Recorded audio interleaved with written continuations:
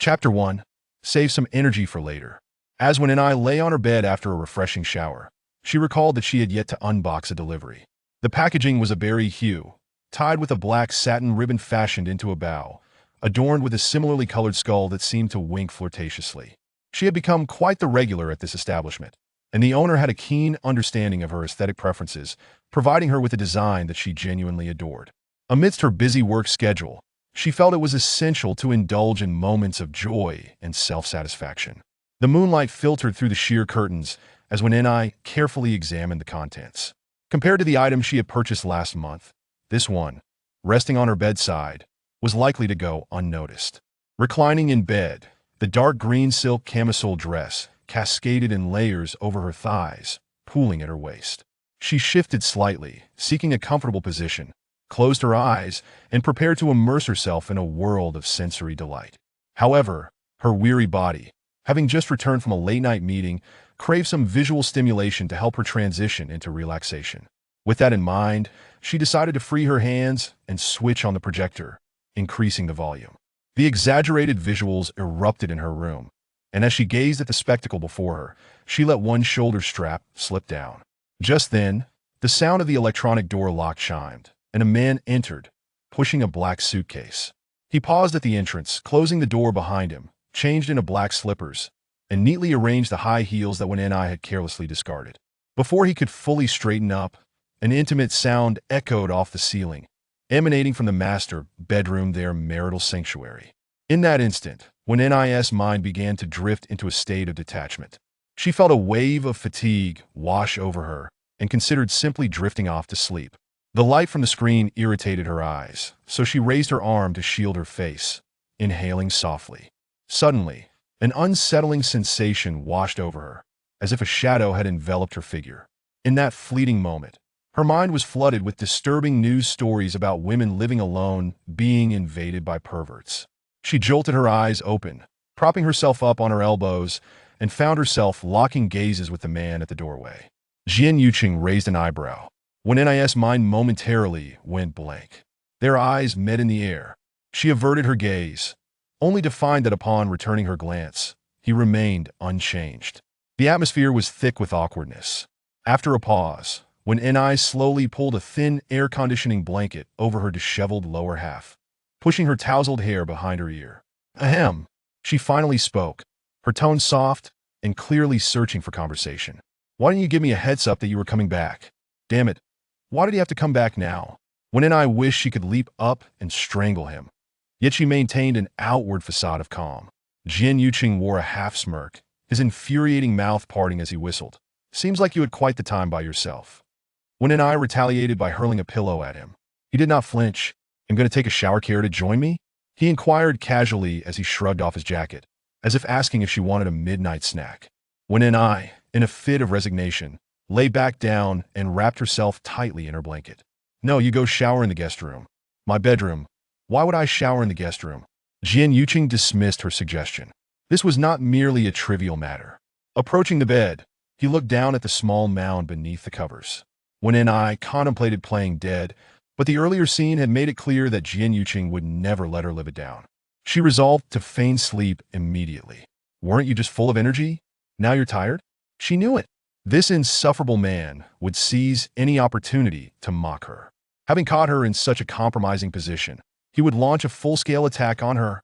The screen had changed its display, and seizing the moment while Jian Yuqing remained distracted, when I squeezed her eyes shut, tightening her grip on the blanket, determined to ignore whatever he said. As if he thought she could no longer see him, he picked up his phone, scrolling through the browsing history. Last time I mentioned this film, you claimed you weren't interested because you thought your figure was unflattering. How did you suddenly evolve into someone who is now conflicted both in body and mind?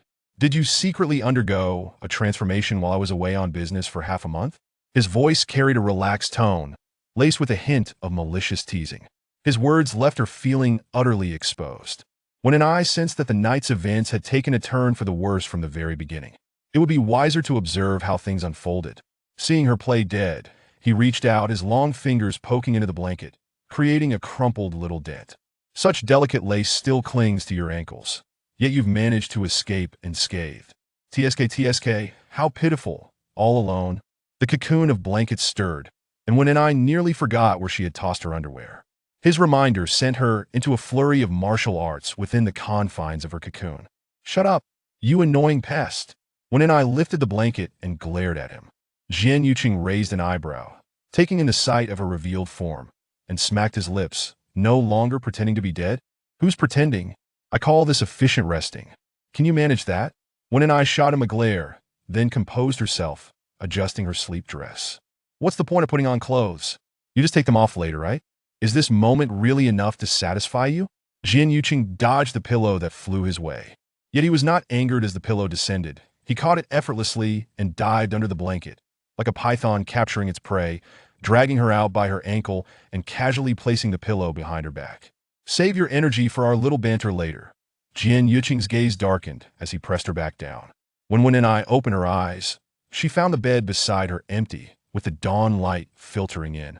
After being tossed and turned by Jian Yuqing, her back ached fiercely. She contemplated getting up to pour herself a glass of water, noticing crimson flecks on the balcony. Wrapping herself in a robe, she peeked outside and discovered Jian Yuqing, hiding away as he smoked.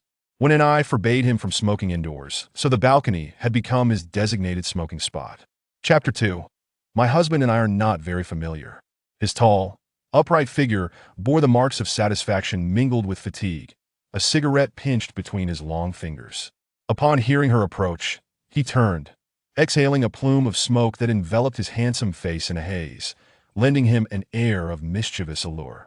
He wore only a bathrobe, carelessly untied, exposing a broad expanse of chest marked with several scratches souvenirs from their recent fervent escapades. To be fair, Jian Yuqing possessed a physique that was robust, yet not ostentatious. He resembled a walking mannequin when dressed, yet transformed into a captivating siren when undraped. With his upward slanting eyes, when I felt he held an undeniable charm, even from a distance. She would admit only a smidgen of that sentiment. "Are you still dazed from all the fun? Why are you just standing there?" Having momentarily lost herself in admiration of his chest, she was not surprised to hear his usual brashness. When I rolled her eyes slightly and was about to turn away when she suddenly felt a tight grip around her waist, lifting her off the ground. Jian Yuqing placed her on the balcony railing, one hand supporting her backside while the other pressed her head down, sealing her lips with his. There was no escaping. He had always favored the stimulating scent of smoke. Although when I indulged occasionally during stressful work periods, her cravings were nowhere near his. As their breath mingled, the kiss lingered until she kicked him in the thigh, only to be cradled back down by Jian Yuqing. Despite her fiery temperament, she was petite, and in this moment, without her usual defiance, she found herself stepping onto his foot. The silver nail polish on her toes glinted as she pressed down in retaliation. Yet, such force was merely a tickle to him. When I stomped her foot twice before tossing her hair over her shoulder, retreating indoors while muttering, "If you bring that smoke smell in here, they'll send you to the doghouse tonight." Such fierceness. Jian Yuqing followed her inside, and as when I opened the door, he casually stepped up behind her, closing the door with one long stride before effortlessly lifting her and making his way toward the bathroom. "Jian Yuqing, do you have a death wish tonight?" Ever since he returned from his business trip, he had been provoking her without cease. "You smell just as smoky, we might as well wash together." He said this with an air of nonchalance, pushing open the bathroom door with a hint of ambiguity in his tone. "Besides, that was only twice. You're already satisfied? How to satiate you? I know better than you." Just a few days apart, and he had already acquired new tricks. He certainly did not want his pleasures usurped by electronic devices. After a night of wild abandon, the alarm clock rang out in the sultry atmosphere of the room, and when I mechanically tossed the covers aside to rise. The heavy blackout curtains drew open automatically as she got up, and the glaring sunlight streamed in, relentless in its summer heat. When I felt akin to the ghost of Lan Ruo Temple, having had her vital energy siphoned away by a man, and now she was obliged to return home to report to her grandmother. She squinted and let out a prolonged yawn. Upon raising her gaze, she observed a well-dressed man standing in the cloakroom, adjusting his tie to the collar. The clingy demeanor he exhibited the previous night had completely vanished. At this moment, Jian Yuqing appeared both unapproachable and exuded an air of elite sophistication that was decidedly formidable. This was also the visage that I was most familiar with. The man, gazing at her disheveled and utterly dazed state in the mirror, could not help but smirk with satisfaction. When an eye, of course, did not miss his smug expression and, as she passed by him, remarked, "It seems your skills from last night were rather lacking. My assessment is inferior to that of a mere toy." Jian Yu-chun, with an impassive expression, adjusted his cufflinks, retorting, "Seeing is believing. Perhaps you should inspect the state of the bed linens before you speak." As he spoke, he advanced a step closer, declaring, "You are exceedingly delighted." When an eye was never one to shy away from a verbal sparring match regardless of what transpired later. At this very moment, she had to emerge victorious. "There are times when a woman's performance can be rather deceptive," she asserted, patting his shoulder. "Do not be a sore loser." Jian Yu-chun, with his hands tucked into his pockets, looked down from his elevated stance at this audacious woman. The bathroom door slammed shut with a forceful thud. From within, when NIS voice could be faintly heard, assertive and brisk. "I would like a scrambled egg and meat floss sandwich with a slice of lettuce and a latte." Typically, when Wen-I rose promptly, Jian Yu-chun was already at home, and he took it upon himself to prepare breakfast. This had been their mutual understanding throughout their 3 years of marriage.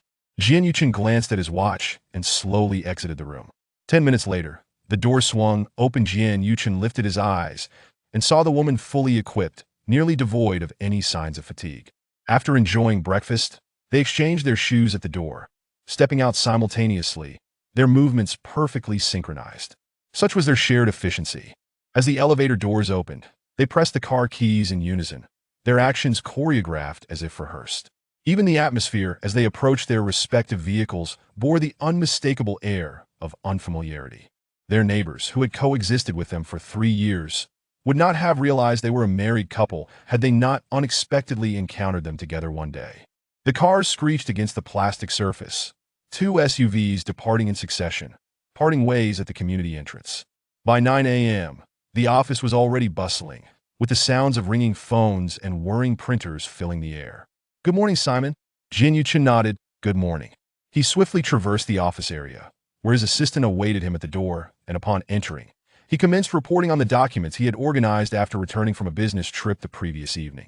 When N.I. arrived moments later from another elevator, where Group A of the design department awaited her final decision. Winnie Ling Du was a joint venture design firm, and they typically addressed each other by their English names. When N.I. nodded and, after taking a few steps, turned back to her bewildered subordinates. "Let's convene in the conference room in 3 minutes." "Understood, Winnie." As she opened her office door, Zhushweli from the planning department followed her in. The previous planning proposal, Zhushweli took a seat opposite her desk. When N.I. received the documents placed before her and tied her hair back with a rubber band, "All right." Noticing her immediate busyness upon entering, Zhushweli tapped the desk lightly, as no one in the company knew when NIS penchant for gossip better than she did. "Have you heard? That new Simon seems to have secured the new development project for Shengtang International. If our company manages to land this, we would only need this single project to meet this year's performance goals. The partner the boss has found is truly impressive, and you wouldn't believe it, but all the young ladies in the company are utterly smitten with him. They rave about his sophistication and gentlemanly demeanor, praising him to the skies." After Zhushweli finished speaking, when N.I. nearly rolled her eyes, the pretentious fellow certainly knew how to present himself. "But a gentleman? Please." She took a sip of the coffee she had purchased on her way, but Zhushweli's next comment nearly made her spit it out. "I heard he is gay." Chapter 3. Perhaps it was her unrequited love for me. When N.I. forcefully swallowed the last sip of coffee, hurriedly gathering her materials for the meeting while murmuring, "Where did you hear such hearsay? You don't know Matthias from the marketing department? I heard that during his business trip someone knocked on his door in the middle of the night, when N.I. was indeed unaware of this. And the crux of the matter was that she could not ascertain whether Jian Yu-chun would confide such escapades to her, and then, did he let them in?" Zhushweli was too engrossed in her gossiping blow to notice when Ni's expression turned decidedly unsettling. If he did let them in, could he still be labeled as gay? When N.I. subtly averted her gaze, and even she did not realize that the tension she had been holding in her heart had suddenly eased. No, it wasn't that she minded, rather, she simply could not share a cucumber with another woman. She found it distasteful. This was a natural inclination, was it not? It had nothing to do with Jian Yu-chun. After when N.I. endeavored to convince herself of this, Zhushweli raised an eyebrow. It's one thing if he didn't let anyone in, but to even speak through the door, that drove Matthias crazy. He came back insisting that he must secure Simon within a month. When N.I. had no intention of discussing Matthias's allure, especially since her own relationship with Jian Yu-chun was hardly commendable.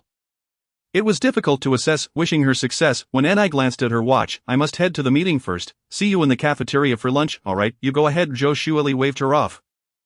But as she watched Wen Ni stride into the conference room with determination, she couldn't shake off the feeling that today's gossip was somewhat unsatisfying. Just as Zhou Shuili exited Wen Ni's office, she collided directly with Jian Yuchen. The man exuded a refreshing cleanliness, devoid of the ostentatious air that some men possessed, yet his presence was imbued with a palpable masculine tension. Such tension is a peculiar phenomenon. From a genetic perspective, it embodies a unique male charm. In this regard, Jian Yuchen was indeed enviably endowed. Winnie isn't in. His clear, resonant voice broke the air. Zhou Shuili quickly responded, she just went to a meeting. Jian Yuchen replied with poise, it seems I've arrived at an inconvenient time. Thank you. He turned to leave, but then added, oh, please do relay to her that the design proposal for Jin Feng has been rejected. Zhou Shuili's smile stiffened as she watched him walk away. This year, when Ni was managing two major projects, one of which was Jin Feng, and the design department had been working overtime for half a year to prepare for this month's bidding. It had already passed 3 reviews, and everything was progressing smoothly. The sudden rejection of the proposal, rather than a complete dismissal, implied that they would have to start over, given Wen Ni's fiery temperament. Her return could very well resemble a storm. Zhou Shuili could scarcely imagine how her friend would react, when Ni was, in fact, unaware that this project with Shengtang International was one of the 2 key initiatives brought about by Jian Yuchen's arrival at the company. However, the submitted designs and concepts had not met her expectations. The atmosphere during the morning meeting had been tense. Finally, when lunch arrived and the young designers emerged from the conference room, their expressions were a kaleidoscope of emotions, each one more deflated than the last. With grievances heavier than a sword-wielding specter. As when Ni passed by their workstations, they collectively sighed in relief. Lingdu was one of the top design firms in the industry, and only those with real talent could gain entry. Yet, the pressure and intensity of work were several times greater than in other companies. Partner Ning Yan knocked on the office door, and Jian Yuchen looked up from his computer, heading to lunch. Jian Yuchen glanced at the time. In a moment, I need to take a call. And Ning Yan simply entered to wait, and Jian Yuchen was about to suggest he step outside when the phone on his desk rang. Hello, Jian Yuchen. Goodness, Wen Ni's furious voice erupted from the other end. Why was the Jin Feng design proposal rejected? What was the reason? There was no reason, they simply said it was unsuitable. Unsuitable? You tell me it's unsuitable now? Do you have any idea that our design proposal had already been approved? Their sudden claim of unsuitability means we must halt our ongoing work, and we need a direction for modifications. Where am I supposed to find a lead? When Ni unleashed a torrent of complaints, clearly on the brink of a meltdown, Jian Yuchen distanced the receiver from his ear, placing it aside, yet Wen Ni's inquiries could still be distinctly heard through the receiver. After venting her frustrations, she hung up abruptly, not even allowing Jian Yuchen a chance to respond. Ning Yan stifled a laugh, unable to contain himself. Wen Ni was notorious in the company for her fiery tongue. Yet her strong capabilities and impressive results earned her respect. Even Ning Yan, the big boss, often found himself at the receiving end of her table-thumping challenges. However, the only one who could engage in such verbal sparring with Wen Ni, making their discord known throughout the company, was undoubtedly Jian Yuchen. Now we can go to lunch. The handsome, tall man rose, seemingly unaffected by the earlier commotion. Ning Yan accompanied him to the elevator, remarking, strangely enough, your romantic prospects have always been promising. Even the toughest of men appear like delicate dolls in your presence. Yet, why do you and Wen Ni always clash? Jian Yuchen raised an eyebrow. Perhaps she harbors unrequited feelings for me. Ning Yan burst into laughter, surprised to find Jian Yuchen possessed a sense of humor. It was hard to imagine that Wen Ni would harbor unrequited feelings for any man, let alone Jian Yuchen. Given the fierce rivalry between them. As they arrived at the employee cafeteria, more colleagues trickled in. Standing at 189 cm, Jian Yuchen towered above the crowd, while Wen Ni's high heels clicked rhythmically as she swiftly passed by. Not sparing him a glance, nor did she acknowledge Ning Yan accompanying him. Ning Yan shrugged at Jian Yuchen. When Zhou Shuili rushed over, she greeted both men before squeezing in beside Wen Ni. Hey, calm down, I haven't even beheaded him. Am I not calm enough? Wen Ni retorted, selecting a few of her favorite dishes and opting for a table by the window, just as she settled in with Zhou Shuili. Ning Yan approached. Mind if I join? Wen Ni was all too aware of his motives. He was merely concerned that her rivalry with Jian Yuchen might disrupt the company's daily operations, being both the big boss and her university senior. Wen Ni shrugged, and Ning Yan chuckled as he took a seat. The woody fragrant scent of his cologne wafted through the air, enticing yet distracting. After taking a sip of coffee, Wen Ni found Jian Yuchen seated across from her. His long legs brushing against hers. Instinctively she attempted to kick him, but his powerful legs held hers in place, leaving her in an awkward predicament, unable to pull away. Chapter 4. The betting was as disheveled as his words. Wen Ni shot him a furtive glare, but Jian Yuchen took it as flirtation. He leisurely added seasoning to his fried egg, while Wen Ni glanced sideways, simultaneously trying to free her leg and wishing for his misfortune. Ideally, She hoped an entire canister of salt would tumble into his dish. Contrary to her expectations, Jian Yuchen skillfully balanced the seasonings before picking up his knife and fork and savoring his favorite fried egg. Behind his calm demeanor lay a tenacity akin to a predator clenching its prey. At that moment, when Anai felt as if she had been captured by a fierce crab unable to escape. While he brazenly nudged her leg when Ni's blood boiled, she yearned to hurl her plate of salad at him, wishing he would understand the consequences of teasing a respectable woman in broad daylight. She was no pushover. To the onlookers, the tension between the two remained unnoticed. They only saw when Anai's increasingly sour expression and Jian Yuchen's audacity as Zhou Shuili began to reassess Jian Yuchen. Realizing that beneath his polished exterior lay a rather insufferable character, she exchanged glances with Ning Yan, and they began to engage in small talk, discussing the weather and the newly opened shopping center. While the other two remained utterly disengaged, just as their conversation was nearing its conclusion, a female voice interrupted. "Do you mind if I join?" Ning Yan looked up to find Matthias from the marketing department attempting to squeeze in. To his surprise, she circumvented the table and sat directly beside Jian Yuchen. "We meet again, Simon. I didn't expect you to enjoy this too. I discovered a restaurant recently that serves the most exquisite fried eggs. I'd love to take you there sometime." When Anai scoffed inwardly, it was merely fried eggs. How exceptional could they be? How colorful could one make eggs? While she struggled to dislodge her leg, Jian Yuchen suddenly released his grip, but the clattering of cutlery against the porcelain plate drew the attention of others, and when Anai barely managed to steady herself, offering a stiff smile to those around her, indicating that everything was perfectly fine, her action effectively interrupted Matthias's inquiry, plunging the table into an awkward silence. Ning Yan pondered his words carefully. "When Anai, clear your schedule for tomorrow afternoon. We need to discuss Jin Feng." When Anai nodded, "All right." Jokes aside, she needed to address the discontent regarding the design proposal. It was imperative to gauge the client's expectations, or else her team would certainly voice their grievances. Prolonged revisions would only lead to wasted time. As Ning Yan finished speaking, Mathia cast a slight smile at Jian Yuchen, pondering whether she had been too forward just now, strategically retreating to advance. She thought to herself, "Not at all." Mathia shyly smiled, admitting, "Actually, it's my first time asking someone out to be. By the way, Simon, I have some questions regarding the proposals for Shangtang International that I don't quite understand. May I approach you during the lunch break? Or shall we exchange WeChat contacts?" Taking the initiative, when Anai observed the unfolding drama with delight, Jian Yuchen squinted his eyes, responding, "We can discuss the proposals together in a meeting. I prefer not to use WeChat." Ah, that mischievous Dapianzi. Ever since the day before yesterday, she had been posting something and he would comment in return, not knowing which scoundrel was behind it, when Ni's phone vibrated on the table, drawing Jian Yuchen's gaze to see the gleam of gossip in her eyes. It was evident she was engrossed in an animated conversation with Zhou Shuili, who sat opposite Ning Yan. With a fundamental understanding of his wife's nature, Jian Yuchen concluded that today's male protagonist in the dialogue was undoubtedly himself. And indeed, that was the case. Chat room of the president's wife. 3. Li, I'm a thief. This Mathia is quite something. I bet 5 dimes that Jian Yuchen will be taken down by her within 5 days. When buting, you should indulge in something better. What is there to bet on this person's private life? Li, you've changed, my gossip buddy. Hurry and place your bet. I've been waiting for you while the other departments have already begun. When buting, has this news spread already? Why don't you all head over to the marketing department? The word is spreading like wildfire. Staying in the planning department is truly a waste of talent.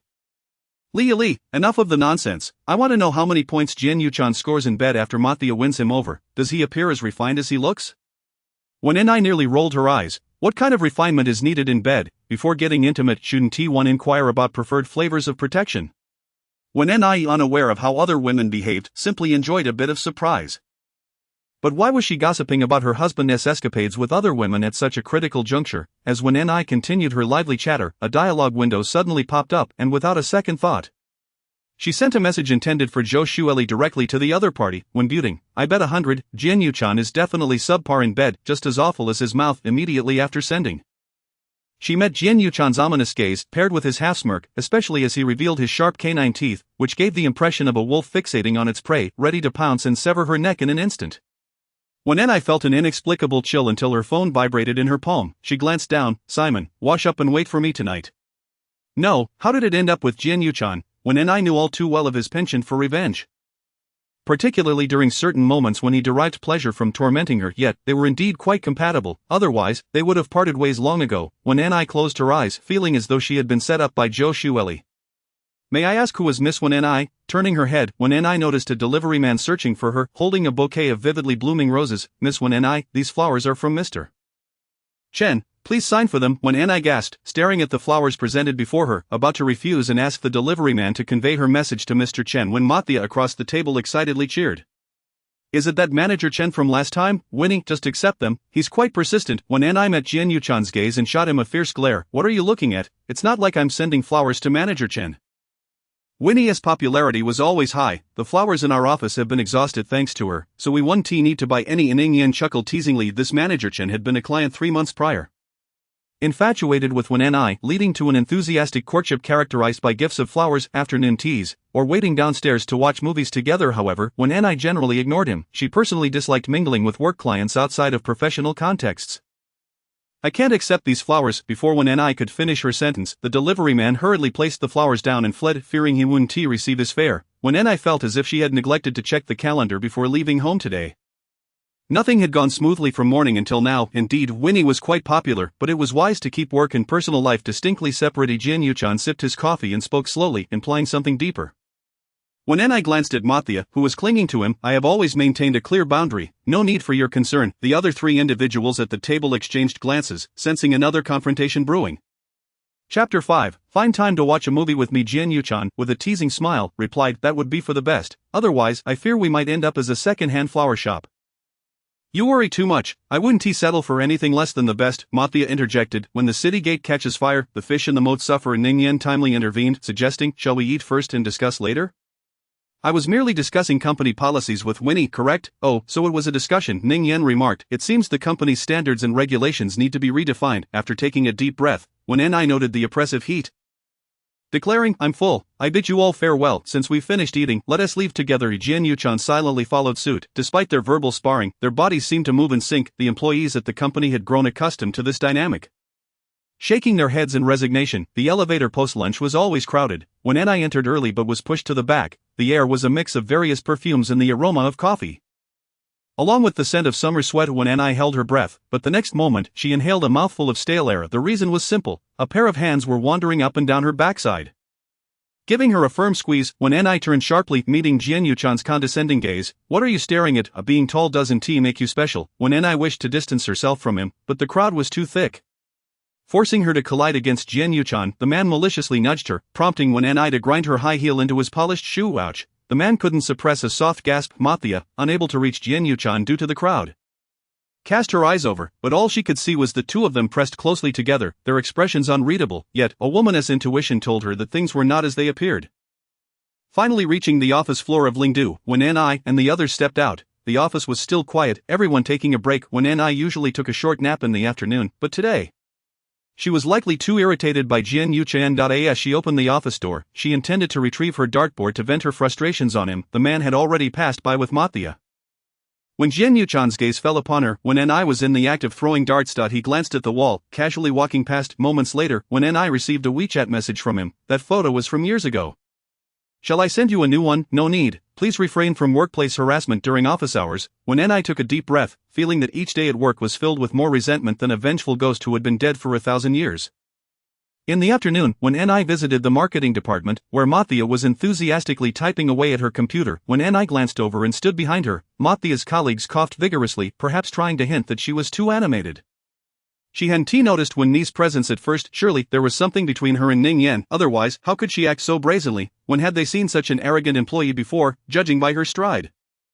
She must possess skill in bed, otherwise how could someone so young climb to the position of director? After speaking for a while without receiving a reply, Mathia finally sensed something was off. She turned abruptly and faced Ni, whose expression bore a hint of disdain. Ni was not a conventional beauty at first glance, but there exists a phenomenon known as atmospheric beauty, and she embodied it. Individually, her features might not be striking, but together, they created an undeniable allure that drew one's gaze. In that moment, amidst Mathia's awkward smile, she slightly shifted her eyes and calmly stated, thank you for your compliments on my figure. However, there is no need to project your wealth of personal experiences onto me. Instantly, the heads of everyone in the office nearly sank into their chests, wishing they could disappear. Subsequently, without waiting for Mathia to apologize, when Ni turned and walked away, Mathia quickly caught up. Winnie, I really just spoke without thinking. Please don't be upset. When Ni completely ignored her, within an hour Zhou Shuili indeed sought her out. Li, I heard you made Mathia cry? When Buting, oh, has the story escalated to this? It seems I will eternally dominate the role of the wicked female antagonist. Lily, don't worry, Mathia was called in for a discussion by her department head. She'll likely receive a warning and send you an apology letter soon. When Buting, what use is that to me? In the workplace, if a woman holds any significant position, even the slightest bit of attractiveness is often linked to some form of transactional relationship. She is well aware of the whispers behind her back regarding her relationship with Ning Yan. It just so happens that today she encountered it firsthand. Is she expected to confront each and every individual about it? Instead, she should focus on how to tackle the tough nut that is Jin Feng and secure a substantial year-end bonus. Money is the only remedy for her troubles, before the end of the afternoon shift. When NI indeed received an email from the company, which presumably criticized certain colleagues for their slacking and spreading rumors, without finishing it, she promptly closed the message, anticipating that Mathia's apology letter would soon be circulated throughout the company. Ning Yan instructed Wen Ni to visit his office before she clocked out. At precisely 5 o'clock, when Ni entered, only to find not Ning Yan, but Jian Yuchen. What are you doing here? With Ning Yan absent, Wen Ni felt no need to be courteous. Jian Yuchen was seated across from Ning Yan's desk, and upon hearing her question, he set aside the magazine he was holding. Ning Yan sent for me. Did he not call for you as well? The answer was evident. She quickly found a nearby seat. I looked into Jin Feng's situation. It seems that Shangmei Advertising is trying to steal the project. Their boss's wife is the sister-in-law of one of the Jin Feng Group's 3 young masters, which is likely the ultimate reason for the proposal's rejection. When Ni understood, everything had been progressing smoothly in the initial stages. Designed entirely to the other party's specifications, so how could they suddenly overturn everything just before signing? However, not all hope was lost. I've heard that there is another decision-maker involved, and Ning Yan and I plan to invite him to dinner tonight. Would you like to join us, or would you prefer to head home for dinner and wait for me? The conversation abruptly shifted from professional matters back to personal ones, and when Ni naturally chose to accompany them. Eager to ascertain whether there was any chance for reconciliation, after all she had devoted countless hours to this project over the past 6 months, and she could not simply swallow the indignation of Shangmei snatching it away. There is one more thing, when Ni said earnestly. Go on, Jian Yuchen prompted, tapping his fingers on the desk. I was wondering if you'd like to catch a movie tomorrow night. Can we squeeze in 3 hours? When Ni had assumed he had something significant to discuss, but instead, he merely suggested a casual outing. Tomorrow sounds fine. What movie? Not sure, something random. As long as it's with you. The two had not had a private date in nearly 6 months. The last film they had seen together was a Lunar New Year release from 2 years prior. Chapter 6. The thing called First Love. The term random was not meant to be dismissive. Rather, both were simply too busy to know what movies were currently playing. Each time, they would hastily enter the cinema and choose the next available showing, leaving the quality of the film to chance. If they encountered a commercial flop, they could only chalk it up to bad luck. When Ning Yan entered, he seemed to have received some news, waving his hand urgently. I've secured the appointment. We're in box no. 3 at Ming Ding. When Ni, be sure to bring the design proposal. I'll meet you in the underground parking lot shortly. When Ni was about to inquire why the rush, but she was relieved to remember that the design files for Jin Feng were already saved on her computer. So she would not be caught off guard, she returned to her office to grab her bag and laptop. By the time she descended the stairs, Ning Yan was already waiting for her at the intersection in his car. As she climbed in, he explained, this decision-maker just returned to the country today. I managed to intercept him, and if we can impress him tonight, we still have a chance to secure the Jin Feng project. When Ni handed her bag to Jian Yuchen, who readily placed it aside, and Ning Yan observed their interaction through the rearview mirror, furrowing his brow in suspicion, feeling that something was amiss. Perhaps he was overthinking it. The streetlights streaked past in a blur as they drove, creating long trails of light. Inside the car, all 3 phones buzzed incessantly, and Ning Yan was both ordering from the restaurant and sharing details about the decision-maker with Jian Yuchen and Wen Ni. Negotiating business was not Wen Ni's forte. Typically, Ning Yan handled client outreach. After Jian Yuchen joined, the two formed a formidable duo, leaving Wen Ni to bask in their success and collect her share of the year-end bonus. Upon arriving at Ming Ding, Ning Yan checked the time and was relieved they were not late. Let us head to the private room first. When Ni walked ahead, while Ning Yan cast a glance at her silhouette and then at the bag Jian Yuchen was holding. You two seem quite friendly today, he remarked, emphasizing the word today. After all, it was hard to believe that Jian Yuchen would carry Wen Ni's bag. Carrying a woman's purse was not something to be ashamed of.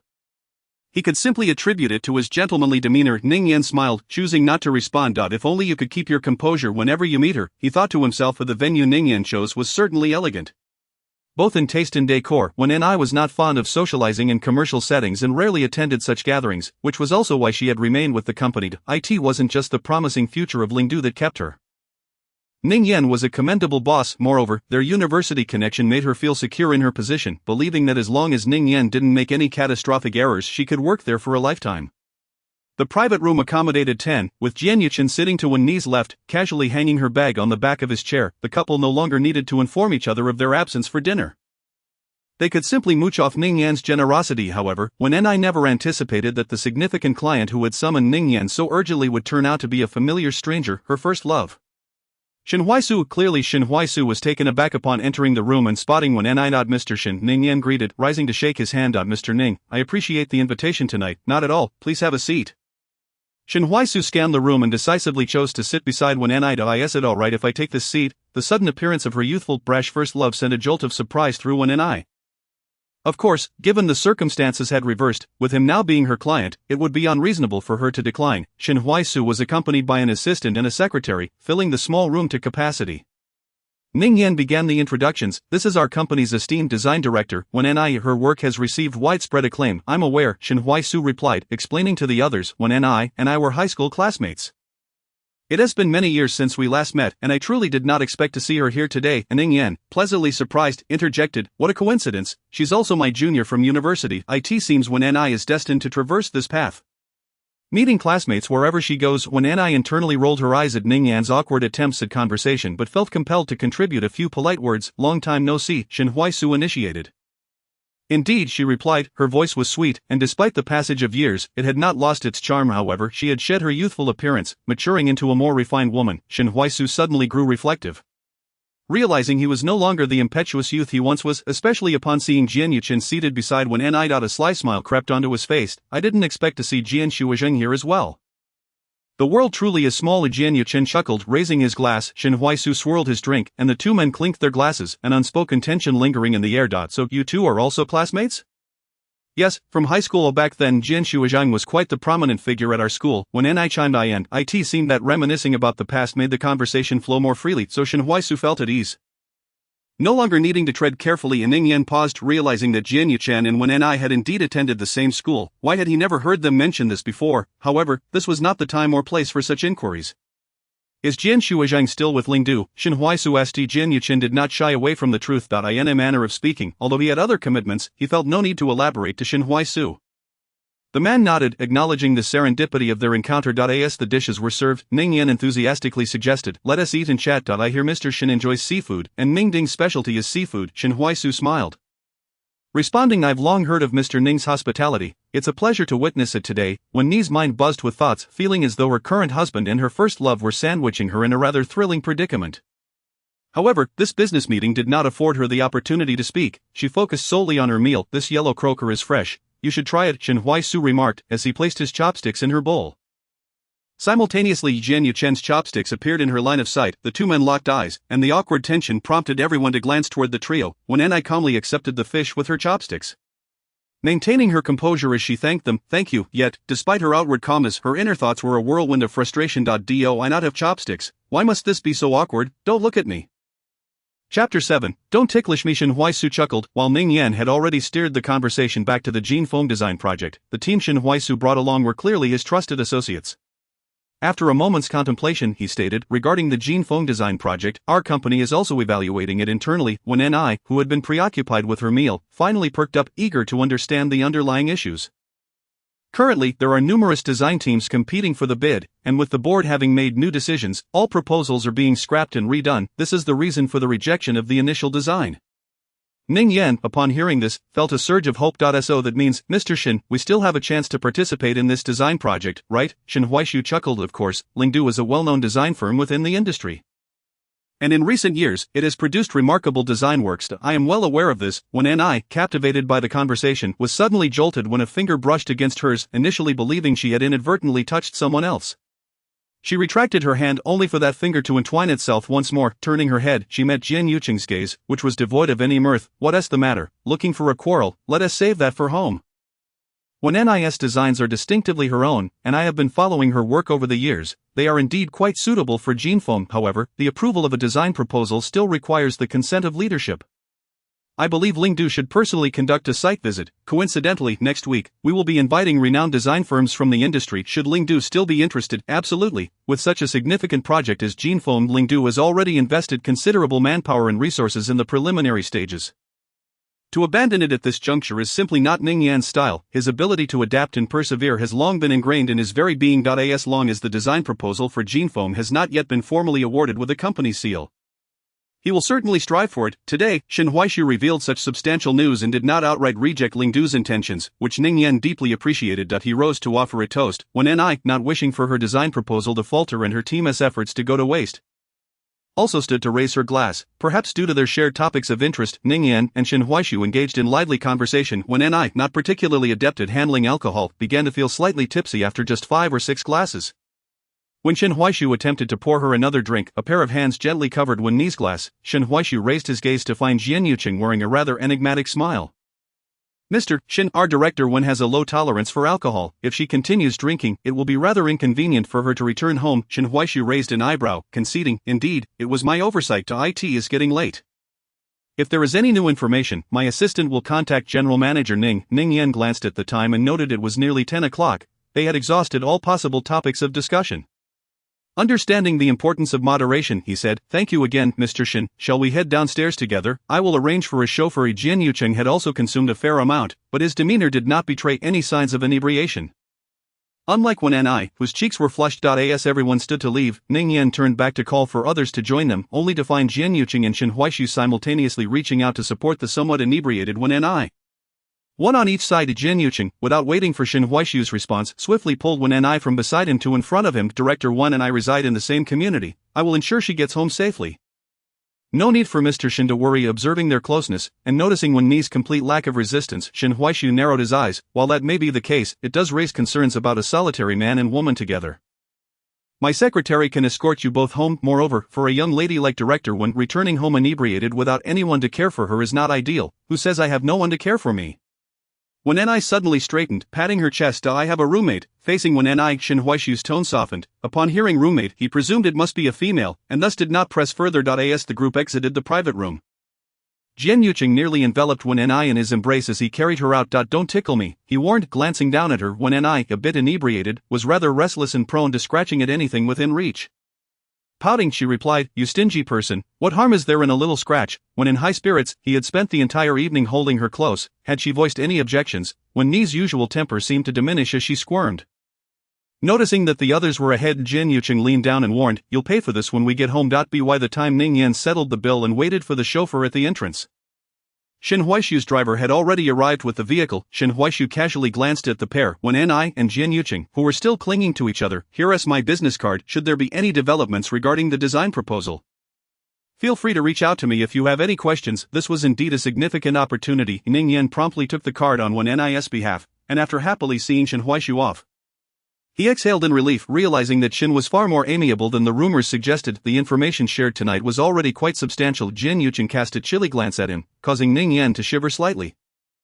As a good friend, Ning Yan understood Jian Yuqing's temperament well, especially when he fixed his gaze upon someone. That person was sure to face the consequences. When Jian Yuqing had suddenly expressed his desire to become a partner in Ning Yan's design firm, Ning had no objections. However, Jian had remained behind the scenes until this year, though Ning Yan suspected he was involved with other companies as well. With Jian Yuqing on board, Ling Du had experienced rapid growth.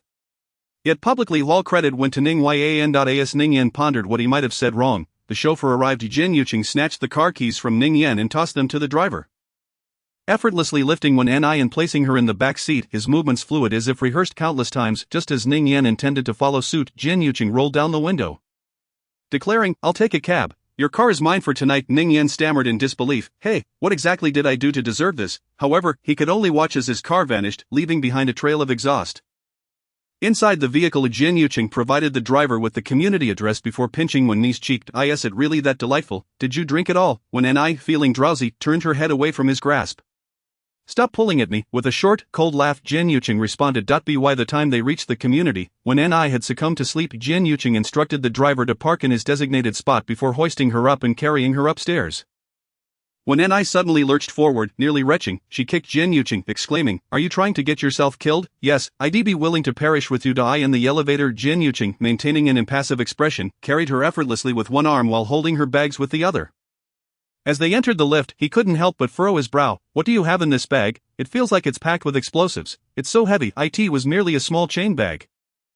Yet it made sense why she frequently complained about carrying heavy items. When Ni straightened up from his shoulder, "You're not even 30 and already struggling?" It was proven time and again that when a man is told he cannot do something, he will find ways to prove otherwise. Jian Yuqing offered her a familiar, unsettling smile, and soon she would learn just how capable he truly was. Upon returning home, he headed straight for the master bedroom. Tossing Ni onto the bed, they had chosen a mattress together during their early days of marriage, but it had worn out within 3 months. This was a newly replaced smart bed designed for their individual comfort. When Ni preferred a softer mattress, while Jian Yuqing favored a firmer one. Thus, as she landed on the bed, when Ni felt as though her bones might shatter, after placing her bag aside, Jian Yuqing began to lift her skirt. His brutishness in certain matters was akin to that of a primitive man from ancient times, still inclined to seize the object of his affection and carry her off to his cave. Just as he leaned down, when Ni's foot pressed against his chest, "What are you doing? Planning to play games and stall for time?" "It's too late for that." He was reeling from the frustration built up throughout the evening. Grinning at Shin Huaishu, seemingly enjoying himself. It appeared that the title of first love was one Shin Huaishu was reluctant to relinquish, and she too had no desire to let it go. "I haven't removed my makeup yet," when Ni protested, her voice a blend of sultriness and defiance as she propped herself up, her shirt falling open at the seams. Jian Yuqing's gaze darkened at the thought of makeup removal.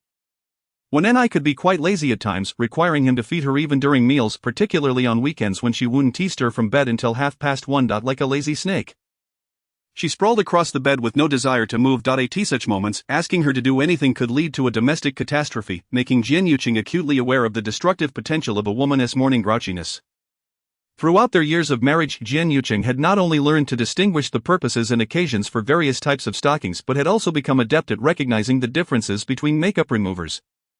Whether oils, creams, or waters. He could even identify lipstick shades and understand the distinctions between cushions, foundations, and powders. If he were not an investor, he might very well succeed in the beauty industry, earning a tidy sum to support his ungrateful little wolf.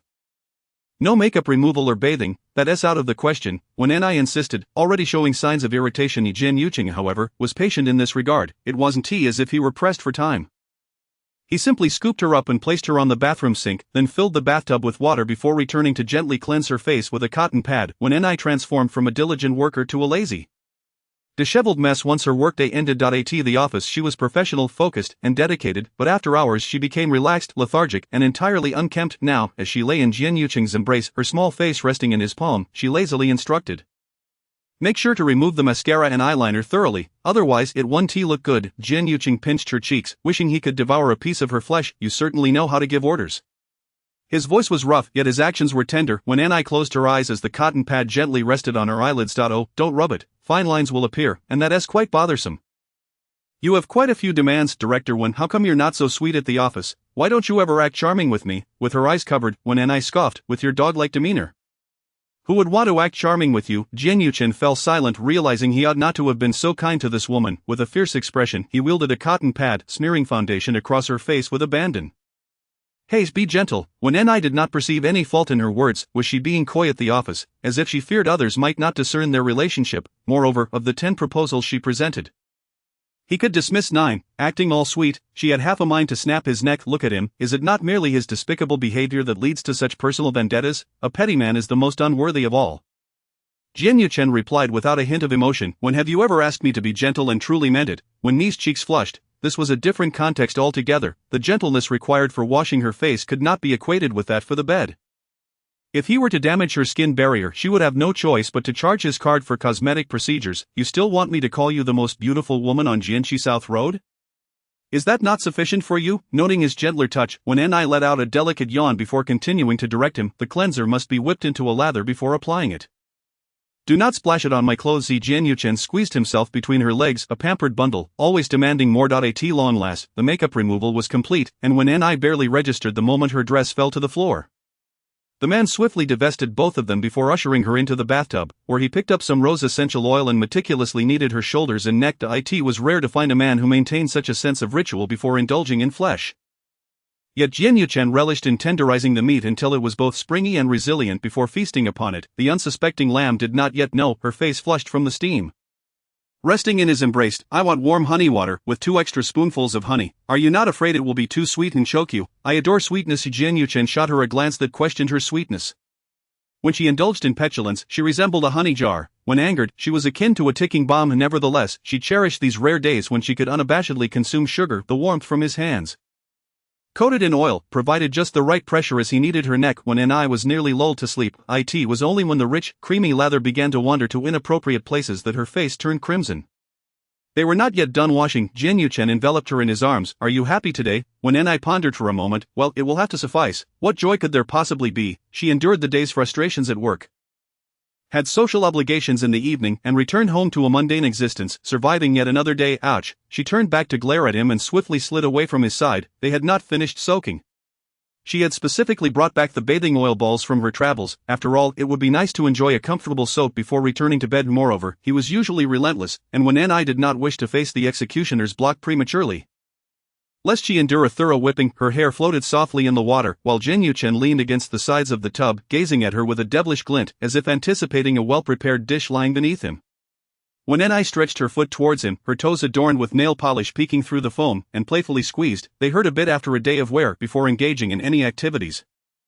Jin Yuchen was always exceedingly amiable, his large hand capturing her ankle and pulling her closer, biting down on her instep. Having granted you so many requests, will you reciprocate my wishes later? Chapter 9, You aren't feeling jealous? Are you? The moment when Ni lifted her gaze, she instinctively knew what request the man was about to make. Aren't you afraid of premature aging? I hope your man is well. Just to be clear, if I am to live as a widow after 35, you might as well be kind and let me go earlier. Jin Yuchen shot her a sidelong glance, when Ni remained oblivious to the gravity of the situation. Why are you looking at me like that? You know full well why we married in the first place. It wasn't because of our feelings. When Ni's voice gradually dwindled as the water began to rise around her. With a swift motion, the man stood, splashing Ni's face with water. Especially upon seeing Jin's face so close to hers, she nearly leaped up. The shower head was turned on, dousing her from above. The alcohol-induced haze began to dissipate, and she shot up, ready to strangle Jin Yuchen. The man paid no mind to her outburst, rinsing the bubbles from her body and swiftly pulling her out of the tub. Be careful not to slip on the bathroom floor. What do you mean, be careful? You bring up the possibility of me wearing a green hat during a bath. Are you out of your mind? The steamy bathroom was filled with an ethereal haze. The silhouettes of two figures intertwined. The showerhead fell directly onto the floor, causing the water from the tub to splash everywhere. The smart toilet kept opening and closing in response to their movements. When Ni's face flushed, feeling as though she could hardly breathe, in her hazy mind, her first thought was that thankfully Jin Yuchen had done a decent job with the drainage during the renovations. Otherwise, they might have flooded the bedroom. Once the post-coital silence settled, Jin Yuchen remained in a daze for a moment before refreshing himself and checking the fridge for snacks, when Ni lay languidly on the large bed, her hair drying without her noticing, and all she could hear was the sound of his slippers. I want lemon-flavored chicken feet. Those are cold. I don't care. And bring me some beer. You're not planning on working tomorrow? Though Jin Yuchen said this, he ultimately fetched when Ni what she asked for. She usually stocked up on snacks at home, often tossing out the expired ones. Jin Yuchen was well acquainted with her hoarding habits. When Ni struggled to roll over on the bed before saying, there is still half a month of vacation left. Please help me request a half day off tomorrow. After all, Ning Yan said they are going to the Jinfeng headquarters in the afternoon. Jin Yuchen opened 2 bottles of beer, and when Ni emerged wearing a loose shirt, the hem of her shirt conveniently covered her modesty as the alcohol slid down the man's throat. He licked his back teeth and pulled when Ni close, sharing a sip of beer. She coughed slightly, punching his shoulder. Who asked you to feed me? That's disgusting. Have you eaten less? Now you find it disgusting? We've been kissing for years. When Ni donned a pair of disposable gloves, nudging Jin Yuchen with her foot. Let us set up a projector. Let us pick a movie to watch. What shall we watch? When Ni hurriedly cradled a small plate and curled up beside him. You choose. Anything is fine. Jin Yuchen held the remote, scrolling through options until he saw the title First Love and pressed it silently. When Ni's head bobbed as a few stray hairs playfully poked out, beckoning to Jin Yuchen with her eating motions, much like their owner, who often waved her arms about when bored. The film was not a recent release but had decent quality. And when Ni made do with watching it, the unique fermented taste of the beer mingled with the chicken feet as Jin Yuchen turned to glance at her. The scene depicted the protagonist's first confession. Beginning with the girl's initial flutter of the heart, an experience both bittersweet and unforgettable. Jin Yuchen recalled the boy, Shin Huaishu, during high school. He bore a striking resemblance to this male lead.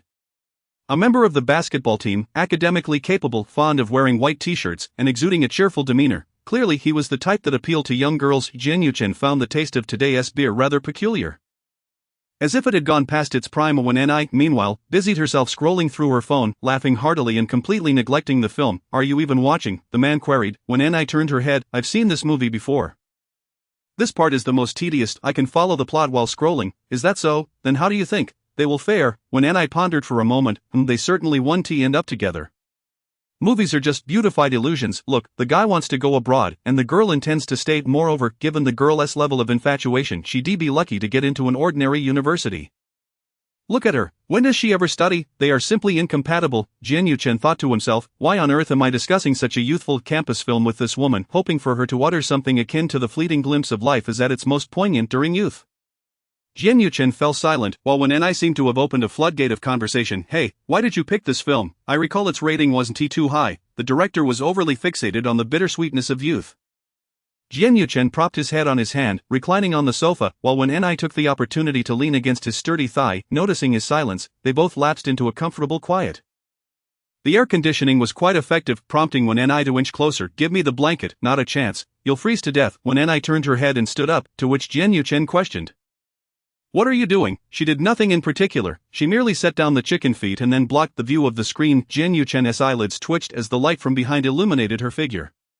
She wore nothing beneath her shirt, which accentuated her allure against the summer fabric. Wen Ni observed his immediate reaction and let out a playful whistle before lifting the hem and sitting atop him. You don't wish to sleep tonight, do you? The man gave her waist a light slap. Wen Ni wiggled her hips. What else could you expect when you ignore me? Jian Yuchen feigned indifference.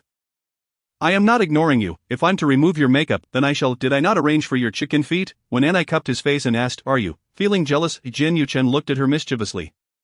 Nonsense. Wen Ni felt a rush of triumph. At your age, still playing these games? I haven't seen Shen Huaishu in years, and you're getting jealous? I was only with him for 3 months. 3 months. Dear brother, and I don't even have his contact information. Jian Yuchen scoffed. No contact information, yet you're still exchanging glances with him tonight. Let us be reasonable. When I was with Shen Huaishu. Weren't you with Feng Wei too? In an attempt to reminisce about their first loves, Jian Yuchen was surprisingly willing to calmly discuss matters with her. As for me and Feng Wei. When Ni raised an eyebrow, waiting for him to continue, Jian Yuchen contemplated for a moment and fell silent, deeming it unnecessary to elaborate. You, what a tease, you bring up gossip only halfway. Be careful, or you might end up with a son. His lips were swiftly silenced by the man. What do you mean? Your son isn't my son. Who are you cursing? When Ni swatted his hand away. And what about your affair with Feng Wei? This is all old news from before our marriage. It's rather pointless to dig it up now. Chapter 10, Jian Yuchen and the mushroom hunt. It had been years since Jian Yuchen had heard the name Feng Wei. Leaving him momentarily dazed, why bring her up all of a sudden? When Ni scoffed, see, it's always the officials who can set fire while the common folk are forbidden to light a lamp. You're so hypocritical of Feng Wei hasn't appeared at our table. That's because she went abroad. Jian Yuchen raised an eyebrow. How do you know? When Ni averted her gaze, there are social media updates to check. The man held her chin. You've been stalking her, haven't you? When Ni clicked her tongue, I just glanced at it occasionally. Jian Yuchen took a sip of his drink. I had no idea she went abroad. Isn't that a bit unfair to her? Well, I didn't know Shen Huaishu was back either. We haven't been in touch for years. When Ni tilted her head back, at that moment resembling a victorious little hen. Proudly challenging him, Jian Yuchen brushed his fingers across her chest. Stop diverting the topic. We're talking about Shen Huaishu. You can't tell me you didn't notice his intentions tonight. When Ni shrugged, you know me. I don't go back to past relationships, especially not someone who might become my superior. That was true. When she decided to break up, it was undoubtedly after careful consideration, leaving no room for reversal. How did you and Shen Huaishu part ways back then? When Ni took a sip of her drink and yawned. Do I really have to answer that? I've forgotten long ago. You're lying. Jian Yuchen didn't believe her. He knew Wen Ni would never answer that question. She finished a can of drink, already drowsy. Hey, when did we first meet? It was during that speech competition about traffic safety. Oh right, your class leader drew lots with our homeroom teacher to decide who would go first. As they reminisced about that time, Wen Ni found it quite amusing. Back then, you didn't even look at me properly. I hadn't offended you at all. Jian Yuchen gazed at the screen, his features obscured by the flickering shadows of the film. You hadn't offended me. Think again. When Ni shook her head, it was my first time meeting you, and you didn't even give me a pleasant expression. You weren't jealous that I spoke better than you. Were you? Just a reminder, we both received first prize. When Ni shook her head, is that true? Jian Yuchen chose not to pursue the topic further, dismissing the inebriated state of her, after consuming 3 more cans. When Ni burped, and the man noticed the time was ripe. Let's head back to the room. Not going back. When Ni squatted on the ground, hugging her knees, Jian Yuchen squatted down to stare at her. What are you up to now? When Ni glanced at him, then beckoned him over with a finger. Come here, I have a little secret to tell you. You don't have any secrets, though he thought that. Jian Yuchen still leaned in closer, only to find Wen Ni raising both hands above her head and slowly opening them. Are you playing with me? Jian Yuchen ground his teeth. Wen Ni shook her head. I'm a little mushroom. Jian Yuchen, uninterested in wasting more time, decided it was imperative to gather mushrooms. He swiftly lifted Wen Ni. No, if you take me away, you'll make soup with me. I will die. Wen Ni clung to the edge of the sofa. Her resistance evident. Mushrooms are meant for soup. If you don't like being a golden needle mushroom, that is fine too. Jian Yuchen leaned down and effortlessly scooped her up, carrying her towards the bedroom. When Ni squirmed, "I won't be a golden needle mushroom, I'm a king mushroom." As she said this, her voice dwindled to a whimper. "The big bad wolf is picking mushrooms." Hick, Jian Yuchen, if you keep singing, I might just record it. With such a ready-made leverage, he couldn't let it slip. "You have quite the audacity. I shall have you executed, along with your entire clan." Jian Yuchen squinted, his white teeth glistening as he licked his tongue. "And you still have me listed in your spouse column, Your Majesty. Don't forget your own family when you implicate others." When Ni was quite incensed, only to find herself suddenly stripped of her clothing. "What are you doing taking off my clothes? What kind of mushroom doesn't get washed before making soup? In my house, we only use dried mushrooms. We don't use fresh ones." But isn't this dried mushroom?" It seemed something was off, though she couldn't articulate what. After a long night, Master Jin meticulously prepared a pot of tender mushroom soup. When dawn broke, he finally got up to tidy the mess in the living room. When Ni was sleeping soundly under the covers, Jian Yuchen adjusted the blanket around her and planted a kiss on her forehead. She seemed to disdainfully turn away, only to be pulled back by the man for a fervent kiss before finally letting her be. The living room was in disarray as Jian Yuchen stooped to collect the trash into the bin. He noticed when Ni's phone had fallen into the sofa crevice. As he bent down to retrieve it, he discovered a message notification. "I added you as a friend. Remember to accept it." Jian Yuchen's expression remained impassive as he effortlessly navigated into WeChat. Indeed, he found a friend request from Shen Huaishu among the pending requests. Without a second thought, he blocked and deleted it in one swift motion before returning the phone to his pocket. The mushrooms had already made their way into his pot. He certainly wouldn't let Shen Huaishu take them away. The movie had long ended, only to restart itself automatically. The male and female protagonists were like two parallel lines, one upstairs and the other downstairs, their glances occasionally crossing at the staircase. This was perhaps the only moment of eye contact throughout the day. Yet it was enough to send a flutter through one's heart. Jian Yuchen finished the remaining drink, staring blankly at the screen. Tonight felt insufficient. The more he watched her plead, the emptier he felt inside. Was the first meeting truly during the speech competition? It was more than that. It was when she was late in the morning, and he noted her class and name, only to receive a fierce glare from her in return. At that time, when Ni was lively and spirited, her short hair bouncing as she walked, often she would wear pants under her school uniform skirt, and during gym class, she would sneak over to watch the boys play basketball. Her grades fluctuated wildly, prompting him to check her ranking first before assessing his own. This girl seemed impervious to setbacks, always brimming with energy, yet Jian Yuchen would never forget the first time she cried in front of him. It was for Shen Huaishu. She wept so hard that snot ran down her face, utterly losing her charm. Crouched beneath the flower bed, drenched and splattered, she didn't even try to hide, just crying, utterly useless. He remembered what those around him had said. When Ni, isn't she dating Shen Huaishu? Her boyfriend left for study abroad before the college entrance exam. She must be heartbroken. They probably broke up. So it was due to heartbreak. Jian Yuchen felt his mood mirrored the rain that day. Incessantly drizzling and uncomfortable, damp and sticky. Since he had left, what was the point of returning? Chapter 11. Calling Shen Huaishu's name all night. It was likely that Jian Yuchen's sudden mention of high school events stirred memories in Wen Ni, leading her to dream about those suffocating times during her subsequent nap, when Jiwan's education of Wen Ni had always been oppressive. To be honest, for a university student hailing from the mountains, when Jiwan was always portrayed positively in others' evaluations, a role model worthy of emulation, Wen Ni never understood why he maintained such an attitude towards his own daughter in private, as if her very existence at home was a mistake. She recalled that Shen Huaishu was going abroad, and she was the last to find out. In truth, she was so busy with her studies that she hardly felt sad. By then, Shen Huaishu was already in another country, leaving her only a letter. After all, her father had confiscated her phone, preventing her from receiving his so-called farewell messenger. Back then, mobile phones were still the button type, and even a single text message incurred a fee. So each one was meticulously crafted. Scrolling down to the end was a challenge. Shen Huaishu had indeed liked her back then, but how could a minor's affection go beyond that point, in those uncertain times? Who had the capacity to shoulder another's future? When Ni had cried bitterly that day, it wasn't solely because Shen Huaishu was leaving. The main reason was that she had lost her homework, and her homeroom teacher merely advised her to be more careful next time. Yet, when Jiwan rushed over from work, not bothering to inquire about the cause, and before the entire office, he berated her mercilessly. Everyone stared at her. When Ni felt suffocated, as though she were a monkey in a zoo, being mocked and watched. Underneath her strong sense of pride, she truly couldn't hold it together. She quietly pleaded with Wen Jiwan to stop. But he not only persisted but raised his voice even more, leaving her unable to lift her head. Even passersby glanced inside. It wasn't until the homeroom teacher intervened and closed the office door that Wen Ni finally breathed a sigh of relief. But had she truly felt relieved? No, she stood there, her hands and feet icy, trembling all over, wishing to escape that office entirely. By any means necessary, she just wanted her father, Wen Jiwan, to close his mouth. Even if just for a minute, however, it seems that heaven has never heeded her in this matter, when Jiwon's harsh tirade escalated to the point of declaring that he should never have fathered such a daughter.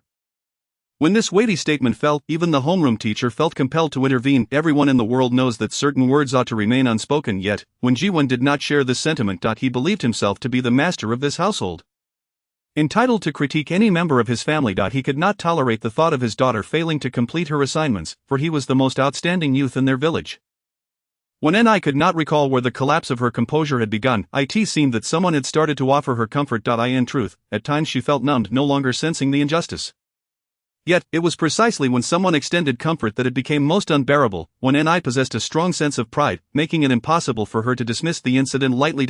As when Jiwon followed her out of the office, he once again looked down upon her from the stairs. When I do not wish to be summoned to school over trivial matters. You only bring me shame. I have invested so much money to send you to this school. And this is how you repay me. If it happens again, I would rather spend that money on your cousin. When Jiwon was unfortunate to have been caught in the one-child policy, when Ni was his only daughter, he yearned for a son as exceptional as he, to inherit his legacy and perfect genes. When Ni, from the very start, had already lost in terms of gender, accustomed to hearing such remarks since childhood.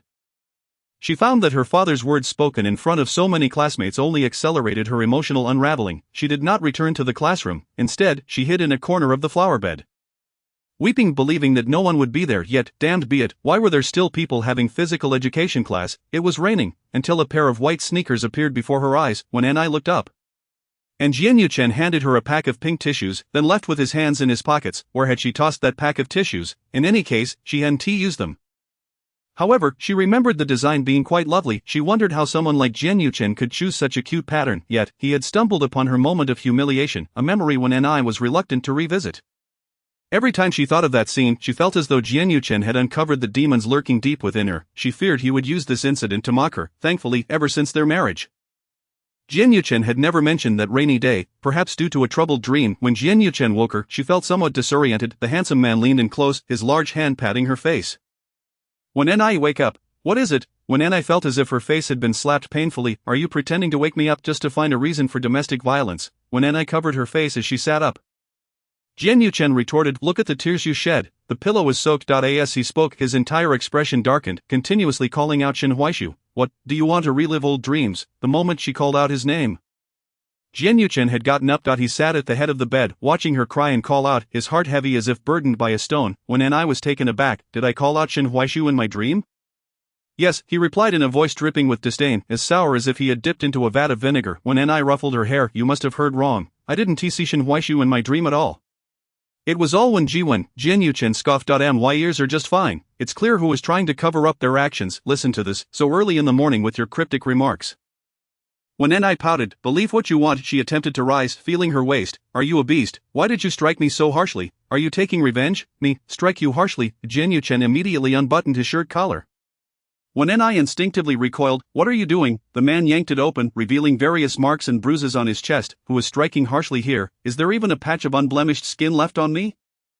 Would you like to take a look? This isn't my doing, right? When Ni hesitated, feeling uncertain. After a few cups of that terrible drink, you've lost all sense of direction, claiming you're a mushroom one moment, a daisy the next, and then saying you're a cup of milk tea. Don't spill yourself. Make sure to aim the straw properly. What nonsensical babble are you spouting? Impossible, absolutely impossible. Chapter 12. What is so strange about disliking an ex-boyfriend?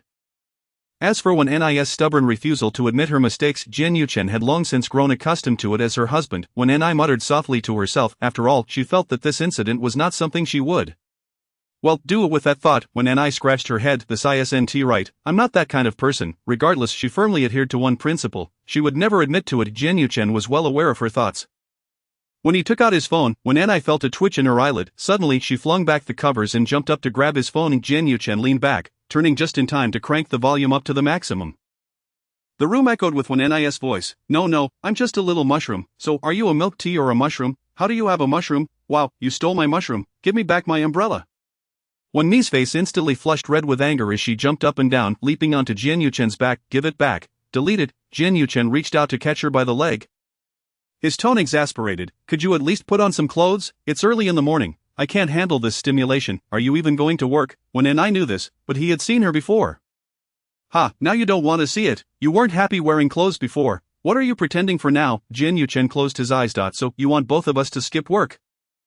Is that it? So what, just delete the recording? No, I still plan to record it, to see how Director Wen is harassing me. Jin Yuchen, you shameless man. After a series of antics, Jin Yuchen finally arrived at the office by 10 a.m. However, since the external CEO was late, who would dare to say anything? Just why did it seem that there were suspicious red marks beneath his suit collar? It couldn't be, could it, strawberry marks?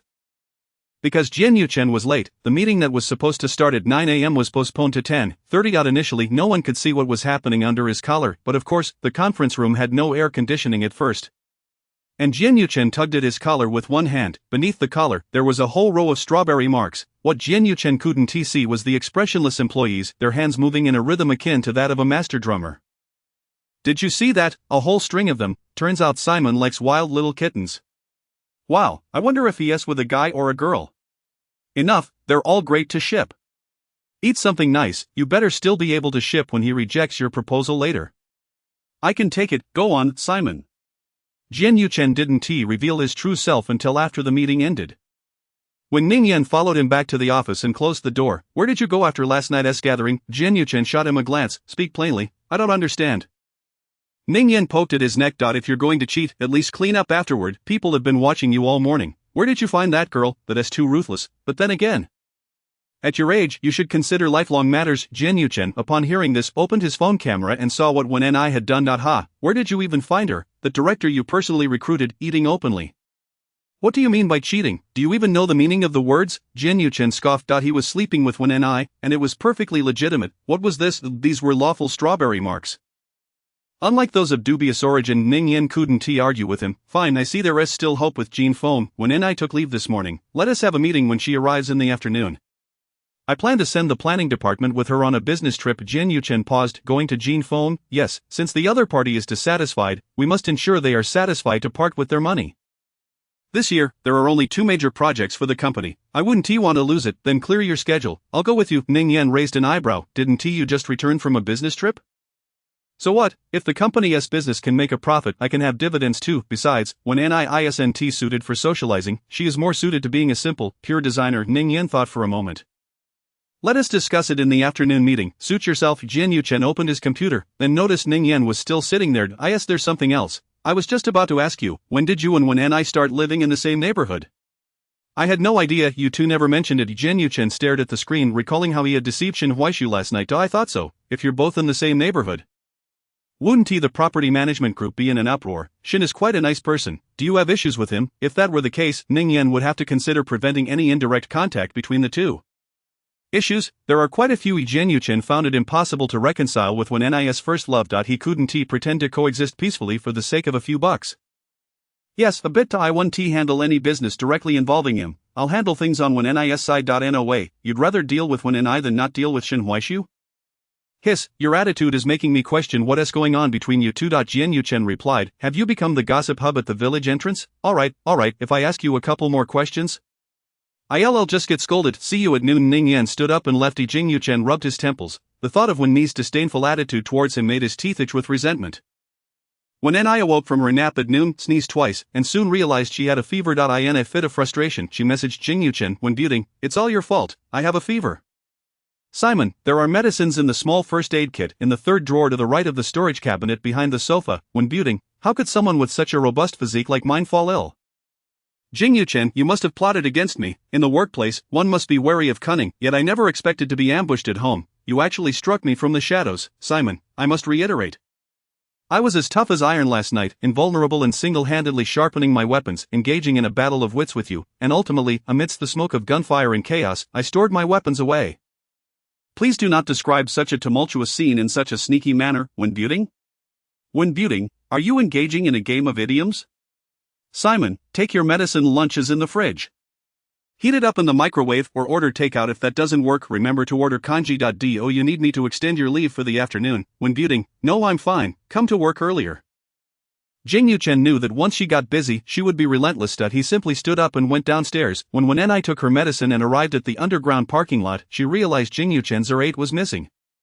Only then did she remember he had parked at the company yesterday and must have taken Ning Yan's car home this morning. Wen Ni called a cab to the company upon entering the office. She first noticed a bouquet of roses, and then she found a thermos on her desk, wafting the subtle aroma of ginger soup. Chapter 13 When Ni is wonderful. When Ni set her bag down, glanced at the roses, and then casually picked up the thermos. She then sent a message to Jing Yuchen when buting, "Don't think that bringing ginger soup and roses can salvage our precarious marital relationship. I am not so easily swayed. Simon, who gave you the roses? Even the punctuation is missing. Wasn't it sent by Jing Yuchen?" When Ni rummaged through the flowers and found a card, "Looking forward to collaborating with you. Shenhui Su." When Ni immediately felt as if the card was a hot potato, and she swiftly dropped it. What a bizarre turn of events. She had unwittingly handed over leverage to Jing Yuchen. Zhou Shueli knocked and entered, wearing a mischievous grin. "Oh, I was about to suffocate waiting for you this morning. Jing Yuchen is indeed acting strange." When Ni set the flowers aside, "What's wrong with him? Did he bite a client?" Zhou Shueli handed her some documents. No, he has a circle of hickeys on his neck. Just think how hard the other party must have been sucking." Cough, cough. When Ni took a sip of ginger tea and comfortably closed her eyes. "It could very well be a might bite. Forget it. When did you start taking the innocent route? That line doesn't fit. Delete it and start over." As when Ni recalled how sore her waist had felt last night, she set down the thermos and said, "You all seem quite idle. Aside from the gossip about Jing Yuchen, is there nothing else to discuss? What else could there be? Jameson being caught between two boats by his girlfriend at the company gate counts, right?" When Ni looked perplexed. Why hadn't she received such juicy news earlier? "Didn't you check the group chat this morning? I thought you would be eavesdropping." Zhou Shueli glanced at the roses on the desk.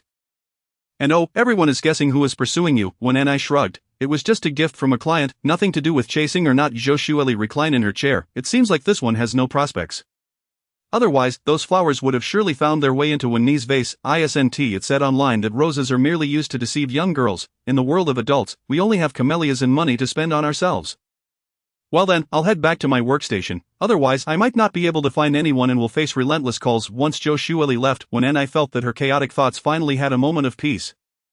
Ning Yan called her to come upstairs. Recently, the frequency of encountering Jing Yuchen in Ning Yan's office had been too high. When Ni couldn't help but glance at him several times. Yet, that dog Jing Yuchen remained expressionless, not even sparing her a glance. "Fine, so he is going for the aloof route today." When Ni shifted her gaze away. "A business trip? Wasn't it said that we were going to Jinfeng this afternoon?" "Yes, an additional Simon was added last minute. Since you don't have any pressing cases at hand, let us tackle this together." When Ni shrugged. "I'm fine with that." Then it's settled. The two of them left the office one after the other. Jing Yuchen didn't even glance at her, and when Ni felt that something was off about him today, they walked all the way to the elevator, passing by some colleagues. "Simon, Winnie." The two nodded in unison and then pretended not to know each other as they entered the elevator. Given the potential for these two to argue at any moment, the elevator was temporarily devoid of passengers. Otherwise, being caught in the middle would mean futilely mediating. When Ni thought he might at least apologize for making her catch a cold last night. Yet he acted as if she owed him $1 million. While she was cursing him in her heart, Jing Yuchen suddenly spoke. "Dad said we should come home for dinner tonight." When Ni first nodded before realizing. "Which dad?" "Your dad." The thought of returning home laden with disdain for her family background made When Ni feel a pang of anxiety. Perhaps noticing her momentary daze, Jing Yuchen softened his tone. "Did you drink the ginger soup?" When Ni snapped back to reality, yes, she looked as wilted as a frostbitten eggplant. Jing Yuchen wanted to reassure her, saying there was nothing to fear since he would be there, but the elevator doors opened just then. The two had no time to say anything further, and when Ni already drifted out of the elevator like a lost soul, back in his office, Jing Yuchen thought about sending her something but figured she was likely too lazy to reply. He decided to wait until after work in the afternoon. When Ni was indeed not in the right frame of mind, coupled with the dream from last night, the mere thought of facing Wen Jiwen at home filled her with agitation. Yet, the clock on the wall continued to tick by. After work, when Ni found her car, and after both she and Jing Yuchen returned home, she didn't even have time to change clothes before she slipped into the passenger seat of the R8. "I've already bought fruit drinks. Do you need anything else?" "Oh, thank you." When Ni genuinely liked the mood, Jing Yuchen furrowed his brows, wanting to say something, but when Ni suddenly opened her bag and pulled out a cushion. Examining herself. "Is my makeup too heavy today? No, is my lipstick too bright? Isn't it just a normal mauve color?" True enough. When Ni took a deep breath. Let us go, whether it's early death or late death. Death is inevitable, but if we delay, we'll just get scolded. It's better to brace ourselves and head over early. The old neighborhood of the unit was difficult to park in years ago, when Wen Jiwen saved up money. He didn't buy a house, stubbornly watching the prices in H-City soar to astronomical heights, considering there were old markets and shops nearby. Selling this house wouldn't buy anything better located. So they simply remained entrenched there. When Ni grew up here, and every visit home meant encountering familiar faces every 5 steps, just greeting people could leave her with a stiff smile. When Ni is back. You two seem to be getting along quite well, hee. Just as they reached the door, the delicious aroma wafting from the kitchen hit them. 2 pairs of slippers were placed at the entrance. Yu-chen is here, Jiang Meili called from the kitchen. Old one, the children are here. I in the living room. When Ji-won put down his newspaper, so they've come, must I personally welcome them, although he said so. He was already stepping out when I felt like a toad caught in a snake's gaze, swallowing hard. Dad, why do you sound so timid when calling me? When Ji-won shot her a glare before chuckling at Jing Yu-chen. You brought something again, didn't I tell you not to be so polite last time? It's nothing, Mama's in the kitchen. I'll go help. No, that's not a man's job. When you go, now that you're married, you should act like a wife. Every time you come here, you make Yu-chen carry so much. People will only say you have no manners. When I wanted to retort, but the words caught in her throat, and she swallowed them back. After all, whatever she did was wrong, and after all these years she had grown numb to it. Dad, he said it's good that when has a good temper. Otherwise, someone like me wouldn't be able to marry a wife. Don't scare her away. When I paused, turned her head, and saw Jing Yu-chen smiling as he put the things down, then raised his brow. Take my coat to hang in your room. When Ji-won snorted, you just say nice things. I know her well enough, just don't embarrass me when you're at her house. When is very good. Jing Yu-chen repeated twice, holding Wen Ni's hand without letting go, then turned to say, aren't you going yet? When Ni bit her lip, took his coat, and quickly entered her room. As she closed the door, she felt the suffocating air had finally become a bit more breathable. Chapter 14. Jing Yu-chen, I dislike this family. Even inside her room, hearing Wen Ji-won's voice outside, Wen Ni felt as if a large hand was squeezing her heart, causing it to race violently, making it hard for her to breathe. She leaned against the door, closed her eyes, and took a deep breath. This action had become almost second nature to her since she entered the house. She didn't want to go out, even repulsed at the thought of speaking face-to-face with Wen Ji-won. Wen Ni, what are you doing in there? The door was knocked on, and Wen Ji-won called her before inviting Jing Yu-chen to drink. Wen Ni let out a deep sigh as she opened the door and stepped outside. Wen Ji-won, who had been wearing a broad smile just moments ago, immediately remarked upon seeing her, you think you can just hide away in your room while Yu-chen is here? Doing nothing? You're only bringing shame upon me. What do people think of my daughter? When Ni remained silent, knowing that any retort would surely result in her being denied a meal, when Ji-won was the type to upend the entire table in a fit of anger. In this household, his authority was not to be challenged, otherwise she would endure a year of what it meant to face cold violence. At times, when Ni wanted to assert herself, to slam the table and remind him that she was no mere plaything.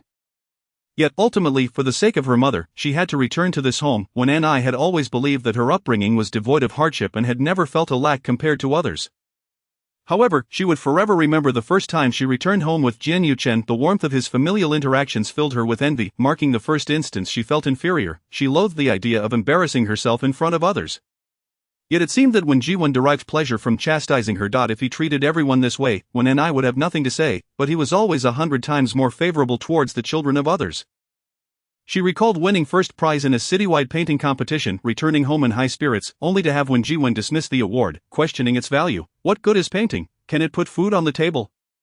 All you do is engage in these frivolities, and your academic performance suffers. He maintained his lofty demeanor, extinguishing her passion with a mere splash of cold water, reminding her that she was worthless and would never measure up to others.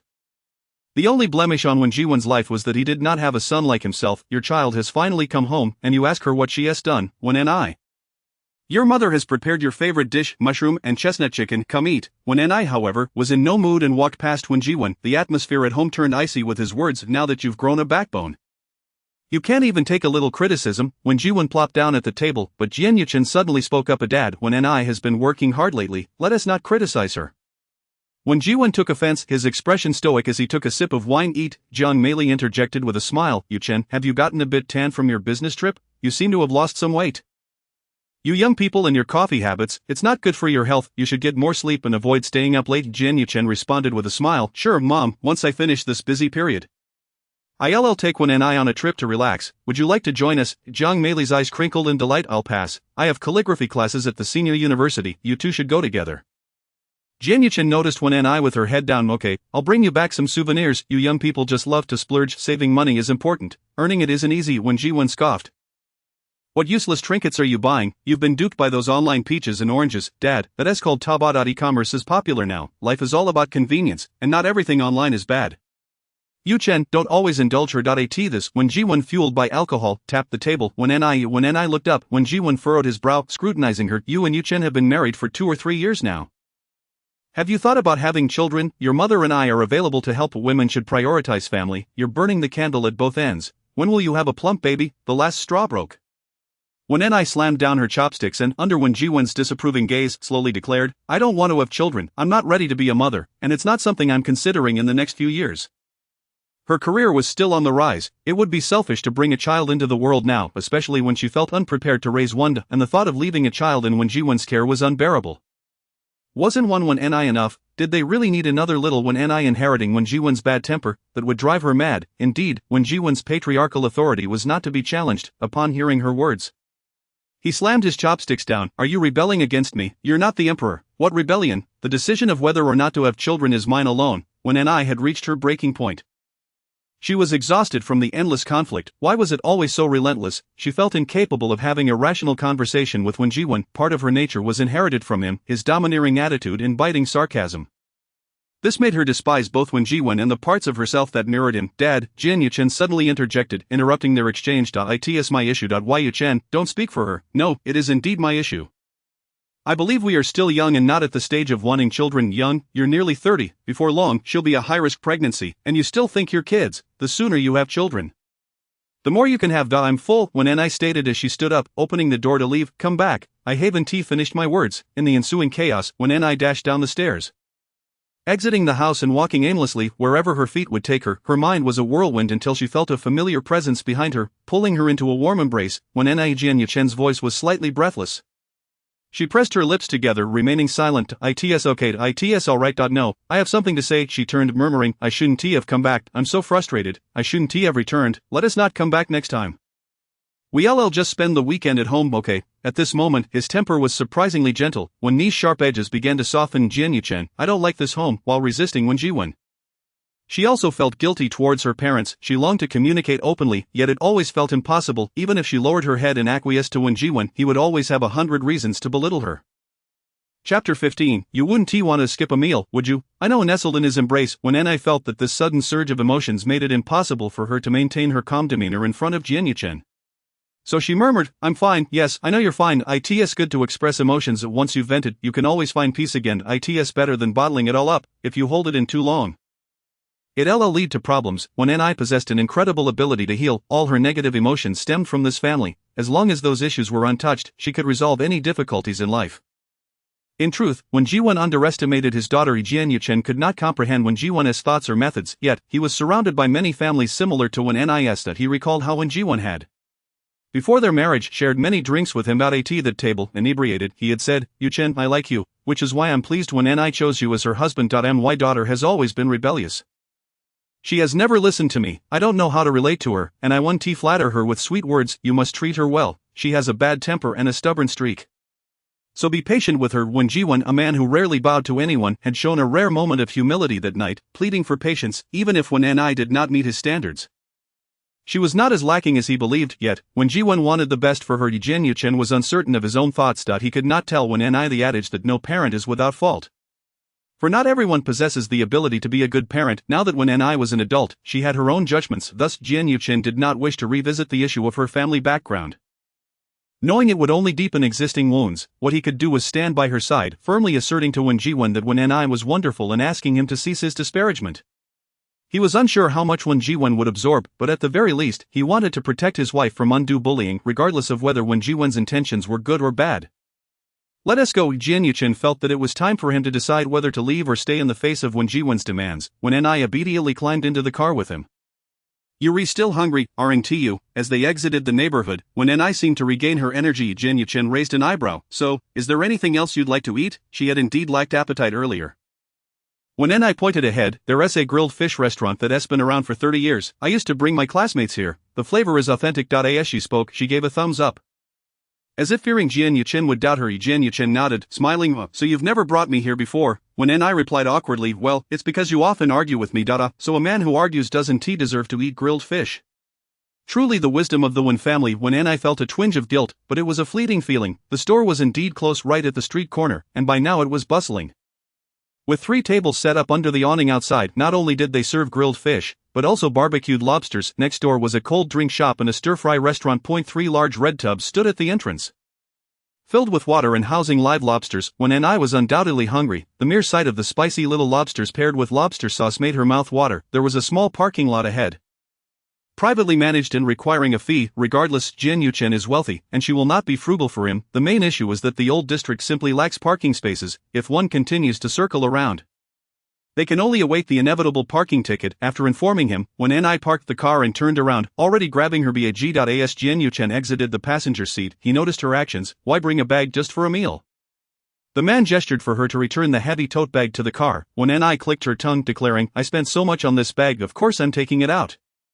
What if I need to touch up my makeup? In truth, Jian Yuchen had never seen her retouch her makeup outside of work or social gatherings. Fine, it appears that the manual on women is indeed a mystery he will never decipher.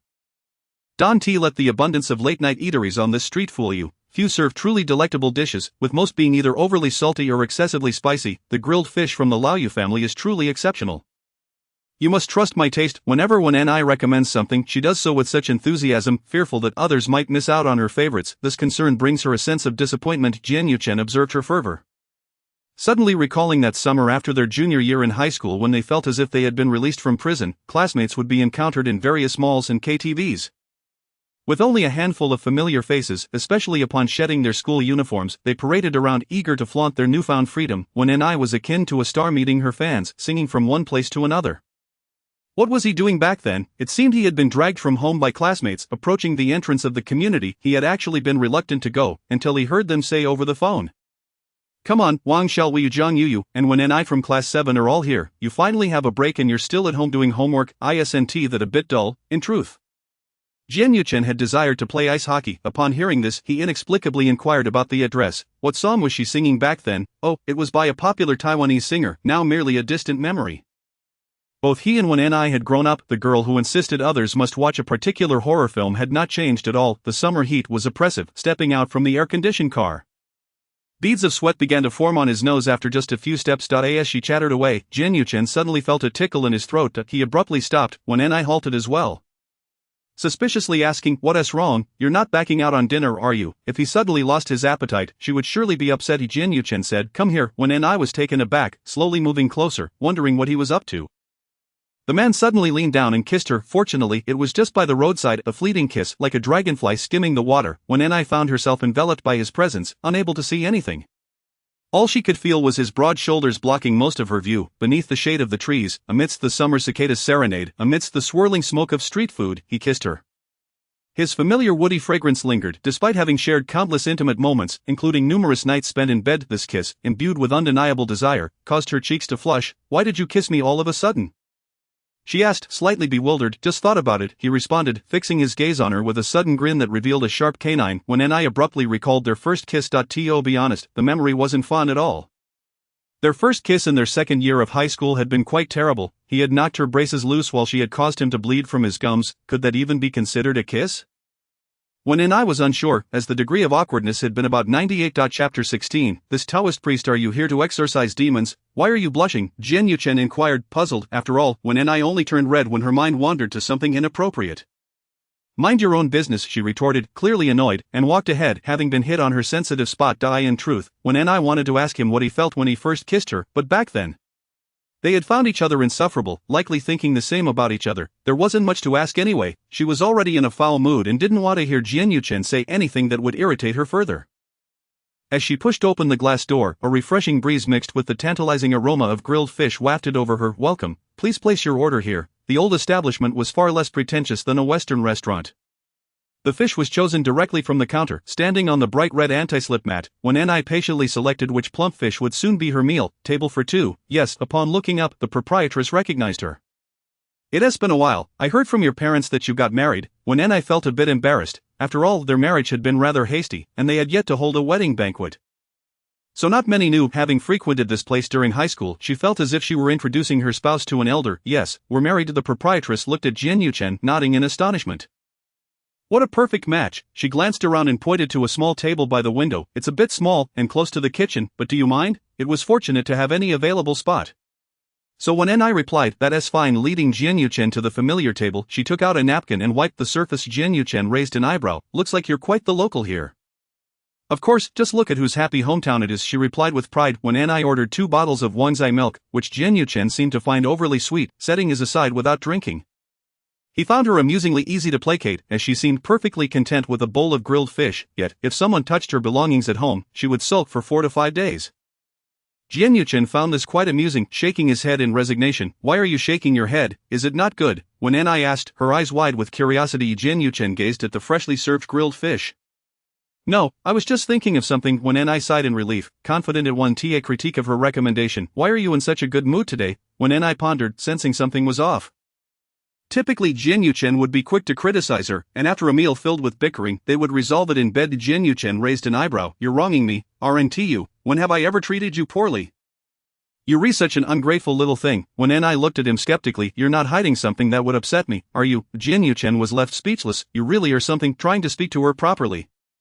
She insisted on picking a fight. Whenever Ni was in a bad mood, she would chatter incessantly, attempting to divert attention. She thought her little quirks went unnoticed, but everyone could see through her act. The grilled fish was flavorful, not too spicy, yet perfectly seasoned, complemented well by the milk. She ate until beads of sweat formed on her nose, her features lively under the bright lights. Jian Yuchen offered her most of the fish, even deftly removing the bones. As she ate, she reminded him, dip it in the sauce, it tastes even better. Seeing her enjoy the meal, Jian Yuchen suggested, how about some crayfish? When Ni hesitated for a moment before pouting. I've gained 2 pounds recently, so I won't eat anymore. Let us wait until I lose weight before coming back. I prefer you a bit plumper. It feels nice. There was an unspoken understanding between them. And upon meeting his gaze, when Ni instantly grasped his meaning, she kicked him playfully under the table. You pervert. How can you speak such lewd words in front of such a lovely grilled fish? It's utterly disgraceful. In the past, I would have thrown you into a pig cage for such behavior. Jian Yuchen raised an eyebrow, licking his back teeth. I merely think you look better a bit fuller. What were you thinking, you lecher? When Ni gasped, biting into a piece of fish. Let us settle the bill. You're paying. Jian Yuchen found it amusing that she had never paid when dining out with him. Always acting like a miser. That LLB 198. Next time you come, I'll throw in 2 signature dishes for you, the proprietress cheerfully called out. When Ni smiled and waved goodbye, and as soon as they exited the restaurant, she seized the opportunity to jump onto his back. The heavy bag swung in the air before settling around his waist. Jian Yuchen hooked her legs, lifting her slightly. So, what do you think? Am I heavy? She teased. Jian Yuchen glanced back at her. With your 2 pounds, I'd rather you be enthusiastic in bed than bounce around on me. You'll break me. When Ni playfully tightened her grip around his neck, Jian Yuchen leaned back, unbothered. Such wicked thoughts. It seems I need to use my 5 Thunder 8 trigrams whip to subdue you, lest you wreak havoc everywhere. Oh, you foul Taoist, I've been cultivating for 1,000 years. And you're the first to boast like that. Jian Yuchen strolled leisurely down the road. This priest never speaks in vain. If you don't believe me, why don't you shed your layers and let us compare skills? Let us see if your cultivation is deeper than mine. When Ni thought to herself that Jian Yuchen could have easily coaxed more coins from people during his street performances, once in the car. When Ni remarked, this stretch is too short, you'll have to carry me home next time. I don't want to walk a deal. After all, it would benefit him, and her little weight on his back would be quite enjoyable. When Ni felt she had successfully won him over with a delicious meal of grilled fish, happily driving home, upon reaching the entrance of their community, she spotted someone who looked oddly familiar. Jian Yuchen followed her gaze. Parked across the street in a flashy silver sports car was none other than Shin Huaishu. What was he doing here? When Ni mumbled something under her breath, then met Jian Yuchen's gaze. Why are you looking at me like that? I have no private dealings with him, but he did send you flowers, didn't he? Yo dear, how sour that sounds. It's not like I asked him to send them. As she spoke, when Ni steered the car into the community, what are you feeling guilty about? I am not guilty at all. How do you know he came specifically to find me? It could just be a coincidence. A friend lives in our neighborhood. Jian Yuchen chose not to engage with her, yet with a rival so boldly presenting himself, how could the rightful partner remain passive? That was simply not in Jian Yuchen's nature. Chapter 17, Your affection for her is only so-so. As soon as the car was parked in the community lot, Jian Yuchen flung open the door and stepped out. When Ni watched him press the button for the first floor lobby and asked, what are you going to the first floor for? To pick up a package? No, I'm looking for Shin Huaishu. The man turned his head and flashed her a sinister smile, sending a shiver down Wen's spine. What do you want with him? What if he is just passing by? Wouldn't that be presumptuous? What if he didn't even plan to see us? How embarrassing would that be? What would you even say to him? Isn't it obvious enough that he sent you roses? Must he spell it out for you? Jian Yuchen shot her a sidelong glance before striding out of the elevator. Hey, when Ni could hardly anticipate such a dramatic scene. She hurriedly chased after him, exclaiming, you're not going to confront him, are you? He doesn't even know we're married. It's best to clarify things with him. Your husband is still alive. He isn't dead. Why should he put up with such nonsense? Jian Yuchen then turned, firmly grasped her shoulder, and redirected her. Go back, stay out of men's affairs. When Ni was pushed back to the elevator entrance. Watching as he marched away with unwavering determination, she stamped her foot and followed him once more, not wanting to witness a scene reminiscent of an outdated idol drama, where one shouts, "Stop fighting! Take it to the dance studio instead." It was simply too theatrical. Shin Huaishu stood at the entrance, engrossed in his phone, until he noticed Jian Yuqing approaching. He straightened up, and after years of separation, they found themselves facing each other once again, both sensing the lingering shadows of their past. "I didn't come looking for you," Shin Huaishu said bluntly. "I know that it's late at night, and a man waits for another woman. I understand the implications." He was all too aware of Menace and flaws, which was precisely why he felt compelled to seek out Shin Huaishu tonight. Shin Huaishu chuckled lightly, leaning against the car door, lighting a cigarette. "Since you haven't found her, what are you afraid of?" Jian Yuqing shoved his hands into his pockets, declaring, "Once you leave, there is no coming back," with persistent entreaties. "Regret is futile now. She shouldn't be your second option, especially after all these years. To return and entangle yourself again is utterly pointless." As Jian Yuqing spoke, his brow furrowed. "Why did you pursue her in the first place? Must I clarify everything? If you stop now, you can leave a good impression on each other. Do you think she'd still call you Shinzone, Shin Huaishu? When you left, you didn't even consider her as your girlfriend, did you? When I loved money, but she wouldn't debase herself to bow before a man who belittled her." Jian Yuqing's words struck a nerve, causing Shin Huaishu to pause, the glowing ember of his cigarette burning at his fingertips. "I will make amends. She doesn't need that," Shin Huaishu retorted coldly. "What gives you the right to make decisions for her? What are you to her? At least I wouldn't gamble with a group of friends before pursuing her, only to abandon her without a second thought after winning her over." With that, Shin Huaishu fell silent. "This is a matter between Wen and me. What do you know about it?" "I know nothing. Except that apart from work, I don't want you to meddle in her affairs again." "Roses, save them for the one who deserves them. Keep your hands off another man's woman." After finishing his words, Jian Yuqing caught sight of a shadowy figure lurking by the flowerbed at the community entrance. "I genuinely care for her," Jian Yuqing heard Shin Huaishu say just as he turned around. "These years abroad, I often found myself missing her." Jian Yuqing found it absurd. During their time together, he hadn't seemed particularly fond of her, yet now he acted like a lovesick fool. Did these men believe they were starring in a melodramatic comeback? "I don't know where your deep affection comes from. I only know that a dog can't change its nature. Your so-called love is merely a filter you've placed over your memories." Shin Huaishu could hardly tolerate Jian Yuqing's words. "What do you know?" "Oh, I don't know." "Then enlighten me. Have you not sought out any women in these years? Are you still a virgin?" Being asked about his sex life by a rival was an absurd topic, and Shin Huaishu didn't immediately respond, yet the answer was painfully evident. "As you can see, your fondness for her is truly superficial." Perhaps during their collaboration he had suddenly recognized her as his high school sweetheart and found the memory sweetly nostalgic, intending to relive it, but that was all there was to it. Showing up late at night to feign deep feelings was reliant on the audience's willingness to buy into it. Jian Yuqing's eyes glinted with a frigid disdain that was decidedly contemptible. "You're quite pitiable, Shin Huaishu." With that, he genuinely walked away. Shin Huaishu didn't leave immediately. Instead, he watched Jian Yuqing enter the community gate, then noticed him fiddling with something in the flowerbed. Eventually, he caught hold of a woman, pulling her into an embrace, and they entered the community, playfully jostling each other. The cigarette in his hand had burned down to the bone. He instinctively shook it off, only to realize that the two had vanished from sight. He had sensed something was off during their dinner, yet what their relationship truly was, Shin Huaishu was reluctant to abandon his inquiry.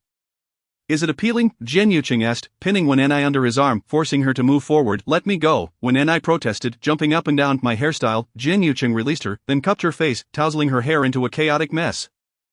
She was incensed, flailing her arms in frustration until she calmed down. "What were you two talking about? Tell me, and I won't give you the cold shoulder." Wen felt like the most generous fairy in the world, puffing her chest with pride. "What, so curious? Want to relive old dreams with him? You're overthinking it. I would never look back." When expressed her disdain at his words, Jian Yuqing chose not to press further. However, when they returned home, when went to shower and the man didn't intrude, when she emerged, she discovered he had used the guest bathroom. She climbed into bed, and it was their first time lying together without any intention of intimacy. It was a refreshingly simple moment. When Ni's mind was consumed with the unsettling gaze from Wen Jiwen earlier in the day, leaving her feeling suffocated. She rolled around in bed, then turned to stare at Jian Yuqing. The man was scrolling through his phone, clearly not asleep, the interplay of light and shadow casting an air of coldness around him. Suddenly, when recalled the first time she laid eyes on Jian Yuqing.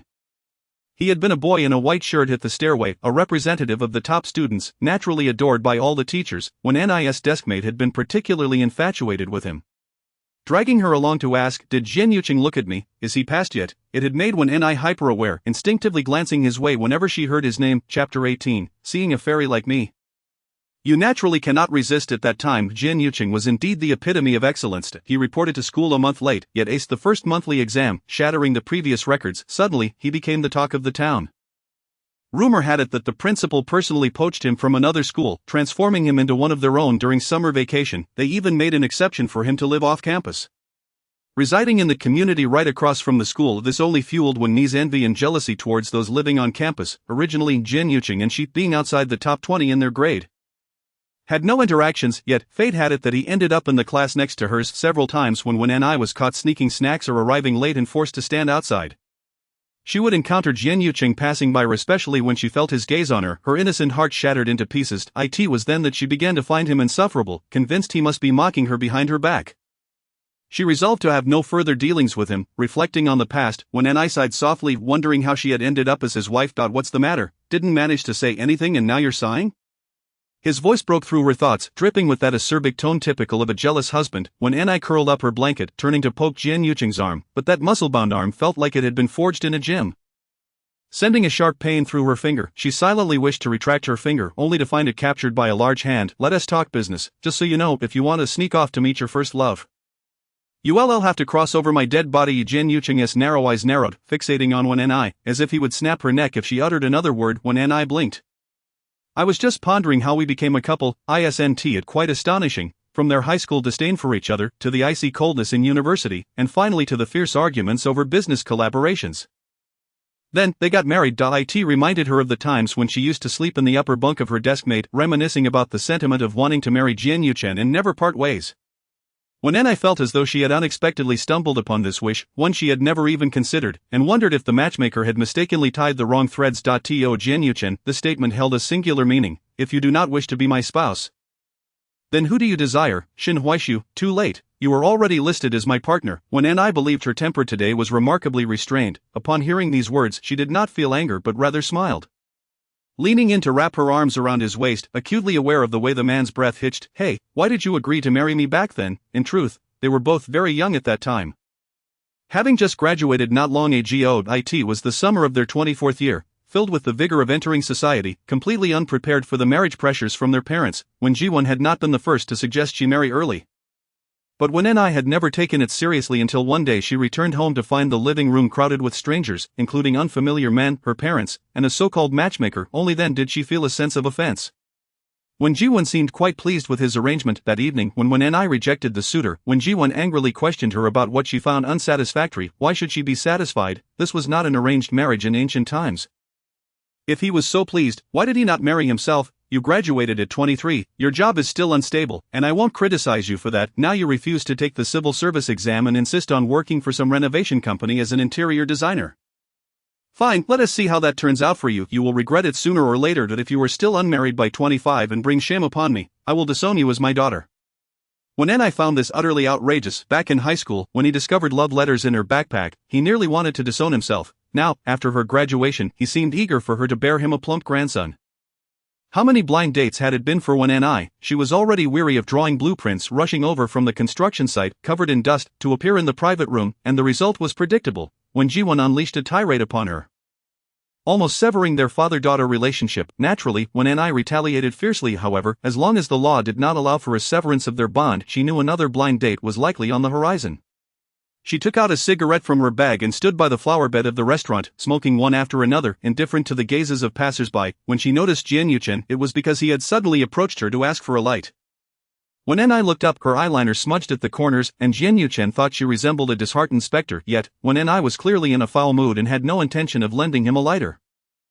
No lighter? Then how did you light your cigarette? Can I use my own flame? Jin Yuqing scoffed lightly. Before Wen Ni could react, he leaned down, bringing the cigarette from his mouth to her cigarette's tip, thus lighting it. His eyelids were thin, with long lashes that did not curl, and he gazed at her with an expression of serene indifference. He was close enough for Wen Ni to catch the scent of the woodsy aroma reminiscent of rain-soaked earth, infused with the fragrance of greenery. Suddenly Wen Ni, in a moment of audacity, asked, "Would you like to marry me?" Jin Yuqing merely raised his gaze slightly at her words, and just as Wen Ni was about to clarify that she was joking, he spoke. "All right, shall we get the certificate tomorrow?" Then, when Ni found herself being led upstairs to meet his parents, it was only then that she realized he was having dinner with them at that moment.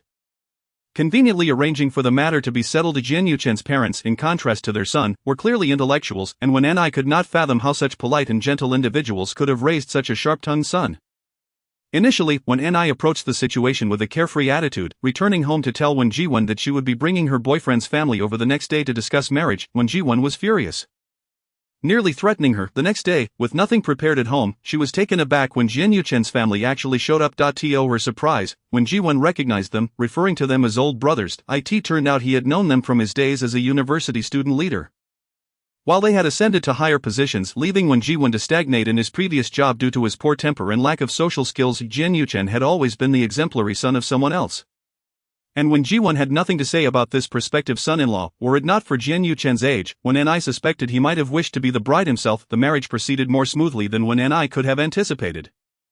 When she finally obtained the household registration to collect the marriage certificate, she was still in disbelief that she had married Jin Yuchen, who also happened to be her company's client. As for him later becoming a partner, that was an entirely different story. At least, when Wen and I thought back on it now, it all seemed rather incredible. Were you also pressured into marriage? Was it fate that this clever and adorable fairy appeared before you, causing you to lose control and go along with it? Chapter 19. Who is the supporting character? Jin Yuchen finally set down what he was holding, turned his head, and lifted the blanket, directly raising her skirt. Wen and I had yet to regain her composure when the man pressed down upon her, his voice low and husky. It is indeed hard to resist. Hey, I'm trying to discuss something serious here. Wen and I raised her hands to block his wandering hands. However, her feeble attempts at defense were virtually ineffective. Jin Yuchen treated it as just playful couples banter. Isn't the bond between husband and wife a serious matter? He raised an eyebrow, tossing two thin pieces of fabric from the bed. In the end, Wen and I found herself in a daze. Within the man's repeated contributions, she was forced to respond to his inquiries. Who are you thinking of? Thinking of you. This answer seemed to satisfy him, and he no longer demanded with such fervor, you really like me? This was perhaps the first time he had uttered such a line. And after saying it, he oddly awaited her response. However, Wen and I remained true to herself, oblivious in certain aspects. Her gaze fell upon Jin Yuchen's face, and she scoffed, you wish? I'm thinking about our wedding night. This position tonight does resemble it quite a bit. Back then, you were so shy even when undressed, you wouldn't let anyone look such a drama queen. Then, the man did not give her time to retort, for he had already entered his territory, unwilling to hear anything unpleasant from her lips. Wen and I wanted to reminisce about that time, but it seemed Jin Yuchen was not interested in such matters. By the time it ended, she was drenched in sweat and was carried into the bathroom to wash off, dozing off on his shoulder. Before falling asleep, she vaguely sensed the man carefully applying ointment to her wounds, and heard him mutter in frustration, it's broken skin. And exhausted, Wen and I struggled to keep her eyes open but ultimately succumbed to sleep. Wen and I dreamt of the past, likely because she had been reflecting on it before sleeping, naturally leading her to recall that first kiss. It was during a school club activity, where she had been drafted to play the witch persecuting the princess. Holding a red apple, she had repeatedly considered taking a bite. Sitting in the corner backstage, bored and yawning, after all her lines were few, and there was no need to memorize them all. Covered by a black cloak, no one could distinguish her from the queen. Wen and I felt that, according to today's standards, she was merely a stand-in actress, required only to take her place and fulfill her role. The drama club was not particularly popular, compared to the street dance club and cheerleading squad. It drew little admiration. Nonetheless, Wen and I remained diligent, adhering to the principle of being a steadfast tree, sitting still, until she heard a chuckle. Turning around, she saw no one due to the hood of her black cloak obscuring most of her view. When she pulled it back, she found Jin Yuchen, clad in a white shirt. For quite some time, he had been the pioneer of white shirts at school. Most students in junior and senior high wore their uniforms sloppily, too exhausted from various tests and assignments to care about their appearance, yet he always presented himself in stark contrast, clean and refreshing. Consequently, many boys began to emulate Jin Yuchen's style, though with less than satisfactory results. As her deskmate had put it, he was like a character stepped out of a novel surrounded by mere supporting characters. Wen and I, feeling competitive, vehemently refuted this, emphasizing that Shen Huaishu appeared more like the leading man, while Jin Yuchen was merely the second male lead, forever unable to win the heart of the heroine. Ironically, Jin Yuchen overheard this remark, deepening the rift between them. At this moment, his chuckles seemed to mock her, as if to say, look, in reality, you are the villain, and I am the protagonist. This made Wen and I somewhat restless. What are you doing lurking behind me, plotting against me? Jin Yuchen glanced down at her. I merely spoke out in defense of justice when I saw someone trying to eat the props. Look, you even emphasize justice, Wen and I retorted, shaking her cloak. What brings you here? I thought you had joined the basketball club last month to represent the school. I heard you played quite well and garnered quite a few admirers outside of school. From your words, it seems you were quite concerned about me. Jin Yuchen leaned against the wall, his gaze fixed on the stage while addressing her. When Ni, feeling as if he had stepped on her tail, replied sharply, "Don't be ridiculous, who cares about you, narcissist?" On stage the princess and the seven dwarfs were in the midst of their lines, and just as they reached a crucial moment, when Ni's outburst silenced the entire room, realizing her blunder, she quickly shrank back behind Jian Yuchen. However, the attention of everyone quickly shifted to Jian Yuchen's presence. Jian Yuchen, wow, President, you've brought the campus heartthrob to us. Now we won't have to worry about an audience, this show must pass the review. When Ni instinctively rolled her eyes, thinking, look at that, the Jian Yuchen effect, the prince's role was rather limited. Most of the time Jian Yuchen was backstage with Wen Ni, waiting for their scenes to unfold during the second period of evening study in the second year of high school, as Wen Ni exited the classroom and made her way to the auditorium. She would inevitably run into Jian Yuchen, and the two would walk together. At this hour, the school was enveloped in an eerie silence as they strolled one after the other. A shortcut stretched between the teaching building and the auditorium, leading them through a flower-bed and landscaped area. This place even featured an English corner, which when viewed during the day, was quite a picturesque sight with the fallen petals. However, by night, it took on a somewhat sinister atmosphere. As the night breeze picked up, Wen Ni could only take small, cautious steps closer to Jian Yuchen, fearful that he might walk too quickly and leave her behind. Are you afraid of ghosts?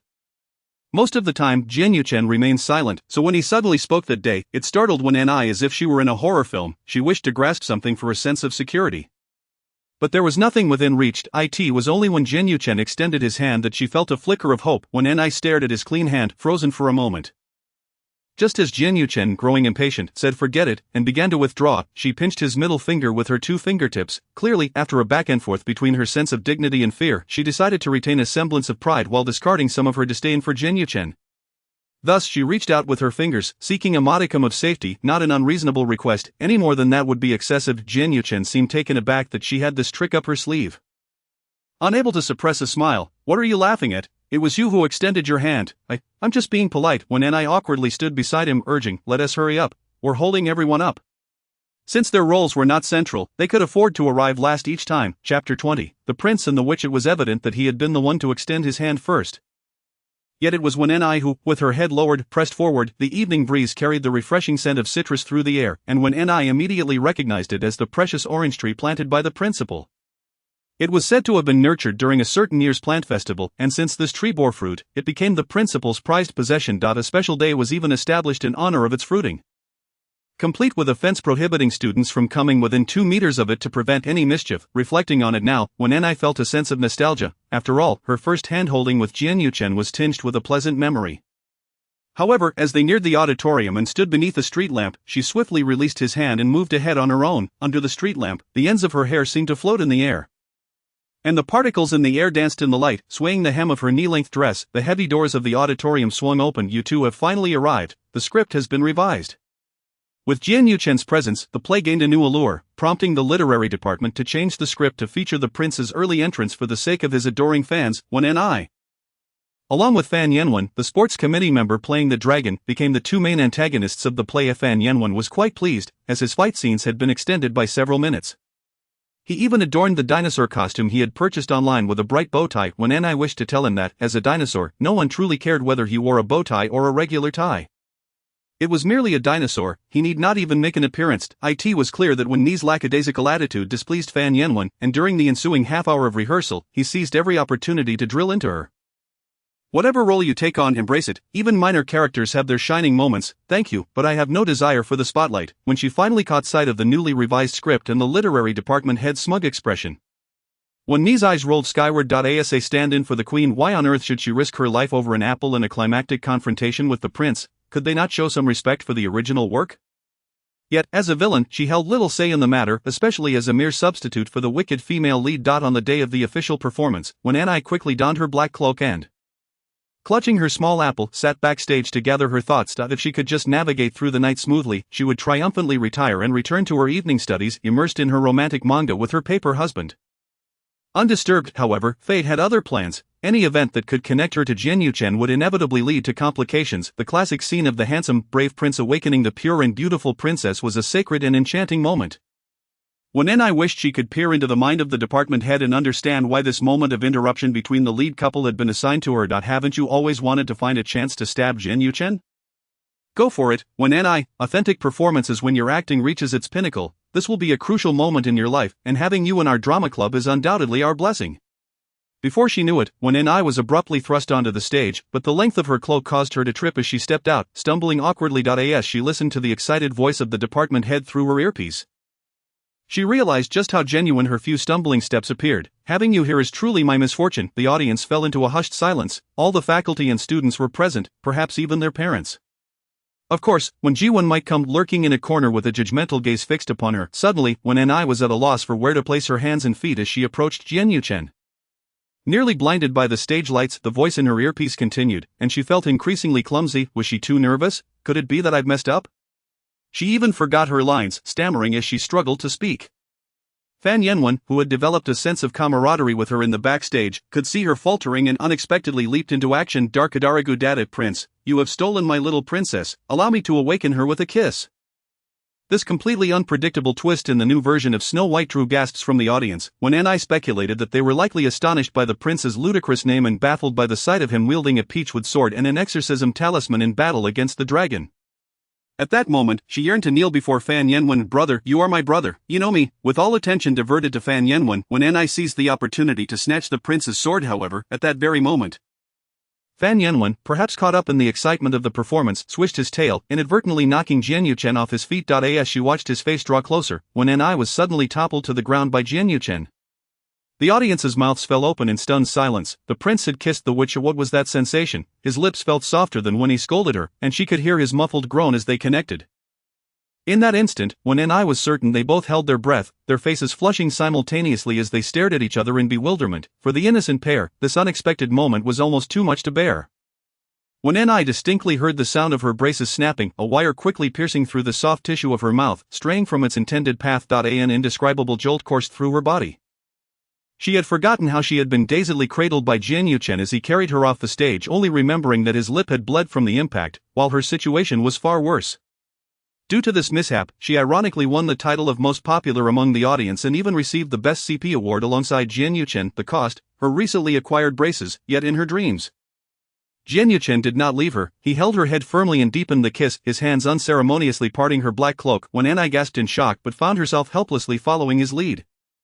As she slept, Jian Yuchen, suddenly embraced by the rolling Wen I, looked down at his little wife, puzzled about what she might be dreaming of. "No, they're all watching. Be gentle." "Oh, that tickles." Fan Yenwen, "Take the princess away."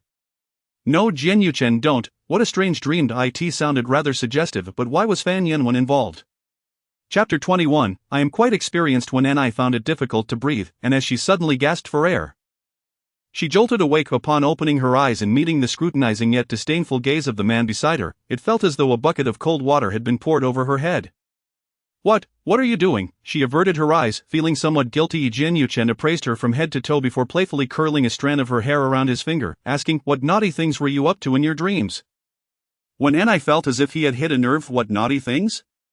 "Oh, every time you lie, your voice gets particularly loud. Do you want me to imitate you?" Then, when I watched as Jian Yuchen, with a straight face, pinched his throat and mimicked her tone. "Jian Yuchen, no, what are you saying no to?" He suddenly interrupted, his voice cold, when Ni's eyes darted to the left as she replied, "I told you not to bring celery. I've already said I don't like celery. You use this tone even for celery." Jian Yuchen slightly turned away, wearing an expression of disdain, unable to believe that you could be such a pervert.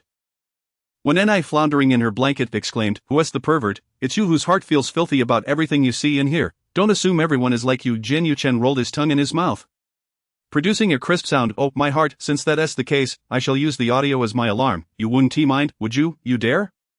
When I was half furious, wondering how this man could record at any time and place. "Ah, I could kill you. Isn't the tone reserved for celery? How wonderfully green and healthy. Can't it be used?" Jian Yuchen turned his head, the light from his phone illuminating the space, when I immediately lunged at him. And Jian Yuchen used one hand to wrap around her slender waist, allowing her to flounder on the bed as though tickling her. Exhausted, when I still failed to snatch the phone, ending up utterly worn out. All right, I hardly have time to record. Look at how agitated you are." Seeing her about to erupt, Jian Yuchen quickly tried to placate her, when I, in a huff, sat down heavily. "Damn you, I cannot accept such a death. But I can accept a different kind of death." This doing was, of course, a verb. When I, speechless, simply rolled off him. "I'm going to sleep." Noticing her lying there motionless, Jian Yuchen turned and pulled her into his embrace, resting his chin atop her head. "How do you have so much energy all day long?" The sentiment, this tone. Wow, don't play the victim here. Who was it that insisted on stirring things up until this hour? She turned her head to meet the man's gaze. Suddenly both of them awkwardly shifted away, perhaps understanding each other's sentiments, making the atmosphere even more uncomfortable. This innocent moment had vanished entirely since just a week after their wedding. When N.I. had never envisioned the specifics of marriage, especially with Jian Yuchen, after everything from high school to college including work encounters with this man, she never expected Jian Yuchen to be a curse. Those three characters appeared on their marriage certificate alongside her name. Even her best friend from childhood, Lu Yang, was unaware of her marriage. She had prepared herself for a marriage of convenience, never believing Jian Yuchen had any interest in her. So when their parents dined at a restaurant, and when N.I. moved into the marital home prepared by Jian Yuchen's parents with her suitcase, she instinctively intended to head for the guest room. Where to? The man, just having shed his coat, directly inquired upon noticing her movement. To my room. When N.I. replied, the master bedroom is here. Jian Yuchen pointed with his chin, casually loosening his tie, surprised by his gentlemanly demeanor. When N.I. thought it quite decent of him to offer the master bedroom to her while he took the guest room. How considerate. The master bedroom even has an ensuite. When N.I. hummed a little tune. Thanks. Then, with a cheerful gait, she happily ventured into Jian Yuchen's domain, opening the wardrobe to find half of it occupied by his black, white, and gray suits, with the other half reserved for her.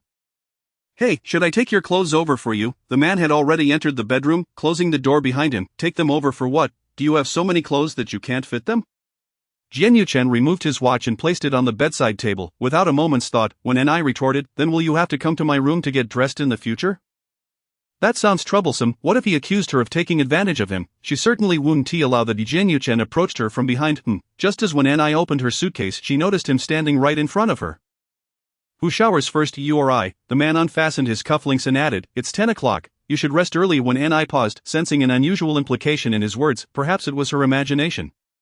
Blinking, she looked at him. Is the bathroom in your guest room broken? Jian Yuchen hesitated, raising an eyebrow at her, then extended his long arms beside her. Madam, allow me, your newly appointed husband, to inform you that on our wedding night, there are certain activities we ought to partake in. When N.I. understood, you want to, with me, she had not expected this dense man to blurt out such a direct answer. The man nodded, his gaze locked on hers, affirmatively stating, yes. When N.I. want to be with you. Just a glance from him made her inexplicably weak in the knees. She had never considered such an option with Jian Yuchen. Are you scared?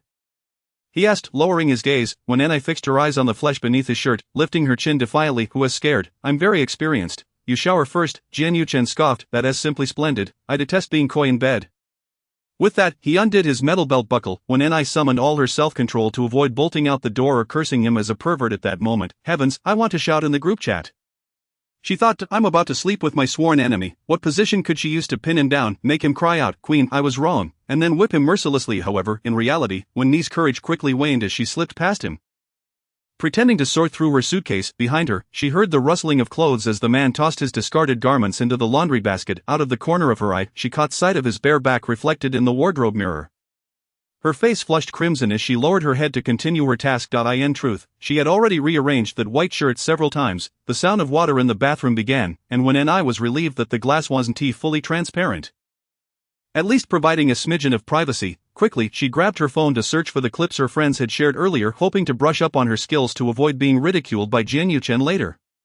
However, just as she clicked on her phone, she realized in a panic that it wasn't on silent. To ensure a serene sleep experience for the newlyweds, the master bedroom had been expanded, merging two rooms into one. Therefore, sounds echoed clearly in the spacious environment. At that moment, the water stopped abruptly, causing when N.I. to nearly drop her phone. The man had stepped out of the shower and opened the door, catching her off guard. This was reminiscent of her childhood habit of cramming for exams at the last minute, which Jian Yuchen would always mock. Who would have thought she'd be caught on her wedding night with such a trivial detail? When N.I.'s stubborn nature flared, I call that striving for perfection. I'm a technical expert, alright? What's this last-minute cramming? I'm just afraid you won't be able to handle it later. What if you're a 1-second wonder? I'd prefer to be the first in line at the Civil Affairs Bureau tomorrow morning to get this marriage annulled. The moment the words 1-second wonder left her lips, she felt the atmosphere in the room plummet into icy silence. Don't you dare stop me, Jian Yuchen remarked, pulling off the towel. When N.I.'s eyes widened, and before she could react, he had scooped her up and tossed her onto the bed.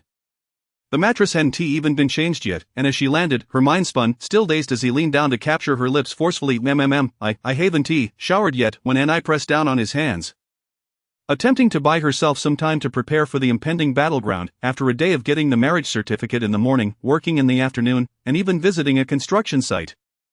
She felt grimy, while he smelled fresh and clean. I don't mind, your natural scent will suffice, the man mumbled, swiftly lifting her flailing arms above her head, removing her dress with practiced speed. When N.I. could hardly believe she was in such a Candid situation with Jian Yuchen, what are you staring at? Are you not satisfied? Jian Yuchen pinched her a couple of times. It'll do, how can it do? I have a C cup, okay, look at this shape.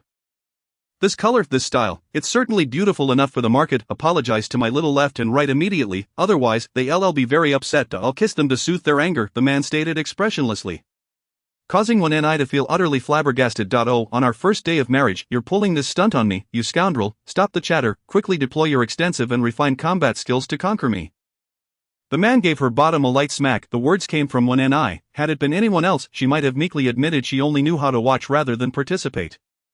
But he was Jian Yuchen, and Wen and I was determined not to yield. No more chatter. Today, she would show him what it meant to conquer. Wen and I steeled herself, flipping over to Rise, pointing a finger at his shoulder. At that moment, Jian Yuchen was surprisingly accommodating, lying sprawled out on the bed.to observe and learn. He even placed his arms behind his head, assuming a posture of, I want to see how you operate.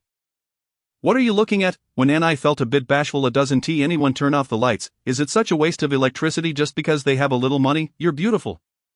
Jian Yuchen replied softly when Ni's gestures to cover her body faltered, her face turning suddenly bright red. After battling Jian Yuchen for so many years, she had never imagined he would ever compliment her. But then she realized, how could one believe the words of a man in bed? Jian Yuchen was no exception. She closed her eyes. Could you turn off the light? It's blinding me. Jian Yuchen complied, extending his long arm to press the button, leaving only a dim light from the bedside lamp. When Ni felt as though her entire body was engulfed in a haze of powder. She took a deep breath, her movements swift and agile. A hiss. As a result, both of them gasped in pain. Are you not hurting? Jian Yuchen gritted his teeth and inquired, did you not see that I am already in tears from the pain? Lack of experience is one thing, but why act as if you know what you're doing? Come here. The man forcefully pulled her closer. When Ni had intended to dress and sleep, postponing such life-threatening matters for another time. Little did she know that under Jian Yuchen's comforting demeanor, she unwittingly exhausted herself for most of the night. The following day, she found herself unable to rise from bed. A fraud, big-headed swallow, so it turns out I'm the only one who can't do it. Tossing and turning like I'm frying pancakes, with unending energy, yet he's doing it on purpose, deliberately bullying me. Exhausted from crying, when Ni, having taken a leave of absence, resolved not to get up, even if it meant starving to death. It was only in the evening that the man coaxed her into getting up for dinner. I want TF porridge. I want a KFC bucket. With a mysterious smile, Jian Yuchen, in a remarkably good mood, ordered a meal for her. When Ni nearly buried her face in the bucket. Eat slowly. No one is competing with you. Look at how hungry you are, as if you haven't eaten for 3 days and nights. Perhaps having been bullied the entire night, when Ni could hardly walk to the restroom, and it was Jian Yuchen who carried her there. What are you still doing standing there? Haven't you bullied me enough? When Ni croaked from her seat on the toilet, glaring at the man who stood motionless at the door, Jian Yuchen raised an eyebrow. Can't you urinate with me here? You were quite capable last night. When Ni's face flushed with anger, do you have no shame? Get out, or should I provide a soundtrack? Shoot you old man. When Ni grabbed a nearby hair-drying cap and threw it at him. Jian Yuchen caught it with a sigh. Alright, I'll wait for you outside. When Ni thought without hesitation, it's all your fault, talking about the last minute, you had more than enough time. You kept me up all night without a pause, and then early in the morning, you tricked me into taking a leave. She was simply too naive. How could she have believed this little rascal's nonsense?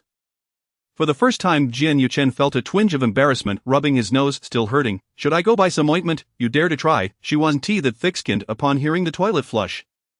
Jian Yuchen waited at the door for the queen's command. Reflecting on the previous night, a smile remained plastered on his face. Unfortunately to Wen Ni, that smile appeared as a sinister grin, a cruel smile.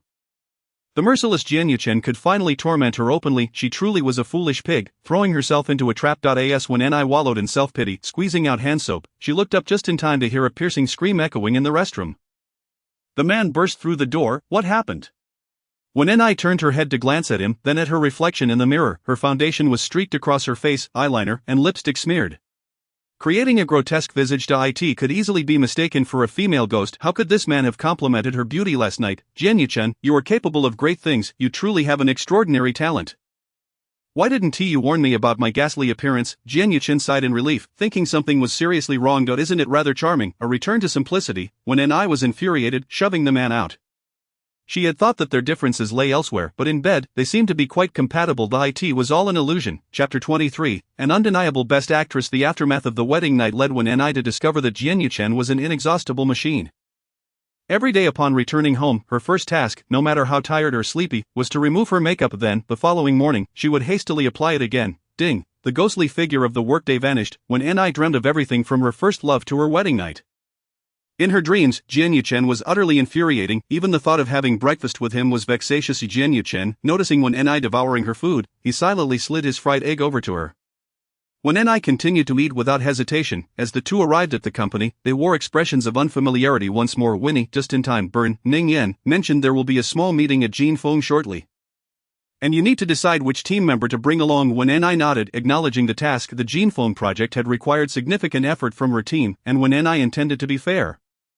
Bringing along two primary designers from Group A and the two most outstanding interns. Upon reaching the conference room adjacent to Ning Yan's office, everyone discovered that the Jin Feng project had taken a turn for the better.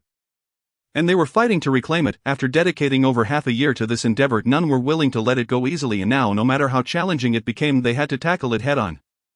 This was the fighting spirit of the design industry, and also the consistent ethos of Ling Du. Otherwise, they would never have thrived in an industry that demanded constant renewal. Ling Du never tolerated weak and incompetent personnel. Jian Yuchen had brought only one personal assistant with him. Since everyone was aware of the current situation, it was anticipated that the design team would have to put in extra effort. The list of personnel was confirmed, and they aimed to keep this trip as confidential as possible. Everyone was to send their information to his assistant for unified ticket purchases. Alright. As Jian Yuchen and Wen Ni stood up and approached the conference room door, both teams were on high alert, fearing a dispute over who would open the door first. Fortunately, they both synchronously opened their respective doors and exited together. A collective sigh of relief echoed among the onlookers. They mused that Ning was indeed bold to send these two on a business trip. They hoped they wouldn't clash at Jin Feng. Wen Ni, who always packed the most when going out, brought an abundance of disposable travel items, not to mention sheets and towels. Just as she realized her home stock was depleted, she forgot to restock. However, upon returning to the office, Jian Yuchen messaged her, reminding her to check the inventory. Wen Ni smacked her forehead, finally recalling this matter. They decided to go to a nearby supermarket after work. Okay. After they finalized their plans, Zhou Xueli sent over a document through the company software for her to sign. Li, I heard Ning is taking you and Jian Yuchen on a business trip. What major case are you working on? Wen Bu Ding, internal confidentiality. It's true, we're on a business trip, but the exact location is classified. Li, should we expect a year-end bonus then? Wen Bu Ding, if all goes well, you might have to mourn the fact that your annual leave will be postponed to next year. Li, oh heavens, all my virtues, my cultivation, my beauty have gone to waste. Wen Ni was reluctant to go on this trip. She never slept well in hotels, especially having to rise early to deal with clients was excruciating. After 3 cups of coffee and negotiating the villa's design style with the new clients, Wen Ni finally finished work and headed to the underground parking lot. To her surprise, Jian Yuchen's car was parked there. Wen Bu Ding, why haven't you left yet? Simon, I was asking which supermarket you wanted to go to. Wen Bu Ding, the one at my doorstep, I suppose. Just as Wen Ni was about to get into her car, she noticed someone hurriedly running towards Jian Yuchen's vehicle. It was Mathia. Simon, my car broke down today, and I couldn't drive it over. Where are you going? Could you give me a ride? Mathia raised her hands, blinking her eyes, pleading. Jian Yuchen's eyelid twitched, instinctively glancing at Wen Ni. Mathia also looked over, but she didn't care if Wen Ni witnessed the scene. After all, everyone in the company knew that Wen Ni had absolutely no interest in Jian Yuchen. She was not even a potential rival. Winnie is also here, then be careful on your way home. See you tomorrow. Wen Ni silently got into the car while Jian Yuchen withdrew his gaze. I am sorry, but I have an urgent matter. Mathia looked crestfallen, but it's difficult to get a taxi home alone at this hour. The subway station isn't far. Jian Yuchen started the car. Sorry, but I must go. Mathia stomped her foot in frustration as she watched the car drive away. What a tough nut to crack. Once they reached the vicinity of the supermarket, Jian Yuchen parked the car and saw Wen Ni waiting for him with a shopping cart at the entrance. Despite being married for a while, the occasions they had shopped together were few and far between. I thought you were going to take Mathia home. Guess I don't need to buy vinegar after all.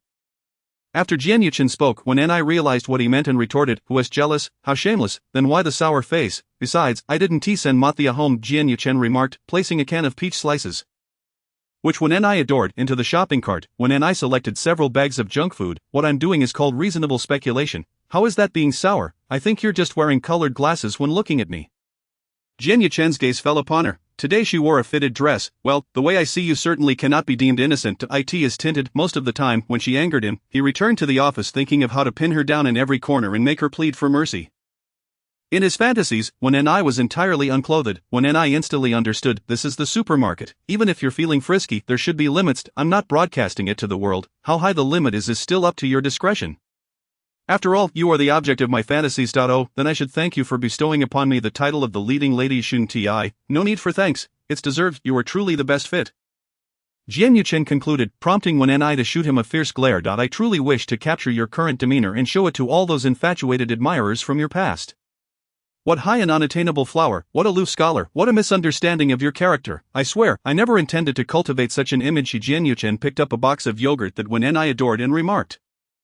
Rather exasperatedly, given my fervent passion for a particular sport, it is evident that the Jian Yuchen you speak of is merely a figment of your classmates' imaginations. Perhaps it is you who has given them that impression. As Wen Ni spoke, she was not paying attention, and upon reaching the corner, Jian Yuchen swiftly pulled her back. Be careful. When Ni's nose collided with his suit jacket, Yuchen, a gentle feminine voice resounded. Wen Ni turned her head to see Feng Hui. What had she said? All unexpected occurrences in this world tend to manifest in the most dramatic fashion, much like her initial encounter with his first love. Chapter 24. Our relationship is not what you think it is. What a coincidence. Feng Hui was evidently surprised to encounter him here. Jian Yuchen tightened his grip around Wen Ni's waist. Indeed, quite a coincidence. Feng Hui's gaze fell upon the woman nestled in his arms, perhaps taken aback by his lack of discretion in public. Is this your girlfriend? My wife, married for 3 years. The man felt the body in his embrace stiffen, his gaze drifting to the crown of Wen Ni's head, conveniently ignoring the shock and surprise reflected in Feng Hui's eyes. Wen Ni continued to feign oblivion, but Jian Yuchen had already turned her around, draping his arm over her shoulder. You know her. Wen Ni. Feng Hui was certainly astonished by the revelation of their marriage. But observing their affectionate demeanor, her expression wavered slightly, yet, she was adept at maintaining her composure. I apologize, I had no idea. 3 years is quite a long time. Feng Hui smiled. Congratulations to you both. Wen Ni forced a smile. Her relationship with Feng Hui was merely acquaintanceship, so there was little to discuss. Well, you must be busy. Jian Yuchen gently urged her away. Wen Ni sensed Feng Hui's gaze lingering on them. Why are you shrinking away? The man picked up a disposable towel, frowning at Wen Ni. She pouted. It's awkward. The differences between her and Feng Hui were stark. No, that was not quite right. From appearance to personality, they were polar opposites. Feng Hui was the quintessential beauty, fair-skinned and tall, with a gentle and harmless demeanor, always speaking in soft tones, an archetype of the campus sweetheart. Yet, Wen Ni's feelings towards her were quite complicated, for Feng Hui represented the ideal daughter in Wen Jiwen's eyes. Feng Hui had once lived in the same building as her during childhood, but as her father was promoted, they moved away. While Wen Ni climbed trees, she followed her mother to choir practice. Singing and dancing, earning the nicknames Lark and Little Monkey. By the time Wen Ni was doodling at home, Feng Hui had already become a campus journalist, appearing on television to conduct interviews. Whenever Wen Jiwen saw her return from school, he would remark, if only Feng Hui were my daughter, or Feng Hui is more like my daughter. Wen Ni did not harbor hatred for Feng Hui, but she instinctively compared herself to her. Feng Hui had been like a haunting specter throughout her education, from kindergarten to high school, perpetuating her legendary life and embodying the standard of a perfect daughter in Wen Jiwen's eyes. She discovered that Feng Hui was involved with Jian Yuchen during their senior year. The music teacher had asked her to retrieve a USB drive from the audiovisual room, considering the next class was a study session. She strolled leisurely over. Typically, this place was deserted except for computer classes, enveloped in silence. Only the sound of piano echoed through the halls. Wen Ni sipped her milk, yawned, and as she opened the door, the piano abruptly ceased. As she finished her drink, the sound of the straw tapping against the empty bottle reverberated in the classroom. A girl sat at the piano while a boy stood by the window, engrossed in a book reminiscent of a romantic novel cover. Provided these two were not individuals she despised. I'm just here to grab a USB drive, she explained her presence, quickly scanning the podium for the device the teacher had mentioned. Unfortunately, the more anxious she became, the less she could find it, her mind racing with thoughts of what they might be doing together, until a pair of hands extended toward her. Wen Ni looked up to see Jian Yuchen handing her the USB drive. Here. She rarely refrained from engaging in banter with him. As she exited the classroom, she finally exhaled. However, Feng Hui chose that moment to catch up to her. Wen Ni felt utterly uncomfortable confronted by her. She felt inferior, yet deep down she knew she was not less than Feng Hui in any way. It was Wen Jiwen's issue. He was the one projecting his insecurities onto her, yet this conflicting sentiment remained unacknowledged by anyone. And she was reluctant to magnify this trivial matter to affect her mood. What is it? Feng Hui smiled gently at her, glancing into the classroom, a faint blush gracing her cheeks. Wen Ni, can you promise not to tell anyone about Jian Yuchen and me being here? Wen Ni felt a surge of annoyance. Why did she have to be so indiscreet? I won't say a word. Feng Hui grasped her hand. I know you're the best, I'll treat you to milk tea later.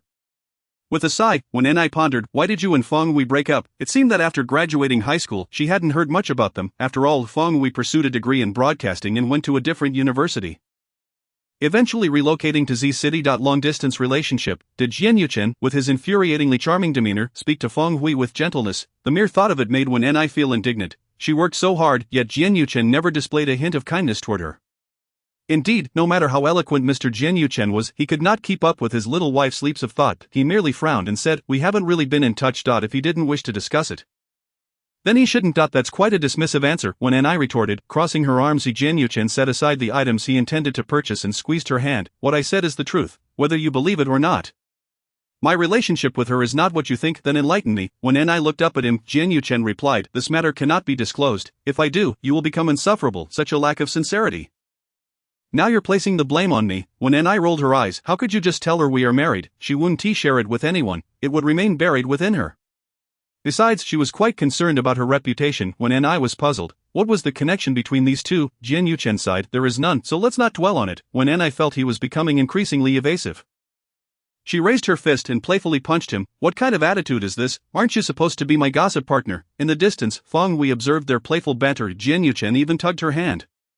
Pulling her into his embrace, Feng Wei tightened her grip on the shopping cart handle and slowly turned to leave. "Miss, you dropped something." "No, it's fine, I don't need it." After finishing her business trip preparations, when Anai sat in the living room, indulging in snacks while scrolling through her phone, and Jin Yuchen was organizing materials in the study when his computer chimed. He opened his private email to find a message from Feng Wei. "Is it convenient to meet? I'll be waiting at our usual spot." Jin Yuchen glanced at Wen Anai, who was lounging on the sofa. "Not convenient. If you have something to say, just say it. If not, I'm not coming." Jin Yuchen's soda was finished. "Could you bring me a can?" Coming. The man stood up to fetch her soda. "Drink less. Your period is coming soon." "Yes, I know, caretaker." The other side remained silent for an extended period. In a month, this email would be automatically deleted. Chapter 25, The Disappearing Act. The flight schedule was sent by Ning Yan's assistant. Indeed, it was an early morning flight. Upon seeing the departure time, when Anai rolled her eyes, this meant they had to leave by 6 a.m. to make it on time. Jin Yuchen turned around with a can of soda, only to find Wen Anai's face smeared with a crimson mask. The man couldn't help but take a step back. "What's wrong? Never seen a beauty applying a rose mask." When Anai playfully waved her hands near her chin, creating little waves. "One might think you were turned into a human lantern." Jin Yuchen opened the soda and took a sip, steadying himself. "How come that didn't scare the guts out of you?" "Alas, the heavens favor those who toil. People like me are destined for great fortune." Jin Yuchen placed another soda can in front of her. When Anai took a small sip through the straw, continuing to lounge on the sofa while scrolling through her phone. "Have you packed everything?" Jin Yuchen inquired as he sat down. When Anai replied nonchalantly, "How do you plan to travel tomorrow?" Since it was their first business trip together with the company, they needed to plan their route together. Jin Yuchen leaned back. When Anai paused, looking up at him. "The parking lot is quite large. It's not guaranteed we will run into each other. The early morning parking spots are also full. It is hard to find." When Anai grasped his meaning, Jin Yuchen regarded her. "Are you afraid?" When Anai straightened her posture. "Who was afraid?" Then it settled. When Anai glanced at the time, it was getting late. And today, as circumstances did not allow for sleeping in, the freedom of adulthood is indeed fleeting and scarce. After washing her face and performing her nighttime skincare routine, when Anai climbed into bed like a lamb awaiting slaughter. Upon seeing her settle in, Jin Yuchen switched off the bedside lamp and lay down, preparing for sleep. Generally speaking, if neither party had given any hints, they could pause their conjugal activities for a day. Especially when an early rise was on the horizon. It was an unwritten rule. Jin Yuchen adjusted his breathing, disregarding the faint fragrance emanating from Wen Ni's body, as he prepared to drift into slumber. However, beside him, when Anai kicked aside the air conditioning blanket and began to flail her legs. "What are you doing? Don't you think I've put on some weight lately? I had carbs again tonight. I need to burn some calories." "I didn't see you being cautious while eating, so now you're trying to remedy the situation." When Anai covered her ears, refusing to listen, while desperately kicking her legs, exhausting herself in the process. "I'm so busy lately that I can barely find time to hit the gym. My personal trainer might as well kneel down and call my mother." Lying on the bed, when Anai gasped for air, Jin Yuchen pinched her soft arm, pondering the prospect of feeling a solid muscle beneath his fingers in the future, and mused, "I just invested in a hotel. I'll take you there to swim sometime. The environment is quite pleasant." When Anai paused, turning to gaze at him. "Just how wealthy are you? When did you decide to invest in a hotel? After 3 years of marriage?" "Isn't it a bit late to start caring about my account balance?" She raised an eyebrow. "Isn't that a good thing? It shows I'm not overly interested in your finances, thus preventing you from becoming the disappearing man. If you had the ability to say that, it would be a different story. With your intellect, who could you possibly outsmart?" The secrets hidden in her eyes were all too apparent. "What a fine quality I possess. How can it sound so unappealing coming from your lips?" Jin Yuchen stretched his long leg to pin her down and nestled into the nook of her neck. "Let us sleep. I'll take care of the exercise." When Anai sensed a hint of something amiss but resolutely refused to entertain any notion of flowing little yellow flags, men always seemed to exude a comforting warmth and pleasant scent that drew her in. Unable to resist, she burrowed into his embrace, seeking a comfortable position before surrendering to sleep. The following morning, the two quickly arose and dressed. As they were about to leave, Jian Yuchen casually grabbed her suitcase. Though it was the same 24-inch size, hers was considerably heavier. "What have you packed in here, my noble soul?" When I shrugged. "Okay, fine, just a few travel-sized toiletries, masks, makeup, and my laptop." Jian Yuchen was at a loss for words. Indeed, beauty comes at a price. When I felt that his awareness had evolved. Once in Jian Yuchen's car, she retrieved her U-shaped pillow, intending to catch a quick nap. "Wake me when we arrived." He played some soothing music, and she fell asleep almost instantly. Halfway through the journey, Jian Yuchen received a phone call. Ningyan's voice resonated within the car. When I opened her eyes, curious about what he might say. "Have you set off yet?" "We'll arrive in half an hour." When I didn't answer the call, unaware of their whereabouts, Jian Yuchen glanced at her, concluding that she was likely busy driving. "Perhaps we'll meet at the boarding gate. By the way, I just ran into Shenhui Su. He's on our flight too, probably heading to Jinfeng as well, which increases our odds a bit." Jian Yuchen regarded the red traffic light ahead, feeling that Shenhui Su was a persistent presence. When I widened her eyes. "What a tangled fate. I told you, any emotional entanglement with a man, especially in the workplace, complicates everything." Jian Yuchen remained silent as Ningyan muttered something before stating they would discuss it further upon arrival. Subsequently hanging up, the car progressed forward, now on the airport overpass. When I cleared her throat, attempting to change the subject. "By the way, do you have the list of attendees for this trip? I gathered the team last night. You mentioned it would be the same few people." "Really?" When I exclaimed, dramatically pulling out her phone. "Oh, it really is. I thought it was some boring advertisement and blocked it." Jian Yuchen shot her a glance but continued driving. When I inquired, "How do we get to the airport together?" "Isn't that a bit too obvious? What if we bump into someone in the parking lot who says walking together implies something suspicious?" When I found it strange that he was suddenly so unconcerned about appearances. Usually, he was quite cautious about such things. She pouted. "Fine, I'll let it slide, considering you're driving me." The airport was already congested early in the morning. They had to queue in the parking lot, and once Jian Yuchen parked, he grabbed Wen's suitcase and they proceeded. When I silently followed, feeling that it was odd for the two of them to appear together in front of their colleagues for the first time. As fate would have it, just as they entered the elevator, they encountered two colleagues from the company, Supna from the market research department and Fritz from the media department. "Simon Winnie." Their gazes fell upon them. Jian Yuchen smiled nonchalantly. "What a coincidence." "Indeed, quite the coincidence. We thought we were going to be late." "Have you just arrived?" "Yes, our cars happened to park together." Their eyes fell upon the two suitcases Jian Yuchen was carrying. He stood firm, avoiding eye contact, seemingly unfazed by the situation, while when I felt a pang of guilt. It made the two colleagues think, how gentlemanly of him. Perhaps I'm overthinking it. After all, this is Jian Yuchen and when I. Chapter 26. Could you switch seats with me? After the four exchanged greetings, they maintained the basic etiquette expected among colleagues. However, when I knew that they would definitely share a message in their small group chat. Goodness. I just saw Jian Yuchen and Wen I together. Jian Yuchen was still helping Wen I with her luggage. After half an hour of chatting, they would likely arrive at two conclusions. 1. Jian Yuchen must have some leverage over Wen I, the formidable woman. Or 2. Jian Yuchen is her gay friend. Oh my, the latter was simply too delightful, perfectly sidestepping any need to explain their simultaneous appearance while also casting Jian Yuchen in a negative light. When I had already begun to devise a plan to ask Jian Yuchen for a confidentiality fee, the elevator arrived at the airport terminal's first floor, and the usual procedures followed. Supna, being quite the enthusiastic person, linked arms with Wen I as they exited the elevator, cheerfully suggesting they grab a cup of coffee since they had some time to spare. Fritz naturally gravitated towards Jian Yuchen. Assisting with the ladies' luggage, Supna turned back to express her gratitude. Thank you both for your help. I'll treat you to coffee later. When I overheard Jian Yuchen and Fritz discussing the recent stock market. She listened intently as the earnings from her investments needed careful management. When the four reached the boarding gate, the majority of their group had already gathered. Where is Ning? Fritz inquired. Oh, he seems to be chatting with General Shin from Jinfeng in the VIP room. Ningyan's assistant began to count heads, and when I noticed an intern from Group E, Gu Wang, waving at her, prompting her to approach. Director, feeling nervous for your first business trip? She remarked, noticing he had brought along a DSLR camera. Gu Wang smiled. It's fine. My dad said I should observe and learn as much as I can. It was often said that a designer's style reflected in their students' in the creative department. Aside from Wen I as the design director, the two major designers from Groups A and B had distinct styles. Group A excelled at catering to market demands and understanding current client needs, making it suitable for both residential and commercial design, led by the seasoned designer Wang Linmu, who had years of experience. His intern, Yu Xiaozhu, had just graduated this year, and their approaches aligned well, fostering a strong rapport with the marketing and client departments.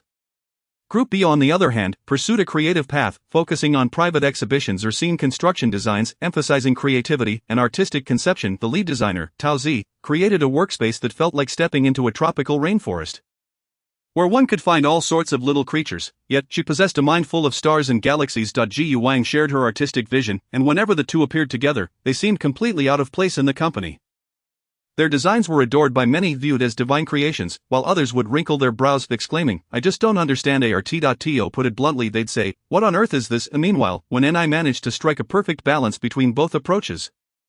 Tao Zi, wearing sunglasses and clad in vintage attire, lounged in a corner. Gu Wang quietly explained, "She didn't sleep well, I can tell." When Ni replied, "Wang, do you feel confident this time?" Wang Lin musai. "It's hard to say. I spotted that General Shen earlier, and I don't think he requires particularly impressive designs." This was the kind of gossip that circulated quietly among their circle. The underlying message was clear: Shen Huaisu was clearly a businessman. Design was secondary, while profit was paramount. Don't worry, our Ning has extensive connections. Jian Yuchen suddenly took a seat opposite them. "When it comes to business, it's best left to professionals." While Jian Yuchen's statement held merit. If things were hopeless, they wouldn't be lingering there. As long as Jin Feng didn't close the door on negotiations, they would still compete. Ning Yan quickly emerged, looking rather cheerful. "I was just about to ask if you all had arrived. I was worried you might be late." Ning squeezed into the group. Supna handed him a cup of coffee, and he accepted it with thanks. "This time, let us be fully prepared. Our chances are quite substantial. We've worked hard for half a year, so let us seize this opportunity." When Ni truly admired how energetic Ning Yan was so early in the morning. Once on the plane, all she wanted was to catch up on sleep. The assistant began distributing boarding passes, and everyone started looking for seats together. When Ni received her pass, opened her coffee without looking, and took a sip. To her surprise, she discovered that Jian Yuchen was still seated with them. Years of experience with classmates, bitter rivals, and brief colleagues have led her to conclude that Jian Yuchen is an exceptionally fastidious individual. How could he possibly be seated in business class? After scrutinizing the situation twice, she confirmed that Jian Yuchen was indeed on the same flight as them and curiously inquired, "Are you not flying first class today?" Jian Yuchen, positioned behind her, replied, "I wouldn't want you to think I'm frivolously spending money. I thought I'd save you some." When Ni glanced around nervously, worried that others might overhear, "Are you trying to get us killed?" "That's far too obvious to say in public." Jian Yuchen looked down at her anxious demeanor, smirked, and gently turned her head in another direction. Their little gestures did not go unnoticed by the others. Wait, has Simon grown so audacious as to tread on the Queen's turf? They wondered whom they should assist first. After a tense stretch of travel with no incidents, everyone finally exhaled in relief. It appeared that when Ni, who had risen early for her business trip, was relatively easygoing. In any case, even if the two shared a kiss right there, onlookers would assume one of them was coerced into it. When Ni glanced at her seat and then at the ticket in Jian Yuchen's hand, "Lily has truly outdone herself. I want the window seat." Jian Yuchen tilted his head, signaling her to hurry up as others were still boarding. Besides, if she wanted to sit on him, he wouldn't object to that, let alone a window seat, once seated. When Ni retrieved her headphones, eye mask, and U-shaped pillow, intending to drift off to sleep, however, before she could secure her eye mask, she heard Shen Huayu's voice. "What a coincidence, would you mind switching seats?" The comment was directed at Jian Yuchen. Coincidence? Jian Yuchen raised his gaze from his phone. President Shen certainly has a sense of humor. Unfortunately, it's not all that amusing. After saying this, he closed his eyes to rest. When Ni glanced at Jian Yuchen and then at Shen Huayu, who was fixated on her. A shiver ran down her spine. "How about you switch with me?" Both men turned to her in unison, their expressions clearly stating, "Are you out of your mind?" At that moment, to avoid drawing attention to herself, when Ni silently shifted her gaze to the scenery outside, it wasn't as if she had wished to encounter her ex-boyfriend had he not been a client.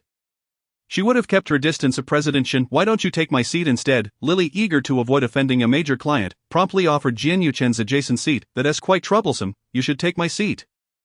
This is my ticket." Chapter 27. Is this not a choice for you? Why choose to squeeze into business class when there's a perfectly good first-class cabin available? Such ambition is indeed suspect.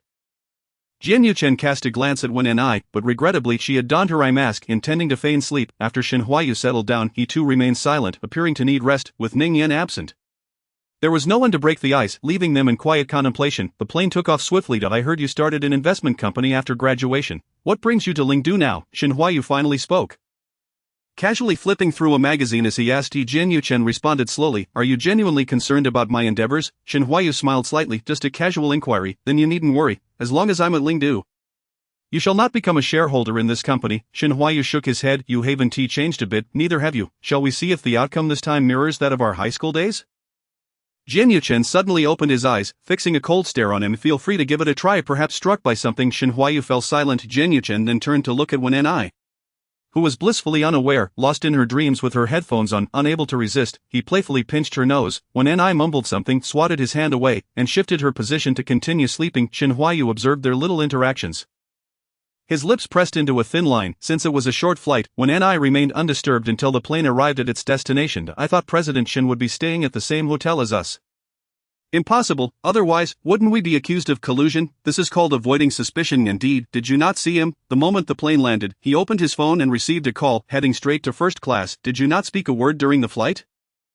He remained silent upon arrival. I merely addressed him as President Shin. You let a good catch slip away. When Ni, donning sunglasses under the blazing noon sun, felt her energy drained by the early start. The hotel shuttle had arrived. Ning Yan was quite animated, as the minibus was filled with familiar faces. He turned to everyone and announced, we'll rest for the night at a resort hotel.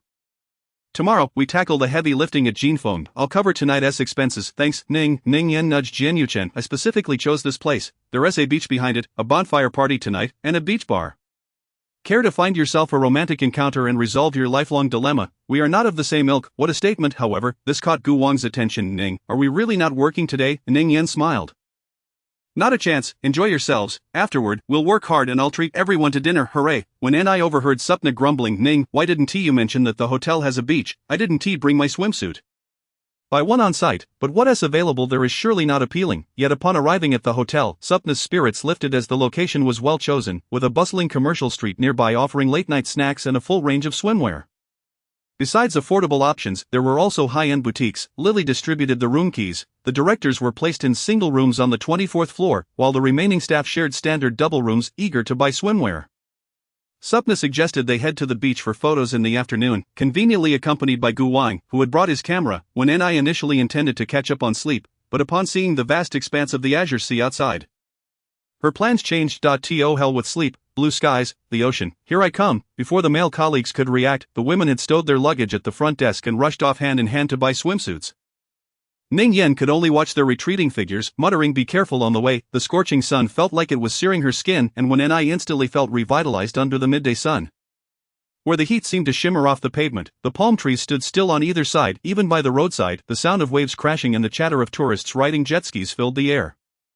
The closer they got to the beach, the less fabric people wore. The sizzling hot girls dashed about in bikinis, making Ni and her colleagues, clad in work attire, feel oddly out of place. As soon as Ni entered the swimwear store, she barely felt the cool air from the air conditioning before receiving a message from Jian Yuchen. Simon, no three-piece swimsuits allowed when buting, then a one-piece. Simon, no high-cut styles. When buting, freedom of dress, thank you. As he continued typing, when Ni disregarded his restrictions, the more he forbade her, the more rebellious she became. Of that one, the bright red one, please wrap it up for me. The group quickly returned to the hotel. Taozi said, see you on the beach later. Okay. When Ni took out her room key, ready to swipe in when someone swiftly emerged from the adjacent room. Wrapping an arm around her waist and pulling her inside while deftly shutting the door behind them, the fluidity of the movement left her startled. What are you doing? You scared me. She looked up to see it was Jian Yuchen and withdrew her foot from where she had aimed to kick him. He lowered his gaze, then casually lifted her shopping bag, rummaging through it. Upon seeing the swimsuit, his eyelids twitched. This is the most beautiful one inside, and this red is perfect for my skin tone. Well then, go change. When Ni was taken aback that he was being surprisingly agreeable, Jian Yuchen's smile was devoid of warmth. Oh, isn't this color flattering on you? When Ni took the swimsuit, giving him a scrutinizing look. So I'm changing now. Jian Yuchen opened the bathroom door for her. Your choice, bedroom or bathroom, you're free to decide. His tone was oddly suggestive. When Ni's internal alarms went off, she took a couple of steps back. You're not thinking of taking advantage of me while I'm changing, are you? Jian Yuchen raised an eyebrow, clearly intrigued as he awaited her to voice the correct answer. However, the mood shifted abruptly. Are you planning to ambush me? How did you know I bought ice cream? You want to eat it while I change, don't you? I merely had a bite of your last one last night. Is it really that serious? You can smell it. Jian Yuchen was momentarily speechless, and as when Ni sensed the situation turning unfavorable, she made a move to escape, only to be playfully lifted and shoved into the bathroom. Hey, don't pull so hard, this is quite expensive. I'll compensate you, but I need to wear it tomorrow. Oh, you're so clumsy. When Ni giggled as he made her squirm. Chapter 28, no way. Gigi. Unlike the capitalist Jian Yuchen, who even exploits his wife during her rare business trip, this is an unimaginable cruelty. The man ground his teeth, a chilling smile escaping his lips. 10 minutes, when has 10 minutes ever been sufficient for you? When Ni appeared somewhat unnatural, I can manage in 5 minutes. Surely you can too. She provocatively tugged at his shirt collar, tauntingly saying, really now, Gigi? Jian Yuchen revealed his signature cold wolfish grin. An alarm blared in when Ni's mind as she swiftly attempted to escape. only to be pinned against the mirror by the man. Before she could plead for mercy, he sank his teeth into her neck. Are you a dog? The man was fierce, holding back just enough. For he still wished to admire her muscular physique later. The phone left in her bag vibrated incessantly. Downstairs, Supna glanced at her phone, puzzled as to why Winnie wasn't answering. Towsy spotted an ice cream truck on the beach, suggesting, shall we go play first? Alright, she can still see us from the beach, they decided, and off they went. Shameless, should I curse a bit more? The despicable, mediocre at best, bastard, you son of a turtle. Jian Yuchen poked her belly button, declaring, I am the bastard, and you must bear me a turtle son. When Ni, infuriated, attempted to bite him but was pressed back down, finally resembling a fish that had flipped over when she eventually emerged. She concealed the redness at the corners of her eyes, although she did indeed don a red swimsuit. Only Jian Yuchen, the dog, laid eyes upon her. He even insisted she wear denim shorts when she came down, which was his greatest concession. After a turn in front of the mirror, she noticed little strawberry marks on her neck, back, and inner thighs. That rogue truly was a rogue. Ultimately, she had to slap on foundation in a frenzy. And with Jian Yuchen's white shirt tied above her thighs, she made her entrance. Director, you finally came down, Towsy remarked, having collected a variety of colorful shells from the shore. Surprised by her tardiness, she inquired, what took you so long? When Ni, feeling drained and somewhat unfocused, still lingered in the afterglow of recent events. Where is everyone? Yu Xiaozhu and Supna went to play on the slide, the others are engaged in various water activities. Gu Wang followed them to take beautiful beach photos. Towsy always possessed a sense of being both part of the crowd and apart from it. She participated in group activities but always sought her own comfort.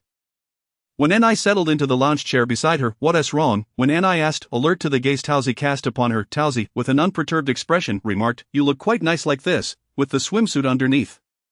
Your top one tee right up. When Ni's silence was deafening. Thank you for the compliment. Please refrain from praising me again. Winnie, you finally made it down. Supna cheerfully returned with 2 scoops of ice cream.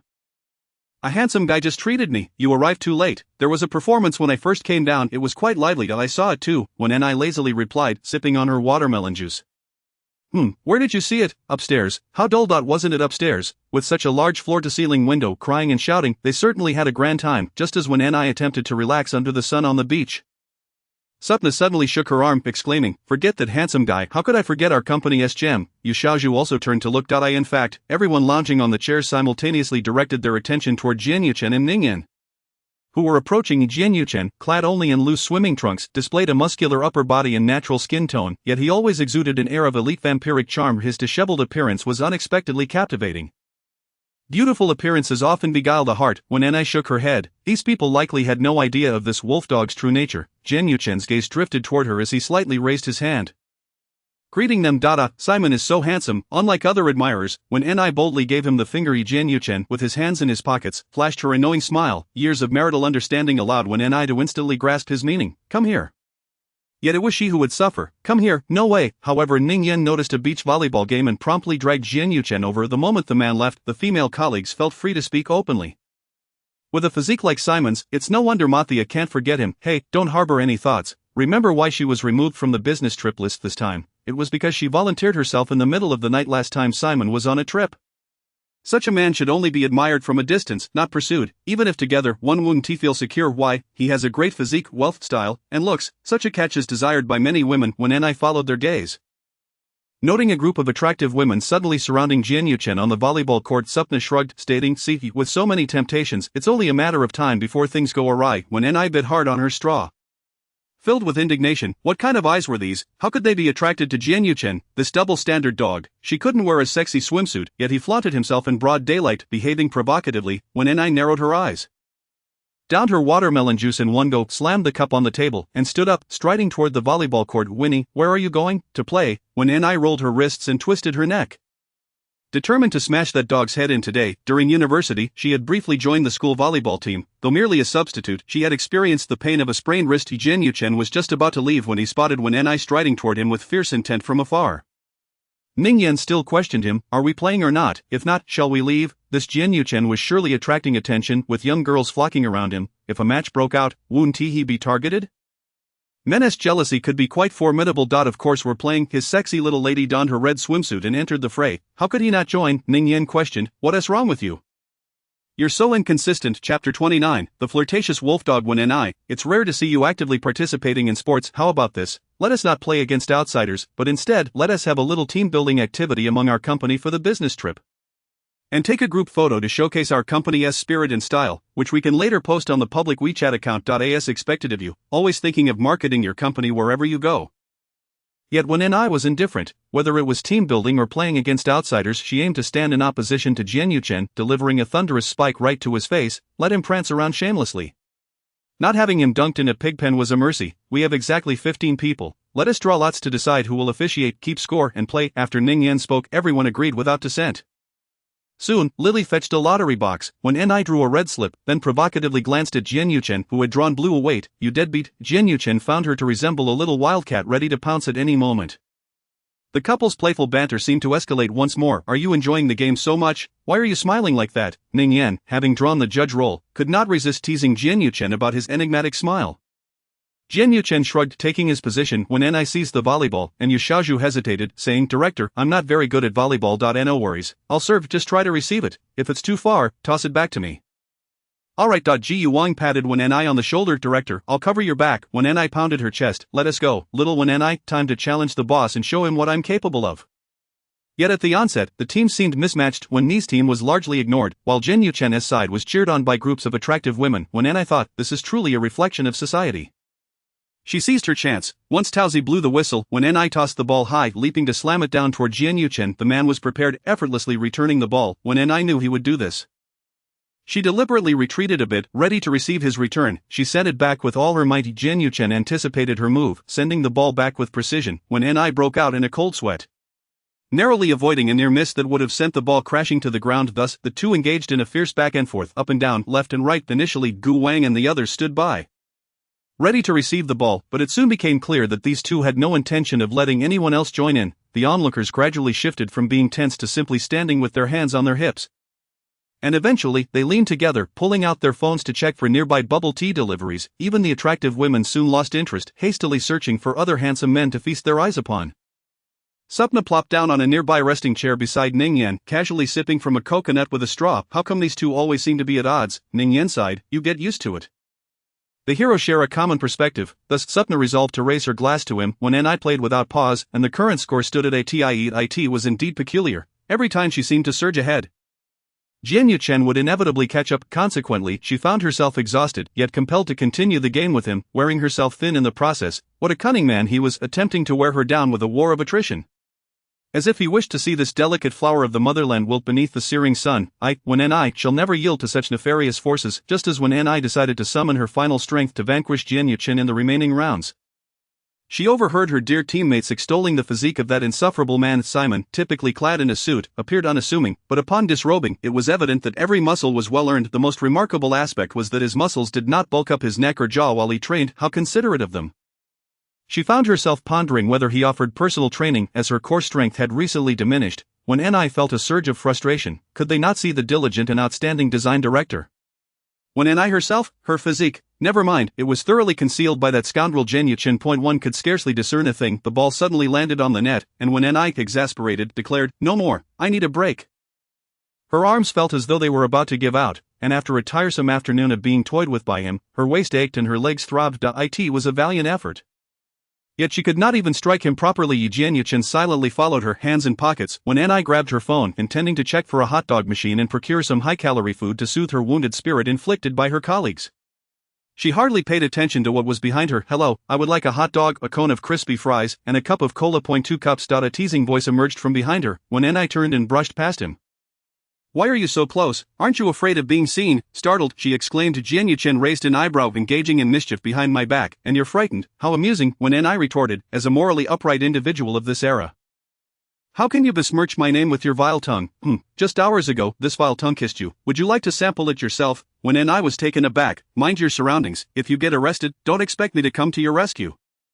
Upon finishing, she noticed others were also watching Jian Yuchen. You, come with me, she commanded. Jian Yuchen obediently held 2 cups of cola and followed her. Once they reached a slightly more secluded changing area, when Ni revealed her true feelings, what possessed you to come down wearing only swim trunks? I lack freedom, yet you dress so provocatively. You mean to say I should have donned formal attire? Jian Yuchen countered. When Ni glanced around and pointed at an elderly lady selling floral shirts. Then go buy one of those, it's only 20 yuan, a bargain for you. Jian Yuchen had likely never owned such flamboyant attire. You really want me to wear that? Are you unwilling? Is it because of jealousy? When Ni viciously bit into a large sausage, her lips glistening with grease. Indeed, I am jealous. I wish to see my husband dress like that. When Ni relished the thought of him making a fool of himself, yet the mention of jealousy and husband pleased him. Fine, I shall indulge you. That he strode towards the elderly lady, and when Ni merrily followed. Selecting the most hideous shirt reminiscent of a middle-aged man, yet Jian Yuchen donned it with ease, transforming into a character straight out of a Hong Kong film, exuding a delightful blend of charm and seriousness. He perfectly embodied the duality of righteousness and mischief. When do these people possess any sense of aesthetics? Why are they praising him? Chapter 30, All that matters is nutritional balance. Where have you two been? I was just about to search for you. Ning Yan waved them over, his gaze landing on Jian Yuchen, who was clad in the floral shirt behind Wen Ni, unable to contain himself. Ning Yan frowned. Jian Yuchen, if you're being threatened, just blink. Supna walked over, took a glance, and remarked, I think it looks rather good. Which brand is it? It has a casual yet sophisticated vibe. When Ni sighed with an expressionless face. Is it possible that this shirt has a high collision rate on this beach? In truth, many don floral shirts, yet few would choose one that looks so dreadful. Tao Zi leaned in holding a cola. Ah, a fun fact. The completion of fashion relies heavily on one's face. Yu Xiaozhu nodded, agreeing, that makes sense. When Ni was thoroughly exasperated with this group. Not one stood by her side. Ning Yan clapped Jian Yuchen on the shoulder. I should get one too. Hey Wen Ni, don't go that way. I've ordered from the barbecue stall. Following his gesture, Wen Ni noticed Gu Wang and Fritz had already commenced grilling. The evening sun cast its glow on the beach, illuminating each strand of hair. When Ni felt one side of her face burning, anticipating she might gain 2 pounds tonight. Fortunately, her physical activity earlier in the day might counterbalance it.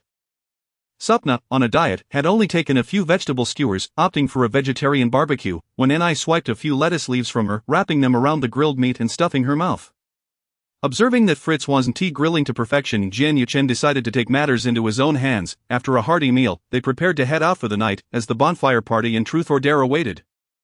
With the raucous music and overwhelming essence of hormones from the opposite sex proving far more enticing than barbecue, before long, only Jian Yuchen, who continued grilling, and Wen Ni, who was stuffing her face, remained. Hey handsome, would you like to join us for a card game? Wen Ni bit into her meat-filled vegetable wrap with a fierce expression, only for Jian Yuchen to lazily reply, sorry, my wife is rather strict. If you keep talking to me, she might come home and use a whip on me. Cough, cough, cough. Wen Ni, who had been eavesdropping, nearly choked on her food. The bold girl turned her gaze towards Wen Ni and, after a brief awkward smile, said, my apologies, I thought you were single. Why else would a couple sit so far apart? Yet upon closer inspection, there appeared to be a peculiar fondness in their interaction. He grilled while she ate. When Ni's face flushed crimson. Are you trying to kill me? Jian Yuchen flipped the meat. How could I bear to let that happen? Right, my bed partner. After adding more dipping sauce, he casually changed the subject. You don't have to be so thrilled just because I grilled some meat for you. Just as Wen Ni was about to turn and scold him, Jian Yuchen had already placed a plate of grilled squid in front of her. Wen Ni adored squid legs, picking one up with a somewhat awkward expression. This is a one-time offer.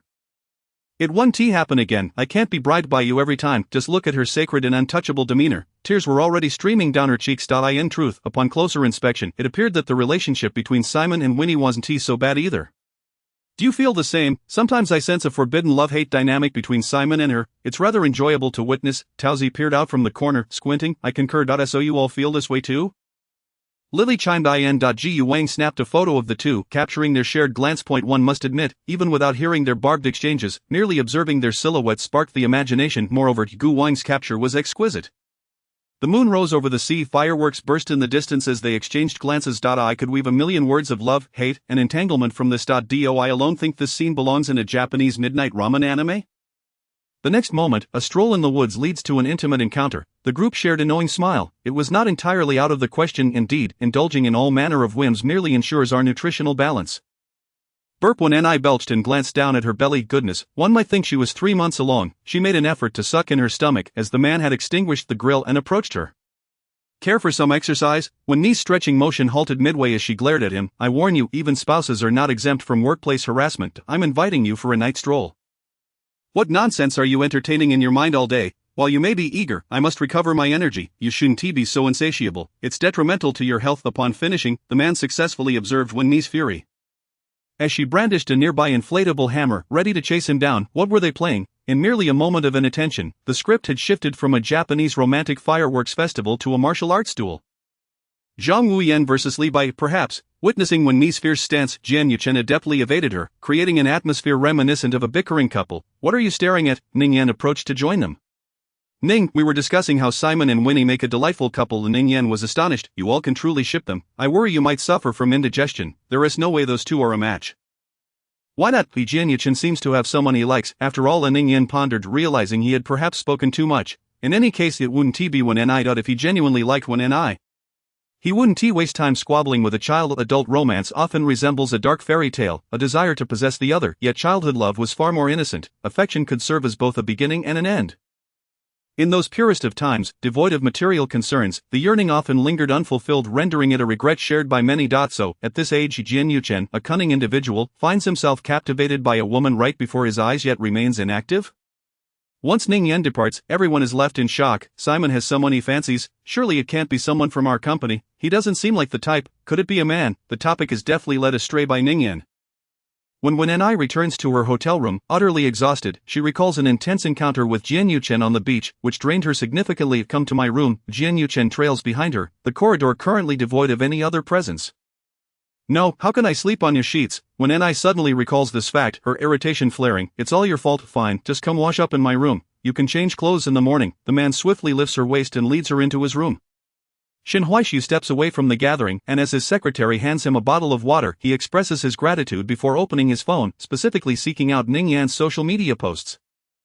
Indeed, Ning Yan has uploaded a group photo by the seaside. When Ni leans against the back, smiling at the enchanting figure in front of her, only to notice Jian Yuchen, who has been observing her intently.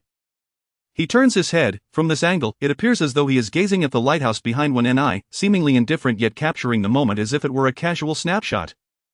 Yet, he is acutely aware that Jian Yuchen's eyes are fixed on Ni. Chapter 31. Does Ni feel the same, Mr. Shin? Shin Huaishu allows the screen to black out before putting it away. Gradually inquiring, have the seating arrangements for tomorrow's bidding meeting been finalized? They should be all set. Have them rearranged. Elevate Lingdu's position now. Is there a problem? None. Shin Huaishu takes a drag from his cigarette, while the secretary informs the person responsible for seating arrangements. Casting a discreet glance at Shin Huaishu, emphasizing that the designer should sit near the leaders from her company. How long have you been with me? Shin Huaishu suddenly asks. The secretary, taken aback, responds honestly. Over 2 years. What kind of person do you think I am? The secretary ponders. Professional, with keen insight. No, not from that perspective. Shin Huaishu squints, requesting an assessment from a woman's viewpoint, having been by his side for so long. The secretary has gathered some insight into his private life. Does Mr. Shin prefer the truth or a white lie? Shin Huaishu smiles. Naturally, the truth. The secretary takes a deep breath. As a leader, you are indeed commendable. But as a boyfriend, if it were me, I wouldn't consider it. Shin Huaishu flicks the ash from his cigarette. May I inquire about the reason? The secretary hesitates. Perhaps it may not be pleasant to hear. But having been by your side for 2 years and witnessing the states of your 3 ex-girlfriends, I find that you seem to love yourself more when your partner cannot receive more affection from you. You perceive them as burdensome, leading to a repetitive cycle. Unless you seek a woman who is completely self-sacrificing, one whose mere glance suffices to satisfy you, you may not love her much, but she will undoubtedly adore you. Of course, this is merely my personal opinion, without any substantial reference. Shin Huaishu chuckles. Good. He gazes at the private room's door, reminiscing about Ni from today. Compared to her high school days, she is transformed entirely.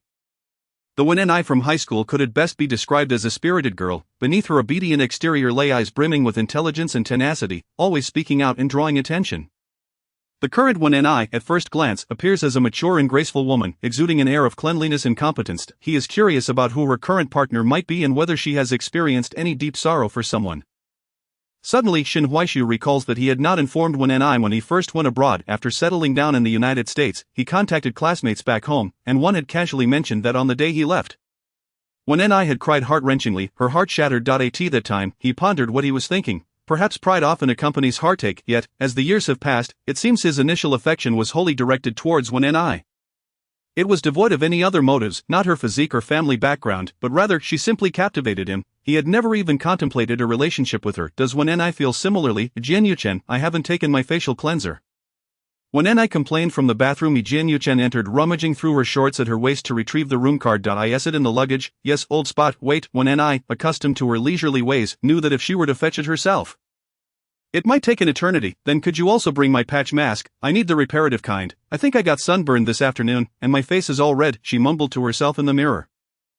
Jian Yuchen swiftly swiped the card to enter her room, dragging her suitcase over. Upon reaching the door, he encountered Ning Yan standing there, stunned as he witnessed Jian Yuchen emerging from the adjacent room. Did I misremember? Is this really your room? Where did you go in the middle of the night? Ning Yan approached him immediately. Jian Yuchen felt overwhelmed. Did you come looking for me? Yes, I wanted to have a couple of drinks with you. Come on, Ning Yan insisted, attempting to enter. The bed was still strewn with Wen's clothes. Jian Yuchen had neglected to tidy up the suitcase. The state of disarray in the room was evident to any adult. Jian Yuchen quickly blocked him, resolutely stating, I made a mistake. This is someone else's room, mine is next door. Then how did you get in? Ning Yan lowered his voice, hastily helping him close the door. The door hadn't shut completely. Jian Yuchen approached his own room door. I'm feeling a bit unwell. Let us catch up tomorrow. Ning Yan frowned, snatching Jian Yuchen's room card and swiftly unlocking the door. How can I just ignore you when you're unwell? We've been friends for so many years. Do you still regard me as an outsider? Ning Yan pushed the door open, while Jian Yuchen gripped his wrist from behind. Casting a glance into the room, what are you doing? Ning Yan regarded him with a peculiar expression. Are you hiding a woman in there, causing such a fright? He sauntered ahead, settling onto the sofa in the living area. This first-floor bar has such fine liquor. I came up to share a drink with you and relieve some stress. Jian Yuchen's gaze darted to the bathroom, realizing Wen was no longer inside. He placed the suitcase in a corner. Ning Yan had intended to ask why he was only now retrieving his suitcase, but men typically refrain from probing into such trivial matters. After all, he wasn't Jian Yuchen's woman. What do you think about the confidence Shen Huaishu expressed regarding our situation? Jian Yuchen opened the wardrobe, noticing when I was absent. He furrowed his brow, responding to Ning Yan's query. I've made myself quite clear. His intentions are not solely focused on the matter at hand. He approached the desk, preparing to open his laptop when suddenly his leg was pinched. Jian Yuchen remained composed.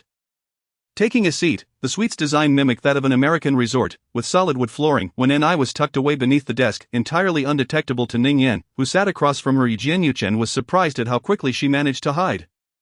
Had she not grown up right under his nose, he might have believed this was the result of extensive training over the years. His gaze lingered on her as Ning Yan spoke. Why do I get the impression you have a significant grudge against him? Did you lose to him in basketball before him? Jian Yuchen unlocked his computer and Ning Yan found it amusing, shaking his head and moving closer to hand Jian Yuchen a drink. It's rare to see you exhibit such childish emotions towards anyone other than when in the adult workplace. One must wear a mask. No matter how much one dislikes another, it won't be openly displayed. I work hard to earn money, so I won't have to be beholden to others. I've already endured enough. After saying this, Jian Yuchen's leg was pinched again, when I was still teasing him from beneath the desk. Ning Yan leaned against the table, completely unaware of Jian Yuchen's unusual behavior. By the way, why did you invest in Lingdu? Ning Yan frowned. I remember you never looked favorably upon small companies. Jian Yuchen noticed when I perked up her ears.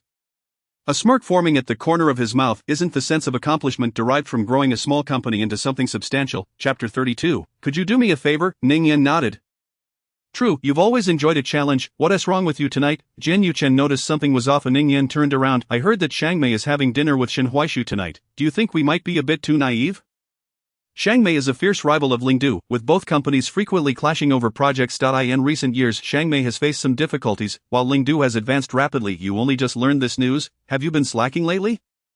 Jian Yuchen reclined against the chair's back. Ning Yan clicked his tongue. I had a blast today and didn't even realize Shang Mei was waiting for me. Rest assured, tonight they will receive the same outcome as us. Shen Huaishu won't provide them with any clear direction. Ning Yan frowned. How can you be so sure? I'm worried Shen Huaishu might be playing us, because he has just cast the bait. The fish haven't bitten yet. Why would he reel in the net? Jian Yuchen observed when who seemed intent on turning his leg hair into a bow. He playfully nudged her backside with his foot. When shot him a fierce glare from beneath the table. His phone buzzed in his pocket. Ning Yan glanced at his phone, anxiety creeping in. If I don't get a definitive answer tonight, I fear I won't sleep tomorrow. Why do you think those old-timers at Shang Mei keep hounding us? Is it possible that Shang Mei shares your thoughts? Jian Yuchen observed when checking her messages on her phone.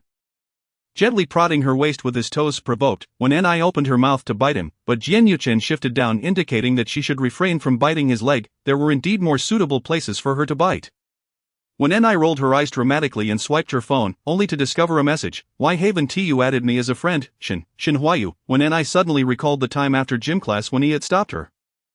Shen Huayu came from a wealthy family. His father was a leader in a large corporation, and during parent-teacher meetings, his flashy car would be parked right at the entrance. He excelled academically and was quite handsome, garnering considerable popularity in school. Thus, when he suddenly stopped several classmates turned to glance at them. That age interactions with the opposite sex were particularly sensitive. When noted that class was about to end, and the hallway would soon be teeming with students. What do you want from me? Shen Huayu scratched his nose. Would you like to be my girlfriend? No one rejected him without a moment's hesitation. Shen Huayu was taken aback. It was his first time boldly speaking to a girl, and he had not anticipated such a refusal. "May I ask why?" when Ni turned to look at him.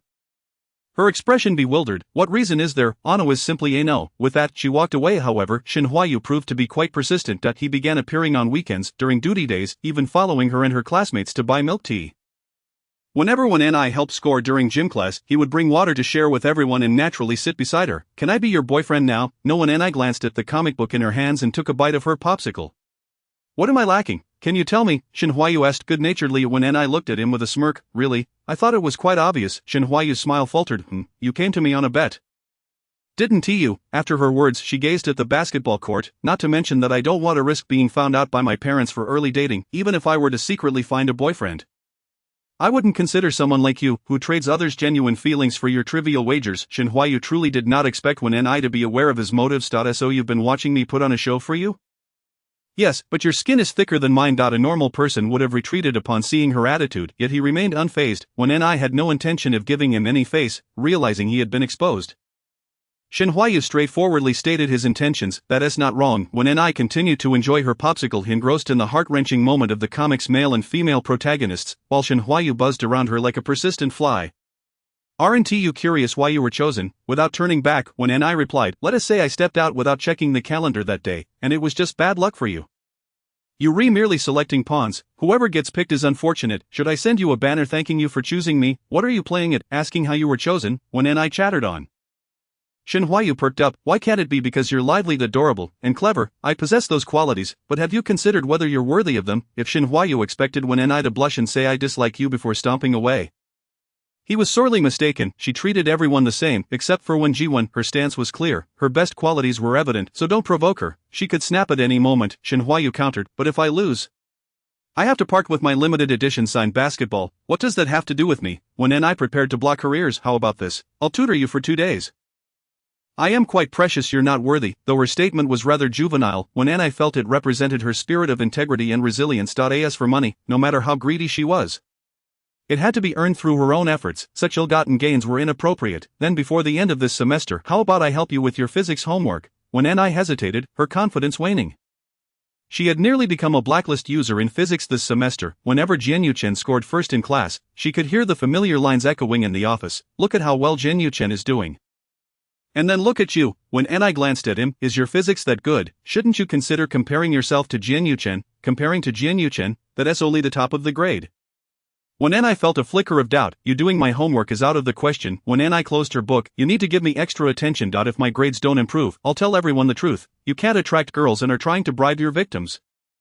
Your despicable actions will be exposed." Shin Huayu hadn't anticipated he would have to tutor her. "I remember last semester, you only scored 20 in physics. 21. It's not just 20, I got one more point." "Alright, it's settled then." "Hey," when Ni called out to him, pulling out her pink notepad and writing down their agreement. "Sign it. Near verbal promises 1T sufficed. You're quite cautious." Without a word, Shin Huayu signed it. "Good, we have a deal," when Ni casually remarked, thinking it was just a contractual boyfriend, and he wanted to hold her hand. "No wait." As soon as Shin Huayu left for basketball, girls from the class rushed over. When Ni, "What were you just discussing with Shin Huayu? Is he pursuing you? Are you two dating?" When Ni recalled their earlier conversation and smirked. "Yeah, we're together." A loud crash startled when Ni and her female classmates. It was Jian Yuchen making a ruckus while taking out the trash. Chapter 33, "You sure know how to play." The young man shot her a cold glance before striding past with a scowl. When Ni snapped back to reality, asking someone nearby, "Did he just glare at me? Haven't you always had a rocky relationship with him? Perhaps he simply looks down on others. Thanks for the comfort." That was quite well said. Let us skip that. Next time. Her memories were abruptly interrupted as when Ni felt someone lift her waist, causing her phone to drop to the ground with a loud smack. A hand landed squarely on her backside. To her surprise, Ning Yan had appeared out of nowhere, and Jian Yuchen pressed her against the desk, preparing to strike again. "What are you doing?" When Ni would not allow him to have his way. "Having an affair behind my back," the man said ominously, pinning her waist while picking up her still-lit phone from the ground. "I knew it was that little rascal Shin Huayu up to no good." Yet what irked him more was that when Ni had been staring at the message for quite some time, lost in thought, even missing Ning Yan's final comments about the design direction. "I am not having an affair. Did I contact him first?" When Ni retorted. Jian Yuchen poked her in the waist. "So how do you plan to respond to that message?" "I'll block him." Not afraid of offending your client anymore. When Ni was no longer the reckless college student fresh out of school, she had learned that confronting clients head-on often led to compromising her principles for the sake of reality. She was not some protagonist in a wish-fulfilling narrative. As long as her salary was timely and the clients were satisfied, she could smile while facing the world. True revenge lay in earning a substantial profit from such people. Previously, there had been male clients who saw her as a young, single, and attractive woman, harboring improper intentions. From successful divorced men in their 40s to newly graduated young men, she had encountered persistent suitors, all of whom she managed to handle appropriately. However, Shin Huayu was different. The men she could dismiss, but she never engaged in any exchanges beyond work with Shin Huayu. Over time, she grew indifferent, yet Shin Huayu, being her former rumored contract boyfriend during high school, sending her this message warranted no response on either a professional or personal level. He is not contacting me during work hours. Look at the time. It is late at night, and he seeks me out. His ulterior motives are evident. When I found his lack of boundaries quite irritating, Jian Yuchen leaned closer. Really? Are you being serious? When I recalled being turned over by him. A classmate reported that you brought a phone to school, and I actually found out. When I raised an eyebrow, cursing him for being a pervert. It had only been a short while, and he had already reacted. Was he immediately playing some sort of school roleplay? After 3 years of marriage, the couple had developed a bit of a tacit understanding in this regard. She quickly adopted a pitiful tone, propping herself up with her arms. Senior, could you please not tell the teacher? It doesn't align with the student council's regulations. Jian Yuchen's gaze fell on her white shirt. You even stole my clothes to wear? As long as you don't tell the teacher, I'm at your mercy. So obedient, Jian Yuchen remarked with a hint of astonishment, his fingers slowly descending to her shirt's buttons. Do you want to take it off yourself? Or should I help you? But class has only just ended, and there are still people on the court. They might see us. When I bit her lip, Jian Yuchen's throat bobbed, internally cursing. Damn, had she even prepared a script? The man narrowed his eyes. Isn't it more exciting this way? Don't you want to be seen? When I internally scoffed at Jian Yuchen's perverse sense of humor but pretended to look for an opportunity to escape. Playing the little game of come and catch me, almighty king. Jian Yuchen took 2 steps forward and effortlessly lifted her, placing her onto the solid wooden desk. The American-style dark green bank lamp swayed slightly with her movements. While the man leaned down, reaching for the steel pen placed on the table, the cold sensation spun around her thigh. Misbehaving. A child who tells lies must face the consequences. Senior, have you closed the door tightly? She pressed her foot against Jian Yuchen's shoulder, making a final confirmation. Jian Yuchen, in a hurry to attend to matters, felt her question was rather out of place. Recently, when Ying's acting skills seemed to have declined. He picked her up effortlessly, still clutching the pen, and made his way toward the door. When I feared that Ning Yan might burst in at that moment and frighten him, draped lazily over Jian Yuchen, she remarked, it's been years since you last acted with me. Could it be that you are envious of my progress? Jian Yuchen bit her ear, his voice low and husky. Yes, I am maddeningly jealous of every man who acts alongside you. Jealous of their ability to embrace you openly, hold you close, and even kiss you. Oh, it sounded so convincingly real when I was tossed onto the bed, wrapping her arms around his neck. With my worth, if you sleep with me once, I fear you might go bankrupt. Jian Yuchen tore open his shirt. Then I shall strive to be a capitalist. No, what now? I haven't removed my makeup. Damn that makeup removal. What should I do if it's already like this? Just bear with it. You can manage, master, you ungrateful disciple. At 7:00, as when Ni's alarm rang, the two began rummaging through their luggage for clothes. I packed you a pair of flats that perfectly match your casual suit pants. High heels would be inconvenient at the construction site. Okay, when I found the shoes he mentioned, slipped them on and squeezed beside Jian Yuchen to check herself in the mirror. To her surprise, they were both in matching colors. Isn't this a bit too obvious? Cover up the hickey on your neck first. Who in the company would care about that? But still, it feels guilty to be sneaky. When I picked up the foundation, how about I touch you up as well? What does it matter if people gossip about me? A man, especially since I'm already gay, what could they possibly say that's worse? Looking for a hooker in the middle of the night? Wow, that is some juicy gossip. Jian Yuchen looked at her in disbelief. It seemed that only when I found joy in laughing at her husband's misfortunes, truly a rare flower among the elite. When I quickly finished her makeup, grabbed her laptop, and glanced at her watch. They are all waiting for me in the restaurant on the 2nd floor. See you later. Jian Yuchen still needed to shave. As when I descended the stairs, she discovered Fritz was also there. The breakfast at this hotel was quite decent. Supna helped pull out a chair for when I. Thank you. As when I placed her laptop bag down and got her breakfast, she noticed Jian Yuchen coming down with Ning Yan. Everyone, make sure to have a hearty breakfast today. The Shangmei team is here too, and we have a tough battle ahead, so let us all be spirited. Alright, Ning Zone. Supna glanced at Jian Yuchen, her gaze lingering on his neck. Then lowered her eyes, pondering where Jian Yuchen had spent his night of revelry, just the first day of the business trip. Chapter 34. Their synchronized movements. In fact, Jian Yuchen had no intention of hiding. After finishing their meal, everyone's gaze inevitably fell upon Jian Yuchen's neck. Only Ning Yan, while getting into the car, quietly remarked, "Is that a mite bite? What happened to your neck?" It wasn't that Ning Yan was unaware of the entanglements between men and women. Rather, he had left while Jin Yuchan was about to sleep, and he was not the type to indulge in frivolities the night before a business trip, thus, he didn't think much of it. Jin Yuchan raised an eyebrow, too lazy to respond to such a foolish question. The hotel was not far from the Jinfeng headquarters, only 3 companies remained to participate in the bidding. And who would secure the design rights of Jinfeng would depend entirely on their respective capabilities. Among them, Weifeng was an established design firm with a solid reputation in the industry. Their general manager, Wei, had reassembled a team after stepping down from a state-owned enterprise to create Weifeng. Their design style was grand and imposing, but its only drawback was a somewhat rustic appeal, mature but not particularly eye-catching. On the other hand, Lingdu excelled in blending contemporary trends with classical elements, better understanding modern mainstream aesthetics. As for Shangmei Advertising, they had suddenly opened a subsidiary, with designers poached from other firms still in the process of team integration. However, they had the advantage of connections, claiming to be under Shangmei Advertising's umbrella, which provided them with substantial backing. Most importantly, their boss, Ho Jinming, lived up to his name, crafty as a monkey, and his wife's influence was considerable. Making it evident that his ties were flaunted, this connection with Jinfeng was practically familial, making it highly likely for them to secure this business. As he approached, he wore a beaming smile. "Isn't this Ning Zong? It's been a while." Ho Jinming approached with a feigned look of surprise, quickly reaching out to shake Ning Yan's hand. When Anai cast a glance at the designer team accompanying Ho Jinming and was taken aback to see Shiryu. Shiryu had anticipated encountering her and had no intention of striking up a conversation. When Anai felt a strange discomfort. After all, they had once shared a dormitory in college, even if they were now on opposing sides.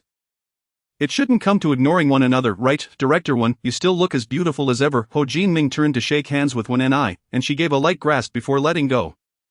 "You flatter me, Ho Zong. Who doesn't know that Director Wen is the ace of Lingdu? If Ning Zong ever treats you poorly, feel free to come to us at Shangmei." Hey, isn't it inappropriate to poach talent right in front of someone?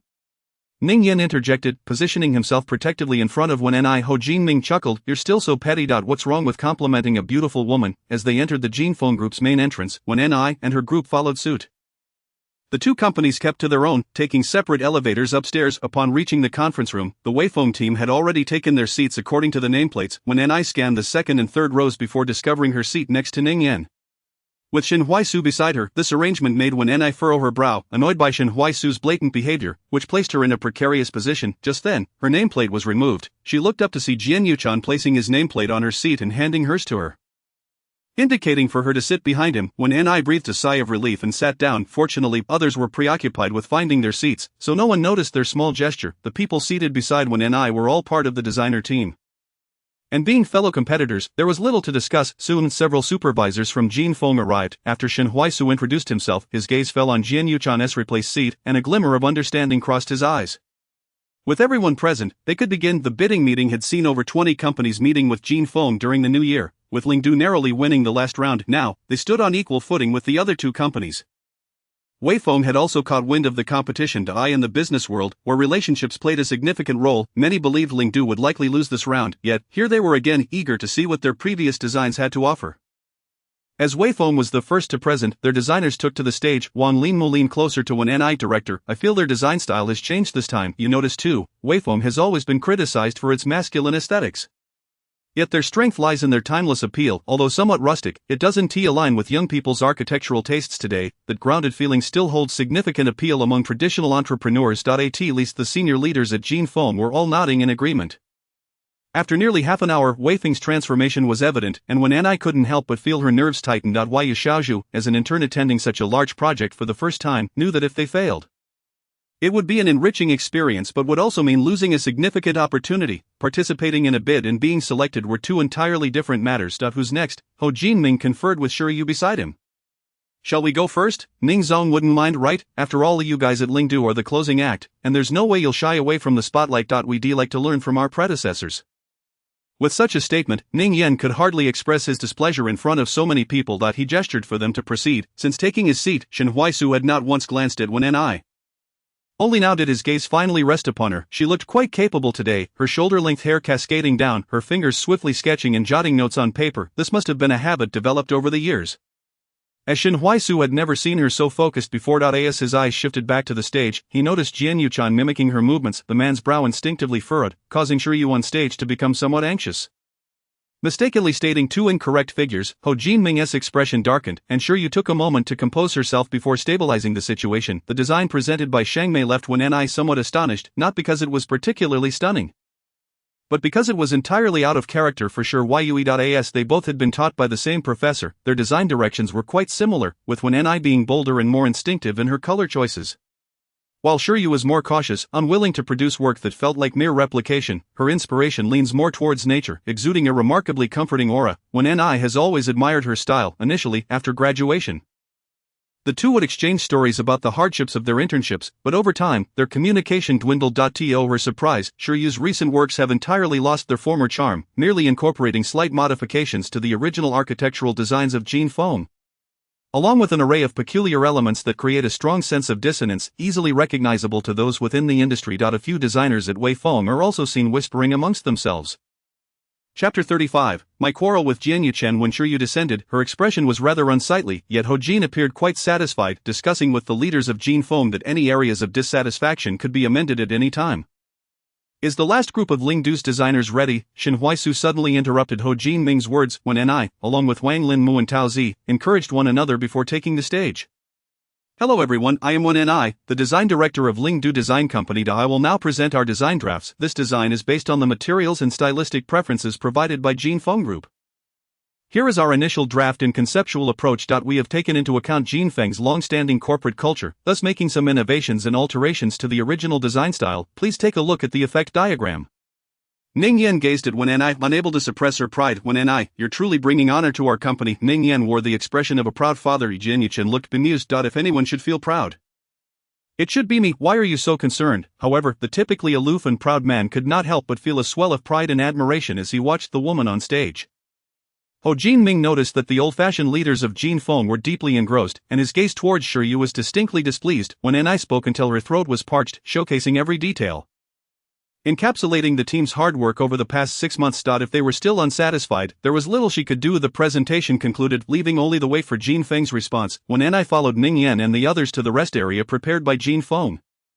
Everyone was now awaiting news, with little desire to engage in conversation. Ning Yan and Jian Yuchen stepped aside to discuss business, while when Ni went to the restroom, while touching up her makeup. She noticed Shiryu just emerging from a stall, unsure of what to say and uncertain if Shiryu intended to greet her. She hesitated to speak. Did you look down on me earlier? When Ni paused, continuing to apply her lipstick before capping it. I don't understand how you could think that, but everyone faces their own frustrations in their work. The ideals of our student days ultimately yield to reality. Being entirely true to oneself requires certain capital conditions in this world. Shiryu laughed lightly while washing her hands. I didn't expect you to be with Senior Ning Yan. Your design is impressive. Thank you, Shiryu sighed, leaning against the marble countertop observing her weary demeanor. When Ni offered her a tissue, Shiryu wiped her hands. Thanks, although I'm not sure of your current situation. Work is just work. If you dislike it, you can always change. Losing passion for work is also a form of mental exhaustion. Life is only so long. If you have the option, why not pursue a job you enjoy? I understand that, but as you can see, Hojin Ming has made me the director, which is the company that offers me the greatest opportunity. She turned to Wen Ni. I know you're probably wondering why I didn't join Ning Yan's company back then. I was ambitious, and my parents are both in the system, wanting me to take a civil service exam, yet I wanted to design, so I didn't listen to them. At that time, Ning Yan's company was merely a small workshop. And with only 3 of you, if I had gone, my parents would have certainly disapproved. I had to go to a large company for them to see the prospects. When you ask me if I regret it, of course I do, but the path I chose is mine, now lacking design freedom and merely chasing after money as a result of my own choices. Thank you for your suggestion today, I will consider it seriously. When Ni genuinely smiled this time. Look at you, out in society, still the same as in school. What's shameful about making money? Everyone relies on their capabilities. You see, I work in home decoration design, and I still have to listen to the clients. In the service industry, there is no true autonomy. With a simple word from a client, everything can change. Shiryu nodded. I thought you would sternly question me about how I've changed. Oh, you're wronging me. Shiryu replied, are you and Jian Yuchen at the same company now? When Ni's expression became slightly awkward. Yes, he joined last year and is now a partner with Ning Yan. Did they have such a good relationship in school? I don't recall. Ning Yan is quite popular, otherwise how could he have developed the company to this extent? True, but I never expected you to coexist peacefully with Jian Yuchen. It's astonishing. Shiryu raised an eyebrow. I remember you used to argue with him on the phone in the dorm, and the entire building could hear your voices. Everyone speculated that you two were a couple, yet you both ignored each other when you met. Only then did we realize you were merely bitter rivals. Recalling the past, when Ni was astonished how childish we were. Indeed, if they knew you were now working with Jian Yuchen, they would probably be shocked. When Ni felt a pang of guilt. If they find out she and Jian Yuchen are still in the same bed, it would undoubtedly make the campus news. Excuse me, I need to take a call. Sure, you picked up her phone, shrugging helplessly at when ni.my boss is calling. We'll talk later, alright. When ni nodded. As sure, you left from the other side. When ni stepped out, noticing the history of Jean phone displayed along the corridor.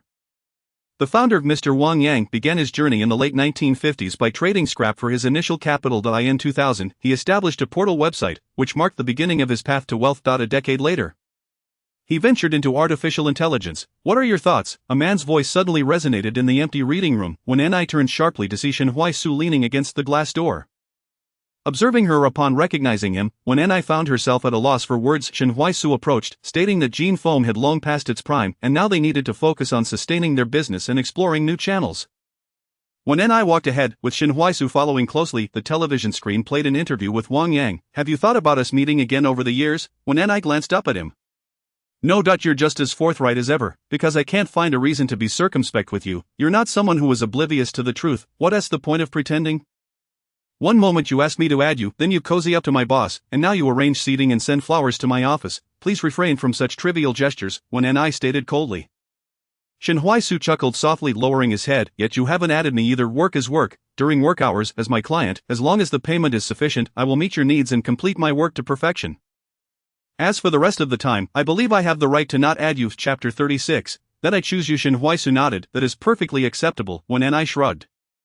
Do you have any other questions, Mr. Shen? However, I believe that rules are not set in stone right now. During a break, I am not Mr. Shen of Jean Foam, and you are not the design director of Lingdu. Why can't we speak as high school classmates? Shen Huaisu and when Ni turned to him. Alright, then what do you wish to say? Shen Huaisu looked at her. I've been thinking about you a lot these past few days.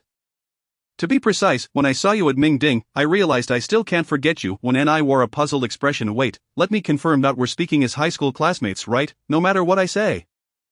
It won't affect the outcome of the Jean Foam design bid. Shen Huaisu smiled ambiguously. Yes, that's correct. Fine, then I will be honest as well. What exactly was our situation back then, as I mentioned earlier?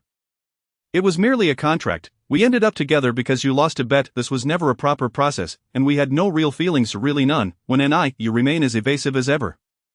When Ni was at a loss for words, wishing she could share a fragment of her own insecurities with him, setting aside the depth of feelings, when you saw me at Mingding and realized you couldn't forget me. It must have been because you thought, this girl is still the same, she ignores me, she is truly special, and I want to see her fall for me, to become enamored with me, adding a vibrant stroke to my illustrious romantic history. It couldn't possibly be that way. Could it? When Ni crossed her arms, questioning him, Shen Huaisu fell silent, then lowered his head, saying, Is that really how you perceive me? A man who, back in high school, would run to me because of a joke.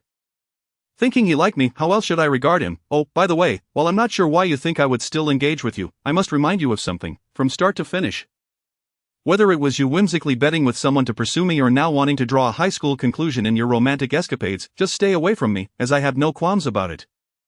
The subtext of Wen Ni's words was clear. You better not provoke me again, or I might just resort to violence. Shen Huaisu took a deep breath, unable to suppress a smile as he lowered his head.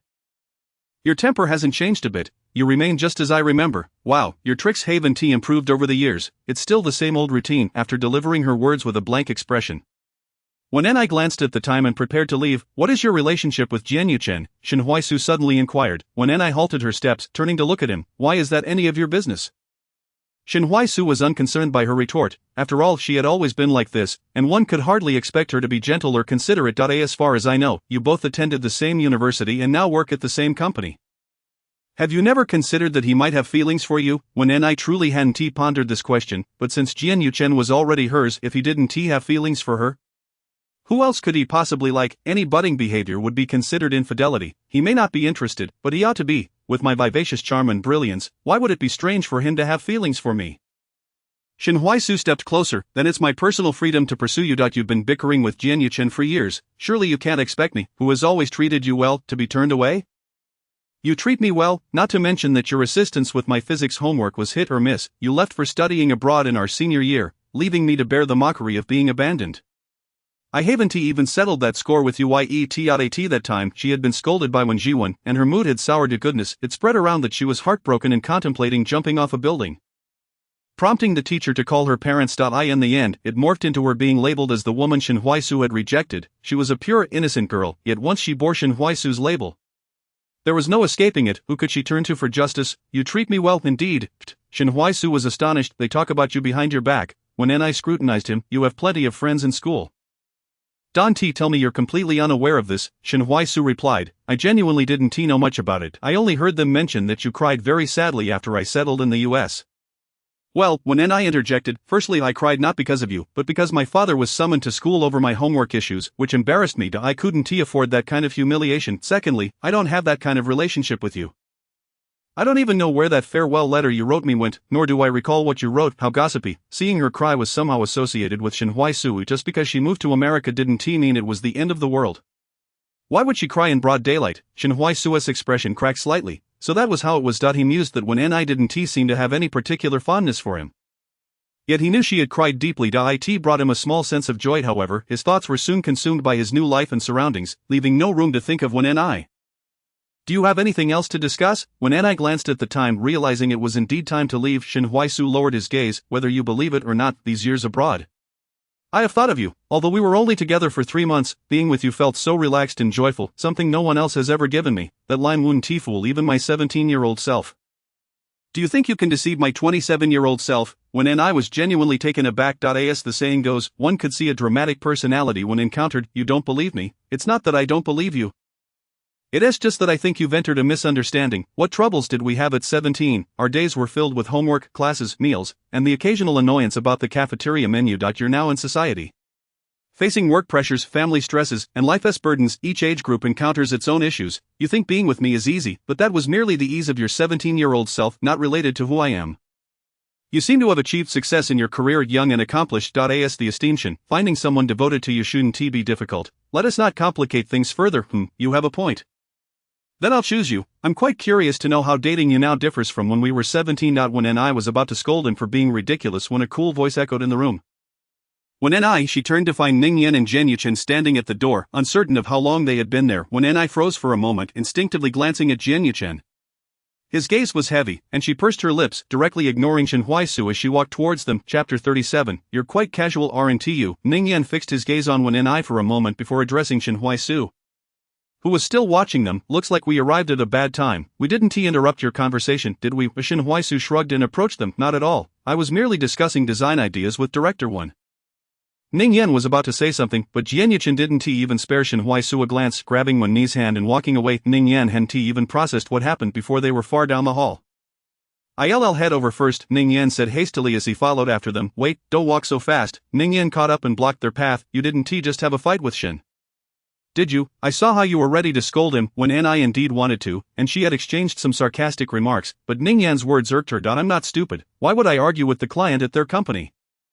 Your concern is completely unnecessary. And Ning Yan nodded. True, but your demeanor earlier was quite intimidating. When I replied, we only discussed matters related to the design proposal, nothing else. Ning Yan clicked his tongue, given today's circumstances. I am not quite sure what to think. When I noticed Ning Yan mumbling to himself, she instinctively tried to pull her wrist away, only to find Jianyuchen gripping it tightly.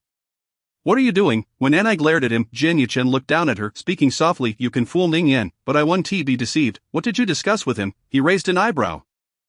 You'd best not think you can get away with it. When I found his words rather ambiguous. What kind of answer are you looking for? Clearly, anything related to me is what I'm not keen to hear. But I have the right to know. You don't want to hear, yet you still want to listen. I'm not some deity. I'm allowed to have my grievances too. What does my desire to listen have to do with anything? Fine. When I turned to pull her hand away from his grasp to behave well, and I'll tell you, Jianyuchen thought that when I could sometimes be quite infuriating. Not going to say it? I was quite keen to share, but seeing you so curious, I've decided to let you stew in your desire. The fruit that is out of reach is the sweetest. After saying this, when I raised an eyebrow in triumph, Jianyuchen, hands in pockets, leaned down to stare at her. All right, you certainly have the right to remain silent, but I have other ways tonight. When you're ready to talk, I might not be inclined to listen. When I locked eyes with him, her body shivering slightly as a chill crept up from her toes. The last time Jianyuchen had acted like this was during their 3rd month of marriage. She had been gaming with him, engaged in a test of mutual understanding, amidst the dark, late at night, while hurling insults. When what are you doing? Stop bothering me, just follow the menu, serve the dishes in order. Don't run around with that flaming pot. I know you're anxious, but wait a bit, you'll have your moments to be anxious. Stop sticking that big butt in my way. Have you been chopping vegetables for over 2.5 years? Why not chop the guests ordering food too? For heaven's sake, I've locked my heart. Stop arguing. I'm a full-time dishwasher, and you're stealing my job. Serve the dishes. What is the point in serving dishes when everything is burnt? I'll serve yours instead. By one, where is my pot? what did you do with my pot? They hadn't finished their quarrel when the kitchen was set ablaze to us over, when I muttered. Jian Yuchen put down the game controller, pinching the bridge of his nose. You, a Michelin-level dishwasher, must be blind to this game. Who are you being sarcastic about? When I retorted, turning to face Jian Yuchen with displeasure. Jian Yuchen couldn't help but laugh. The reason was simple. Half of Wen Ni's little leopard face mask had fallen off, and her fierce expression made her look adorable. You're laughing at me.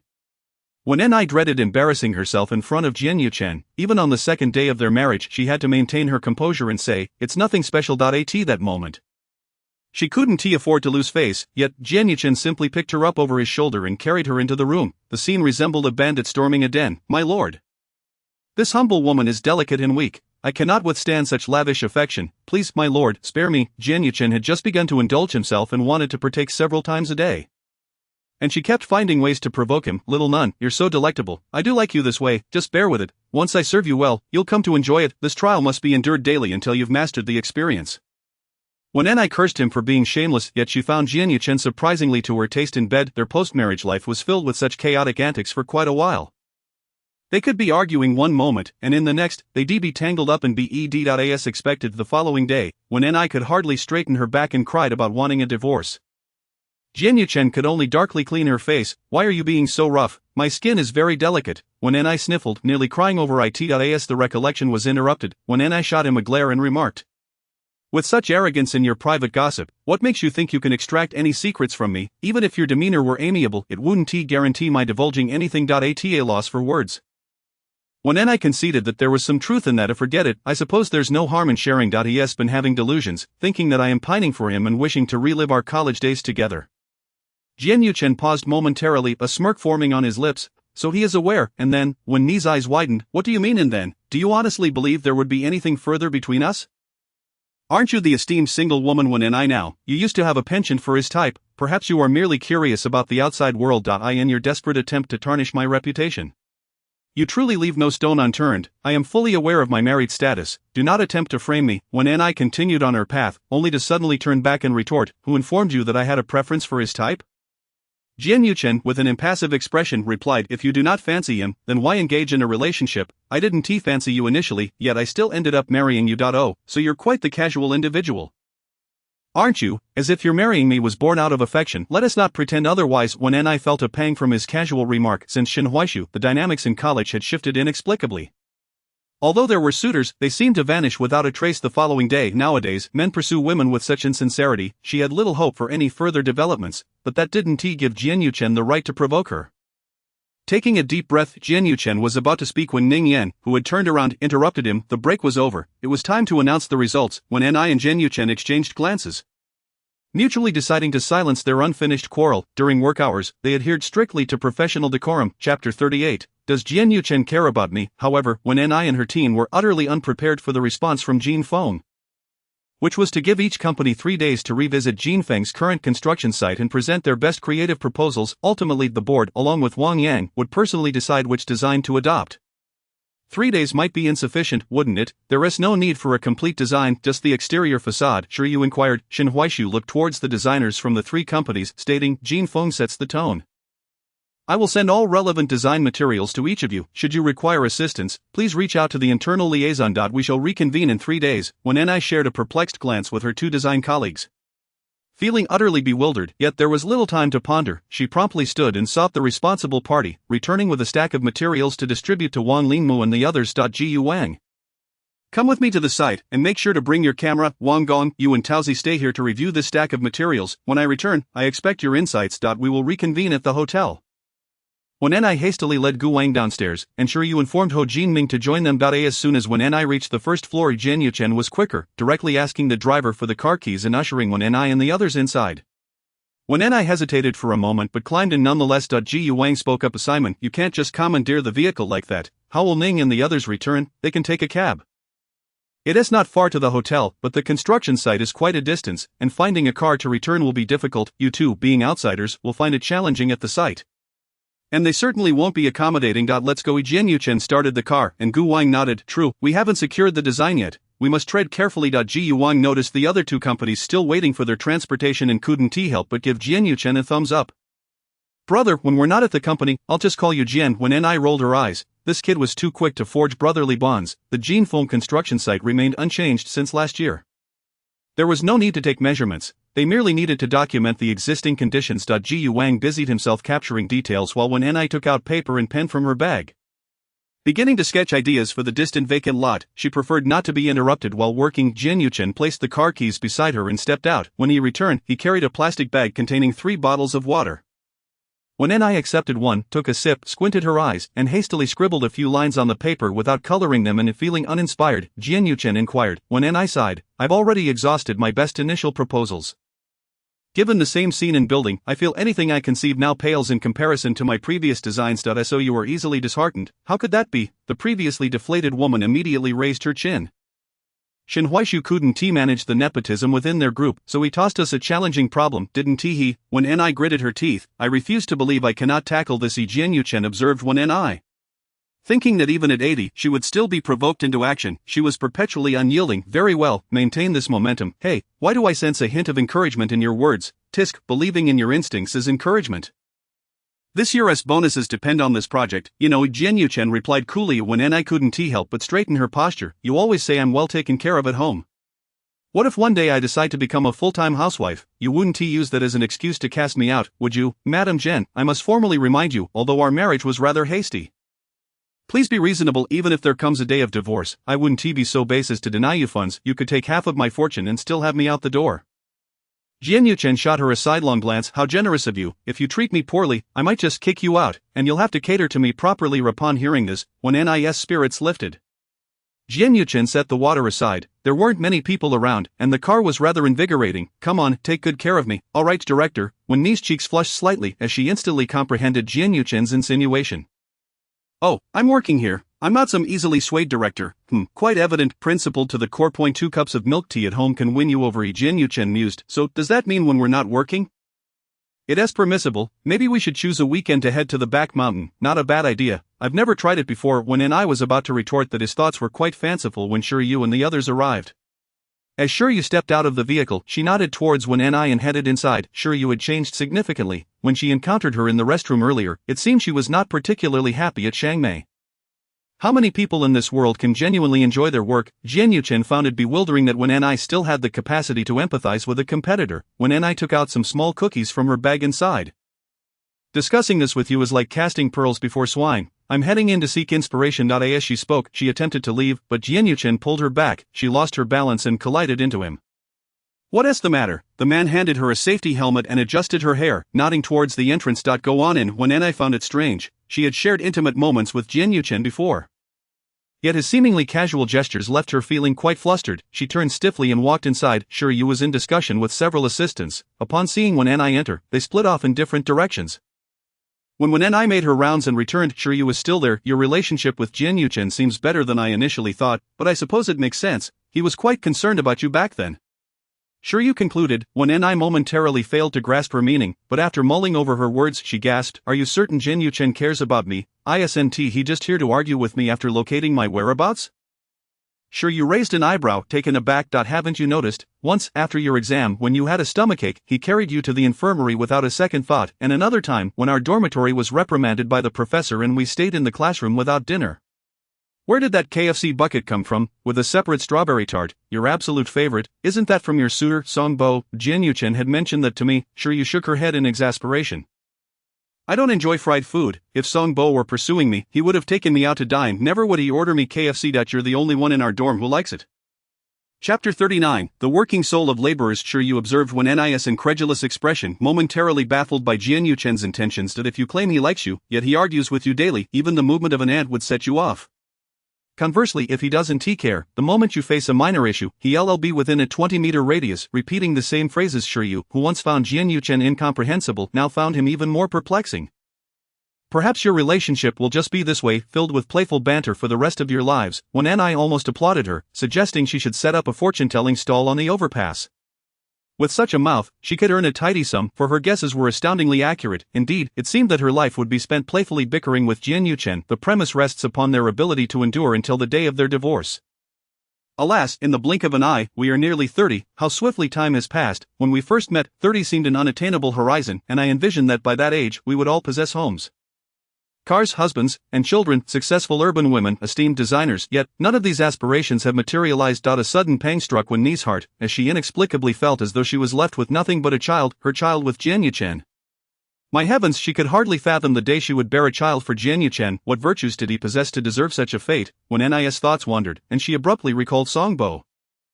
Oh, back when we graduated from university, were you and Songbo together? Sure. You momentarily paused, casting a bitter smile downward. They were together, yet reality proved insurmountable. Sure Yu's hometown was not far, near H City.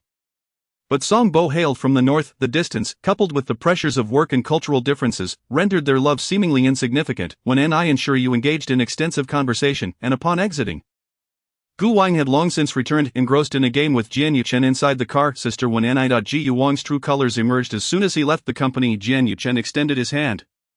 And when Ni naturally passed him her bag, all set. Yes, I have a rough outline now. What time is it? Afternoon. We should be back in time for dinner. When Ni shook her head, no need for dinner. Tell Engineer Wang and the others to wait for me to return so we can hold a small group meeting. We can have dinner at the hotel. She believed sure you would do the same upon her return. Jian Yuchen went to drive, while Gu Wang leaned back in the rear seat, donning headphones to sleep. Do you still keep in touch with Songbo? When Ni settled into the passenger seat, facilitating conversation with Jian Yuchen. Jian Yuchen glanced at her. Did you chat with Shiryu? Yes, we always exchange a few words when we meet. She was indeed together with Songbo?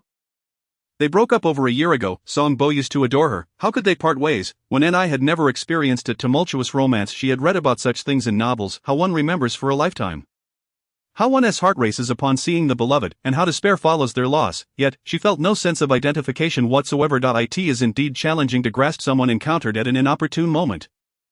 One cannot fault anyone for their choices in love. When Ni merely felt regret, yet simultaneously she pondered whether Jian Yuchen felt that the timing was wrong when he met Feng Hui, leading to their missed connection.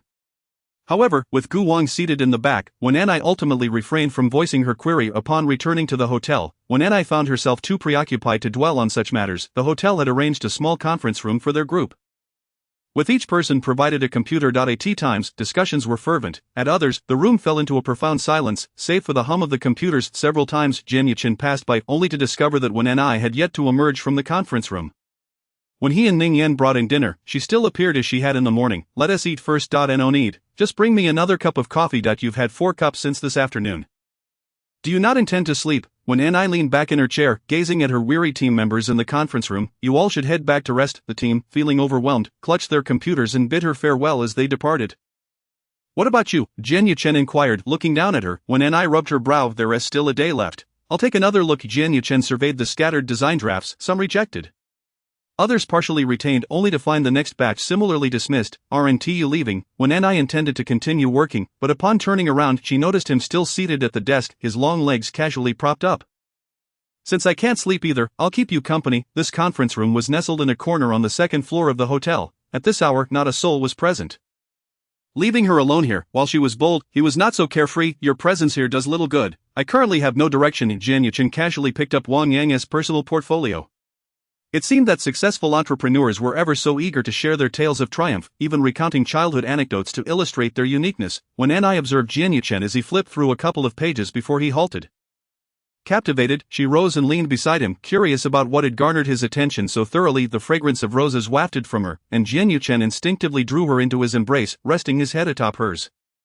He appeared particularly fond of bamboo. Upon finishing her statement, when Ni caught sight of a phrase regarding his successful entrepreneurial transition nestled in his arms, Jian Yuchen felt an urge to lean down and kiss her. But when Ni abruptly turned her head, wrapping her arms around his neck and planting a fervent kiss on his cheek, the sound echoed, and when Ni beamed brightly, I know how to design now. Just wait and see. With that, she vacated his embrace, reinvigorated, and began sketching on her computer. Jian Yuchen gazed at the empty space where she had been, offering a helpless smile. The following morning, Wang Lingmu arrived with Yu Xiaozhu and Taozi. Did you sleep well last night? When has it ever been good? My head feels like it's about to explode. Indeed, today is the final day. Tomorrow is the submission deadline, yet we haven't even finalized a main entrance. As they spoke, a sense of despondency settled over them. When the conference room doors opened, when Ni turned to see them arriving just in time. Come quickly and take a look. They exchanged glances. Director, did you not rest last night? You're still in yesterday's outfit. Enough with the small talk. When Ni beckoned them over. Yu Xiaozhu set down her bag just as Jian Yuchen affixed the final design sheet to the board.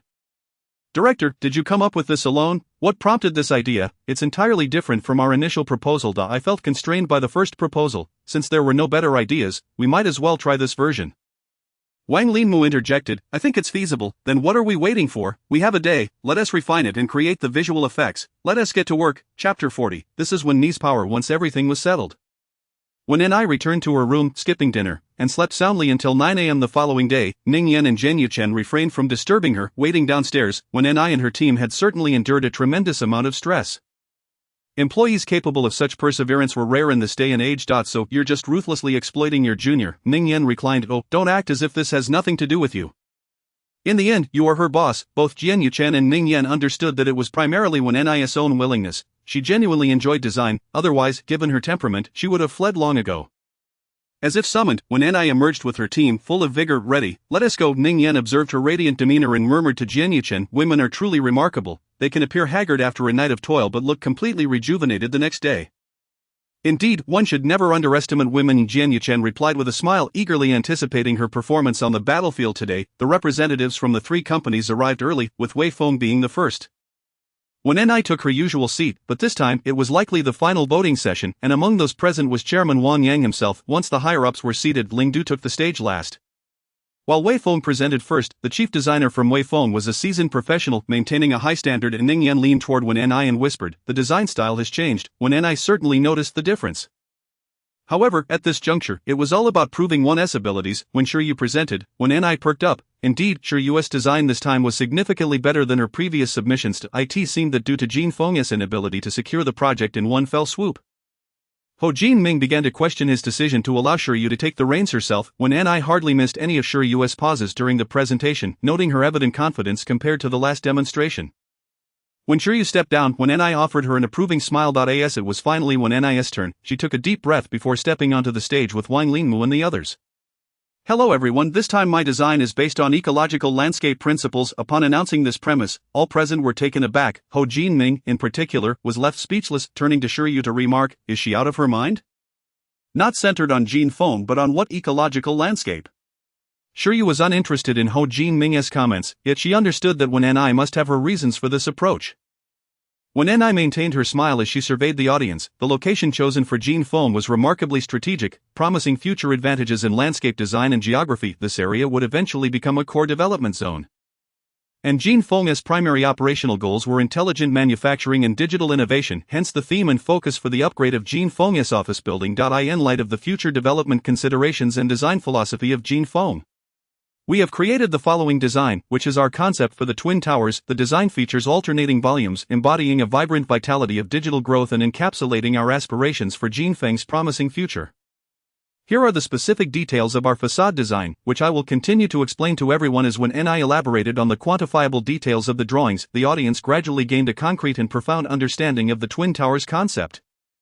Until the final syllable resonated, when Ni bowed gracefully, allowing Wang Linmu to elaborate on the integration of greenery design with the building, when Ni's features were shrouded in the soft glow of the screen.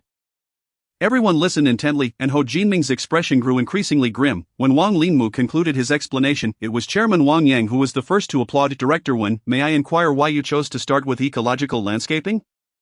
Suddenly called upon, when Ni glanced at the gathering eyes before turning her gaze towards Zhen Yuchen, then, with a smile, she replied, in truth, I took a calculated risk. Mr. Wang, your autobiography mentioned that your dream has always been to dedicate yourself to ecological conservation. And over the years, you have indeed made significant contributions to environmental protection. Therefore, I boldly speculate that your initial dissatisfaction with our design proposal stems from the fact that we did not adequately preserve the natural ecological wetland park behind the Jin Feng building. Wang Yang nodded thoughtfully. I understand, thank you for your explanation. We now have a comprehensive understanding of the design proposals you all presented. Please bear with us for a moment. After the voting, we will promptly announce the results. With that, Wang Yang stood and departed. When Ni and the others remained to await the outcome, Ho Jinming, growing impatient, shook his leg. Ecological environment, it was infuriating. Ning Yan had not even had the chance to review Ni's design until today.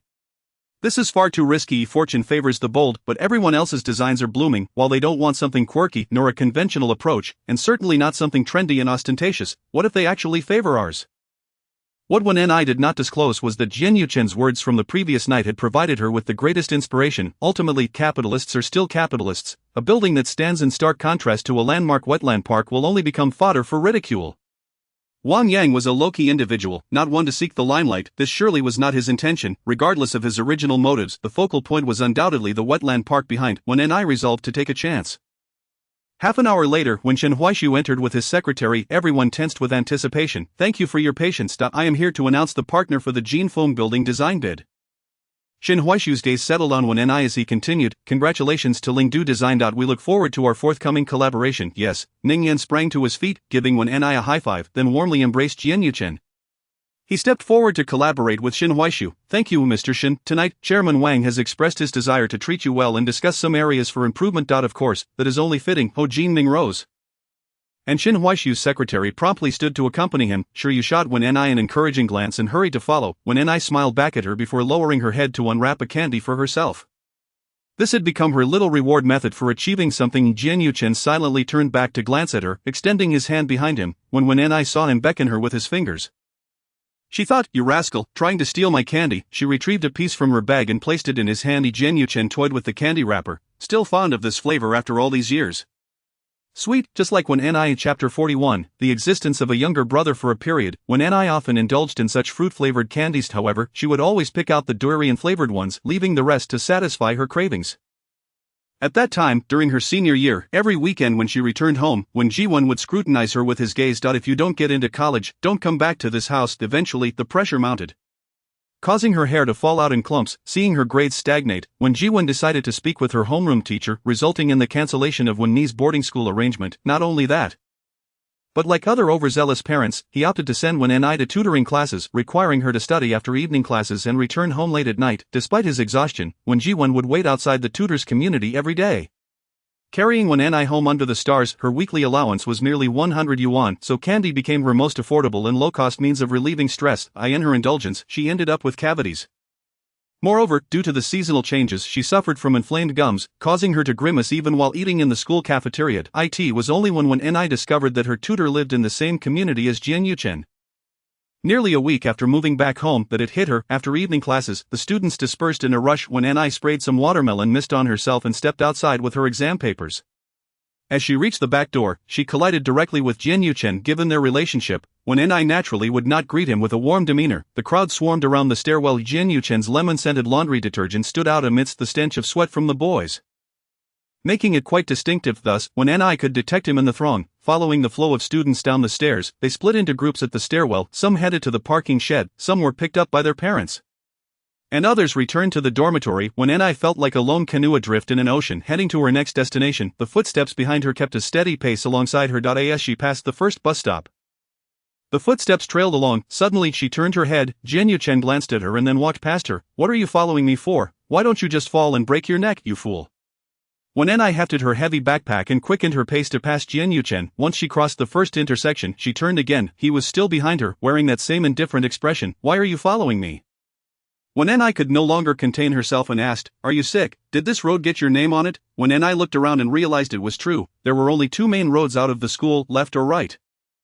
However, when they reached the third intersection, Jian Yuchen was still following her, and she could see the entrance to the tutors' community ahead. When Ni stomped her foot, preparing to confront him about whether he intended to ambush her under the cover of darkness.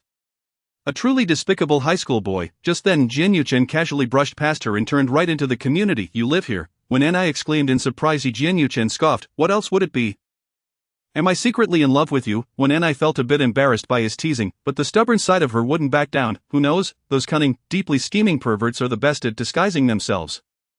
"Which building do you live in?" "Building 3, room 1602." When Ni sighed in relief. Thankfully, her tutor resided in building 4, just next door. However, who could explain why the tutor's classroom faced directly into Jian Yuchen's bedroom? The logic of this situation was flawed. The tutor was still correcting errors on the exam paper. When Ni looked up, she could see a figure moving behind the sheer curtains of the opposite room. With blue curtains, when Ni could easily guess it was Jian Yuchen. Indeed, the next moment, the curtains parted, and Jian Yuchen sat down to play on his computer. When Ni focused, "I explained this question to you yesterday. You need to remember it. Don't make this mistake again next time." When Ni felt an imbalance in her heart. While some were studying late into the night, others were gaming across the way. It was utterly unfair. The stark contrast was discomforting, and she suggested he disconnect from the internet. Finally, after an hour of tutoring, the session concluded. "Your English was quite good this time. Keep memorizing vocabulary. It's a pity to lose points on words you should have known." Thank you, teacher, I understand. Your father is probably waiting at the community entrance. Be ye careful on your way. When Ni nodded and, as she reached downstairs, noticed someone coming down from the adjacent building, she kicked a small stone by the roadside and strolled slowly ahead. Woof woof. The sound of a dog barking caught Wendy's attention. She looked up to see a young man in a black sweatshirt, holding a garbage bag while leading a puppy. The dog was tiny. Completely white, with big eyes sticking its tongue out at Ni. The dog was rather adorable, but its owner was insufferably annoying. Jian Yuchen walked ahead, casually tossing the garbage into the bin with an elegant arc. Ni quietly followed behind his elongated shadowed eye in the dimly lit community at midnight. There was hardly anyone around, only the dark shadows of trees and the soft glow of streetlights. Ni felt a bit frightened. Unfortunately, when Jiwon would not come in to pick her up, thankfully Jian Yuchen was there. Although his irritating remarks grated on her, he still offered a semblance of safety. As she saw him walking toward the community entrance, she hurried to catch up. Jian Yuchen glanced back and she slowed her pace. How are you getting home? He asked. When Ni replied honestly, my dad is here to pick me up. Alright. After saying this, he continued walking. Since he initiated the conversation, his continued speech didn't count as him actively flirting, right? When Ni trotted to keep pace with him. What are you doing out so late? Going to the supermarket to buy some Coke. The dog nestled in his arm, looking at Ni and panting. Your dog is so cute. What's its name? Jian Yuchen glanced down at the dog in his arms. It's my mom's dog, named Mimi.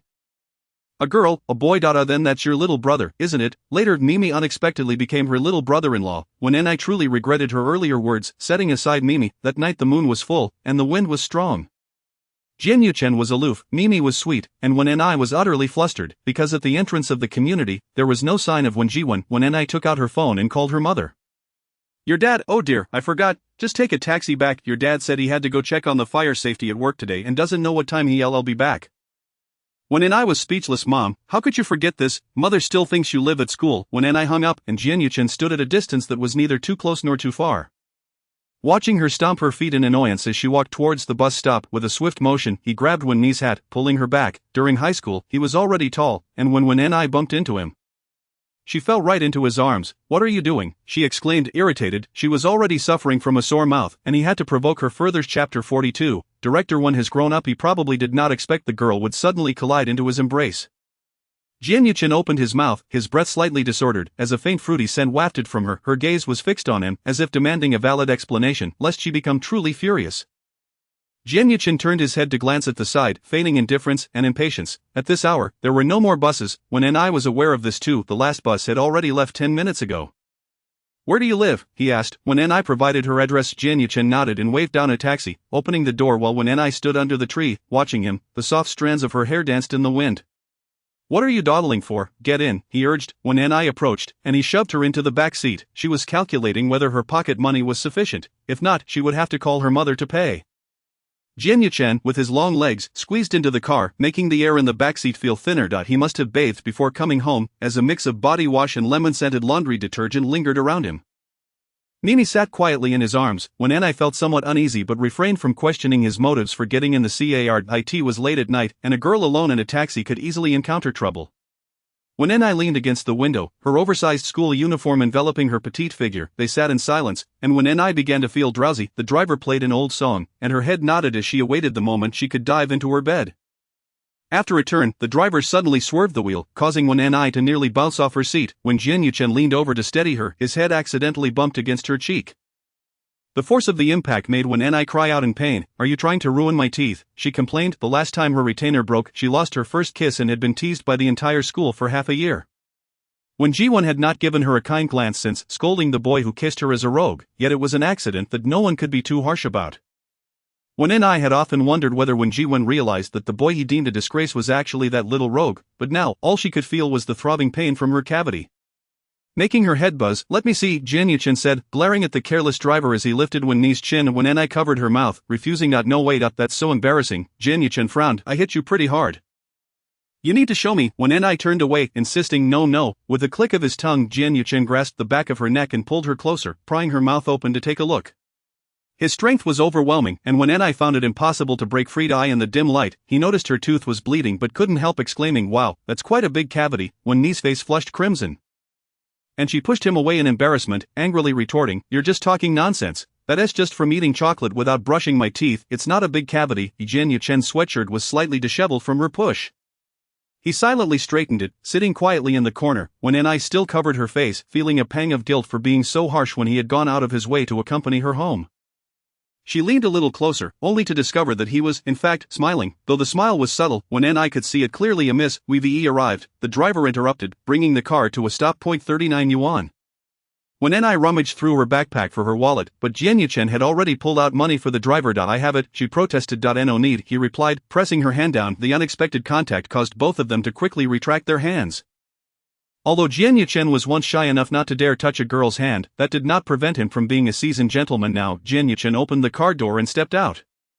Well, when Ni followed suit, this is my home, you can head back now. It's dark out. Let me drop you right at your doorstep, he insisted. When Ni replied, oh, you're actually quite nice, in the few private encounters they had had. She had considered reconciliation. However, every time she saw him, she couldn't help but argue, so the thought of reconciliation was far from her mind. Today, however, presented a good opportunity, when Ni took a few steps forward. And Jianyuchen felt that this girl was truly easy to fool. Just because he had accompanied her home, she thought he was being particularly nice. He was about to say something when she suddenly dashed ahead. Calling Mum, Jiang Meili was already waiting at the entrance of the community. When Ni ran a few steps, briefly exchanged words with Jiang Meili, then rushed back, saying, hand it to me, Jianyuchen. Puzzled, extended his hand. When Ni stuffed a 100 yuan note into his palm. You should head back early, this is for the round-trip taxi fare. You're giving too much, he protested, consider it me treating you to milk tea. Goodbye, Mimi, she added, seemingly forgetting their earlier unpleasantness, smiling as she prepared to run off. Jianyuchen couldn't resist pulling her back. Is there anything else? Your mouth is bleeding, you need to see a dentist. When Ni looked conflicted. I'll think about it later, it's hard to ask for leave now, maybe this weekend, then I'll accompany you. When Ni was taken aback. Why, he replied seriously, I caused this, what if something happens? Before when Ni could respond, he pulled a piece of candy from his pocket, the kind she often enjoyed. This is my apology, now go home with that. He turned and walked away. It took a moment for when Ni to regain her senses. And she approached Jiang Meili. Who was that? A classmate from the next class, he always ranks first. Oh, you mean Jianyuchen from your school, I remember him, he must have been worried you were alone coming back. So he accompanied you, what a good boy, you should learn from him, his grades are excellent and his parents must be very proud. Here we go again, he may be good at academics, but he has a terrible temper. Well, in the eyes of parents, good grades are a golden ticket to forgiveness. I know, she replied, still clutching the candy in her palm. Later, she placed the candy on her desk, and it remained untouched until it eventually went bad.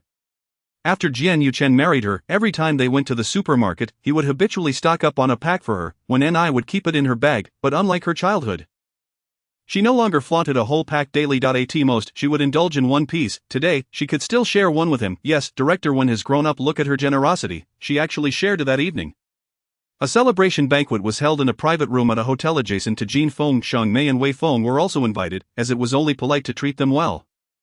Given the business had not come to fruition when Ni felt invigorated after the day's success, Ning Yan had already relayed the good news to the company, and the contract was officially signed. When Ni, you cannot escape this toast tonight. Chapter 43, Jin Dog is quite pitiful having secured such a significant contract. What were a couple of drinks in comparison? It was cold hard cash that when Ni truly deserved. Her spirits were soaring. That night, Jin Feng organized a grand occasion, inviting even the director of the local Environmental Protection Bureau and the mayor. This was likely because when NIS proposal considered the preservation of the surrounding ecological environment, aligning perfectly with the local leader's vision, thus earning praise for Ling Du Company. Ning Yan was a bit bewildered when Ni thought she might end up drinking to excess, but with the leadership present, everyone was quite restrained, and there was no pressure to drink. The usual distasteful banter at such gatherings was absent, allowing for a delightful meal instead. Even the guests who came to congratulate only sipped lightly. By the end of the evening, everyone was still quite sober. Everyone has worked hard these past few days. Tomorrow, we set off home, and I'll give everyone a day off to rest up before returning to work. Recharge your spirits, Ning Yan announced at the hotel entrance. The Jinfeng project had been dragging on for so long that it seemed hopeless, and now there was finally a glimmer of opportunity. So there was little time for anyone to be idle. One day off was more than sufficient. Shen Huaisu was accompanying the leaders and would likely attend another event. From afar, he spotted Wen Ni and Jian Yuchen getting into the company car. Is President Shen particularly concerned about Ling Du? A department head inquired. Shen Huaisu paused before replying. After all, they are future partners. Indeed, Ling Du's designs are refreshing, and the entire company exudes professionalism and dedication. I can't wait for the day the building is completed. That will take at least another 2 to 3 years, yet his time here was limited. To this day, when Ni had not given him a single opportunity. It was far too challenging, having spent years abroad learning about business and investment. Shen Huaisu had encountered many women, some more alluring than Wen Ni, and others with gentler temperaments. It was not that she was irreplaceable, but she remained a regret from his high school days. To give up without trying simply did not align with his principles. Let us go, there will be plenty of opportunities to interact in the future. He returned to the country intending to excel in this job, even if it wasn't at the H City office. As long as Wen Ni remained in this project team, they would cross paths again. He could leverage work as an excuse to obtain her contact information. With that thought, everything seemed straightforward. That evening, as Wen Ni returned to her hotel room and completed her nightly routine, her WeChat buzzed momentarily. The Jinfeng Design Group chat was still receiving new members. There were contacts from Jinfeng as well as several designers from Lingdu Company, including Ning Yan, along with employees who hadn't even made the trip.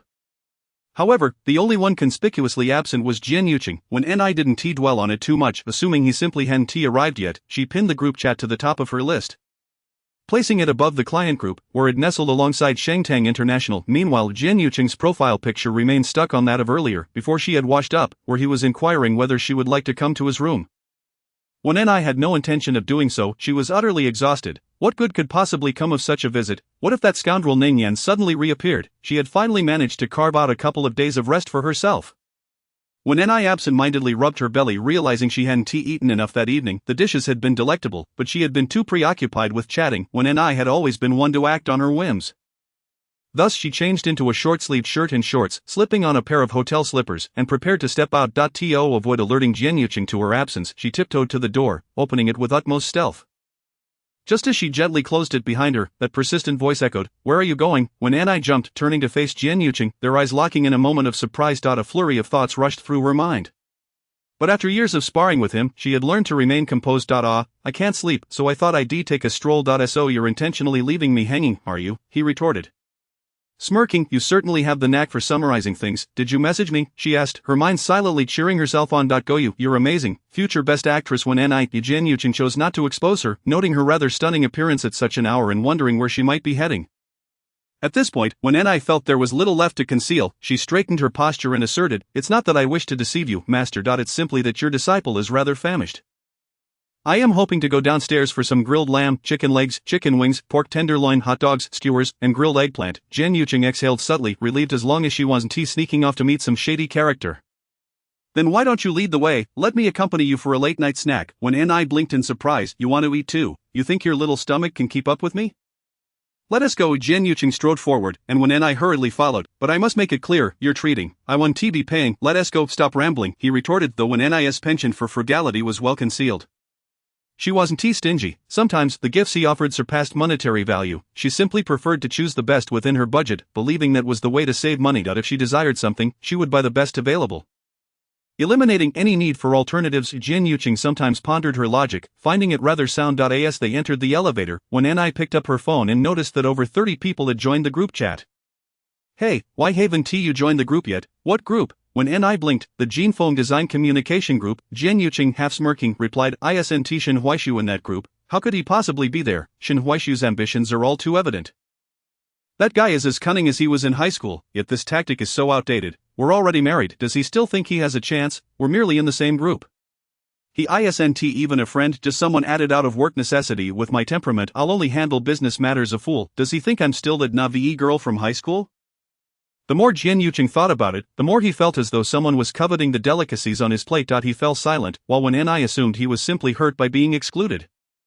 After all, with such a peculiar temperament, he was rather good-looking, but a man's appearance can only carry him so far. Jian Yuqing was truly pitiful. She was the only one who didn't find him repulsive.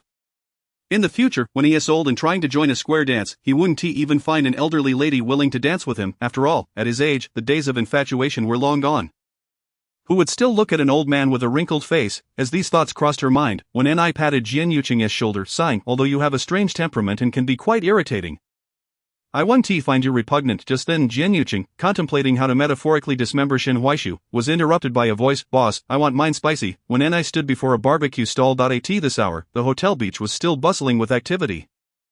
The neon lights lining the coastline resembled an endless dragon, twinkling in the distance. Jian Yuqing stood behind her, maintaining a comfortable distance. As the squid was doused in sauce and grilled on the iron plate, It sizzled enticingly, making when Ni's stomach growl. Jian Yuqing glanced at her and instructed the vendor, just a hint of spice. When Ni turned, frowning at him, Jian Yuqing, not allowing her a chance to argue, revealed his trump card, tonsils. Fine. When Ni conceded, her spirit deflating. Her tonsils were as delicate as the princess and the pea. If she dared to consume even a hint of medium spice, they would rebel, leaving her with a sore throat and fever, requiring nebulization and weeks to recover. Yet, she was one to remember the taste but not the consequences. Each time she saw it, her cravings swelled. Jian Yuqing had indulged her a couple of times before deciding never to let her eat anything above mild spice again.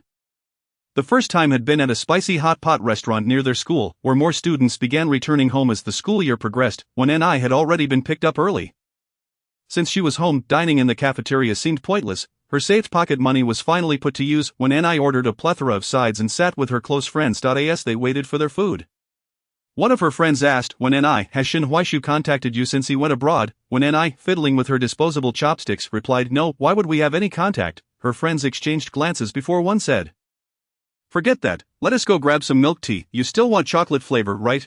They stood up to leave, and just as they reached the door, one murmured, why would you bring up Shin Huaishu in front of when Ni? She is bound to be upset. I was just curious. As shadows fell before them, they looked up to see Jian Yuqing with a group of basketball players. He was quite popular and famously good-looking, causing their faces to flush as they stepped aside. When Ni turned to see him push the door open, ever since that day in tutoring class, she believed their relationship had eased. Thus, when he entered, she had debated for a long time before casually raising her hand to greet him. Hey, however, Jian Yuqing merely shot her a glance before heading off to grab some food. When Ni inhaled sharply. How infuriating, this insufferable Jian Yuqing. She should never have attempted reconciliation with such a petty man. Meanwhile, the girls at the adjacent table continued to discuss him. Has Jian Yuqing grown taller again? That sports headband looks good on him. What brand is it? I don't know. Should we go watch him play basketball next time? Forget basketball. When Ni took a sip of orange juice, bitterly scoffing. Soon, the vendor called her order. When Ni grabbed her food along with her friends. As she sampled the sauce, she found it lacking in flavor, her gaze drifting toward the chili sauce beside her. Just as her hand reached out, the screeching sound of a chair being dragged interrupted her. As Jian Yuqing snatched the chili sauce right from her table, though the chili sauce was up for grabs, Jian Yuqing had clearly seen her reaching for it and still chose to take it. Was he deliberately trying to annoy her? She had previously thought she had been too harsh on him, but now she felt it was unnecessary to greet such a petty individual. When Ni resolved to disregard Jian Yuqing and turned to grab the sauce from the next table. Yet, a hand moved quicker than hers. When Ni's eyes widened as she watched Jian Yuqing walk away with 2 bottles of chili sauce. She could tolerate once, but twice. Hey, are you out of your mind? You just stole my chili sauce. The boys at the table paused, turning to look at when Ni. She sized up Jian Yuqing, exclaiming, give me one back. Why should I? Jian Yuqing returned to his seat, placing both bottles of chili sauce on the table. Everyone was a bit baffled. Jian Yuqing usually didn't engage with girls at school. Why did he always have to bicker with when Ni from class 4? Fan Yanwen, also on the basketball team, picked up 1 bottle, intending to return it to Wen Ni to ease the tension, only for Jian Yuqing to press down, refusing to let it go. This made for an awkward situation. Can you eat spicy food? Taking 2 bottles? Don't go overboard and end up regretting it. Jian Yuqing lifted his eyelids. How do you know I can't handle it? With that, he dug 2 spoonfuls into his dish. When Ni snatched 1 bottle from him, serving herself 3 heaping spoonfuls. By the 3rd scoop of her hands trembled slightly. Jian Yuqing sneered, taking another scoop. Could Wen Ni lose to him? She was determined to show him what a fierce woman could do. Just a mere chili sauce, soon he would be begging her to kneel and call her mother. Only when the vendor intervened, unable to watch the waste of her chili sauce any longer, did they finally relent. However, it was too late. What began as a delightful spicy hot pot had transformed into a pool of red oil. The onlookers exchanged glances between Jian Yuqing and Wen Ni, contemplating whether to suggest they call it a day. As eating something that could cause trouble was no good, the result was that neither of the 2 obstinate individuals knew who they were sulking at, and as soon as they opened their mouths, they engaged in a cacophony of boasting. Wen Ni, you're not spicy at all. Not spicy? Cough, cough, cough. What nonsense. Her face was flushed. Jian Yuqing, are you alright? What could possibly be wrong with me, buddy? You're sweating on your forehead. The aftermath of this fiery dispute over chili resulted in Wen Ni's gums being utterly devastated. That very afternoon, she wailed and begged her homeroom teacher for leave to see a dentist. Jian Yuqing was not faring much better, suffering from a bout of gastroenteritis. The 2 still ended up bickering at the school gate. Let us split the costs, okay? You should articulate your words clearly first. Both of them were so overwhelmed by the spice that they had lost all sense of direction, yet here they were, squabbling. Once they got into the car, they headed straight for the emergency center. Wen Ni's tonsils became inflamed, causing her excruciating pain, and it was Jian Yuqing who helped her register and pay with her card. As it turned out, one patient led to another. Wen Ni In the dentist's chair, felt faint from the pain. The most humiliating part was when Jian Yuchen stood beside the dentist, observing her wide-open mouth as she was being treated, stating, "Your cavities are truly quite large." Wen Enai felt an overwhelming urge to leap up and berate him, but ultimately she could only clutch the hem of his school uniform, tearfully beseeching the doctor, "Please be gentle," with her sizable cavities. Wen Enai subsisted on porridge for half a month, losing considerable weight. Meanwhile, Jian Yuchen, who could usually handle spice well, found himself nursing a stomachache at the mere sight of chili. This cantankerous couple inadvertently provided the school with a fresh batch of humor. Of course, as time passed, both parties reflected on how they had once appeared undeniably cool, embarrassing, impossible, that was simply a figment of imagination. Chapter 45, Joyful Little Squid. Mildly spicy is the least Jian Yuchen could tolerate. He certainly did not wish to find himself in the emergency room with Wen Enai again on the eve of his return home. Once was quite sufficient. Wen Enai, feeling dejected, swallowed hard. Oh no. What would become of her grilled squid without chili? Never fear, for Mother's tummy can accommodate you. Sob sob sob. Wen Enai, now salivating, finally got her hands on the tender, delectable little squid just as she flaunted a tentacle. A mouthful of cumin lodged itself in her throat. Cough, cough, cough. Jian Yuchen, rendered speechless, thought to himself how just a moment's distraction could lead to chaos. His large hand patted her back, joking, "Are you, eat slowly. Who is stealing your food?" Anyone unaware would assume he never allowed her a morsel at home. Wen Enai, in a fit of frustration, shoved him away, but Jian Yuchen furrowed his brow and pulled her back. Questioning what mood she was trying to display, Wen Enai wanted to express that the spicy seasoning had brought tears to her eyes. As she looked up, she was met with the astonished faces of Yu Xiaozhu and Supna. Supna contemplated her words carefully, glancing at Jian Yuchen's hand resting on Wen Ni's shoulder. In an instant, a collective brainstorming session began in the minds of the onlookers. What exactly were these two up to? Did Jian Yuchen intend to slap Wen Enai? No, that didn't appear to be the case. Were they in some sort of relationship? Fritz bluntly asked Simon, "What is going on with you and Winnie?" Jian Yuchen, with one hand in his pocket and the other still gripping Wen Enai's arm, stood up straight. It was evident that upon encountering the squid, she had turned to him for help when she choked. "Oh, so that is how it is." It seemed there was a certain intimacy in the scene just witnessed. "I thought you were about to slap Wen Enai," Wan Linmu remarked, only to find that everyone was looking at him with expressions that seemed to say, "How could you voice that?" He promptly withdrew his comment. Wen Enai finally took a sip of cola, washing away the lingering spiciness. Since everyone had gathered, "Let us eat together. Boss, bring us another 50 skewers. If you want anything else, just order. It's on me. You all have worked hard these past few days." "Thank you, Winnie." Before long, the group had forgotten the earlier incident. With barbecue and beer, the tension and pressure of their previous meeting dissipated, and conversation flowed freely. Just in time, Ning Yan was absent. Yu Xiaozhu was the first to rise, expressing her gratitude for the opportunity to join Lingdu and participate in such an important project. Regardless of whether she would be retained after her internship, this experience was invaluable. I come from a poverty-stricken mountainous area, and I am the second university student from my village. My parents sacrificed everything to support my education, allowing me to study this costly art major. I aspire to establish a foothold in this city and provide my parents with a better life. When I led the applause, "I wish you all your heart desires. From now on, I'll call you Engineer Yu." Yu Xiaozhu's cheeks flushed as she clinked glasses with Wen Enai, thanking the supervisor. "I will do my best." Ji Yuang shrugged. "Let us work hard together." Xiao Zihu. In contrast to Yu Xiaozhu, Gu Wang came from a well-off family, having attended international schools throughout his primary and secondary education and spending a few years in the UK before returning to study design. He was clearly a well-off young man, thus, while he could understand Yu Xiaozhu's aspirations, he could not fully empathize, only cheering her on. Fritz took a sip of his drink. "Then I wish the Jin Feng design project every success." "That's great. For our year-end bonus, it's a substantial amount for Director Xia, and we also have Simon Yi." Jian Yuchen was an investor and currently held a position at Lingdu, so it was only fitting to consider him a second boss. Upon hearing this, the man merely smiled from his corner. "All right, just order whatever you want, it's on me." When Enai shot him a glare. "Aren't I treating you? Yours is included too." When Enai sensed something was amiss and was promptly pinched on the waist from behind. "It is all community property, you stubborn little thing. Just keep that mouth of yours clamped shut. Don't let it slip that you're tired or sore halfway through, or forget it. If I can get one over on Jian Yuchen, so be it." When Enai continued to relish her little squid. How delightful it is to have such a relaxing day, but alas, tomorrow, she would have to return home. For contemporary youth, when they wish to vacation, they often find themselves lacking money or time. When they finally have the means, everywhere is overcrowded, making staying at home more appealing. On the final night of a rare business trip, listening to the sound of the waves, everyone felt they had stolen a moment of time. Jian Yuchen had a few drinks, and soon, the guitarist began to serenade with soft melodies, a soothing contrast to the earlier vigorous dance tunes. It evoked a sense of tranquility and calm. As when Enai enjoyed her food, a hand crept up her back, pressing against her second rib. A shiver coursed through her, and she felt a tremor throughout her body. Casually she stepped on Jian Yuchen's foot, grinding down hard. Both of them were in slippers as they made their way downstairs. The beach was soft beneath their feet, just as her toes brushed against him. He playfully flicked a handful of sand at her, infuriated, when Ni bit down hard on a piece of squid. Hey, over there, they're grabbing balloons, let us go snag a few for the ladies. Let us go. Gu Wang perked up. Wang Linmu patted his belly. I'd better sit this one out, I'm too old to compete with the young ones. Do you wanna go? Yu Xiaozhu and the others had already headed off. Wang Linmu was also dragged into the fray to grab balloons. As when Ni turned, she nearly kissed Jian Yuchen, afraid of being seen. She quickly leaned back. Jian Yuchen raised an eyebrow and asked again, do you want one? When Ni, feeling a bit awkward yet slightly proud, replied, I want that pink pig head. Alright. Jian Yuchen wiped his hands, tossed her his phone, and headed off in that direction. The moment he joined the fray, chaos ensued. Wang Linmu couldn't hold his ground against the younger crowd and retreated from the battlefield.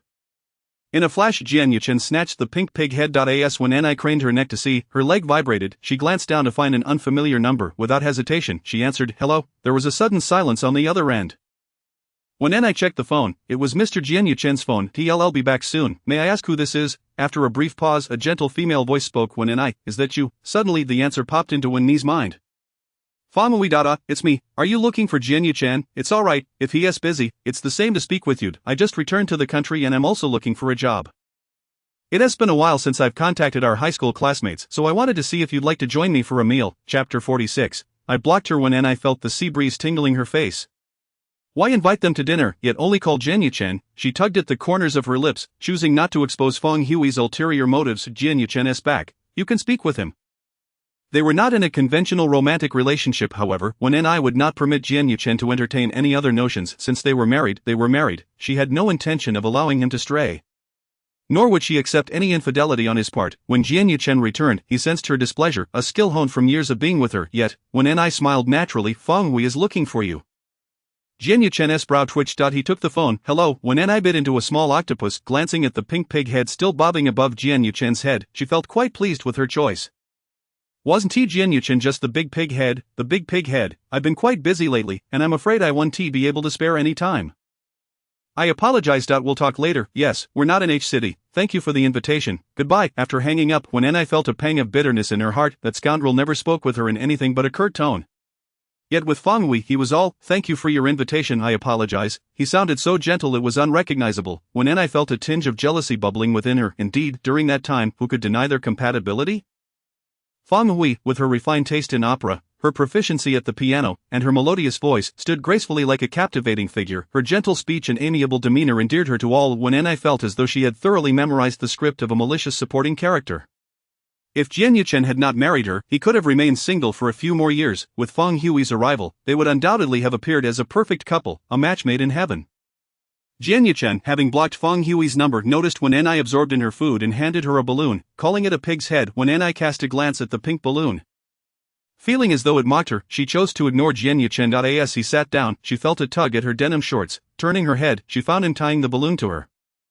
It was as if she had a little tail trailing behind her. Is it not pleasing to the eye? Jian Yuchen propped his face on one hand while playfully toying with her tail. The pig balloon bobbed up and down. When Ni pressed her lips together, unwilling to engage with him at that moment. I deleted her, the man suddenly declared. When Ni froze, turning to look at him, suspecting she had misheard, Jian Yuchen repeated. Deleted? There is no point in keeping it. If she were to reach out again, just tell her you're busy. After all, there is hardly any camaraderie among classmates, not to mention, even if they had been close.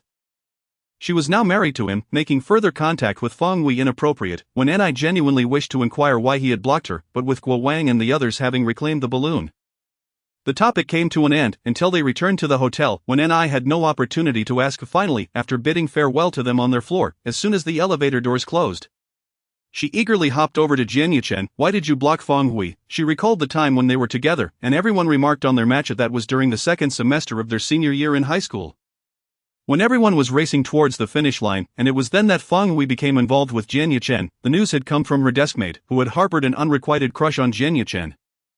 However, at that time, her feelings were merely her own secret. How did you know she was with Jian Yuchen? The girl in front, a devoted fan of Feng Hui, could not resist asking. Her deskmate sighed.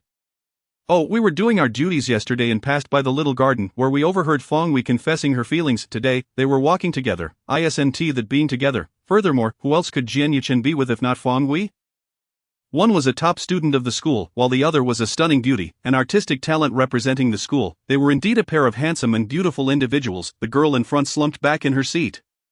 When Ni paused her pen, continuing with her exam paper. What, Jian-Yu-chen is dating someone else? What about when Ni? Are you out of your mind? When Ni tossed a scrap of paper at her. The girl chuckled, retracting her head. When I know you two are impossible, I was just joking. What do you mean impossible? You think a top student is out of my league, don't you? When Ni felt disgruntled. Her grades had improved quite rapidly. After all, it was the last semester. She intended to apply to a good university. Distancing herself from Wen Jiwen, she dreamed of earning a great deal of money in the future. Bringing her mother over so that Wen Jiwen could no longer scold her. Wait, why should she be with Jian-Yu-chen? Ever since that one time when their paths aligned, they had walked together in and out of the neighborhood every day. Over time, people began to say that Jian-Yu-chen and Wen Ni were living together. Back in high school, boys gossiped, but as more tutoring teachers appeared in the neighborhood, the matter was forgotten. After all, they all took the same route. Jian-Yu-chen and Wen Ni had not exchanged much conversation. What was there to discuss about a relationship? Now Jian-Yu-chen had a serious girlfriend. And it was Fang Hui, who was undeniably beautiful. Wen Ni could not fathom why, but Fang Hui, at that time, had just started dating Jian-Yu-chen and yet seemed eager to spend time with her. Having attended the same school for so many years, they had once been classmates. In high school, their interactions had dwindled to mere nods. Wen Ni was baffled by Fang Hui's desire to seek her out. For study, Wen Ni was somewhat perplexed, but she had already enrolled in a tutoring class. Group study would be more efficient. Fang Hui had explained, Sunday is a day off, and we only study for half a day. My dad has heard from your dad that I'm falling behind in cultural subjects, so my teacher suggested it. There will be many classmates there, and we can discuss any questions we have. When Ni truly did not wish to attend, she had no idea what to converse about with Fang Hui, so she declined. However, that evening at dinner, when Jiwen unexpectedly brought it up, why didn't you go when Fang Hui invited you? How petty of you. What's wrong with going over there? Studying together is beneficial. Stop spending all your time in the mall with those classmates of yours. Look at you, with that short hair. When Ni had once had long hair, but when Jiwen said her face shape did not suit it like Fang Hui's, so she had gone to a hair salon and had it cut short. Which led to Wen Jiwen scolding her for looking even worse. Yet, when Ni liked it, it felt particularly suitable for her, and washing her hair was convenient. I've already told Fang Hui you'll go.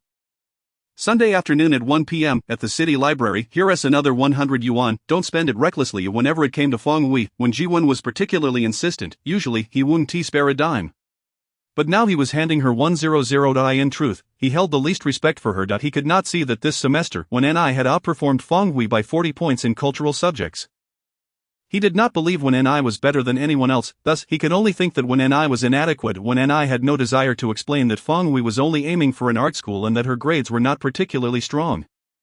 She knew that would lead to a scolding. For example, that Fang Hui had talents while she had none. Just go to the weekend study group of that day. She dawdled and took the bus to the library, where Fang Hui was already waiting for her at the entrance, accompanied by Jian-Yu-chen. Two bothersome individuals had come together. It was truly a spectacle. Chapter 47, Physics is quite romantic. It was still early spring, and the second semester of senior year had just begun. With a rare weekend to spare, Wen Ni had initially planned to catch up on sleep and wake up naturally. However, due to Fang Hui's suggestion, her precious day off was now to be spent face-to-face with Jian-Yu-chen, which was understandably vexing for Wen Ni. She donned a cozy pink sweatshirt, her fluffy short hair having a slight natural curl, and her face still bore hints of fatigue. As she approached, Wen Ni did not think much of her appearance, considering it the most ordinary student attire. Yet, upon seeing Jian-Yu-chen standing next to Fang Hui, she felt as if she resembled a moving pink penguin. If Fang Hui wore a light white coat over a similarly hued thin sweater, fitted at the waist, and a flowing white tulle skirt, standing there like a graceful swan revealing her beauty. In contrast, Wen Ni, as the penguin, appeared somewhat ridiculous. Jian-Yu-chen stood there in a black windbreaker. For some reason, Wen Ni felt that the corners of his mouth slowly curled up,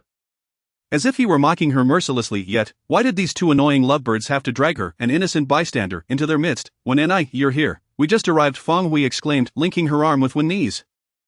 Have you grown taller? Wen Ni felt that since the second year of junior high, she had not grown at all. Fang Hui's gaze was not quite right. Jian-Yu-chen opened the library door. Warmth enveloped them, and a faint aroma of coffee wafted through the air. Most of the visitors were seniors and university students. However, they kept to themselves, as the differences were apparent. Jian-Yu-chen walked ahead, hands in his pockets, with a crossbody bag slung over his shoulder, hardly resembling a studious individual. When Ni glanced around at the diligent students, letting out a sigh. Why is it that some people can be so infuriating? Some play games, play basketball, and participate in various activities, yet their grades never seem to suffer. Could Jian-Yu-chen be one of those? Oh, I never studied, she mused, yet behind the scenes, he was likely cramming furiously.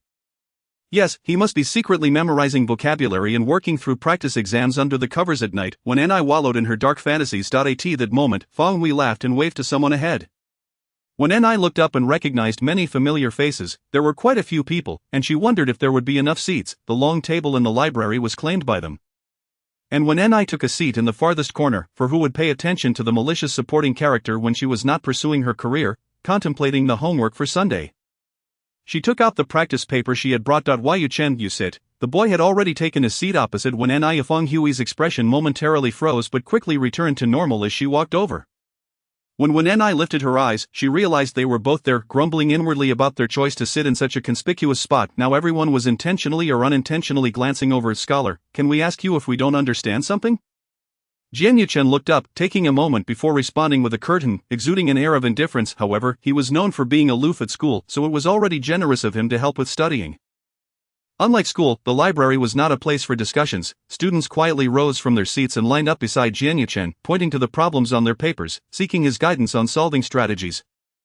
When Ni found that her writing flowed smoothly today, yet when she reached a physics problem, she hit a dead end. What a predicament! Just as she was biting the pen, a pair of hands snatched her paper away. When Ni looked up and Fang Wei's gaze fell upon her, after handing Jian Yuchen a cup of coffee, she smiled at When Ni felt an inexplicable sense of having interrupted a romantic moment between the couple. Her fingers quickly reached out, wanting to reclaim her paper. Jian Yuchen had already spoken. If you can't solve it, why not ask? When Ni thought, how do you know I can't solve it when I haven't even attempted it yet? The formula. Jian Yuchen directly began to speak. Those who were engrossed in solving problems immediately perked up their ears and leaned in to take a look. When Ni, with the intention of listening to his problem-solving methods, quietly concentrated for a short while. To her surprise, Jian Yuchen indeed possessed considerable skills. He swiftly noticed when she was lost and discreetly went over the previous question again. You should attempt this question once more. The approach is identical to the one you just mentioned. When Ni responded with an O, taking the test paper and examining it. Strangely enough, Jian Yuchen was in quite a good mood today and did not provoke her. She decided to coexist peacefully with him for a brief moment, just a moment, no more. When Ni felt that she was becoming increasingly magnanimous, after completing her problem, she promptly handed it to him. Unable to resist puffing her chest out a bit, surely she wouldn't make a mistake this time. By the way, remember this problem-solving approach for next time. The score is like a windfall. The boy's voice was clear and melodious. When Ni thought it remarkable that Jian Yuchen could still articulate beautiful Chinese phrases, she smiled brightly as she took back the test paper, her radiant smile causing Jian Yuchen's throat to involuntarily bob. However, her smile quickly froze on her face. What had Jian Yuchen just scribbled and scrawled on her test paper? Ah, this was her best score achieved through her own efforts. She had been meticulously preserving it, nearly considering framing it in an A4 document sleeve. How dare he write formulas on it? When Ni glanced around at her peers, unable to scold Jian Yuchen aloud. After all, he was unaware of the significance. Yet she felt a twinge of grievance. She carefully folded the test paper and placed it in her bag. Cough, aren't you going to take another look at the formulas? There's nothing worth seeing. I'm going to find some books. When Ni sulkily replied, just a moment ago, she had been quite cheerful. Why was she suddenly upset? When Ni stood up and left, she had frequented this library in her childhood and had heard it had been renovated. The old-style tiles had vanished, replaced by a modern tech-savvy design. As when Ni gazed at the myriad of bookshelves, she felt she was losing her sense of direction. She longed to visit the romance novel section but ultimately found herself wandering into the study materials area. Specifically for advanced subjects, when Ni observed the physics books, utterly disinterested, and silently walked past the shelves. Someone's footsteps synchronized with hers as they traversed the aisles, revealing the tall figure of a boy.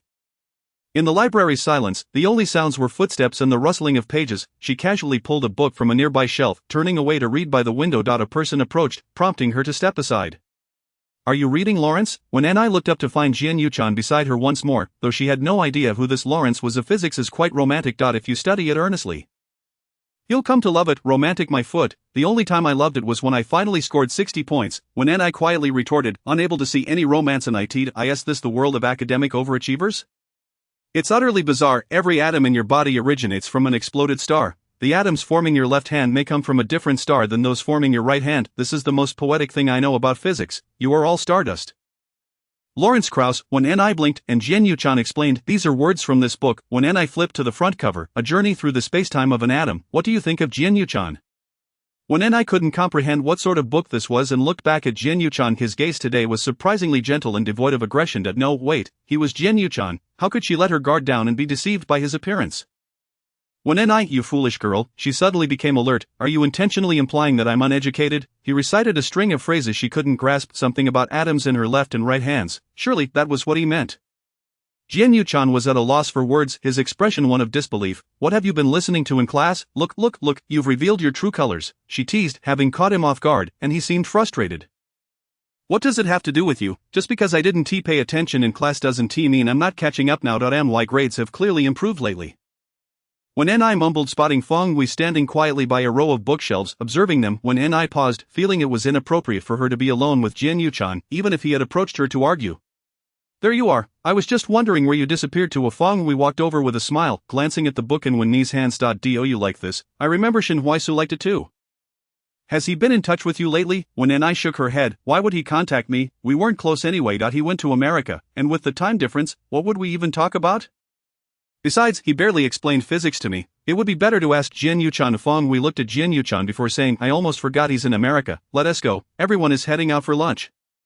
When what do you feel like eating? When Ni had plenty of cravings, I asked there any choice. Oh, they mentioned wanting to eat barbecue. Then barbecue it is. I should have enough with 100 yuan to split. Typically, when Jiwon provided her with money, and she hadn't spent it all, alright, I'll tally it up later. If Feng Wei turned and smiled, asking Jian-Yu-chan, what about you? Anything is fine. When Ni thought his tone was quite curt. Was Feng Wei a masochist for choosing such a partner, having to endure his perpetual cold demeanor? Whoever ends up with Jian-Yu-chan in the future would be quite unfortunate. If Feng Hui's eyes sparkled with laughter as she nodded gently. In the end, they all agreed to go for barbecue. The food court near the library had many options. When they sat down, most of the boys grouped together while the girls did the same. There's a new arcade upstairs. I have a membership. Shall we go play around later? No thanks. My game console at home is gathering dust. Let's focus on the practice exams for a few more months. When will this tough life end? Won't we be more relaxed in college? Not necessarily. My sister works like a dog. When Ni sipped her cola, listening to their lively chatter. By the way, which university and major are you planning to apply for? I have many interests but fear they won't accept me. Scholar, what major do you wish to study? When Ni followed everyone's gaze towards the boy. I haven't decided yet. What a dull answer. However, when Ni suspected he would perform well enough to attend a respectable university. What about you? Feng Wei, media. I want to go to a media university. That makes sense if Feng Wei has been striving towards that goal. When it was Ni's turn, she said, I'll take whatever I can get. She truly had no specific aspirations, and she still had a considerable distance to go to meet Wen Jiwen's expectations for a satisfactory university. The barbecue arrived swiftly, and the heavy topic was quickly cast aside. During the meal, they exchanged some gossip. When Ni felt as if she had opened the door to a new world, discovering that everyone had been up to some mischief behind the scenes. After dining, they returned to the library to reserve seats. Today, Feng Wei was oddly insistent on sticking close to Wen Ni instead of Jian-Yu-chan, who had initially sought her out for an argument. Wen Ni, could you show me your physics test paper later? The one from this morning. When Ni was puzzled. My test paper is filled with mistakes. Why not borrow from someone else? What could Jian-Yu-chan possibly lend her? You wouldn't understand. I want to borrow it from him. If my answers are so poor, I'd be embarrassed if he laughed at me. When Ni understood now, the downside of having a boyfriend with stellar grades was evident. Being his girlfriend must be incredibly stressful. She never expected Feng Wei would experience such a thing. It appeared that neglecting academic subjects while solely pursuing the arts could lead to regrettable situations when cramming at the last minute. When Ni felt a peculiar sense of camaraderie if Feng Wei was borrowing her test paper, yet she couldn't show any hesitation. Her grades were not bad either. When Ni opened her bag and handed the test paper to her. This is my best score yet. Please return it after you've looked it over. Alright, Feng Wei replied sweetly, but her hands were already flipping through the paper when she noticed Jian-Yu-chan had left a question in the blank space. Her smile suddenly froze, and she glanced at Wen Ni with a complicated look. What's wrong? When Ni slurped her bubble tea. Feng Wei lowered her gaze and smiled. It's nothing. Your problem-solving methodology is quite clear. When Ni carefully stored the test paper away, although it bore Jian-Yu-chan's writings, she still felt satisfied with it. She intended to keep it in her little tin box. It was her first time scoring so high in physics. Achieved through her own efforts. When Ni, Feng Wei continued to link arms with her. When you were with Shen Huaisu, what did you two talk about? When Ni thought for a moment and replied. Not much, we just discussed problems. Feng Wei looked surprised. You don't need to worry, I won't spill your secrets. What kind of couple discusses problems? Surely there must be some sweet nothings exchanged, like I like you or I want to be with you forever. When Ni took another sip of her bubble tea. Really, what else could I say to him? I envy you. Jian-Yu-chan is so hard to read. What do you think of him? When Ni nearly rolled her eyes.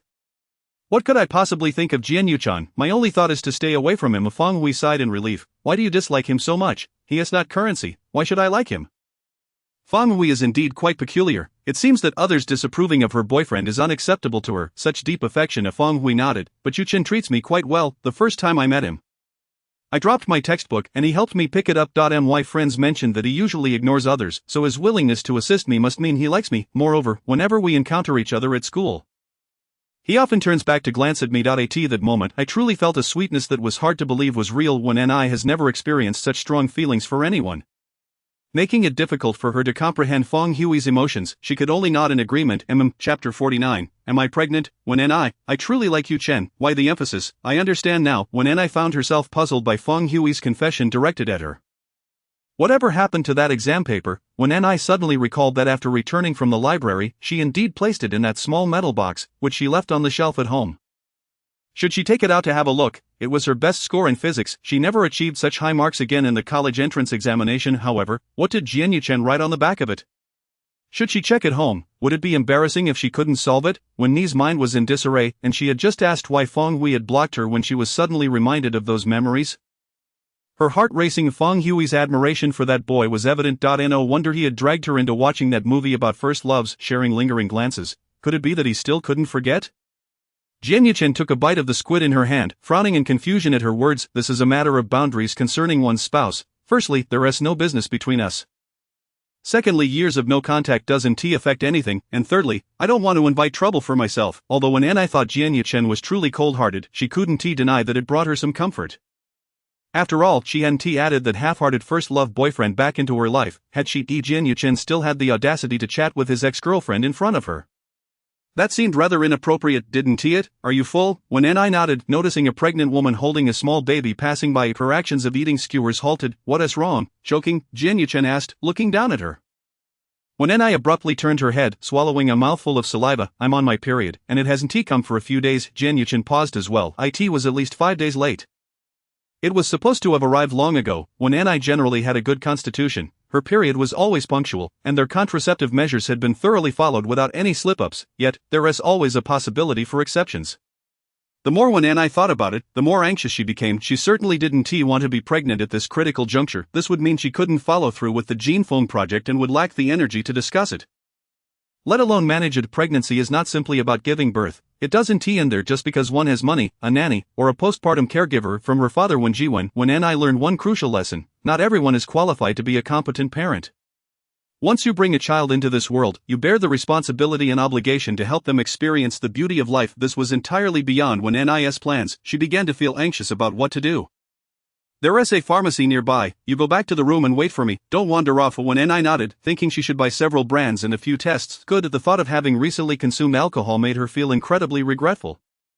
And she had also stayed up late. Upon returning to the hotel room, when Ni anxiously waited, sitting felt uncomfortable, standing was no better, and lying down was even worse. The door card clicked open, and Jian Yuchen entered with a bag of various pregnancy tests. Do you want me to accompany you in? When Ni scowled, absolutely not. She approached, took the bag, and took a deep breath. As she tried to enter the bathroom, she silently turned back around, her voice tinged with a hint of sobbing. What am I going to do? Jian Yuchen. For once, the man refrained from bickering with her and insisted, let us test first. When Ni took a few steps, then turned back to look at him. What if? Then we shall keep it. Abortion harms the body. At worst, I'll resign and stay home to take care of the child. Jian Yuchen placed his hands on his hips, urging her. Go. When Ni looked at him with suspicion, stepping back 2 steps. Really, I can invest even if I resign. You and the child 1T*. Go. He carefully escorted her to the bathroom door. Call me if you need anything. As when Ni entered, Jian Yuchen waited outside. The frosted glass only revealed a shadow moving within. Jian Yuchen felt a wave of anxiety wash over him, feeling more tense than he ever had during his first stock trading experience. His palms sweating. He couldn't help but think that when they initially purchased this apartment, they hadn't considered the school district. It seemed there weren't any good kindergartens nearby. Should they consider changing places? Moreover, there wasn't even a designated children's room. For a child, the room shouldn't resemble that of an adult. Suddenly, Jian Yuchen's thoughts were interrupted as he burst through the door, anxiously asking, how is it? What is wrong? Are you feeling unwell? When Ni lined up the pregnancy tests, isn't there nothing here? Jian Yuchen glanced at them, seeing all negatives. When Ni sighed heavily with relief. It must be the stress from this period. I knew it instantly. She felt as if the clouds had parted to reveal the sun and cheerfully strolled out of the bathroom. Oh, my period is truly mischievous. Jian Yuchen continued to stare at the pregnancy tests. Why the long face? Are you so eager for a child? Jian Yuchen sighed. Not exactly, but if it were to happen, I would be looking forward to it. He wondered what traits their child would inherit: characteristics, appearance, boy or girl. Those thoughts were all exciting. However, it was a relief that it hadn't happened yet. Otherwise, knowing her anxious nature, Wen definitely wouldn't be able to enjoy her maternity leave with the Jean Feng project just starting. Noticing Jian Yuchen's seemingly disappointed demeanor, Wen remarked, "You seem quite eager." Jian Yuchen quickly composed himself, disposing of the tests. "Are you feeling unwell anymore?" "A bit," Wen replied, supporting her waist. She couldn't determine if it was due to exhaustion from the past few days or something else. She just felt achy and weak all over. Soon, she realized something was off as her period, which had caused them both anxiety, finally made its timely arrival. Jian Yuchen had to go buy her some hygiene products, and upon his return, he had somehow procured red date and longan soup, which Wen found comforting. After Jian Yuchen took a shower, he wrapped her from behind, his warm palms gently massaging her abdomen, causing Wen to feel drowsy. Days, leaning against him. She recalled an embarrassing incident from high school when she had been unaware of her period and had walked out of class, only to later realize amidst laughter from several boys that she had made quite the scene. Chapter 50. The Princess and the Pea. Jian Yuchen, with a stoic expression, removed his school uniform jacket and tied it around her waist. Do you have any? No. She replied, "I was just about to go buy some." "What brand?" When I was momentarily taken aback. "Huh, what brand? The blue one. Just choose the square ones, don't buy the panty liners." When I began to question whether he truly understood her, but the notion that Jian Yuchen was willing to buy them for her left her somewhat incredulous. Fearing he might have ulterior motives, Jian Yuchen frowned. "You're making it difficult for me to find." He leaned in closer, bringing his ear near her lips. "Tell me the brand, be specific, so I don't buy the wrong one." "I have no experience." He rattled off a long string of details, contrasting sharply with his usual demeanor of indifference and sarcasm. When I was momentarily at a loss, the boy leaned in, his ear almost brushing against her mouth. The clean scent of lemon from his laundry detergent mixed with the warmth of sun-kissed fabric enveloped her, and when I blinked, whispering the brand and size to him. "Good, you wait in the restroom." Before when I could ask how he would deliver it to her, circumstances dictated that she could no longer linger in the stairwell. She hurried into the restroom, finding a stall to lock herself inside. After a while, she began to wonder if Jian Yuchen was actually playing a trick on her. When "I'm here," she quickly responded. A girl paused outside the door, handing over a supermarket bag from above. When Jian Yuchen asked me to give this to you. The voice belonged to Yu Hui, the physics class representative, who had previously been in a physics competition group with Jian Yuchen.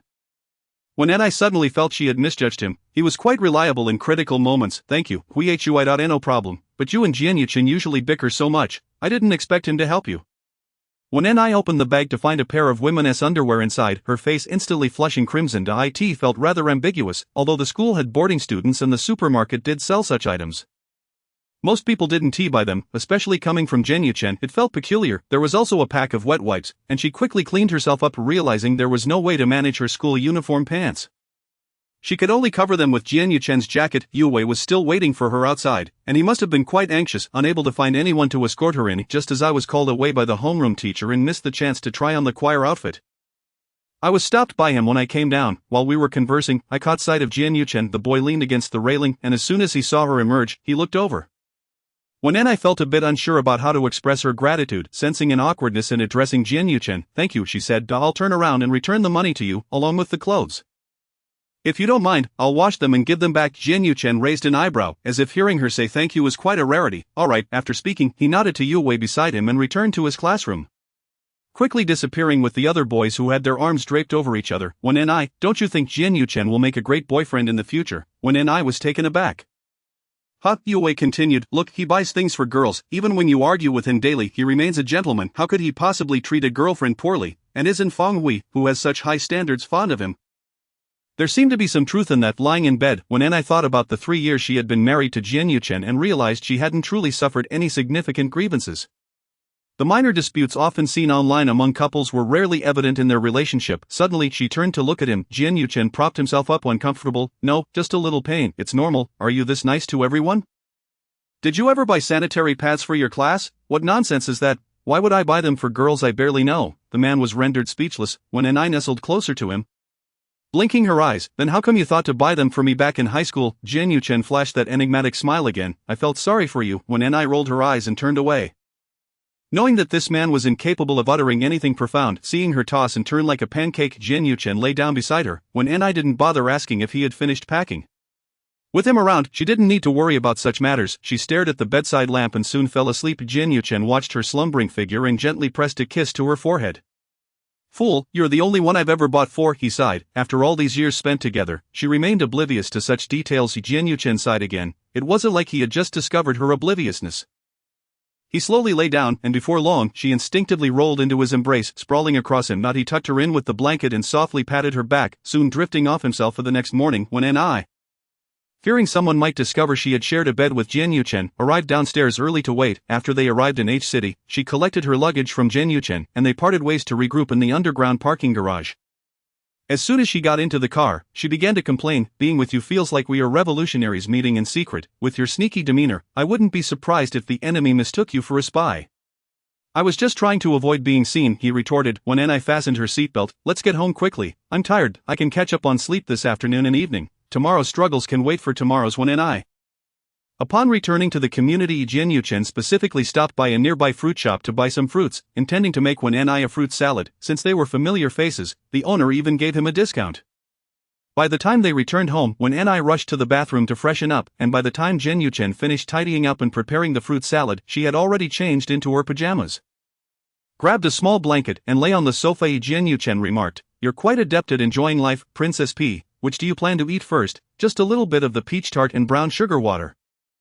"Don't make it too much. What as for dinner? I'll see what's in the fridge and make something, most likely noodles." "Alright then." When N.I. burrowed deeper into the sofa, the group chat was buzzing.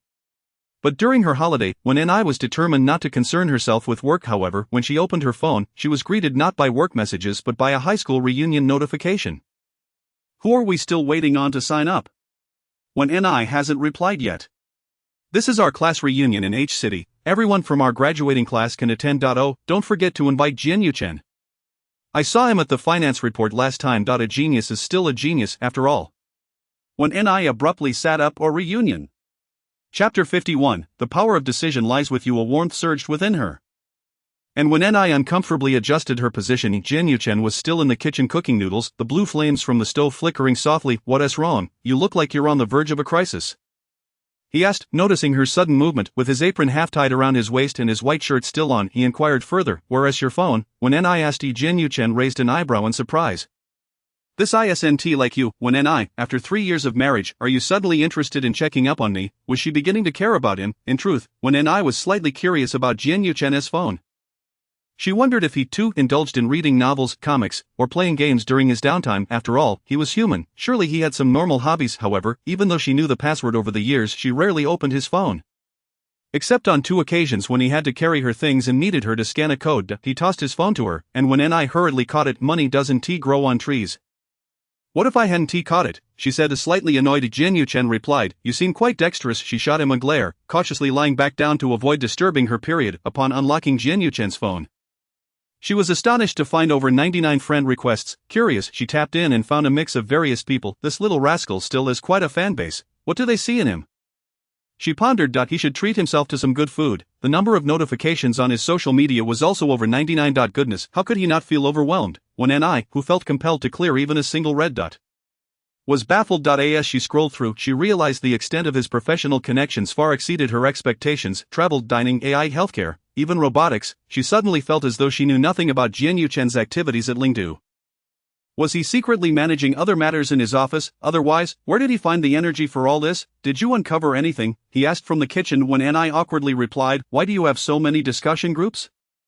"Work-related matters," Jian Yuchen responded, rubbing his temples. "But this software isn't very user-friendly. I can't transfer larger files. Of course, it takes up memory." When N.I. searched again and finally located the class group chat tucked away in a corner, where her classmates were still attempting to reach Jian Yuchen. "Did you find anything?" he asked again. When N.I. scratched her head, "Are you going to the reunion? The group is calling for you." Jian Yuchen frowned.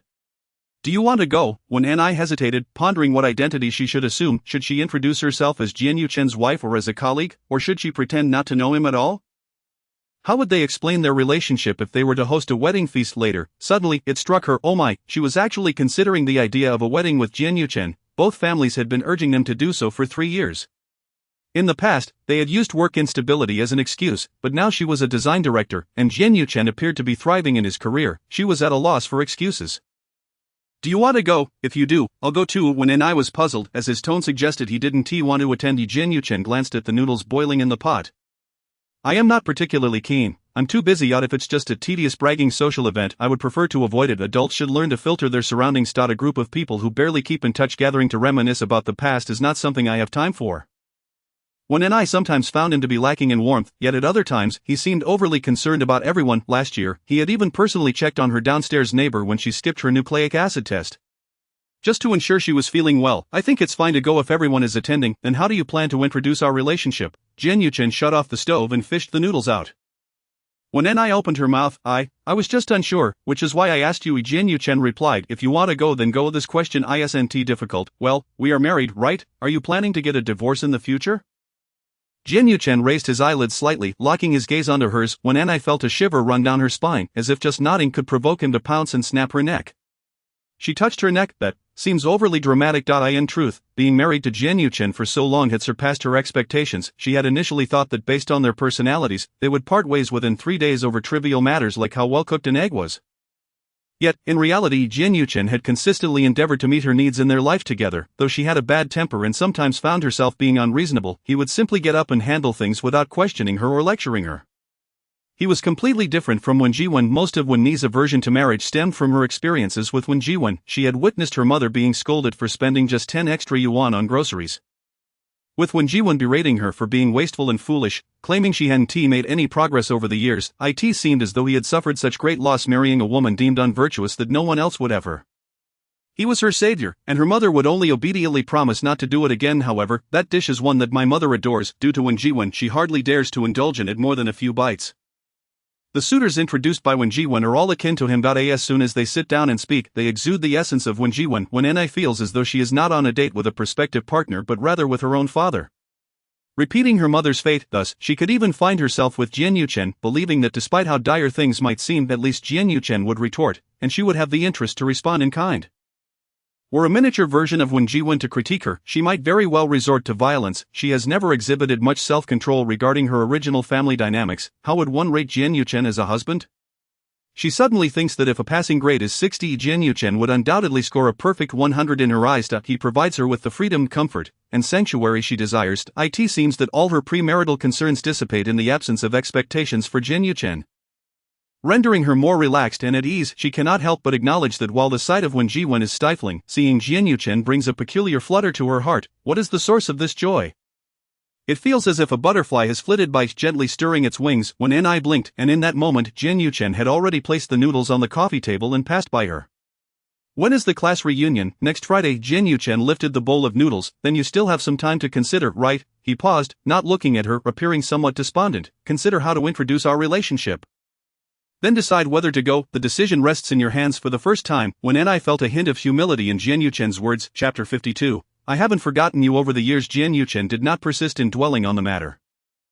It seemed that whether or not to attend was inconsequential to him. When I wondered how he could be so nonchalant, suddenly, he reached under the blanket, frowning. You should wear socks. My mother says women shouldn't get cold at this time. When I abruptly said, then go ahead, Jian Yuchen turned his head. Because I asked you to wear socks. When I returned his phone, reasoning that he would find out sooner or later, and besides, there was no work-related connection. Jian Yuchen's pace of eating slowed, and ultimately, he said nothing more, urging her, the noodles are getting soggy. Weren't you just complaining about being hungry? In the end, when I replied in the class group chat that she would attend. After taking a break, her energy levels finally reached 80. When I arrived at the office just on time, Ning Yan had held a meeting that morning to outline the company's plans for the second half of the year. The focus remained on those two projects, Shangtang International and Jin Phone, both of which I needed to oversee as top priorities. The employees had received news of this the previous day. And after hearing Ning Yan's summary, they felt reassured. Everyone was quite pleased, as this signified that Ling Du was poised to ascend further in this domain. After all, why do people work? It is for stable pay. A considerate boss and promising prospects. Evidently, after the meeting, everyone was invigorated, and even those who usually took extended breaks had become scarce. When I busied herself with an internal meeting, redesigning the area, merely discussing the lobby would take 2 to 3 days. When she finally emerged from the meeting, the cafeteria was nearly out of food. When I decided to accompany Zhou Shueli to grab some coffee and light meals. If I may say. This little escapade of yours is likely to infuriate that crowd at Xiangmei. You know, I didn't expect my old classmate to be at Xiangmei. Oh really, doesn't that make things a bit awkward? Not really. Healthy competition can benefit our professional growth. However, I think she won't last long at Xiangmei. When the time comes, I'll try to recruit her. Zhou Shueli remarked. Oh how wonderful, this time you can even see the ocean. Just look at my head. If I keep working like this, won't I soon become a Mediterranean? When I pretended to genuinely want to see it as Joshua dodged. Hey, that's not appropriate. The two were engaged in playful banter when Joshua suddenly pulled when I to hide behind a decorative green space by the flower bed.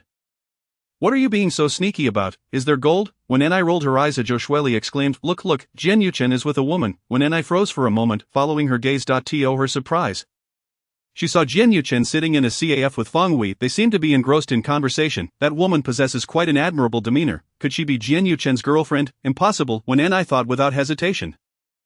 Why not? When I lowered her gaze, because she is an old classmate of his. Oh, so what's wrong with classmates being together? Don't be so quick to assume just because a man and woman are seated together. Let's go. As Joshua was puzzled. Aren't you usually scathing about any news regarding Jian Yuchen? Why are you so uninterested in such a big scoop? When I sighed, because I know that girl too. It is not what you think, huh? I thought I had discovered a big secret. Joshua was reluctantly dragged away by when I, still glancing back longingly. Honestly, they do seem to be quite a match. When I felt a pang in her heart. Come on, you previously said I was a good match with that guy from the neighboring company, and then the next day his wife brought their child to the office to find him. Your judgment is off. Of the CAF music was soothing and melodious. Jian Yuchen felt somewhat fatigued. He noticed when I hurriedly leaving with Joshua and withdrew his gaze. He picked up his phone from the table and sent a message to when I, Why are you running away? When I did not reply, she was likely still on her way back with Joshua, making it inconvenient to respond opposite him. Feng Wei appeared somewhat haggard. Yuchen, she lowered her head. Could you perhaps listen to what I have to say? Her tone was already laced with a plea. Jian Yuchen raised his eyes. Speak. In truth, when she showed up at the company's reception to find him, Jian Yuchen had been quite displeased. He detested such uninvited intrusions, yet Feng Wei remained unchanged, wanting something, desiring to say something, but never directly articulating it, instead subtly pressuring others. She possessed an inherent awkwardness. Jian Yuchen's patience was never ample. Feng Wei fidgeted with her fingers. I didn't expect you to marry when why not? The man looked at her. Because we all work in the same area and know each other. Jian Yuchen is handsome and has always been single. So many women have been eyeing him. Jian Yuchen wished Feng Wei would refrain from bringing up when to avoid unnecessary complications. After a moment of thought, Feng Wei said, You two seem to belong to different worlds. Regardless of whether we seem similar, it is now a fact, Jian Yuchen replied, shifting the coffee cup in front of him. If you need any assistance in your life, we are all old classmates. Feel free to ask. If there's nothing else, please refrain from contacting me frequently. It is inappropriate. Feng Hui's complexion turned pale instantly, her lips moved, but before she could utter a word, Jian Yuchen had already stood up. As he stepped outside, Feng Hui gazed at his retreating figure. This man had once dazzled the entire school during their youth. With his superior looks and outstanding academic performance, he had been personally recruited by the principal. When people remarked that she was well suited for Jian Yuchen, it had been one of Feng Hui's fondest memories from high school. No other man she dated afterward could evoke that feeling again. He did not flaunt his car or wealth, nor did he showcase his status in photos, and he never objectified women in social settings or exploited his position for personal gain. Having such a partner would undoubtedly be dignified. Feng Hui initially believed that after going abroad, she could find someone better than Jian Yuchen. In reality, there was no one better than him. Jian Yuchen had become her inner obsession. Yuchen, Feng Hui called out. Rushing to catch up with him, it was too embarrassing to tug at him in public. Jian Yuchen took a deep breath, turned to face her, his gaze calm, but Feng Hui knew he was already irritated. I didn't mean to. I just wanted you to hear me out. Alright, speak. Jian Yuchen sat down on a bench beside the flower bed. Say everything you wish to say in one breath. Feng Hui realized this was her last chance. She sat down. Yuchen, I haven't forgotten you all these years. Jian Yuchen raised his gaze. I'm sorry, but I haven't thought of you at all during these years. Chapter 53. His roundabout thoughts. Jian Yuchen did not intend to be harsh. It was simply that he had never been known for his patience. He had devoted all his tolerance to when as for others, he could not play the role of the accommodating gentleman. If he were to consider others' feelings, he would surely exhaust himself. Moreover, Feng Hui evidently harbored an unyielding resolve, devoid of her previous aloofness, which led Jian Yuchen to perceive her intentions as overly transparent. I don't have much time. He glanced at his watch. Go ahead and speak. Feng Hui struggled to articulate her thoughts and, upon hearing him say that, silently took a seat. As she began to speak, tears threatened to spill. Do you truly love her? Jian Yuchen replied. I thought you knew the answer to that back in our senior year. Feng Hui's face grew increasingly pale. She forced a smile. You really won't be any more tactful, will you? Feng Hui, your persistence is unwarranted. The answer has always been quite clear. If it weren't for you back then, when I, never mind, Jian Yuchen remarked with a sigh. Regardless of whether when I is in the picture or not, the truth remains that I would never be with you. This is something we both understand. Why, you may ask? That is precisely what Feng Hui fails to comprehend. Why can't it be me? Everyone, without exception, claims that she is the perfect match for Jin Yuchan when she argues with Jin Yuchan daily from the moment they meet, they can't stand each other, to the point where they part ways. Each returning to their own home. A single bottle of chili sauce could send them both to the hospital. How can one live like this? Jin Yuchan gazed at her and said, Feng Hui. If I were to like you, you would not still be asking this question today. Feng Hui's one straight shoulder slumped in despair. It was the first time he had seen her like this. While she appeared delicate, she was, in truth, quite strong-willed, always striving for excellence. In public, she was perpetually radiant, her back never bending, yet the woman before him, slightly haggard, had evidently lost her former luster, perhaps to mask her undeniable sorrow. Today her makeup was a tad heavier than usual. Are you facing any difficulties in your life? Feng Hui shook her head. Then I have already provided you with the answer you seek. Does Wen know? Know what? Does she know you like her? Feng Hui tugged at the corner of her mouth. Jin Yuchan did not respond directly, stating that she would come to know in due time. For he had been silently communicating it all along. But if there's nothing else, I must head to work, he said, looking at her. Take care of yourself. The man departed swiftly, and Feng Hui wished to call out to him but found herself at a loss for words. She had already exhausted her dignity in trying to keep him from leaving. She closed her eyes, inhaled deeply, and when she rose, a wave of dizziness washed over her. She did not leave immediately but remained seated. Attempting to calm her emotions, perhaps the recent turmoil had been too taxing, as she found herself frequently reminiscing about the past. Back then, Jin Yuchan was truly a heartthrob. Countless girls in her dormitory adored him. Yet everyone insisted that Jin Yuchan liked her. During that time she felt immensely fortunate, praised by various elders. She was regarded as the epitome of a model child, and everyone believed she would undoubtedly sail through life with ease. Indeed, that was the case. From kindergarten to elementary school, wherever she went, she shone the brightest. As for Wen, she had hardly paid Wen any attention, while other girls were still preoccupied with sugary snacks and petty squabbles with boys. She had blossomed into a striking beauty, with boys running errands for her rather than bullying her. She received countless love letters. Jin Yuchan must like you, they would say. Look, he's staring at you. The more Feng Hui heard, the more she believed it. So when she was first summoned to the teacher's office and saw Jin Yuchan, her heart nearly stopped her. From that moment on, she could not bear to entertain feelings for anyone else. Being assigned to work alongside Jin Yuchan as student representatives for the school's promotional materials was a tremendous affirmation for her. It felt as though everyone was saying that no one but her could match him. At that time, how could she have noticed Wen Ni's existence, even when Ni's father often praised her? If only Wen were like you, Feng Hui, please look after Wen, she worries me.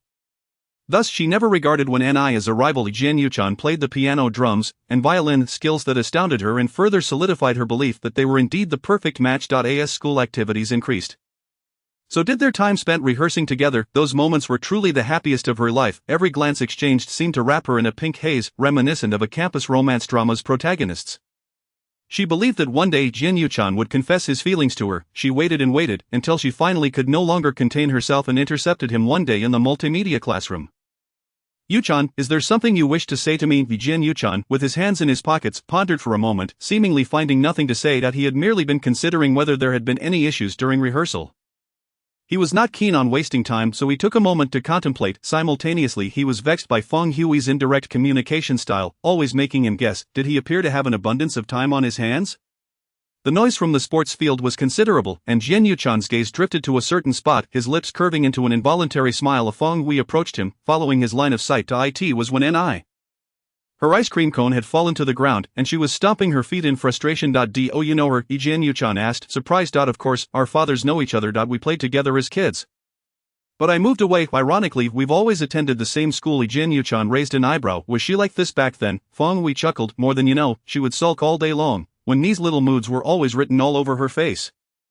That day, they chatted extensively, and Feng Hui thought he was eager to learn about her past, thus she detailed every little thing. It was during that time that she became even more convinced that Jin Yuchan liked her. After all, why else would he be so curious about her? They had known each other for so long, yet that day, they had not focused on rehearsal at all but rather on discussing her history.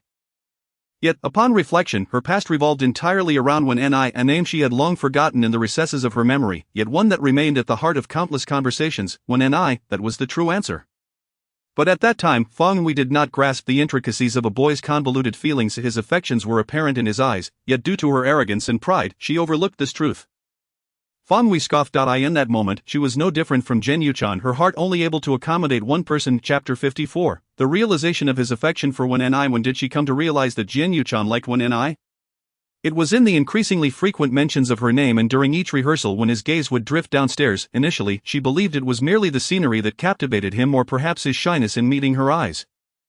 However, as time passed, even the slowest of realizations dawned upon Fong Hui. One day, when he stepped away to use the restroom, she took his usual spot, observing the view from his perspective. From this vantage point, one could see the playground where the physical education class was held. It was bustling with students, yet for some inexplicable reason, Fong Hui's thoughts gravitated toward when in truth, this was indeed the case. Their rehearsals were scheduled for the third period of the afternoon, coinciding with when Ni's class's physical education time. Fong Hui was startled by her sudden train of thought, quickly dismissing it. How could that be?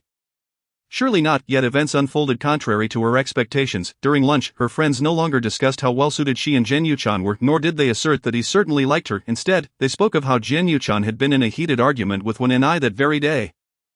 When did that happen? Who won? During morning exercises, of course. Isn't Jian Yuchan responsible for ensuring no one is slacking off? He caught Wen Ni and made her correct her form. She tripped over her shoelaces and nearly fell into Jian Yuchan's arms. I saw it all clearly. Jian Yuchan's neck turned red, and he stammered for the first time in front of her. Yet, when Ni scolded him mercilessly, and he merely smiled that enigmatic smile. Fong Hui paused. Do you see Jian Yuchan and Wen Ni together every day? Yes, they argue constantly. They're practically infamous for it. I've never seen them get along peacefully. Honestly, watching them bicker is amusing. Fong Hui stirred her food absent-mindedly. So they share such a close relationship. Well, you spend every day with Jian Yuchan. Hasn't he mentioned Wen Ni to you? What are you talking about? Wen Ni could never be like our Fong Hui.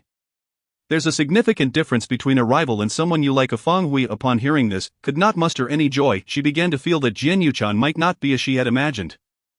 Her concern for Jian Yuchan's interactions with Wen Ni grew, leading her to notice more of their subtle exchanges. For instance, Jian Yuchan rarely spoke with girls, and when he did, it was typically arranged by teachers or during competitions. If a conversation crossed the line into personal territory, he would ignore it entirely. Yet with Wen Ni, he was almost chatty, behaving like a schoolboy, teasing her braids even when scolded by Wen Ni. He would respond with a cheeky smile. The more Fong Hui observed, the more her heart raced with anxiety. She realized that every conversation Jian Yuchan had with her, every moment they spent alone, was merely eroded adherence to the teacher's expectations. But what if the teachers did not impose such requirements? Fong Hui began to test Jian Yuchan, inviting him out on weekends. This was a rather blatant attempt at flirting. As expected, Jian Yuchan outright rejected her. I have plans this weekend, but if you don't, Fong Hui, studying is of utmost importance. He offered a grandiloquent excuse, making Fong Hui feel somewhat guilty as she averted her gaze. She chose not to bring it up again. Yet, one weekend after dance class, she spotted Jian Yuchan entering a KTV with a group of people, including Wen Ni. Yet he had previously claimed to have no interest in such activities, yet there he was. Fong Hui's confidence began to wane. She endeavored to find evidence that Jian Yuchan liked her, but how could one prove the non-existence of feelings? She was horrified to discover that everything seemed to be a hazy illusion painted by others. Jian Yuchan not only did not harbor feelings for her but appeared to have affections for someone else entirely. During that period, Fong Hui seemed to be possessed, constantly observing their subtle gestures from the corner. She would inadvertently mention Wen Ni to capture Jian Yuchan's attention. It was only at such moments that Jian Yuchan displayed any interest in conversing with her. She began to spiral into a cycle of self-validation. Endlessly interpreting his fleeting expressions and even his tone to gauge his feelings towards Wen Ni, she dared not inquire directly, fearing the answer would not align with her hopes. Her academic performance began to decline. Much to her parents' dissatisfaction, Fong Hui grew anxious and, gathering an unexpected surge of courage, one day called out to him as they headed to class together, Yuchan. He stood as usual under the tree. Tall and poised, in a faded school uniform shirt with slightly tousled hair, exuding a nonchalant charm. Fong Hui's heart raced feverishly. I know these words may trouble you, but I really want to say something. Jian Yuchan frowned. She stepped closer and softly confessed, I like you. Just then, a group descended the stairs nearby, their gaze flitting between them. It was evident that they had overheard Fong Hui's declaration. Jian Yuchan recognized them as Wen Ni's classmates, and taking a deep breath, he said, I'll pretend I didn't hear that. Sorry. Fong Hui's heart sank and shattered. During the rehearsal that day, she made several mistakes, prompting Jian Yuchan to leave early, telling her to gather herself before rehearsing again, lest she waste his time. This person, fully aware of her sorrow, offered not a single word of comfort. After that incident, Jian Yuchan refrained from rehearsing with her alone, only responding when she approached him again about the upcoming school celebration. It was that day when Wen Ni unexpectedly entered the piano room. Catching her off guard looking for a USB drive, she watched as the clumsy Wen Ni fumbled about, while Jian Yuchan stepped in to assist. Though they didn't argue this time, the atmosphere was tense. Wen Ni hastily exited, and without a moment's thought, Fong Hui pursued her, uttering some vague remarks. She observed Wen Ni's reaction, noting her indifference towards Fong Hui's relationship with Jian Yuchan. As Fong Hui sighed in relief, she also felt a pang of regret for her own pettiness. She returned to the rehearsal room, where Jian Yuchan was gazing out the window. Compelled by an unseen force, she asked, Yuchan, what comes to mind when you see Wen Ni? She presumed this question would elicit no response from Jin Yuchan, yet he unexpectedly replied softly, the density formula. Feng Hui was momentarily taken aback, unable to comprehend the connection to a physics problem. Upon returning to class, she asked the physics representative what it meant to think of the density formula. Upon seeing someone, the representative likely deemed the question foolish, but being Feng Hui, she answered earnestly. Love, how do you not know this? Isn't everyone using such references, who confesses so obliquely? As she listened to the representative's sketch on the scrap paper, her heart seemed to stop. She had received the answer she sought. In Chapter 55, A Choice Made in the Shadows, Feng Hui faced her first confession, met with utter rejection, only to discover that the girl Jin Yuchan favored was none other than the oblivious Wen Ni. In truth, Feng Hui had never regarded Wen Ni as a rival. Wen Ni pursued art, while she herself was passionate about singing and dancing. Their paths diverged entirely, coupled with the constant praise from her elders. Feng Hui subconsciously believed she surpassed Wen Ni, yet this sense of superiority evaporated in Jin Yuchan's presence. After 2 weeks of adjustment, she found it increasingly unbearable to watch Jin Yuchan grow closer to Wen Ni. Her heart ablaze with anguish, her declining grades further strained her relationship with her parents. Unable to endure the disparity, she spent sleepless nights contemplating a desperate idea. I think I understand what you said last time. But Wen Ni is already with Shin Huaishu, and she likes him dearly. The entire school knew of Wen Ni's affection for Shin Huaishu. On the day he left, she had wept profusely. No one knew if Wen Ni still maintained contact with him. At this mention, Jin Yuchan's demeanor darkened. What does this have to do with you? Feng Hui was taken aback. It was the first time Jin Yuchan had addressed her so harshly, leaving her momentarily disoriented. Yet she quickly regained her composure. Please don't be angry, I'm merely stating facts. As Jin Yuchan began to walk away, Feng Hui followed, hoping to ascertain whether Wen Ni still harbored feelings for Shin Huaishu. Jin Yuchan halted, and Feng Hui sensed her success as he looked at her, awaiting her next words. Wen Ni has always been playful with you. I think she might actually like you. Jin Yuchan frowned, his efforts to conceal his emotions failing to mask the surprise that flickered in his eyes. Feng Hui swallowed her bitterness and suggested, Yuchan, I have a proposal for you, would you consider it? What proposal? To ascertain whether Wen Ni has feelings for you, it's quite simple. We could pretend to be together. No need for public acknowledgement, just let everyone know. If Wen Ni seems uncomfortable or avoids you, it's a clear sign she likes you. You can clarify everything later. It's far better than facing rejection and losing the chance to remain friends. Initially, Jin Yuchan declined the proposal, but days later, upon hearing about Shin Huaishu's continued contact with classmates, he unexpectedly asked, did what you suggested yield any results? Feng Hui smiled. Of course, as a girl, I understand Wen Ni is rather naive. She needs a little nudge. How about we form a study group? When she joins, it will be easier to gauge her feelings. A study group? Yes, since we don't have tutoring sessions on weekends. I've learned she stays home to rest. If a group of us goes out together, feelings will naturally develop. He hesitated, clearly unfamiliar with such tactics. Alright. He agreed, inviting Wen Ni was indeed straightforward, if she were reluctant. Her father would certainly intercede, yet, witnessing their interactions alone filled Feng Hui with dread, fearing Wen Ni might win Jin Yuchan's affection. After all, everyone assumed Jin Yuchan had feelings for her. If she ended up with a boyfriend who paled in comparison to Jin Yuchan, would that not imply she was inferior to Wen Ni? She decided to interrupt them. Jin Yuchan, being astute, immediately sensed the shift. Following their library encounter, he ceased attending rehearsals, claiming to be preoccupied with studies and preparing for college entrance exams. Stating he had already rehearsed sufficiently for the upcoming gala, his excuse was flawless, denying them even the final moments of companionship. Her friends began to inquire why Jin Yuchan no longer walked with her. Panic set in as Feng Hui feared losing the status of having a commendable boyfriend, the source of others' envy. Unable to contain herself, she called out to Jin Yuchan during physical education class. Is there something you need? He replied coldly. Feng Hui bit her lip. May I ask you a favor? What is it? Before graduation, could you maintain the status quo? Jin Yuchan frowned, reluctant to respond, but only when Feng Hui shed tears did he take a deep breath, stating, it's up to you, but if anyone asks, I will clarify. From that day forth, Jin Yuchan ceased all communication with her. Feng Hui remained anxious about others discovering their situation, yet during their final year, everyone was preoccupied with exams and tutoring, leaving little room for gossip about romantic entanglements. With numerous universities and majors across provinces, they began to grapple with the adult worries of employment, particularly those without guidance at home, such as Wen Ni. Eventually, Feng Hui performed poorly on her college entrance exams, ending up in a distant location, while Jin Yuchan and Wen Ni enrolled in the same university. This was merely the beginning of their tale. The office door was knocked upon, and without lifting her head, Wen Ni replied, Come in. As the door clicked shut, Jin Yuchan pulled out a chair and sat down. Wen Ni glanced at him in surprise.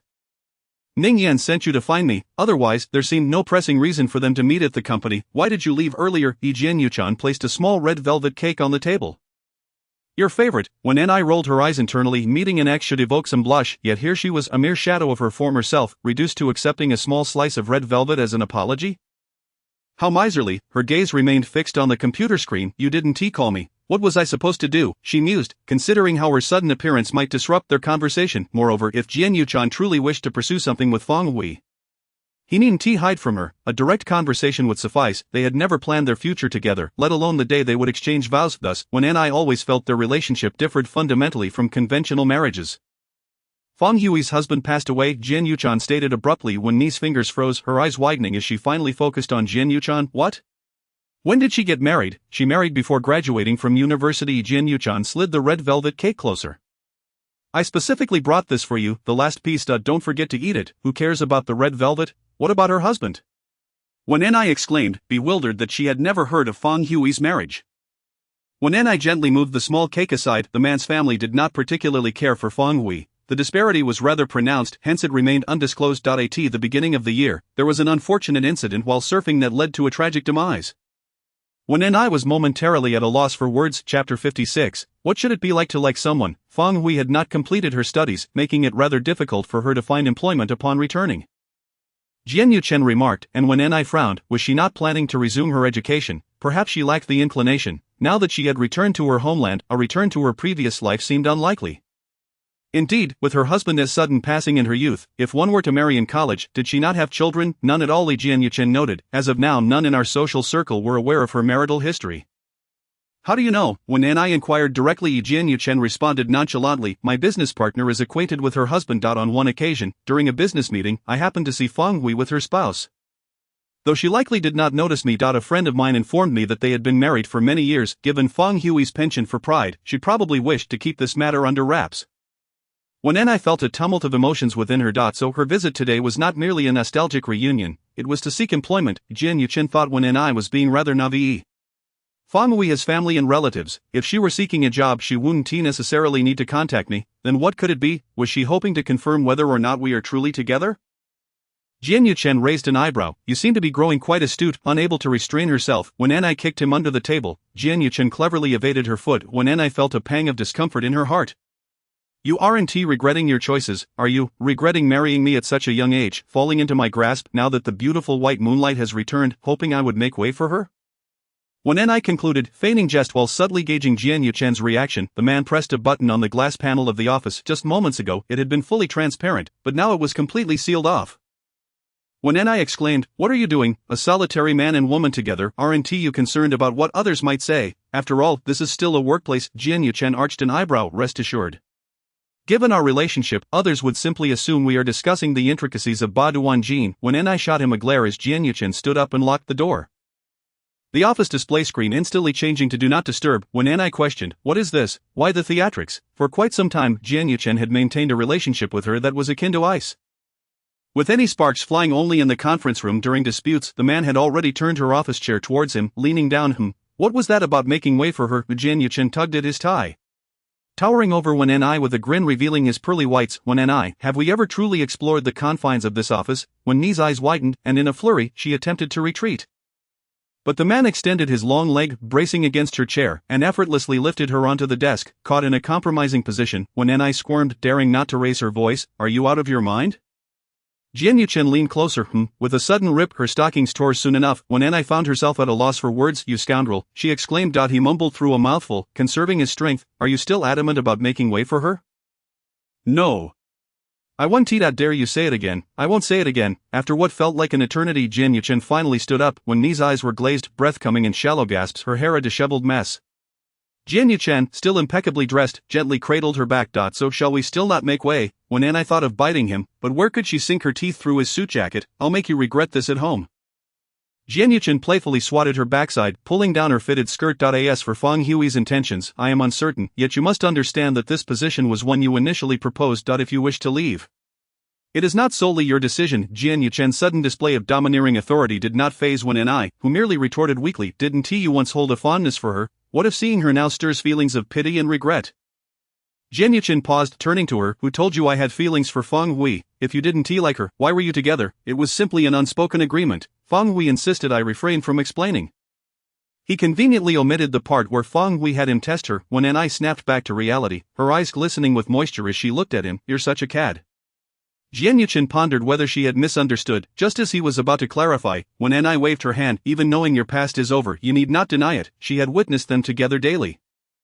If he truly had no feelings with Jian Yuchen's character, he would have driven her away. Jian Yuchen, feeling frustrated, turned her head towards him. "What do you think it should be like to like someone?" When Ni replied with exasperation, "How would I know? I have never been in love with you. You may not have loved me, but you did marry me." The man tightened his hold around her waist. To marry a woman is a far greater commitment than merely loving her. This is about sharing a lifetime together, decades with the same person. When Ni momentarily failed to grasp the depth of his words, rolling her eyes, "Well, that certainly benefits you. You appeared just as my parents were pressuring me to marry. Otherwise, how would you have had the chance to wed such an exceptional young lady? Let us not stray from the topic." When Ni pondered, awkwardly stating, "Yet, aside from Feng Hui, it seems you have never shown interest in anyone else." Many girls in college admired him, yet he had never been particularly close to any, outside of school.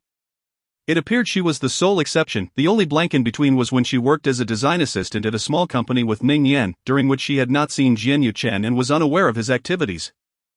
Could he have favored someone else during that time? "Didn't I just express my interest in you?" Jian Yuchen frowned. "You ponder this and that, yet have you considered yourself?" When Ni chuckled, "You read delusional. If you truly like me, would you argue with me every day?" Jian Yuchen fell silent. "You call this liking? You're fortunate to have even attracted a woman's attention." When Ni had regained her composure, rising from his grasp and attempting to tidy herself, realizing her undergarments had been pushed up to her shoulders, she pulled them down, exclaiming, "If you dare to do this again, I won't let it slide." Jian Yuchen sighed. "It's truly challenging to woo you. Am I the only one who argues with his wife after marriage?" Regardless, he had never liked Feng Hui. Not once. Jian Yuchen reiterated his point. When Ni paused mid-sip of her water. Chapter 57. You should pay more attention to your husband. Are you worried I might misunderstand? When Ni blinked, Jian Yuchen tapped the table. "Indeed." When Ni's eyes brightened. "Jian Yuchen, you seem to care for me. Of course, you are my wife now, the future mother of my children, my little ancestor. If I don't care for you, whom should I care for?" The man spoke without a script when teasing, yet he was equally sincere when trying to win her affection. When Ni couldn't suppress a grin. "Oh, it's rare to hear such golden words from you." However, a sense of unease crept in. "Why the sudden sweet talk? You haven't done anything to betray me, have you?" Jian Yuchen imagined her dramatically accusing him of infidelity. Yet he seized her wrist, pulling her closer. "Listen well, I will only say this once. When I do not like Feng Hui." When Ni regarded his serious demeanor, clearing her throat. "Understood. If you understand, then cease bringing it up." He released her, glancing at the time. "I've been here for nearly an hour. It would be inappropriate to linger. Text me what you want for dinner." When Ni looked at their disheveled attire, tidying the table and chairs, transforming the frosted window back to transparent, shadows flitted past the office, glancing their way before quickly averting their eyes. "And Feng Hui, you're not concerned?" Jian Yuchen turned to her. "Are you hoping for another encounter?" When Ni sighed, "You seem to jump to conclusions. I merely meant, she is a former classmate. If she is truly in need, assisting her in finding employment wouldn't be too much trouble, would it?" "That is indeed the case," Jian Yuchen affirmed. "I possess the capability to assist." Outside the office, several members of the design team were fervently messaging one another. "They've been in there for almost an hour. Can you believe Simon is actually sitting in the director's chair? What does that mean? Did they finish arguing? It seems so. I recall their relationship was rather amicable during our last visit to Jean Feng. Why are they at odds again? Should we send them coffee to ease the tension? Let us hold off for now. Let us see how things unfold." Jian Yuchen paused. "But I cannot do that." When Ni furrowed her brow, about to inquire why he was being so unfeeling. "Women are inherently emotional beings. Even when fully aware of my disinterest, I find myself toiling for her career." You are so forthright.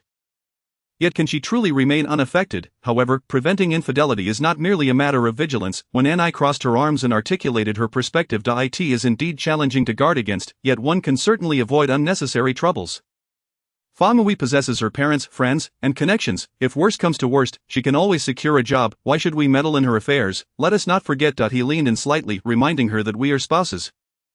And she is the only confidant apart from our families. Since she is aware of my marriage to you, why does she still reach out solely to me? This indicates her lack of desire to avoid suspicion and suggests she is testing the waters for any potential developments between us. When you place too much trust in me, and you are neglecting your own marriage. Jian Yuchen straightened up, towering over her by at least a head. I believe you should pay more attention to your husband during your off hours. Should you happen to see me seated with another woman aside from clients, a woman secretly attempting to encroach upon your territory, shouldn't you make it clear to her that she should retreat? Just as when Anai lifted her coffee cup, she remarked, "It sounds to me like your lengthy discourse is simply a plea for more attention." I had expected Jianyuchen to retort that she was overthinking it. To my surprise, he merely nodded in agreement, affirming, "Yes, that is indeed the case, you finally understand." When Anai was momentarily taken aback as the man stood up, indicating that if he lingered any longer, outsiders might assume we were on the verge of a separation. He opened the door and stepped out, leaving Wen Anai in a daze. She pondered for a moment. Could it be that Jianyuchen harbored feelings for her? Suddenly, it struck her as quite plausible. She was indeed quite charming. What reason would he have to not like her? Moreover, she could engage him in numerous playful antics. To marry her, Jianyuchen is fortunate indeed. When Anai realized that merely speculating was futile. She needed confirmation, yet such sentiments were not easily expressed by Jianyuchen. "What are you doing?" Zhou Shueli waved her hand in front of Wen Anai's eyes, startling her. "Goodness, when did you arrive behind me?" Zhou Shueli, puzzled, replied, "I've been here for quite some time." "That you're grinning like a lovesick fool. What has Jianyuchen said to elicit such joy? Am I really that exaggeratedly joyful?" When Anai twisted her features before taking a seat, "It is fine. Why did you use so many tissues? Are you coming down with something?" Cough, cough, cough a little. Zhou Shueli nodded. "By the way, Jin Feng and Shangtang International are quite busy. Take care of your health. And Lu Yang mentioned inviting us for dinner tonight. I was asked to let you know." When Anai glanced at her phone and indeed found the message. "All right, which restaurant?" "This Thai place." She said. "It's to celebrate her promotion and raise." What wonderful news! Finally, the radio station has recognized this rising star. When Anai surveyed the place, noting that they had never been there before. How did she find it? Is it good? It should be decent. She mentioned it was recommended by a food blogger named Song Susu, who doesn't accept advertising fees and always pays out of pocket to eat at the places he reviews. So he is quite credible. Zhou Shueli slapped her forehead. No wonder Song Susu sounds so familiar. Isn't she the wife of Lushir Group's Lu Xingci? You went to his hotel when you were in Yinshang. Remember, you said he had quite the creative flair. That is him. Let us go try it out." When Anai considered sending a message to Jianyuchen when Bu Ding, "I have an engagement tonight." "You figure it out, Simon. What gender is the engagement?" When Anai was at a loss for words. "When Bu Ding, Lu Yang, the one I ran into at the restaurant when I treated my colleagues last time." "Simon, the midnight radio host." When Bu Ding, Simon, should I come pick you up?" When Anai did not reply but lifted her gaze to see Zhou Shueli's furrowed brow. "Why are you looking at me like that? The more I look at you today, the more something seems off." "Is there good news you're hiding from your sisters?" Zhou Shueli pointed at Wen Anai. "There is nothing," Wen Anai exclaimed before leaning in to ask, "Is it that obvious?" Zhou Shueli squinted her eyes. "There is definitely something going on. Tell me, what kind of man has caught the attention of Miss Wen? Is he handsome?" "Well, although he is rather annoying, I must admit he is decent looking. Decent looking? You're practically glowing, as if you've never seen a man before. You're not being honest." Chapter 58. "I probably want to date my own husband." When Anai covered her face. "Let us talk about it over dinner. I still have work to do." Zhou Shueli rolled her eyes. "Get a move on. I need to check this out. If everything is fine, I need to head back." When Anai gestured an okay, she had just begun transitioning responsibilities with Jin Feng, so she didn't need to bring her team in for overtime. When she and Zhou Shueli arrived at the restaurant, Lu Yang was already waiting at the table at Elukasi. When Anai hadn't seen Lu Yang's dog in ages and rushed over to give it a good rub, Elukasi bounded toward her with its short legs. As if a long-lost mother and child had suddenly reunited. Lu Yang quickly restrained it, as the restaurant allowed pets, which was rather nice. Our Lu Kasi is the cutest little corgi in the world. Right? When Anai hugged Lu Kasi and rubbed against it, while Lu Yang urged them to place their orders, Zhou Shueli remarked, "Hey, didn't your station chief want to take your program off the air? How did you suddenly get promoted?" Lu Yang poured tea for them. "Apparently, a corporation decided to sponsor my program, saying they sleep well listening to my voice. You've really earned the title of a hypnotic host." This wasn't a derogatory term. Aside from being a midnight radio host, Lu Yang recorded hypnotic audio during the day, using various props to complement her tone to help those with insomnia. However, this was all voluntary, relying on traffic and tips for recognition, which was somewhat different from her main job. "I don't know. Those few videos aren't particularly popular." Lu Yang shrugged. "What corporation is it? Did you inquire? Don't tell me they're trying to pull some shady business." Lu Yang shook her head. "It's a female CEO from the C Group. It couldn't be that controversial figure making waves recently. Could it? That is quite a large corporation. Although it's not as formidable as it once was, it's still beyond what we common folks can compare." Zhou Shueli perked up. "Oh, that's not important. What matters is that our Lu Yang has finally achieved her dreams and can elevate her favorite job to new heights. Cheers." After a few rounds of drinks, Zhou Shueli suddenly remembered Wen Anai's gossip. Hey, what is up with that man you mentioned today? You haven't elaborated yet." When Anai covered her face and patted it down. "We're barely at the starting line. I can't just jump to conclusions." "So you really do like him?" Lu Yang cleared her throat. "Are you falling in love?" When Anai felt a bit uneasy. "It's more than just love. I'm dating my own husband." "Surprised, aren't you?" I am still uncertain though, he just threw out a bait and I plan to see how it goes. If he genuinely likes me, then I might just consider bringing him into my life. Oh dear. The scent of love is suffocating. Describe how he treats you. Yeah, it's been years since you've been in a relationship. Let us hear it. When Ni recounted her experiences, she felt quite frustrated. I think my luck with love has been rather poor. It only improved after entering the workforce, but even then, I have suitors who are not quite as appealing as those from my university days. As for him, his looks are acceptable, he has a few admirers, naturally, if no one else wants him, why should we pick him up? His personality is terrible, he argues with me daily, his fashion sense is quite good. And he knows how to dress well, he has quite the flair. He is generous, cooks, and does housework. He can keep up with my banter, but his emotional intelligence fluctuates. Wait, Joshua interrupted, this sounds familiar. Someone is coming to mind. Liu Yang couldn't help but chuckle. Same here. The two exchanged glances and shook their heads in unison. It's unlikely to be that person. When Ni, feeling guilty, sipped her drink through a straw. Who are you thinking of? Jian Yuchen, they both said in unison. Who else could there be besides him? But it's clear you have no future. Jian Yuchen has so many women pursuing him. When Ni felt a pang of discomfort. Why should it matter? No matter how many women chase him, he still has to marry me. Clearly no woman can endure him, so there are many women pursuing him? Of course, back in college, among the four of us in the dorm, 3 liked him. Liu Yang raised her hand. Don't forget, I'm from the neighboring school. The situation is even more exaggerated in our school. Is it really that serious? Does he have that much popularity? Being good-looking and well-dressed already gives him an advantage. Plus, he doesn't indulge in casual relationships, his academic performance is excellent, and he is a decent person. It is no wonder he attracts many admirers. That is to be expected. When Ni scratched her nose, I think the only person who's so close to Jian Yuchen and completely uninterested in him is you. That is why I'm curious about what kind of man you'd actually like. With the conversation reaching such a point, if she were to admit it was Jian Yuchen, wouldn't that be a huge embarrassment? When Ni blinked her eyes and coughed softly, turning to inform you all, it remains uncertain at this moment. Alright then. Liu Yang raised her hand, declaring, I have news too. I am in love. Who? When Ni and Joshua chorused in unison. Liu Yang mumbled, the new guy who moved in just half a month ago. The two exchanged glances before exclaiming, that creep? He's not a creep.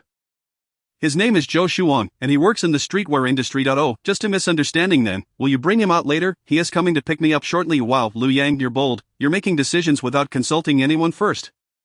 When Ni soon met Zhou Shuang, he indeed exuded the essence of a streetwear designer, and as soon as he approached, one could feel that vibe. He was tall and handsome. Joshua, who lived in the same neighborhood as Liu Yang. Got a ride from him. How will you get back? I'll call a chauffeur. Alright, just be careful, and remember to message me when you get home. As when Ni watched them leave, her phone rang, she answered. And Jian Yuchen's voice came through. At the left intersection, she turned around and spotted his car. The night breeze blew gently, and when Ni felt an indescribable sensation within her, a delicate, reassuring feeling that someone awaited her return home. That evening, she conjured a vivid image in her mind. Why are you just standing there? When Ni snapped back to reality, why are you so fierce? Just a moment ago, I was daydreaming, thinking you were quite nice. Oh, what were you thinking about? The man had already driven closer when Ni approached him, but just as she opened the car door, a notification pinged on her phone, a transfer of 50,000 yuan. How long do you intend to keep me on the line? Jian Yuchen leaned in slowly. You mean, I'd pay for a lifetime? Not if you were to leave before me, just have a QR code on your grave.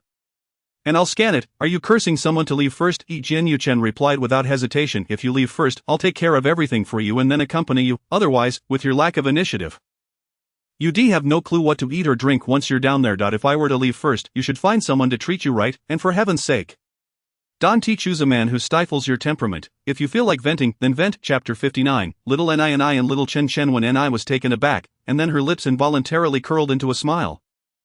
If you want to laugh, just laugh. Your expression looks like you're constipated. Jian Yuchen, the rascal, shattered the pink bubbles of her mood with his words, when Ni pouted and let out a soft hum. Then slammed the car door. Before he could start the engine, she playfully punched him with her tiny fist, teasingly saying, Hey Jian Yuchen, why is your mouth so sweet? It's making me feel all sentimental. Jian Yuchen raised an eyebrow, already aware that when Ni was being dramatic again. Not so moved, are we? Is there a buy 3 get 1 free deal tonight? When Ni exchanged a glance with him and swallowed hard. That doesn't sound right. 3 times plus 1 sounds exhausting. This website even offers discounts for holidays over 300 yuan. Why are you so consistent? Jian Yuchen started the vehicle when Ni slipped off her shoes, adjusting the seat to massage mode, proving that her core state was stable and could last 100 years. Nowadays, products have no expiration date. They break down whenever. Choosing this brand just shows you have taste and insight. Dear sir, what a blessing you have. As when Ni's peculiar intonations filled the air, the man couldn't help but reach out and pinch her thigh. Did you eat well tonight? It was alright. The restaurant was nice, and they allow pets to. I haven't seen Lu Yang Lucas in ages, that chubby corgi that scrapes the ground, when Ni set her powder down exclaiming, how can you call it a corgi? It has a name. Oh, the esteemed Welsh corgi, Lu Yang's beloved little Lucas. Is it a tad overweight? It's fine, you see how you speak so lightly. What is wrong with a child being a bit chubby? When Ni gazed out at the night scenery, what did you have for dinner? Nothing, just a lonely soul. How could I bring myself to eat? When Ni turned back, stifling a laugh, listen to the sourness in your words. What do you want to eat? I'll accompany you. It's still early. It's only 9 p.m. since we finished eating, and the late night stalls are just opening up. Let us go to the old street. Claypot rice, Upon arriving at the old street, Jin Yuchen parked the car, and when Ni immediately clung to him like a koala, hey, you said if you leave first, you'd truly let me find another? What, are you implying you want me to leave? Jin Yuchen looked down at her. Well, not necessarily. If you don't make me angry, I might begrudgingly consider sharing a niche with you in the afterlife. But if I were to leave first, make sure to procure me a vibrantly colored black urn. I wish to be the coolest old lady down there. Jin Yuchen wrapped his arm around her waist. Bemused by her whimsical words, entering the old street felt like stepping into another realm. The dimly lit streets were lined with quaint, three-story buildings, and narrow alleys led to small shops adorned with red paint displaying their wares. While a red wooden bucket sat beside a cement wash basin. Look, there's a 28 big guns. When Ni couldn't resist pulling out her phone to snap a picture of the night scene. Jin Yuchen glanced at a small pet shop at the end of the street. Shall we take a look? When Ni checked and agreed, since we're here, why not? The pet shop was far from the trendy style favored by today's youth. Resembling something out of a Hong Kong film from the last century, with green and white checkered tiles and a ceiling fan draped in a plastic bag whirling above, swatting away flies, the aquarium lights flickered. And various small fish swam around. When Ni caught a whiff of the fishy smell, examining them one by one. Not are you thinking of buying fish? They say men of a certain age enjoy watching fish at home. Jin Yuchen, not yet 30, seemed to be showing that inclination already. Weren't you saying you prefer other people as pets? We're both so busy. Let us get something that won't run around or make a fuss. Jin Yuchen paused in front of an aquarium. Wow, how ugly. When Ni blurted out, staring at the, frog, that's a clownfish. It's quite popular, actually. Take a closer look. It's adorably silly. The owner, eager to close up for the night, rushed to promote the fish as two late-night customers entered. When Ni exchanged a glance with the clownfish, noticing its small eyes were quite lively. It has a nickname too. It's called Big Liba. It can grow quite large, and when it's in a good mood, you can stick little diamond stickers or big red flowers on it, though it does have a bit of a temper. When Ni crouched down, and the clownfish blinked back at her. You're right, the longer I look, the less ugly it becomes. Yes, it could even sport a pink bow. Unintentionally she thought of Fan Yenwen, the owner. Fearing they might leave without a purchase, hurriedly took the clownfish out, showcasing it in his hands, demonstrating how friendly it was. When Ni observed the clownfish's agitated demeanor, struggling to see where the friendliness lay. I'll take it. You want to keep it? Yes, I think it resembles you when it's angry, so I'll keep it in the office. Jin Yuchen asked the owner to prepare some supplies for the clownfish. When Ni followed behind him, grumbling, what do you mean it resembles me? Owner, is it a boy or girl? Jin Yuchen inquired. It's a little girl. Jin Yuchen curiously watched as the owner packaged it. Let us include that little crown as well. What about the bunny ears? No need, just the little crown. Jin Yuchen carried the transparent pet box, teasing the clownfish in front of Ni, which made it open its mouth in frustration. Princess Big Liba, with a temper as bad as your mother's. Why are you insulting others through pets? When Ni glanced down, then I want that. She pointed at a small turtle in the corner of the aquarium. Riding on another's back. I want that turtle, she provocatively challenged Jin Yuchen. I'll keep it in the office and name it Chun Chen. Little Ni, look at daddy. Oh, you're so adorable when you smile. Jin Yuchen was engrossed in playing with his newly acquired little princess. When Ni rolled her eyes, Daddy, can that frog even show a smile? Her little turtle was equally cute. You two came at the perfect time. Buy two and receive a hermit crab for free. They're easy to care for. As a result, the two who came to dine left the pet shop with 3 newly acquired pets. Can we take care of them? If we can keep ourselves alive, why not? Alright then. By this time, the pet shop was closed, but the Claypot Rice restaurant was bustling. Late-night office workers and nearby residents flocked there for a midnight snack. When Ni wasn't hungry, instead fixating on the little turtle and the clownfish, the little crown, Jin Yuchen insisted on buying hung awkwardly inside the transparent pet box, creating a comical scene. The Claypot Rice arrived. The owner brought it over, and upon raising her head, she exclaimed in surprise, oh, little student, it's been ages since you last came. You must have graduated from university by now? It has been many years since graduation. So you've both been around here all along? We're both locals, that makes sense. After all this time, your bond remains strong. Are you two together? Jin Yuchen wiped the table, broke apart his chopsticks, and upon hearing this, glanced at Ni. Yes, we're married. Chapter 60. Do you have a preferred type? What wonderful news. My husband and I were also classmates in middle school. The proprietress exclaimed joyfully when Ni shot a glance at Jian Yuchen, exasperated by his incessant showboating. The flavor of the clay pot rice remained as delightful as ever. The proprietress promptly attended to other patrons. When did we first come here? When Ni inquired after the college entrance examination, Jian Yuchen replied directly, really, we came here so early, I thought we visited during our wedding. When Ni mused, playfully toying with a small turtle while resting her chin on her hand. How did we end up here? You suggested taking a shortcut home, but then we got lost in this alley, and you became paranoid, thinking someone was plotting against you. You ended up running off in a frenzy. And I chased after you, only for you to hit me. In the end, you treated me to a meal of clay pot rice as an apology. Jian Yuchen finished his recounting with a stoic expression, prompting Wen Ni to lean back in disbelief. Surely, I am not that barbaric, she replied, her voice softening. The memories that had just slipped away began to resurface silently within Jian Yuchen's succinct summary. With the college entrance exams behind them and the results released, it was a time to relish the summer break. When Ni had successfully enrolled in her desired school and major, an achievement that exceeded expectations based on her capabilities, outshining any mock exam she had taken. Furthermore, she would be attending a university far from Wen Jiwen, escaping his control. Except for Wen Jiwen himself, who was dissatisfied with the distance, it was a joyous occasion for everyone. After all, Wen Ni's acceptance, having come in the wake of expanded enrollment, had astonished the entire family, who praised her newfound enlightenment. Amidst the myriad of compliments, Wen Jiwen rarely displayed a satisfied smile. Thus, the summer began for Wen Ni in unparalleled comfort. She no longer had to wake up at dawn to memorize vocabulary, endure the biting winds and rain to attend classes, or confront Wen Jiwen's poker face. Each day, she awoke naturally, reveling in joy akin to that of a carefree sprite. So when the class group chat called for a teacher appreciation dinner, she readily agreed. Wen Jiwen had nothing to contest, even giving her 500 yuan with strict instructions not to drink and to return home by 10 o'clock. As she prepared to leave, she applied a light touch of makeup and glossed her lips. The venue was set at a grand hotel near the school, organized by the student council. Upon arrival, when Ni learned that this hotel was owned by Jian Yuchen's uncle, after such a long time, she still had no idea what Jian Yuchen's family did for a living. Would they be singing as well? No need. The hotel had a KTV on the 8th floor, and they intended to invite the teachers over later. When Ni noted the hotel's thoughtful design, however, the current conversation revolved around Jian Yuchen's impressive exam results. It was said he had performed exceptionally well, initially unable to access his scores. A scholar is indeed a scholar. Which university did he choose? I heard he was considering studying abroad, but there hasn't been any news since. The discussions continued, and soon the homeroom teacher arrived, yet no conclusions were reached. Many classmates had also been accepted into a city, and they formed a small group to plan outings together, while Wen Ni was secretly browsing travel guides.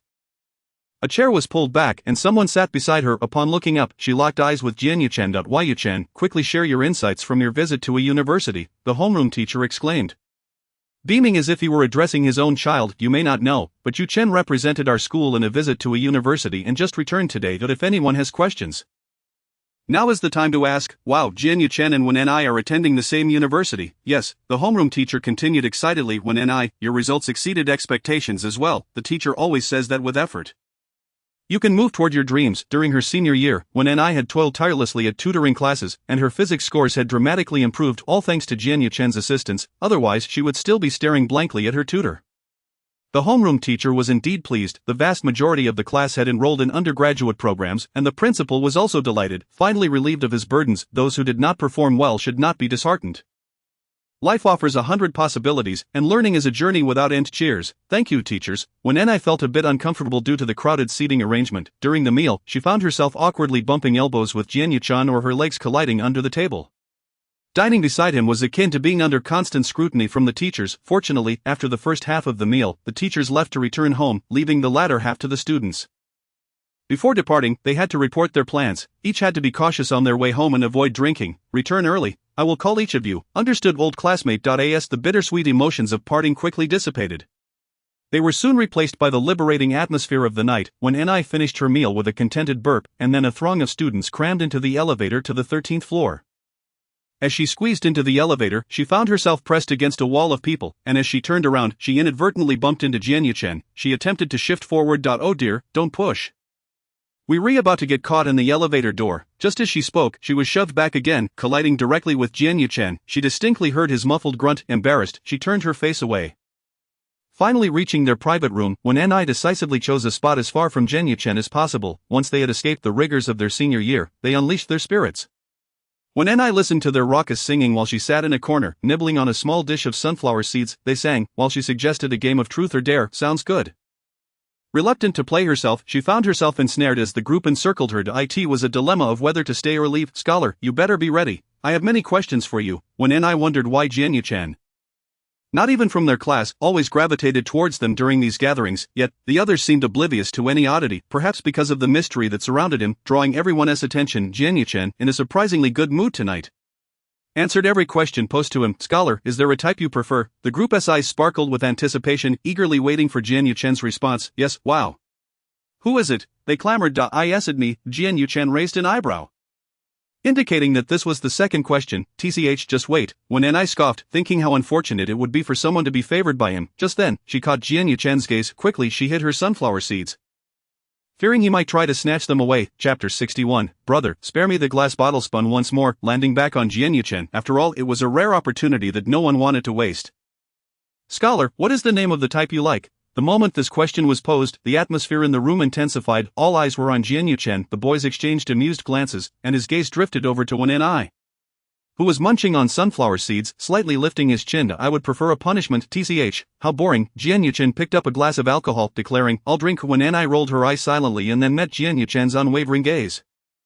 She furrowed her brow, wondering what he was staring at. I know the answer, she thought. Is it Feng Wei? Jianyu-chan looked puzzled, unsure what her triumphant expression meant. The two of them, completely out of sync, suddenly felt a rush of emotions as their eyes locked. When chewing on a sunflower seed, sensed something off about the taste. When yes, she jumped, startled, only to find that the bottle had pointed at her.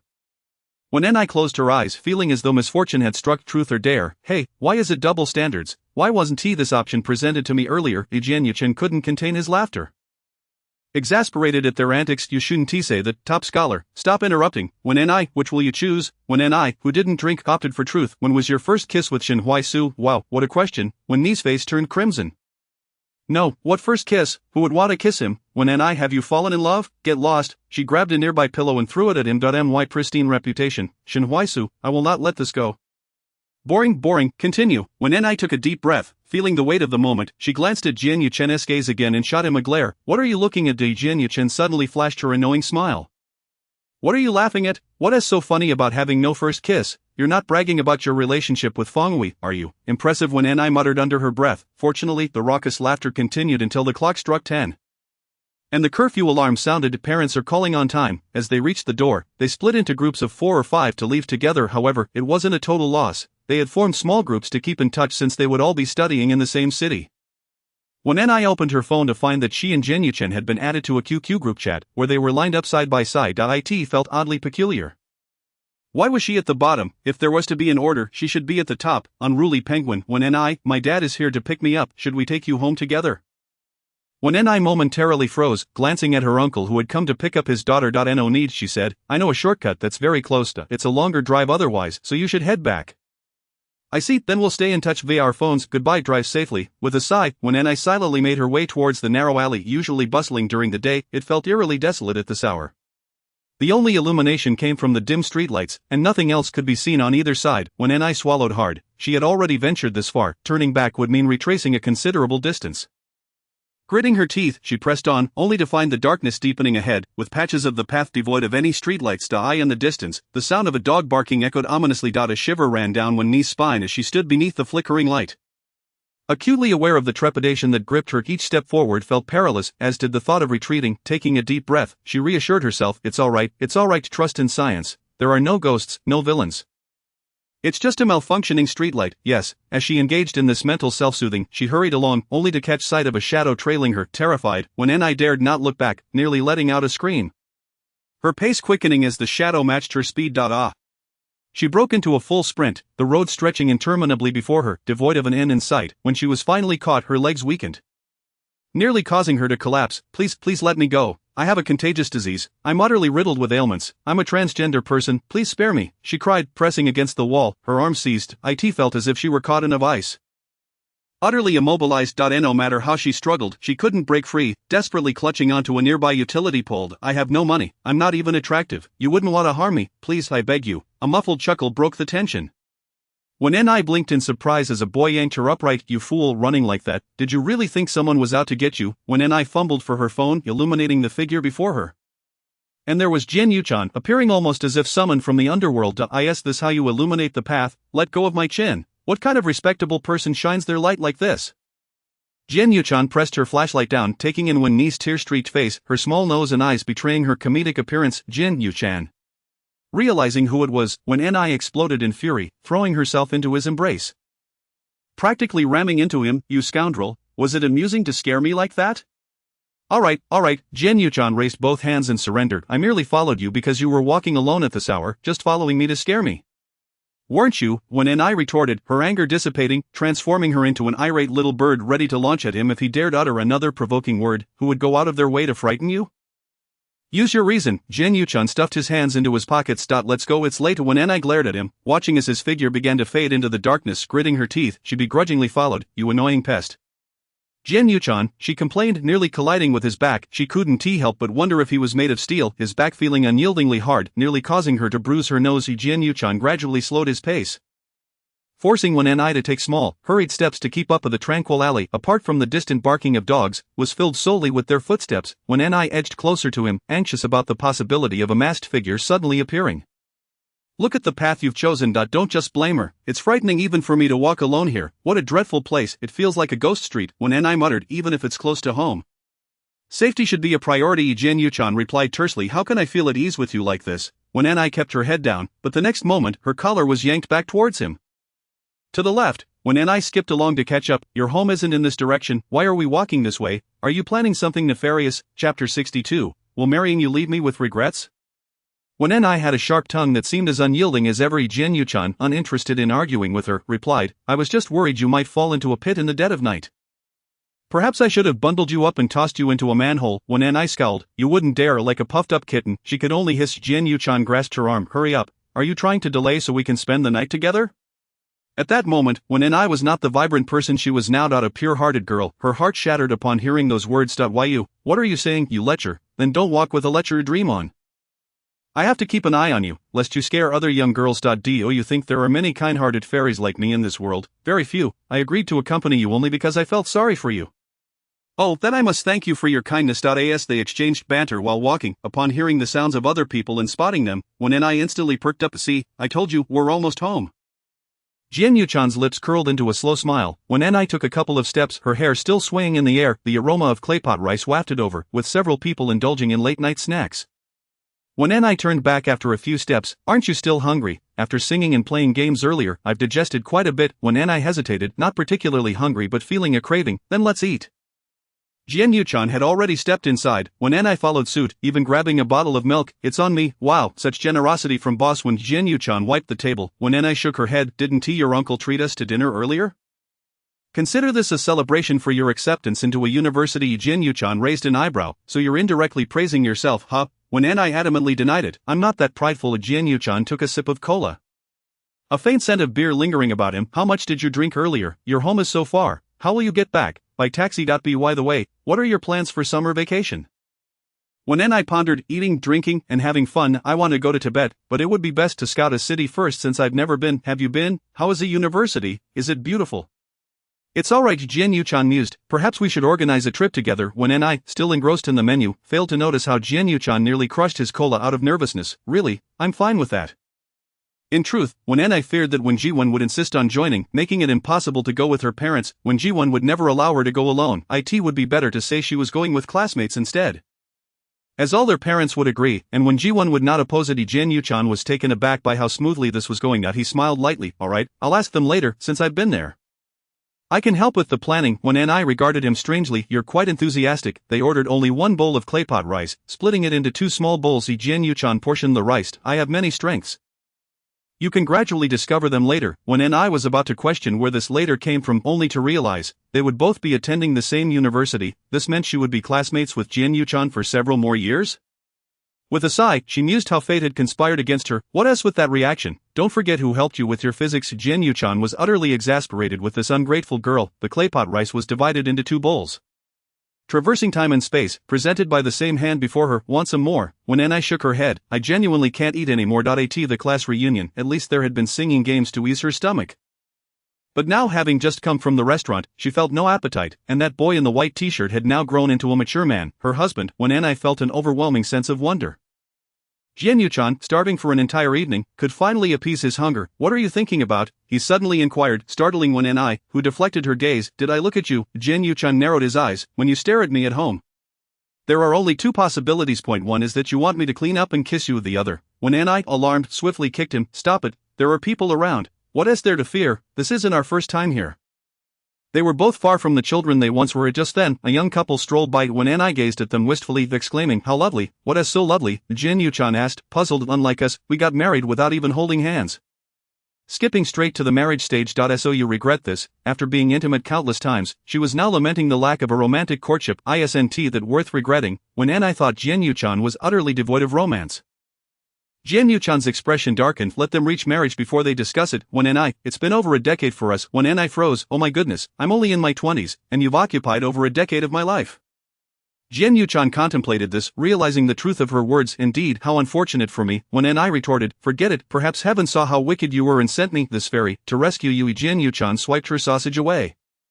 Hey, my sausage, a fairy should be magnanimous. Why are you quarreling with the big bad wolf over a sausage? After finishing their meal, the couple, carrying the newly acquired Princess Jianguagua and their dear son, when Sheba, along with a complimentary hermit crab, made their way home. As they strolled, Jian Yuchen suddenly grasped her hand. When Ni looked down, and Jian Yuchen, in a somewhat irritable tone, remarked, let me make it up to you. This is what we call postmarital romance. When Ni chuckled softly, finding it rather childish. How amusing it was that the person who was usually the most juvenile would call others childish, truly an eye-opener. Unfazed, Jian Yuchen tightened his grip. Do you ever regret marrying me? He asked. Regret not having an ardent love affair with someone else? With just one wife, you managed to keep me busy enough to lose my head. Do you truly think I would seek another? Oh, so you find me tiresome? When Ni halted, ready to deliver her next line, Jian Yuchen, quicker on the draw, mimicked her tone in a deadpan voice. You scoundrel. When Ni, taken aback, protested, how dare you use my lines? What am I supposed to say now? At a loss for words, Jian Yuchen leaned down and playfully offered, husband, you are incredibly handsome. Husband, I adore you. Jian Yuchen found it utterly revolting.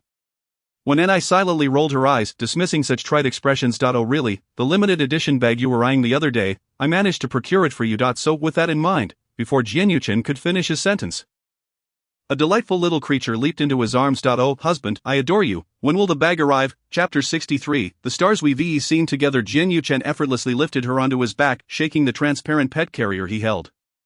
Stop bouncing around. If you cause a stir, you'll be responsible, he retorted. When Ni, her mind consumed with joy over the limited edition bag, paid little heed to anything else, she leaned down and softly said, Master brother, how about you let the little junior sister do whatever she pleases tonight? Jian Yuchen paused mid-step. Really? Absolutely. When Ni was nearly swearing an oath. After all, being with Jian Yuchen was quite delightful. He was skilled, spoke little, and had a commendable service spirit. How fortunate she was to have discovered this sparkling gem amidst the muck. Of course, she would never voice such thoughts, especially since Jian Yuchen was far from being merely Jian Yuchen, he was her wonderful husband. When Ni had always been adept at bending and yielding, Jian Yuchen raised an eyebrow. A single bag can make you so obedient. I should have known to throw money at you sooner. Nonsense, I won't allow you to demean yourself like that. You are not a vulgar person. When Ni replied earnestly, then sweetly added, just the bag will suffice. Discussing money would only sour our relationship. Jian Yuchen was left speechless. When Ni swung her little feet, playfully exclaiming, where did you find such a connection? This essay has been saying they can't source it. Oh, Jian Yuchen, you are simply amazing. Jian Yuchen felt he could not endure any further flattery. He was on the verge of losing himself in her praise. Did you mean what you said earlier? When Ni wore a mischievous smile, blowing softly into his sensitive ear. We'll find out when we get home. Jian Yuchen felt a lump in his throat, and with a firm hand, he smacked her leg. Just wait. When Ni was eager to return home and unbox her new bag, considering it a night to offer herself to the tiger. Jian Yuchen pondered how to proceed that evening as well. It was rare for their thoughts to align so perfectly. Upon returning home, when Ni found herself pinned at the entrance, the children, and an additional nuisance quickly obscured by a small piece of fabric. What are you doing throwing clothes around? This is inappropriate for children. They are still young, the man replied vaguely after 3 hours of content that could not pass scrutiny. When Ni lay languidly on the bed while Jian Yuchen gently applied essential oils to her skin. She felt drowsy under his attentive care, her eyelids growing heavy. Outside the floor-to-ceiling window, the night was as dark as ink, with the moonlight scarcely piercing the gloom. When Ni suddenly exclaimed, I haven't seen the stars in years. Jian Yuchen raised an eyebrow, pressed a button, and instantly, the curtains closed while the starry ceiling light gradually illuminated, accompanied by an aurora effect. When Ni immediately turned over, we have this at home, indeed, Jian Yuchen replied. Casting a sidelong glance at her, didn't someone suddenly express a desire to see the stars? During the renovation, it had naturally occurred to him, gazing at the stars projected on the ceiling. When I mused, special effects are just that, they can't compare to the real thing. I've seen far more beautiful displays before, camping on a mountain, perhaps. When I froze. How do you know about that? Jian Yuchen's expression darkened. Shouldn't you recall who you went with? When I, still caught in the haze of joy, suddenly remembered she had indeed gone with him, she turned to him, her silk nightgown strap slipping, the folds along her waistline accentuating her alluring curves. Jian Yuchen struggled to divert his gaze. Oh, I remember now, she pulled him down. Wasn't it during our graduation trip to City A? Jian Yuchen pinched her cheek with one hand. Yes, do you recall what else we saw? When I tilted her head, smiling, then playfully tackled him, resting her body atop his chest, her fingers toying with his Adam's apple. Are you asking me? You were just as sneaky back then. Jian Yuchen propped his head with one hand, the other resting on her slender waist. Not sneaky. I was merely worried someone might drag you away and beat you up. Their eyes met, and they could not help but embrace once more. It was as though they shared an inexplicable understanding that, once their gazes locked, they comprehended each other as thoughts. When I could hardly fathom that just a few years prior, before university, they would blush at the sight of others kissing. Too shy to meet each other's eyes. Want to see the stars? Shall we go to that vacation hotel I mentioned this weekend? The one you invested in? Yes, how about it? When I met his gaze. Recalling his mention of the pool, her cheeks flushed. You rascal, you're getting more and more creative. Jian Yuchen rolled over to kiss her, intending to sleep early that night, but the slightly tipsy When I was simply too tempting. After a moment's reflection, he decided to indulge himself first and worry about the rest later. The graduation trip was organized just a week after the acceptance letters arrived on When I's phone. During this time, the small group had been sharing the cultural highlights of City A daily, making When I nearly restless at home, itching to go. While still in school, she had eagerly anticipated the summer break, only to find it dull and uneventful once it arrived. Each day, she pored over the beautiful images and delicacies shared in the group, nearly driving herself mad with longing. Just as Jian Yuchen's travel itinerary was released, When I had reviewed it multiple times, her heart nearly soaring. Jian Yuchen, the travel guide is all here. If you have questions, type 1. If not, just confirm your participation so we can buy tickets together. Everyone had expressed their intentions, leaving only When I undecided. It wasn't that she feared agreeing. It was just that Wen Jiwen was a ticking time bomb, and she needed to persuade him first. When can I reply tomorrow? I'll wait for my dad to come home. Jian Yuchen, sure. Their brief exchange marked the first conversation in the group since the summer began that evening. When Wen Jiwen returned home, When I noticed he seemed in good spirits, so she broached the subject. Once she spoke, a wave of apprehension washed over her. If Wen Jiwen objected to the expense, she would mention that she hadn't spent her New Year's money yet. She could use her savings for the trip. How many people? Are they all classmates who passed? No, look, they're all from our class group. The top student who scored the highest this time is also going. When Jiwen showed interest, let me see. He glanced at the names, confirming they were indeed classmates. You must not hang out with boys. Always be reachable by phone, don't wander around after 10 p.m., and certainly don't go off with a bunch of guys. I promise. When I raised her hand, who will you be staying with? Our class's cultural committee member, Wei Ru. She also got into City A and is attending a normal university. You should have studied education. It would have been a good choice. When Jiwen began to lecture again. By the way, you're with Jian Yuchen. He is a good kid, smart and quick-witted. He inside. When I cursed under her breath, maintaining a facade of obedience. I understand. That night, after Jian Yuchen finished his shower, he emerged still engrossed in his phone. Observing the lively group chat, When I remained quiet, feeling uncertain if she chose not to go. He wouldn't want to attend either. Just then, her phone vibrated with a message from her most important contact. When my dad agreed. I'm going to. Jian Yuchen's lips slowly curved into a smile at Jian Yuchen. Okay, chapter 64. Have you considered Jian Yuchen, the prospect of traveling with classmates for the first time? Free from the disdainful gaze of Wen Jiwen, filled When I with joy. After her shower that night, she excitedly lay in bed searching for attractions in City A on her phone. Oh, she also had an old point-and-shoot camera. While it wasn't great for landscapes, it had a certain vintage charm for portraits. When I resolved to dig it out, where had she put it? The phone vibrated again. She feared missing messages from the group, so she dove for it. Instead, it was a private message from Jian Yuchen. Are you asleep? No, I need your ID information for the tickets. When I slowly typed it in, double-checking before sending it off. Just when she thought it was settled, another message from him arrived. Why aren't you asleep so late? When I felt irked. Aren't you the same? I'm busy with the ticket arrangements.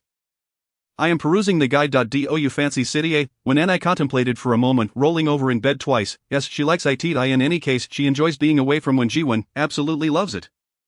Jian Yuchen has not replied since, fearing that When I might grow weary of him. However, the 2 sentences she sent back have been picked up and set down repeatedly, examined time and again. Eventually, he tucked them beneath his pillow, feeling as though the very air was infused with Wen-Ni's essence. The flight information was sent to Wen-Ni's phone the following day, all of which was recorded by Wen Jiwen. Jiang Meili packed Wen-Ni's luggage. What is this? Facial cleanser, which all of us classmates bought. You're wasting money again. I've packed you some change of clothes. Don't stay in a filthy, chaotic place. Choose a cleaner budget hotel. You must report in daily. If the larger clothes don't dry, don't wash them. Underwear must be hand washed, and do not mix them with your socks. I know all that. Seeing Wen so cheerful, Jiang Meili secretly slipped her 1,000. Spend it wisely, and don't bring us any local specialties. Those things are both expensive and unpalatable. Just enjoy yourself. If it's not enough, tell your mother, bring your bank card, and be mindful of the queue while boarding the plane. If you have any questions, be sure to ask your top scholar Jian Yuchen. Does he know? Wen felt as though her ears were about to develop calluses. I know, still find your mother nagging bothersome, do you? Jiang Meili remarked. Look at you, all grown up, having gained admission to such a prestigious university. Your father is genuinely delighted during this time.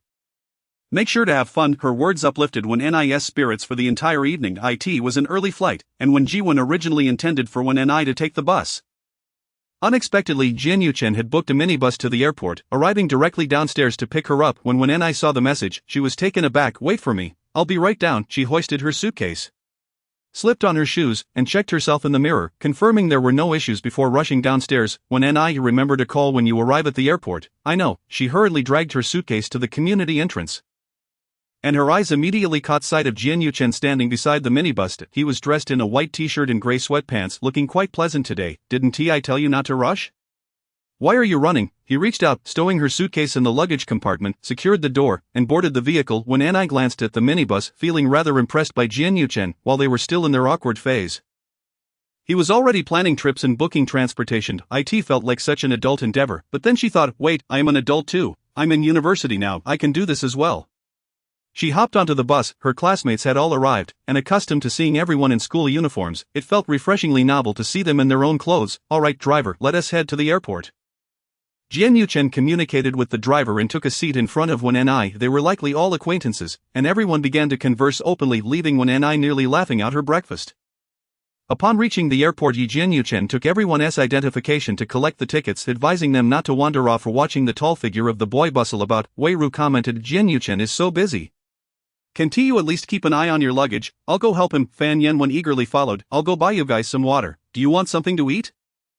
Wei Ru sighed, feeling these boys were still like children, while Jian Yuchen truly stood out. When Anai couldn't refute this, she felt the same way today. Feng, we didn't do well on the exam.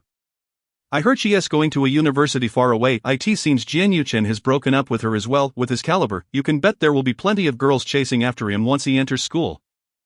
When Anai blinked, they broke up. Yes, didn't you know? The other day we asked Feng Hui if she was going to have a long-distance relationship, and she said she wasn't with Jian Yuchen anymore. Isn't that a breakup? What a pity. We thought that golden couple would last forever. Wei Lai sighed. You have no idea. Many couples broke up at graduation. When Anai truly didn't know, she had been preoccupied with improving her physics scores. Her mind filled with formulas, viewing the boys as nothing more than wooden stakes. How could she have time to ponder who was dating whom? By the way, since you'll be attending the same university as Jian Yuchen, have you considered developing that further? Strike while the iron is hot. He is a prime candidate, and once you enter society, finding someone like him will be exceedingly difficult. University is the fairest place. People from all walks of life will appear. When Anai vigorously shook her head, wanting to avoid the topic. No, I'm not compatible with him. Wei Ru thought her to be lacking ambition. If it weren't for Jian Yuchen, he wouldn't even bother speaking to us. I would have gone for it myself. Huh? Wei Ru raised an eyebrow. He is so outstanding. It's not surprising that I have such thoughts. Besides, aren't you planning to date in university? I've considered it, but we haven't even established anything yet. Someone has to pursue you. After all, not dating in university would be such a waste. When you must give it a try. I strongly recommend Jian Yuchen. You both know each other well. What are you talking about? Fan Yanwen quickly returned. When Anai looked at his dark green t-shirt, ever since he became famous for playing a dinosaur, he feared others wouldn't recognize him and wore green everywhere. After a while, it became rather pleasing to the eye. When boarding the plane, when Anai carried her backpack and discovered Jian Yuchen sitting right in front of her.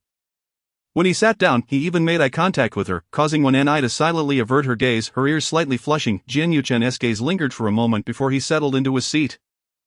For tonight's hotel, everyone has already tallied the places to visit. My uncle is worried about us kids encountering danger, so he has arranged for us to stay at his place, which is free. You all can discuss where to go first after we arrive. Alright, thank you, Scholar Uncle. Chapter 65. Not going to quarrel with you today. Why is her face red? Jin Yuchen's radar-like attention turned towards the boys accompanying them. Fan Yenwen, unlikely, when Ni seems to fancy that pretty boy Shen Huaishu. Fan Yenwen is clearly not on her radar. He mentally ran through Chen Feng, Wang Huibin, and Tu Lei, among others, when he snapped back to reality. He found when Ni had already donned her headphones and was preparing to close her eyes. Scholar, would you like some candy? Wei Ru offered, opening her palm. Thank you, but no. Jin Yuchen turned away. He wasn't one to casually accept others' treats. It seemed she was seated behind him. Jin Yuchen felt an unease creeping over him, an incessant urge to glance back. Just a quick look wound hurt. He slowly turned his head and caught sight of when Ni's head bobbing as she dozed. He found it amusing and pulled out his camera, twisting his body to capture her in that state. As he turned back, he enlarged the photo, unable to suppress the smile that crept onto his lips. Sensing a gaze fixed on his face, Jin Yuchen turned to meet Fan Yenwen's complex expression as Scholar. Do you harbor a deep-seated grudge against Wen Ni to this extent, actually taking a photo of her in an unflattering state? Aren't you afraid she'll hunt you down once she finds out? Where is it unflattering? She looks quite adorable. Do you have any taste? Fan Yenwen, sleeping. Jin Yuchen said this and then tucked his camera away. Crossing his arms to rest, Fan Yenwen, he didn't know why, but he felt he had just said something rather foolish when Ni awoke during the in-flight meal and glanced forward to see what Jin Yuchen was doing. He is sleeping. Fan Yenwen whispered. Jin Yuchen had stayed up late the previous night planning the travel itinerary for over 10 people, including booking vehicles, hotels, and restaurants, so he had gone to bed quite late. Waking up early this morning, he had truly needed the rest. When Ni perked up, pulling out her compact camera, give me the ugliest shot you have. Fan Yenwen twitched his lips. You two might as well get married on the spot. A perfect match, holding each other as unflattering photos. In ancient times, this could have warranted a lethal dose of poison to eliminate each other as family roaches. Such a deep-seated enmity. What a horrifying pair. They were truly made for each other. Why is no one shipping this couple? The misunderstood Fan Yenwen sighed deeply. Is this the loneliness of liking something obscure yet being unable to promote it? A group of youngsters is brimming with energy. As soon as the plane landed, they were instantly recharged, shaking off the fatigue from rising early, replaced by the excitement of arrival after disembarking and collecting their luggage. The hotel shuttle was already at the arrival gate. Wei Ru continued to brainwash when Ni, honestly, traveling with Jin Yuchen means no worries. Such a travel partner is truly rare. You're right, Hui chimed in. Hey boys, learn from this, otherwise when you go out with your girlfriends, they'll be upset with you. Tu Lei sighed. Alright ladies, if you keep praising Jin Yuchen, I might just fall in love with him. You 1T have a chance. I am going first. That is fine. I feel like you and Jin Yuchen are so compatible. When Ni's eyes lit up after negotiating with the hotel staff, Jin Yuchen arrived. Who was compatible with whom? If you don't have a partner, stop matchmaking it, he retorted grumpily, feeling unappreciated for all his efforts. When Ni shook her little head, you worked hard today. I 1T hold it against you. Let us save this for later. I'll retrieve it tomorrow. Thank you for your magnanimity. You're welcome. Wei Ru chuckled and shook her head, unsure whether to consider these two as having a good relationship or a bad one. Upon arriving at the hotel, everyone finally understood the grand scale of Jin Yuchen's uncle's establishment. The cost of accommodation begins at 5,000 for a night, which is insufficient for the money they brought along. Fan Yenwen and his companions are already excitedly photographing the hotel interiors to share with their families, when Jiwen promptly called, while when Ni, fearing his reprimand and embarrassment, stepped outside the hotel to take the call. Yes, I have arrived. This hotel belongs to Jin Yuchen's uncle. It is certainly not a small inn, but rather quite luxurious. It is very secure, and I will send you photos shortly. Jin Yuchen and the others are here too. Along with our class's physics representative Hui, cultural committee member Wei Ru, and sports committee member Fan Yenwen. Alright, I will also send you pictures of the room I am sharing with Wei Ru. Yes, they are all double rooms. When Ni is still on the phone when Jin Yuchen emerges from the revolving door and sees her squatting by the flower bed, subconsciously tugging at the weeds. Her earlier excitement now vanished. Oh, I know the money will be provided. After hanging up, she notices Jin Yuchen watching her. She approaches slowly. Has everyone gone in? Yes, they are all waiting for you. Here is your room card. Jin Yuchen hands it to her. As for the accommodation fee, my father said he would cover it. When Ni feels somewhat embarrassed, my mother will transfer the money over later. No need, it's my uncle's hotel. And I haven't paid anything myself. If you give me money, it feels distant. Let's go. He says as he walks inside. For some reason Jin Yuchen seems unusually gentle today. You appear to be in particularly good spirits. Is there something joyful? Is it that obvious? Jin Yuchen glances down at her when Ni notices his smile revealing his tiger teeth, which inexplicably sends a chill down her neck. Wei Ru is already waiting at the elevator. What floor are you guys on? 12. We are also on 12. Let's all gather to play cards later. A gathering for the King's game, huh? Even when we are out to play, you still want to play cards? Don't you find that amusing? Let's go outside. Exactly, we are adults now. Upon hearing this, the group of youngsters suddenly felt an inexplicable sense of, hey, I'm an adult now. So shall we go to a nightclub tonight? Is that permissible? Everyone looks at the little tour guide Jin Shueshen. Jin Yuchan raises an eyebrow. We can go, but we have to visit several university towns tomorrow for inspections, so no sleeping in. Hearing this, the group instantly deflates. However, we can visit a few attractions this afternoon for photos, so let's drop off our luggage and gather downstairs. Alright, hurry, I'm starving. Barbecue. They occupy nearly half a floor, and when Ni opens the door, she realizes that Jin Yuchan lives right next door. Wei-ru sets her suitcase down and pulls out various sun protection items. An electric fan and a sunshade are absolutely essential. When Ni quickly snaps a photo to send to Wen Jiwen. When Ni, your parents are so worried about you. Yep, I have to report to them when we go to the barbecue restaurant and even send them the menu. Afraid you might drink? Wei-ru asks with a smile. Yes, I haven't even tasted what alcohol is like. After taking pictures of the room, when Ni steps onto the balcony and happens to see Jin Yuchan coming out. At this moment, the weather outside in City A is unbearably hot. He rolls up his shirt, revealing a six-pack abdomen, likely on a phone call. When he looks up, their eyes meet. Following her gaze, he notices his own abdomen. Chapter 66. The immature fool in school. Jin Yuchan sometimes, when playing basketball and getting hot, would also pull up his basketball jersey to wipe off sweat. The shouts from the playground could indicate the frequency of his show-off moments. However, when Ni had never seen him so directly, so nakedly, so clearly, revealing every muscle texture on his skin, including the bulging veins on his side and the beads of sweat disappearing under his pants hem, she couldn't help but swallow hard. When she looked up again, she found Jin Yuchan staring at her mischievously. Pervert. When Ni, feeling cornered, stammered, You in broad daylight, under the clear sky, are not properly clothed, and you dare say that about me? I haven't even accused you of being lewd. I'm just rolling up my shirt on my own balcony, not undressing completely. How is that lewd? Where are your eyes wandering? When Ni was so furious she nearly bit her tongue. After all, she was still maintaining her innocent girl persona. Unlike later when she could lie unabashedly on the bed, calling for Jin Yuchan to serve her. Fine, if you want to see, I'll give you a student discount, 20 off. Who wants to see? Don't flatter yourself. You're not looking, but your eyes are still wide open. I blinked. The two of them moved closer, and as their breaths mingled, they both realized that if they got any closer, they might kiss. And instantly both stepped back. Crazy. When Ni, flustered and embarrassed, retreated into the room. That if she didn't go in soon, she would want to stuff Fan Yen when smelly socks in his mouth. In the group chat, someone had already sent out question marks. Am I hallucinating? I can hear when Ni and Jin Yuchan arguing in the hotel. You heard correctly, they are indeed arguing. As expected of them, it was quiet for no more than 2 seconds. When Ni angrily arrived to gather for barbecue, she shot Jin Yuchan a fierce glare. Instead of taking a car to the barbecue, everyone walked, enjoying the local culture of City A while taking photos. When Ni deliberately kept her distance from Jin Yuchan. Hey, I heard from the hotel lobby manager that there is a camping site here at night. Shall we go stargazing? Yes, Jin Shueshen. What activities do we have tonight? None. Tonight is for everyone to rest. If you can wake up by 8 tomorrow morning, we can go and catch the sunrise. Sure, we are college students, we won't tire easily. As long as there are no classes. They are full of energy. When Ni kept her distance from Jin Yuchan along the way, sometimes, when he deliberately walked down to count heads, she would float ahead. In the end, they were like opposing magnets.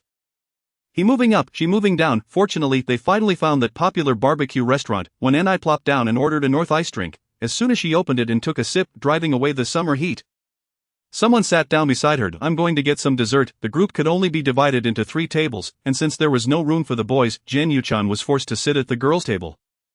They chose a self-service barbecue, and the boys' table was piling up meat like a mountain. When Ni glanced over and turned to share a laugh with Wei-ru, only to find herself facing Jin Yuchan.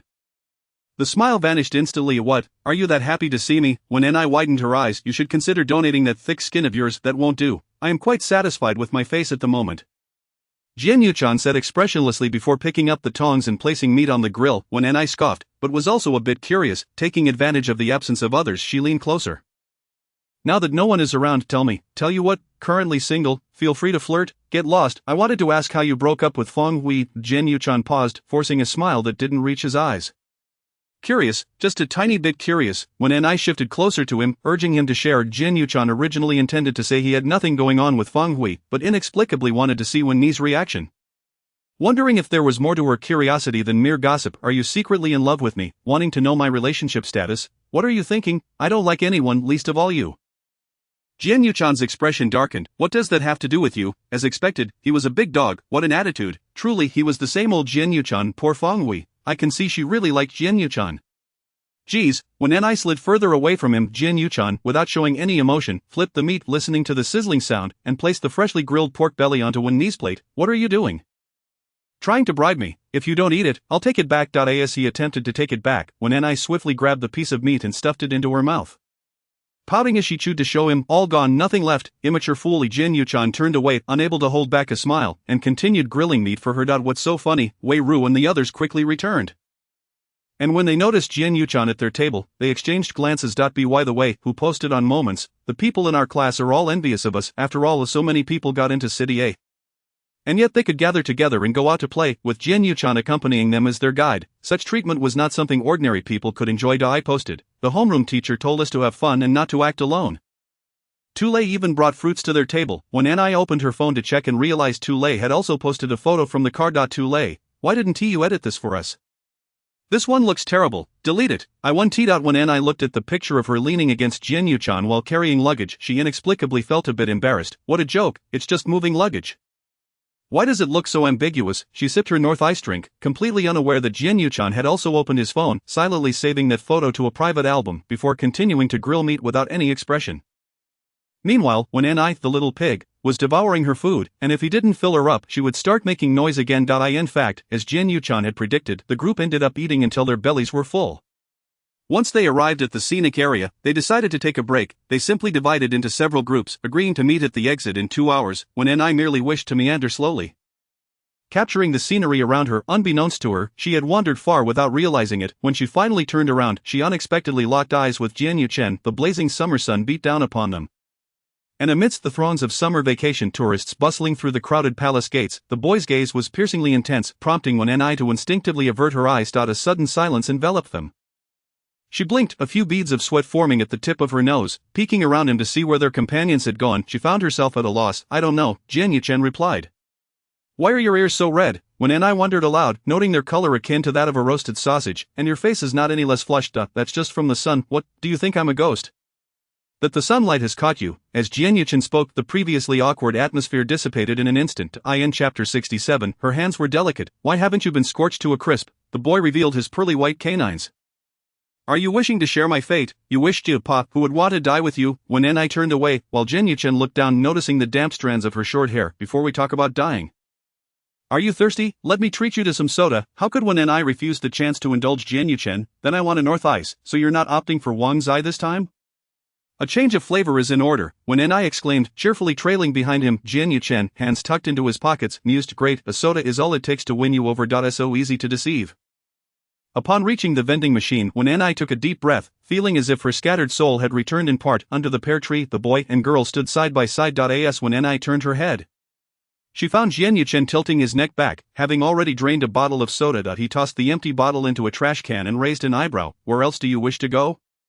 The path ahead is blocked. When N.I. glanced around, aren't we going to find them? No need. By the time we locate them, they'll likely be on their way out. Let us just enjoy our own time and meet at the exit. Noticing the sunshade umbrella in her backpack and her sunburned face, Jin Yuchen queried, why not use it? It's inconvenient for taking photos. He reached over, retrieving the umbrella and holding it over her head. The sunlight streaming through, bringing with it the scent of lemon from him. Let us go. When N.I. cast him a couple of sidelong glances, are you acting as my assistant? If that is how you choose to interpret it, then so be it. That seems rather inappropriate. When N.I. retorted, immediately nudging closer to him, hey, you're casting a shadow on me, Jin assistant. Are your eyes blind? Just moments ago you were shyly refusing my help. Now your true colors are showing. Why so harsh on your assistant? Isn't that your job? I'm merely expressing a basic requirement. How can that be considered harsh? Right here. He deliberately moved the umbrella away, forcing her to lean closer, observing her fluffy head bobbing near his chest. Jin Yuchen chuckled softly. What are you laughing at? I wasn't laughing. You clearly were. You're mistaken. As she continued to argue, Jin Yuchen gently turned her head with one hand, guiding her forward. When N.I. realized that Jin Yuchen, this assistant of hers, had quite a bit of vitality. Hey, look at that trumpet vine. As a tourist passed by, when N.I. stopped to admire it, looking up, Jin Yuchen shot her a glance. Aren't you going to take a picture? I have a compact camera. It can't zoom in. And with so many tourists around, I won't be able to get a good shot. Alas, my equipment is limited. When N.I. lamented, come here. Jin Yuchen pulled her down to a lower vantage point. What for? The boy crouched down, wrapping his arms around her legs and lifting her up. When N.I. found herself perched entirely on his arm, gripping his shirt. Jin Yuchen, I'm right here, he replied lazily. Meeting her gaze. Aren't you supposed to be taking pictures? Will my height suffice? As he spoke, he lifted her slightly higher, his hands supporting her thighs to prevent her from falling. Wen's face flushed crimson as she raised the camera to snap a couple of photos of the trumpet vine. In truth, her attention was completely distracted. Alright, his warm palm pressed against her thigh, making Wen feel increasingly uneasy. Realizing this, Jian Yuchen's ears flushed a deeper shade of red, though he maintained a stoic demeanor. He set her down after a moment, clearing his throat. There's an ice cream vendor ahead, let us go. Taking a deep breath, she silently cursed his annoying persistence, yet followed him nonetheless. At the very least, following Jian Yuchen meant she would never stray off course. As time passed, when Ni began to appreciate Jian Yuchen's capabilities as her assistant. He shielded her from the glaring sun, fetched water when she was thirsty, and when she couldn't capture a moment, he would lift her up. Pa, what am I even thinking? The two of them had finished exploring the attractions early and were now resting at the exit, enjoying the air conditioning that occasionally seeped out. Although they were usually loud and boisterous, at this moment, they found themselves at a loss for words. When Ni set down her cup, her hand brushed against his, and she quickly recoiled. How many pictures did you take? Jian Yuchen suddenly asked. Quite a few. Your major probably offers photography classes. Have you considered joining the photography club? Let us talk about it later. I haven't thought about that yet. When the time comes to buy a camera, my dad will likely disapprove. With Wen Jiwen's temperament, he had never been fond of her choice of major. If she were to waste his money on a camera, he would probably scold her for 3 months straight. By the way, I haven't asked you yet, what about you and Shenhui Su? When as Wei Ru and her friends approached the entrance, they spotted Jian Yuchen standing beside Wen. Finally out. Once Fan Yen arrives, we can head to the campsite, right? I heard we can catch the sunrise and stargaze. Jian Yuchen remained silent. When turned her head. What were you going to ask me earlier? Nothing, just wondering what you all are having for dinner. Oh, let us make a list. I've heard we can buy groceries at the campsite. I did my homework. There's a market nearby where we can buy supplies and rent cooking equipment. Jian Yuchen had never realized how noisy a group of girls could be until now. Once the main group assembled and reached their destination, everyone looked at the ingredients each person carried, resolutely deciding to spend the remaining hotel money on taking the cable car up the mountain. When you should go up. Oh no, the car is already left, let me go. Watching as each person climbed onto the cable car, when silently stepped back. Suddenly, her arm brushed against someone else's, and her wrist was firmly grasped. Turning her head, she found Jian Yuchen raising an eyebrow at her before he wrapped his arms around her, lifting her onto the last cable car. They were the final passengers up the mountain. Once they were sent off, the cable car would cease operations. If Wen continued to dawdle, they would have to hike to find the others, almost entirely lifted by him and shoved inside. She only regained her senses when the cable car departed, noticing that Wei Ru and her friends were already in the car ahead. In this cable car, it was just her and Jian Yuchen. When leaned against the glass, watching Wei Ru and her friends lost in the beauty of the sunset. Turning her head, she found Jian Yuchen with his arms crossed, his profile illuminated by the light, making him appear even more striking. Look all you want, but don't touch. When quickly removed her hand from the door beside her, unable to dare look down. Are you afraid of heights? Jian Yuchen inquired. I'm just scratching the door. It's not strange to be afraid of heights. Jian Yuchen noted that the girl had quite a few fears. He extended his hand. Here, take mine. When hesitated, gripping the railing with one hand while tentatively reaching out. In the next moment, her hand was enveloped by a pair of warm, dry palms. This was Jian Yuchen's first time holding her hand, and it felt so small and soft, she felt as if it could be crushed with a little force. In Chapter 68, The Midsummer Youth Dream, the wind that day was brisk, and the sunlight was intensely radiant, casting a rosy hue upon the mountain sea. Jian Yuchen's white t-shirt seemed to have absorbed the glow of the sunset. The entire cable car ride lasted a mere 10 minutes, yet to Wen it felt infinitely longer. Everything around her slowed down. The cable car ascended gradually, then descended, accompanied by the occasional creaking of the old machinery when the wind picked up and Jian Yuchen's grip tightened around her hand. When we've reached the summit, her eyelashes fluttered as she tried to open her eyes to look at him, only to discover the sky ablaze with clouds behind him. In that moment, she felt her heart skip a beat. The sun was setting. If asked what left the deepest impression on Wen during that summer trip, it would be the warmth of Jian Yuchen's hand holding hers that he had never once let go. Even until the very end. As the cable car arrived at the station, Wen stepped out and immediately heard Wei Ru's voice. We were just waiting for you too. Hurry up, we might miss out on good spots. You look so flushed, did you forget to apply sunscreen? Hui remarked, glancing at Wen, who nodded absent-mindedly. Hearing Jian Yuchen's voice behind her made her feel as if the warmth of his hand still lingered in her palm, causing her to fluster and nearly stumble. In her daze, she seemed to hear the boys' light laughter. There were quite a few people at the campsite that day, likely due to the summer vacation, and the owner mentioned it was fully booked every day. They began to divide tasks. My skills at skewering meat were learned from Lao Kai during our spring outing. Where did Lao Kai go? I heard he went to Province X. Who would have thought that we would graduate so soon? Jian Yuchen and Fan Yen had gone to buy water, and upon returning with 2 buckets. Someone approached Jian Yuchen to strike up a conversation. Hey, could you help us? It seems our 10 isn't set up properly. Sorry, I'm not much help either. Oh, so are you all having barbecue? Would you like to join us? The popularity of Jian Yuchen is truly beyond words. He is approached wherever he goes. Huai mused. Wang Huibin and the others shrugged, lamenting that being handsome comes with its own set of troubles. Oh, come on, that's not your plight to bear, one of them retorted. Well, that's not entirely accurate. Our academic prodigy enjoys a fair share of popularity too, and we take pride in that, don't we? When Ni interjected, stringing together some chives while pouting slightly, attracting bees and butterflies, Feng Hui declared, asserting that breaking up with him was indeed the right choice. That restless scoundrel. Oh look, the stars are out. Let us take a picture. Someone suggested, should we use the flash? Wouldn't tea that spoil the shot? There are camping lights over there, and some ambience lights. Let us avoid the flash, it doesn't tea look good. Another advised, prodigy, why don't you take the picture for us? Jian Yuchen, having taken out his camera to capture the stars, nodded in agreement. Everyone struck a pose. 1, 2, 3, click. He snapped several photos, the first being a rather lackluster group shot, while the subsequent ones captured when Ni's myriad expressions, sticking out her tongue. Swatting at imaginary bugs, lost in thought, prodigy, let me see. When Ni urged, Jian Yuchen glanced at Fan Yanwen, then replied, I'll show you later, just wait. Oh, come on, I'm capturing images of my future wife, you think I do want to share? Having ventured out camping for the first time with friends, when Ni had refrained from telling Wen Jiwen, however, he surprisingly called the hotel reception, learned they hadn't returned, and directly phoned her upon receiving the call. When Ni sensed trouble and had no choice but to step away to a secluded spot to answer, hello, Wen Ni. Where on earth are you? The hotel said you haven't returned. Have you grown wings and decided to fly away? No, could you please refrain from using such harsh words? We're out recording and will return tomorrow with no other options. When Ni had to come clean camping, what on earth do you have to do with that group of rascals? Are you in a relationship? You better come back tomorrow, do you hear me? When Jiwen's voice boomed from the phone, loud enough to echo frantically, when Ni began to peel bark off a tree. Her mouth opening as if to respond, but before she could, someone took the phone from her. Hello, sir, this is Jian Yuchen. When Ni froze, looking up at him in astonishment. Yes, it's quite safe here. I'll send you the address shortly. Yes, the boys and girls are separated. It's not just our group, it's a camping club. Yes, you needn't worry about safety. I will take full responsibility for all of them. Yes, we have already arranged a visit to the institution tomorrow. Alright, sir, please rest early. When Ni's eyes widened in disbelief as she watched Jian Yuchen manage to soothe Wen Jiwen with just a few words. It was utterly astonishing. How did you do that? Was that really my father on the other end? Jian Yuchen returned her phone, assuring her it was all sorted. When Ni stared at her phone, unable to contain herself, exclaimed, Jian Yuchen, you're incredible. She had likely never seen herself display such an expression before.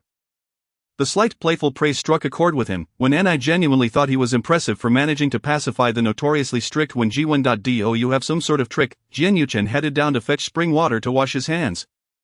While Wen Ni followed closely behind, holding the flashlight for him. Be careful. Noting her excitement, Jian Yuchen grasped her arm to steady her as she nearly stumbled, unaware that their proximity was diminishing. Wen Ni was completely engrossed in the fact that someone had so effortlessly managed to appease her father. It couldn't be because you have good grades, could it? A boy speaks of camping to her father, and he actually agrees. That was practically unprecedented, perhaps, although Jian Yuchen hadn't interacted much with Wen Jiwen. He could tell from Wen Ni's demeanor that her father was exceedingly difficult to please, especially when it came to authority, just as Wen Ni was about to voice her thoughts. Jian Yuchen suddenly covered her mouth. Shoo! Wen Ni's eyes widened in surprise, and she nodded. Once she fell silent, the sounds in the forest grew louder. She likely guessed what was happening, her gaze wandering aimlessly until it landed on the pattern on Jian Yuchen's shirt. His breath brushed against her hair. The stars above truly shone brightly. When she turned her head, she caught sight of a white bottom peeking out. He covered her eyes. You really dared to look? Aren't you afraid of getting a sty? Jian Yuchen retorted playfully. When Ni pondered for a moment and then tiptoed to cover his eyes. The bridge of his nose felt prominent against her palm. Well, you shouldn't look either. I'm not interested. Oh, please, which boy hasn't a few films on his computer? Well, I don't have any. How would I know if you do? Surely you must have a few secrets on your computer. Right, you wouldn't happen to like boys, would you? After her teasing, when Ni noticed Jian Yuchen closing the distance between them, what are you doing? Even while they covered each other's faces, it didn't prevent them from bickering. Well, I want to show you what I truly like, boys or girls. As he spoke, Jian Yuchen pulled her hand away, leaning in close, their lips nearly touching. Startled, when Ni pressed herself against the tree root. Biting her lipi in that fleeting moment, they both clearly saw the curve and shadow of each other's eyelashes glistening under the moonlight, as well as the surprise in their eyes. Later, in her summer diary. When Ni would write, stargazing is too dangerous. I'll be cautious next time. Meanwhile, Jian Yuchen would pen in his secret journal, I wish to see the stars again. If necessary, he would invite Fan Yanwen along. Chapter 69, A Ruthless Business Rivalry. The matter of stargazing reached a consensus, with Wen Enai sacrificing her well-being to appease the Dark Lord, leaving herself utterly parched, yet perfectly aligned to follow Jian Yuchen to that enticing resort to uncover its mysteries. The next morning, reflecting on her second kiss beneath the stars with Jian Yuchen, Wen Enai gazed at the back of the man, her heart fluttering. Jian Yuchen contemplated how delightful his vegetable and egg noodles had been that morning. "Why are you staring at me like that?" Wen Enai threw him a flirtatious glance. "Hey, what were you thinking about the last time we gazed at the stars together, that live Spring Palace?" "Ah, I knew you remembered." Wen Enai lightly kicked him from below. Jian Yuchen raised an eyebrow, teasing, "So you've been daydreaming all day because of that? I thought you stumbled upon some treasure." Wen Enai was indeed feeling a bit dreamy. Aware that her romantic inclinations were rapidly escalating. "What, do you like that position?" Jian Yuchen took a bite of his noodles, scrolling through his phone, calmly uttering suggestive words. Wen Enai clicked her tongue. "That depends on the setting." "Right." Jian Yuchen shifted his gaze from his phone back to her. "How about we try it this weekend?" Wen Enai recalled her dream of their second kiss the previous night, causing her heart to race. "Why should I? There is no benefit for me. Are you going to take charge?" This temptation felt significant. He always seemed to steer the ship, and Wen Enai felt her position at home was precarious. She contemplated unlocking a new approach to solidify her standing. "Let us see about that," she replied, rolling her eyes dramatically. In truth, she had already planned to shake off Jian Yuchen after work to prepare her battle attire. When the time came, she would have him kneel and sing her praises, calling her my esteemed wife. The more Wen Enai thought about it, the more excited she became. Meanwhile, Jian Yuchen, munching on noodles, wondered, "What has got you so thrilled?" As they stepped out, Jian Yuchen brought along his pet, the little princess. "Jian Enai, are you really taking it to the office?" Wen Enai asked while putting on her shoes. "Otherwise it'll be so lonely at home." Jian Yuchen lifted the transparent box, addressing the pet. "Right, Enai, the most important thing in nurturing a bond is companionship." Wen Enai felt a shiver run down her spine, sensing the emphasis in his tone. As if he were playfully teasing her. Enai, he had never called her that before, and now he was affectionate towards a little clown doll. "Well, if Mama is taking you to see the pretty ladies at the office, then you'll have to be on your best behavior." Her playful tone sent shivers down Jian Yuchen's spine. He gazed at Wen Enai, who was clad in a body-hugging dress and heels. Bending down to pick up the little turtle, her slim waist accentuated, his throat tightened. "You're being awfully affectionate. Who are you referring to, with years of being rivals and 3 years of marriage behind them?" Wen Enai skillfully zipped her lips. "Oh dear, Daddy is so fierce. Jian, let us hurry up or we might turn into turtle soup. If you want to nourish me, there is no need to wait until it's grown. I bet the cafeteria lady would accept home-cooked ingredients." Wen Enai widened her eyes, covering the pet box. "Jian, don't listen to his nonsense. Their family's big loaf should be cautious of being turned into bullfrog stew." They exchanged playful banter as they left. Before departing, Wen Enai even addressed the hermit crab in the corner. "Little Jojo, you behave well and guard the house." The hermit crab peeked out, then retreated quietly. Wen Enai strode into the office with spirited confidence. "Good morning, Winnie, you seem to be in a good mood today." She greeted everyone with a smile before placing her little turtle on her desk. Half an hour later, the gossip queen Zhou Shueli indeed sent the latest news. Lily, are you opposing Jian Yuchen? He brought a frog, and you brought a turtle, but how did you predict so quickly this time?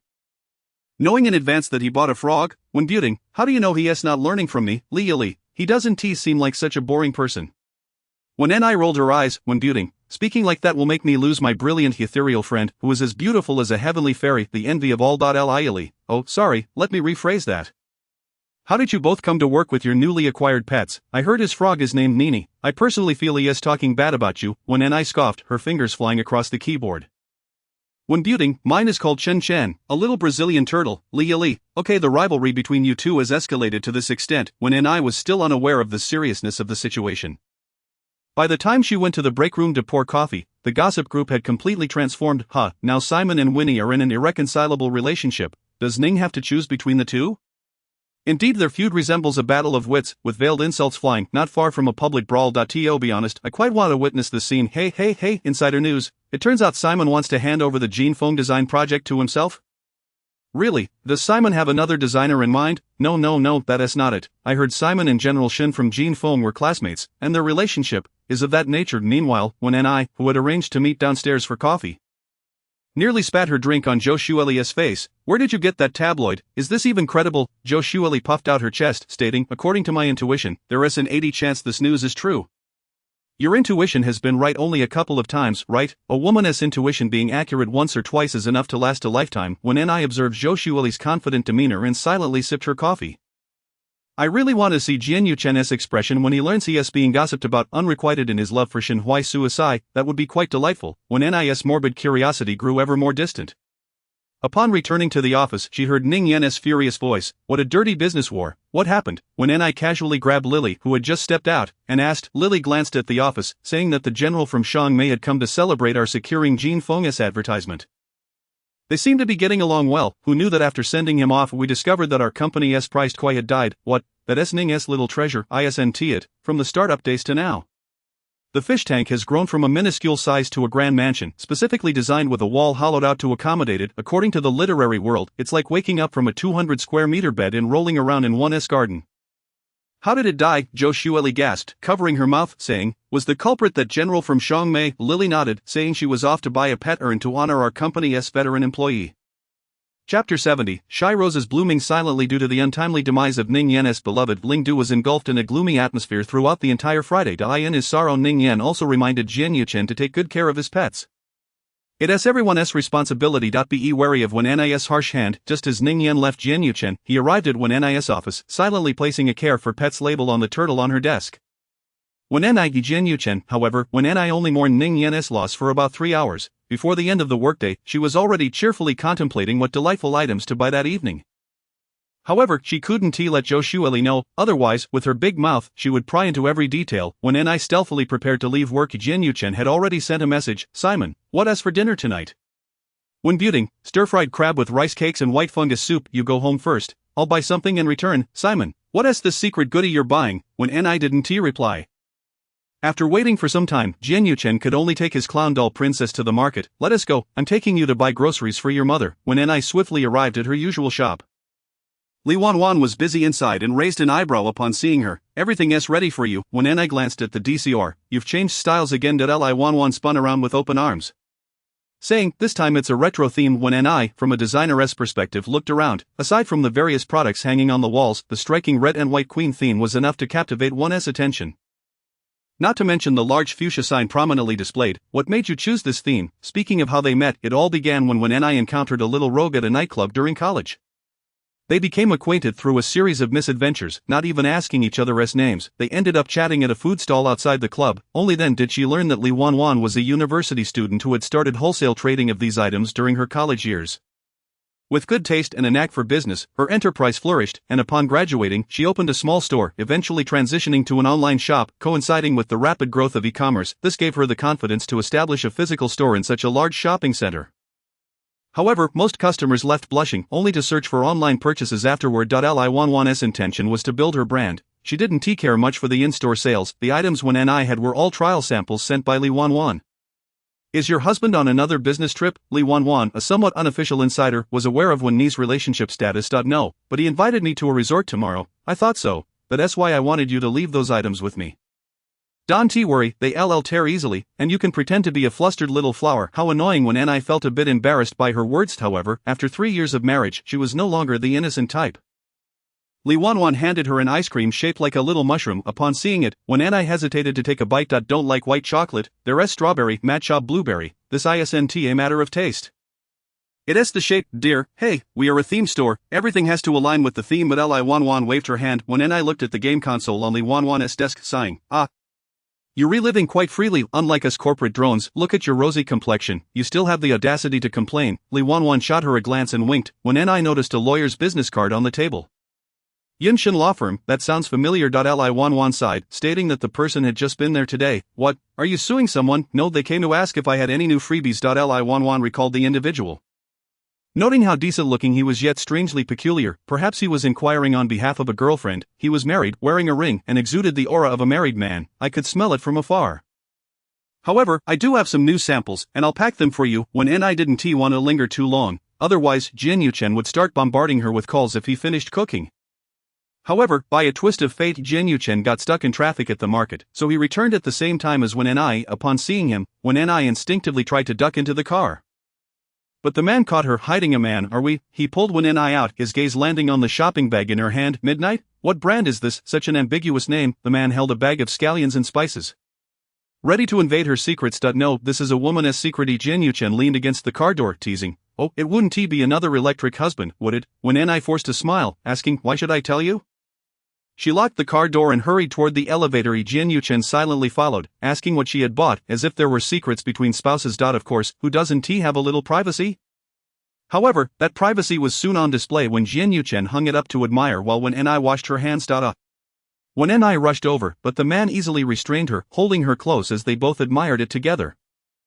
This little tailball is adorable, but isn't it a bit too revealing? This transparent cheongsam is quite nice. This pink school uniform is also fabulous. Why don't you bring them all? We could use them during our 2-day trip. When I felt a twinge of temptation. What about tonight? You still have that black dark rose outfit in your closet. Choose that. My closet. Jian Yuchen, do you even understand privacy? The tags aren't even off. If I'm not doing this for myself, who else would I be doing it for? When I huffed angrily, and Jian Yuchen playfully slapped her backside, telling her to shower and come out for dinner. After a good meal, it's time for you. My shy rose to bloom quietly. When I opened her mouth, feigning a bite at him, while Jian Yuchen's gaze deepened, asking, "Or do you want a midnight snack?" When I instinctively recoiled, for she was remarkably astute in discerning the opportune moments. I shall utilize the newly arrived exfoliating scrub today. Very well, cleanse thoroughly, and I shall apply the body lotion for you afterward. Before a meal, Jian Yuchen was always quite amiable. She took a couple of steps, made a face at him, and exclaimed, "You pesky creature," upon entering the bathroom, when I weighed her little belly, resolutely contemplating a weight loss regimen for the following day. I shall swim 1,000 meters. As for the specifics of her dieting method, that was solely for Jian Yuchen to decide. Chapter 71. Let us break off this friendship. After finishing her bath and wrapping herself in a pink towel, when I emerged in search of loungewear, only to overhear Jian Yuchen on the phone in the kitchen, likely conversing with Ning Yan, she perked up her ears and listened for a while. Noting that he was lamenting over his little koi, when I quietly closed the door and stealthily opened the innermost section of the wardrobe, where, as anticipated, the unique props originally buried under out-of-season clothing had indeed been rummaged through by Jian Yuchen. He even attempted to maintain an air of nonchalance. The scoundrel. Jian Yuchen was busy soothing Ning Yan. Is it possible that it's merely a koi? Are you truly planning to arrange a lavish funeral for it? A fleeting glance caught sight of a delicate, white calf swaying at the bedroom door, the toes pointed skyward. Subsequently, a woman clad in a white gauzy fox ear dress, with a fluffy tail of the same hue, spun around, striking a flirtatious pose at the entrance. Jian Yuchen raised an eyebrow, while Ning Yan's woeful complaints echoed on the other end of the line. I'm telling you, this is far from over. If I find out what Ho Jin Ming is raising at the company, I will scramble his eggs. I'll flood his ant hill with mercury, splitting the worms in half. When I had already tiptoed and plopped herself onto the dining table, her little legs resting on the chair as she slowly crawled atop the table, swaying her tail towards Jian Yuchen. Upon hearing Ning Yan's words, she feigned a look of horror, clutching her heart, and exclaimed, "Oh dear, Taoist priest, I'm so frightened." The man paused in his task of washing the hairy crab and turned off the faucet. "What is that sound, Jian Yuchen? Is there a woman with you?" Ning Yan's voice rose sharply, akin to a duck whose webbed foot had been stepped on, when I placed her hand on her front and playfully growled towards Jian Yuchen. Completely unbothered by Ning Yan overhearing, the man removed his apron, his gaze fixed intently on the mischievous little sprite who had just emerged from the bath. You still have such an old film? Ning Yan continued to chatter on the other end. Jian Yuchen had already approached when Taoist priest, why do you gaze at me so? When I playfully tapped his heart with her toes, giving it a sharp jab. Jian Yuchen swallowed hard, loosening 2 buttons of his shirt. I observe that the fair maiden's brow is clouded with spring fever. Perhaps it is time for this humble Taoist to assist you in calming your spirit with the spirit-binding flag. When I leapt into his embrace, exclaiming, "What? Where is this spirit-binding flag? Taoist priest, you mustn't frighten me. My little heart cannot withstand such terror." Jian Yuchen watched her wriggle in his arms. Meanwhile, Ning Yan furrowed his brow on the other end. "Are you watching a serious zombie movie? I don't recall that line at all. Jian Yuchen, could you refrain from indulging in such nonsense and engage in something of higher quality?" When I winked at Jian Yuchen, who remarked, "I am not of lower quality." Jian Yuchen teased, "Such a charming little fox, where can one find another like you?" Ning Yan continued to lament over his chubby son, the plump koi, dismissing the notion, even without Ho Jin Ming, that koi is excessively overweight, fit for the frying pan without a change of species. The Taoist priest implies that the young lady possesses an endearing demeanor. Have you developed a tender sentiment? She playfully draped her arms around his neck, inching closer, the scent of lavender wafted from her, likely from the new exfoliating scrub she had used, though it bore a hint of artificial fragrance. How could one disregard the efforts of such a charming little fox? Jian Yuchen hoisted her onto his shoulder and strode into the room. Oh dear, Taoist priest, you were so rough. The door slammed shut. When I was pressed against the mirror, excitedly declaring, "Make sure to exorcise those demons well, oh little master." Little? Jian Yuchen queried, "What do you mean by little?" "Oh, you are insufferable. To bring forth the small and parade it." Hurry up, O Taoist priest outside. Ning Yan had been lamenting for quite some time about the minutiae of his acquaintance with his chubby son. With Jian Yuchen remaining unresponsive, the only noise was the door being rattled vigorously. What on earth are you doing in there? Seriously, you lack compassion. Not if I were to find someone else to bother, I would go seek out Wen and she would undoubtedly comfort me. However, the two parties involved were preoccupied with their own explorations of the harmonious union of yin and yang. Leaving no room to consider Ning Yan's sentiments, that evening, in a fit of rage, Ning Yan publicized a declaration of severing ties on social media, explicitly naming Jian Yuchen and Wen and Wen and still in a state of delightful absurdity, was only roused from slumber by Jian Yuchen the following day when she saw it. What's the matter with Ning Yan? Why does he want to cut ties with us? Jian Yuchen was tidying his belongings. Oh, it must be jealousy. I won't indulge in such positions. Let him figure it out himself. Wen and lazily crawled out of bed. I wish I could just stay in bed.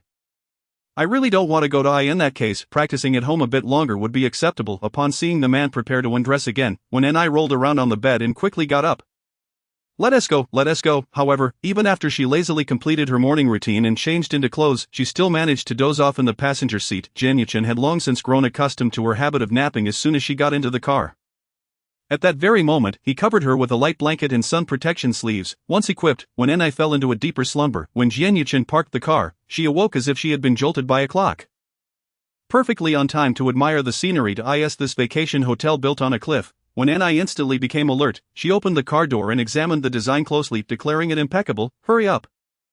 I can't wait to see the interior decor. What's the rush? The hotel isn't going anywhere. The entire area was interconnected with scenic spots, featuring numerous unique ghost houses nearby, but this hotel's location was particularly special. Nestled against the mountains and waters, built right on the cliff, evoking the enchanting allure of a fairy tale town perched on the edge of a precipice. What made you consider investing in this? Why invest? Naturally, there are profits to be made. So, according to your logic, you would never waste a moment on unworthy people or things. Upon hearing this, the man gazed at her intently. Indeed, I shall receive returns commensurate with my investments. When I ascended the white stone steps, then why were you willing to tutor me in physics for free? You often became so furious that you had to step outside to calm down before returning. To be honest, I feared you might lose your temper and hit me. Jian Yuchen raised an eyebrow. Isn't that a return in itself, having your wife attend the same university, all while remaining under my watchful eye? It was merely tutoring. The true reward is that she will spend her life in my embrace. A tremendous gain, my silly girl. When I instantly comprehended. Jian Yuchen, could you be a bit more serious? You do not prefer seriousness. I have no need for such pretenses. With that, the man hoisted her into the hotel lobby. If we don't go in soon, who knows what mischief you might get into. When I found herself cradled in his arms as if she were a little chick. Chapter 72. The scheming little Chinchino. The way you speak makes it seem as if I should cater to your every whim. Jian Yuchen glanced at her. Am I truly that admirable in your eyes? When I adjusted her clothing. Enough chatter, little Chen. Hurry and check us in. I can't wait to indulge by the pool. Your Highness, please feel free to find a seat. Jian Yuchen deadpanned, delivering the overly obsequious remark. When I sauntered happily towards the sofa area, just as she settled down, she heard someone call out Jian Yuchen's name. When I lowered her sunglasses and was taken aback by the sight of a strikingly handsome man. Wow, Jian Yuchen has such a cool friend. The two engaged in conversation, their gazes landing on Wen and Jian Yuchen, noticing her nearly drooling expression, felt both amused and exasperated. Allow me to introduce my wife. When Jian Yuchen cleared his throat, noticing Wen still staring in awe, she quickly composed herself. Attempting to act demure. Hello, I'm Lu Xingci. When Ni's eyes widened in disbelief. You are the Lu Xingci. I've seen your photos in entertainment magazines, but you look even more handsome in person. The man with silver hair could command attention effortlessly. Lu Xingci raised an eyebrow. What's the matter? Do I not look the part? Not at all. I heard you have a 5 or 6-year-old daughter and that your little son was just born. I didn't expect you to look as though you haven't even married. You appear no older than 27. Those who do not work seem to age gracefully. When I couldn't help but express her admiration. I've always been a fan of your designs and have wanted to meet you. I can't believe I've run into you here. Jian Yuchen instinctively pulled Wen I closer. Fearing she might be tempted to run off with Lu Xingci. So, you designed this place? When I asked, astonished. Lu Xingci shrugged. Welcome to Explore. I've known Simon for quite some time. If you have any questions, feel free to contact me. Glancing at his watch, Lu Xingci continued. It's getting late. I need to pick up my kids from their tutoring class. I wish you both a pleasant weekend. When I watched him leave, her eyes sparkling with admiration, only to be abruptly pulled back by Jian Yuchen. When Xiaoni, I now solemnly warn you to rein in your flirtatious tendencies and refrain from casting glances at other men. Understood, Jian Yuchen said fiercely, and when Ni's mind became as smooth as intestines, with words entering one ear and exiting the other. Alas, Lu Xingci is truly handsome, and his brothers must be even more striking in reality. Do you know Fu Hanzhou? They are all married men, so you should stifle that immoral drool of yours. When Ni licked her lips, immediately flicked her hair, and said, Mr. Jian Yuchen, please allow me to issue a stern warning. First, I am not infatuated, I am merely appreciating the beauty of splendid things. Second, a mere glance will not diminish my worth. Seeing you every day could lead to aesthetic fatigue. You know, the man's expression darkened. Do you wish to repeat that? When Ni was no fool, otherwise she would have spent those 2 days and nights in the hotel bed. Her swimming pool and ecological environment had all gone to waste. Oh dear Gigi, hurry and check in, would you? You're so verbose. Well, it seems that the temper of the Empress Dowager one is growing increasingly fierce. He merely stood there to say a few words. And she herself was gushing over other men, yet she blamed him for being slow, deserving of a reprimand. Jian Yuchen pulled her to the counter to check in, while when Ni remained curious about Lu Xingxi. How old is he? He already has 2 children. He looks too youthful. What does it matter to you? In any case, you can only give birth to my children. Don't you think there's a strong scent of jealousy here? When Ni entered the elevator and waved her hand in the air, Jian Yuchen slowly lowered his head to gaze at her. When Ni instantly realized that she was likely venturing further down a perilous path. Taking advantage of the elevator being empty, she quickly began to massage her shoulders. Oh dear, look at you, even more handsome when tired. How about I brew you a cup of complimentary instant coffee once we enter the room? Made by my own hands. The man let out a short, cold laugh, and as the elevator doors opened, he dragged Wen Ni to find their room while, upon opening the door, there was a sheer cliff right across. She could feel the rushing water cascading down from the opposite side, and when Ni dared not look down, nearly retreating. How utterly cool. After when Ni spoke, Jian Yuchen placed their luggage at the door. What did you say? The sound of rushing water was too loud. He could only catch the gist of what Wen Ni said on the balcony. When Ni assessed Lu Xingxi from top to bottom. He was indeed exceptionally talented. If he were a designer, he would be a formidable competitor, wealthy, handsome, and gifted. When Ni pulled the door shut and the room fell silent, this hotel was well constructed, boasting excellent sound insulation. When Ni explored the room, affirming that he was indeed a man worthy of admiration, Jian Yuchen nearly choked on his breath. It seemed that introducing her to Lu Xingxi was the gravest mistake. Don't move. When Ni noticed him about to organize her suitcase and quickly stopped him, Jian Yuchen raised an eyebrow slightly. What treasures are you hiding, little vixen? When Ni cleared her throat, asserting that the little vixen from last night had departed her youthful form. And today's when Ni was a pure-hearted maiden, she requested not to be teased, but our Hahuan sect practices the harmonious dual cultivation of yin and yang, especially for a delicate yet duplicitous little saintess like you. It is most delectable. Jian Yuchen leaned closer, causing Wen Ni to lose her composure, and she dashed to the balcony door. You audacious scoundrel, how dare you tease me? Be careful, or I'll summon my senior brother to teach you a lesson. Jian Yuchen remained unfazed as he tidied his clothes. Oh, where is your senior brother? Here, there is only me, your good senior brother. Why not try shouting until your throat is hoarse, and see if anyone answers? He said this while rummaging through Wen's small suitcase. When Ni stomped her foot in frustration. You ruffian, who permitted you to touch my belongings? Jian Yuchen picked up the clothes she cherished, teasingly saying, not only do I wish to meddle with your luggage, but I also desire to have my way with you, lecher. When Ni noticed he hadn't touched the pink silk storage bag hidden in the seams of her suitcase and breathed a sigh of relief. Since she had already taken on such a reputation, she might as well embrace it fully. Jian Yuchen smiled as he saw her attempting to escape through the balcony door. Where do you think you're running to? Upon stepping out, Wen Ni discovered a pool nearby, but there was no one else around, just the two of them. If she wanted to escape, she could only run from the pool. As she hesitated, the man had already approached her from behind, covering her mouth and pulling her inside, much like encountering a flower thief. Whoa. Wen Ni finally realized why he had booked this room. Inside, even if one were to dance wildly, those outside would hear nothing. Chapter 73. No, let's talk things through, brave one. When Ni closed her eyes, preparing to endure the tempest that was to come, little did she know, Jian Yuchen merely pinched her face and remarked, "Oh saintly maiden, even the demon lord pales in comparison to your wickedness." When Ni opened one eye. Are you coming or not? If not, I might just go for a swim out as much as I would love to. Now is not the right time, you'll understand tonight. When Ni, in truth, was not keen on another encounter so soon, primarily because she felt utterly drained from last night. Her desires were now dulled from your tone. Is there more to come? I've brought you here. Would I let you sit idly in the room? Jian Yuchen packed her small bag with sunscreen and insect repellent, then took her sunshade jacket. Come, boss lady, let us inspect your hotel. Hearing herself called boss lady sent a thrill through Wen Ni. More exhilarating than seeing Jian Yuchen perform a pole dance, she hurriedly followed him, wrapping her arm around his. That sounded great. Say it a couple more times. Dear esteemed guest, your request incurs an additional charge. No problem, I'll pay you back in flesh tonight. Hurry, say it again. So eager to hear. Wen Ni raised her chin, her tail almost wagging like a propeller. But I won't call you that. When Ni turned to face him, exclaiming, how can you be like this, Jian Yuchen? That insistent tone again, the little diva's playful pouting seemed to compel Jian Yuchen to bend the knee. So your pleasure points have shifted from below to boss lady. The man closed the door behind them when Ni spun around. Come on, that's an old lady, not some marinated duck. It sounds wealthy enough to let me lie in bed without struggling. Doesn't he it? Then when you marry me, you need not work so hard either. Jian Yuchen watched her flit about like a butterfly, unable to help but remind her. No, when Ni shook her finger. While I am delighted to be the boss lady, a boss lady with her own job would be twice as happy. So I am now a boss lady enjoying double happiness with an independent spirit. I can't help but want to celebrate with a cup of milk tea right now. I can treat you, but anything over 30, you pay for yourself. Wow, how generous, indeed, you should cherish this once-a-year discount event.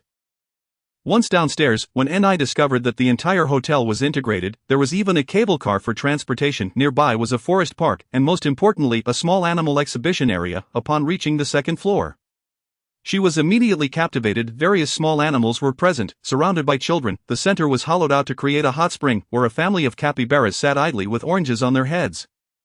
When Ni took several photos, and when she turned around, Jian Yuchen was leisurely following behind her. Is there more to enjoy here besides the hotel? Behind was a mushroom fairy tale house, transforming an entire abandoned forest into whimsical cottages.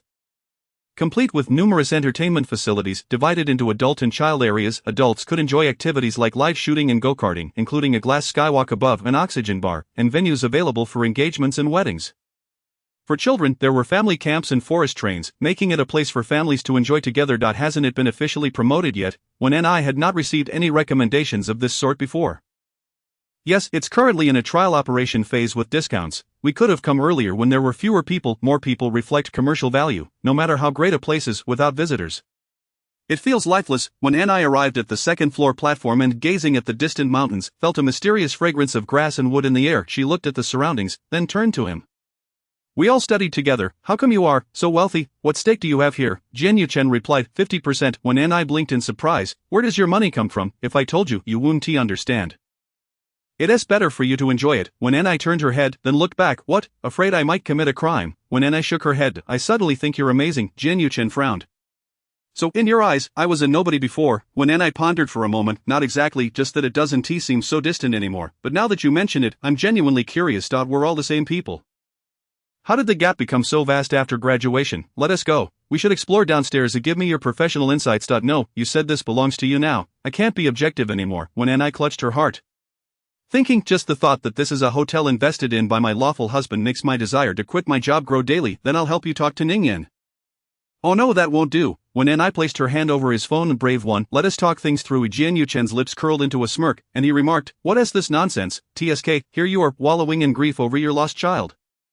Yet you show no regard for brotherly camaraderie and rush to board the children's train. That area is for children, not so what? She retorted, I'm still a little baby at over 300 months. See, that's my first point. Even children riding the train should have adult seating. Otherwise, how can safety be guaranteed? Despite her inability to voice her thoughts, she still put in her utmost effort with the accommodation card.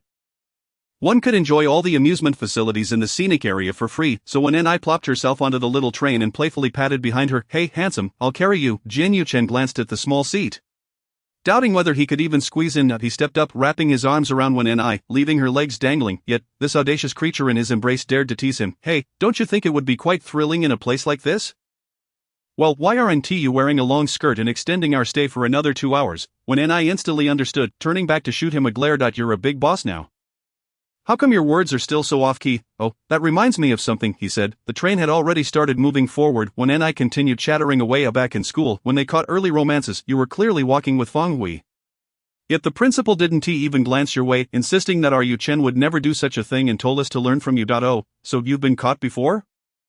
Who are you with? Li Jian Yuchen tightened his grip around her waist. Although the little train wasn't moving fast, parents and children occupied both the front and back when Ni distanced herself from him. Who could I be with? I was sharing popsicles with Fan Yanwen, and thus she was caught red-handed. Speaking of which, Fan Yanwen fancied himself and when Ni is key players in a stage play. Having forged a revolutionary friendship, even when they visited the convenience store, they had to share a popsicle. That division led to her being scolded for 5 minutes, watching Jian Yuchen stroll away triumphantly.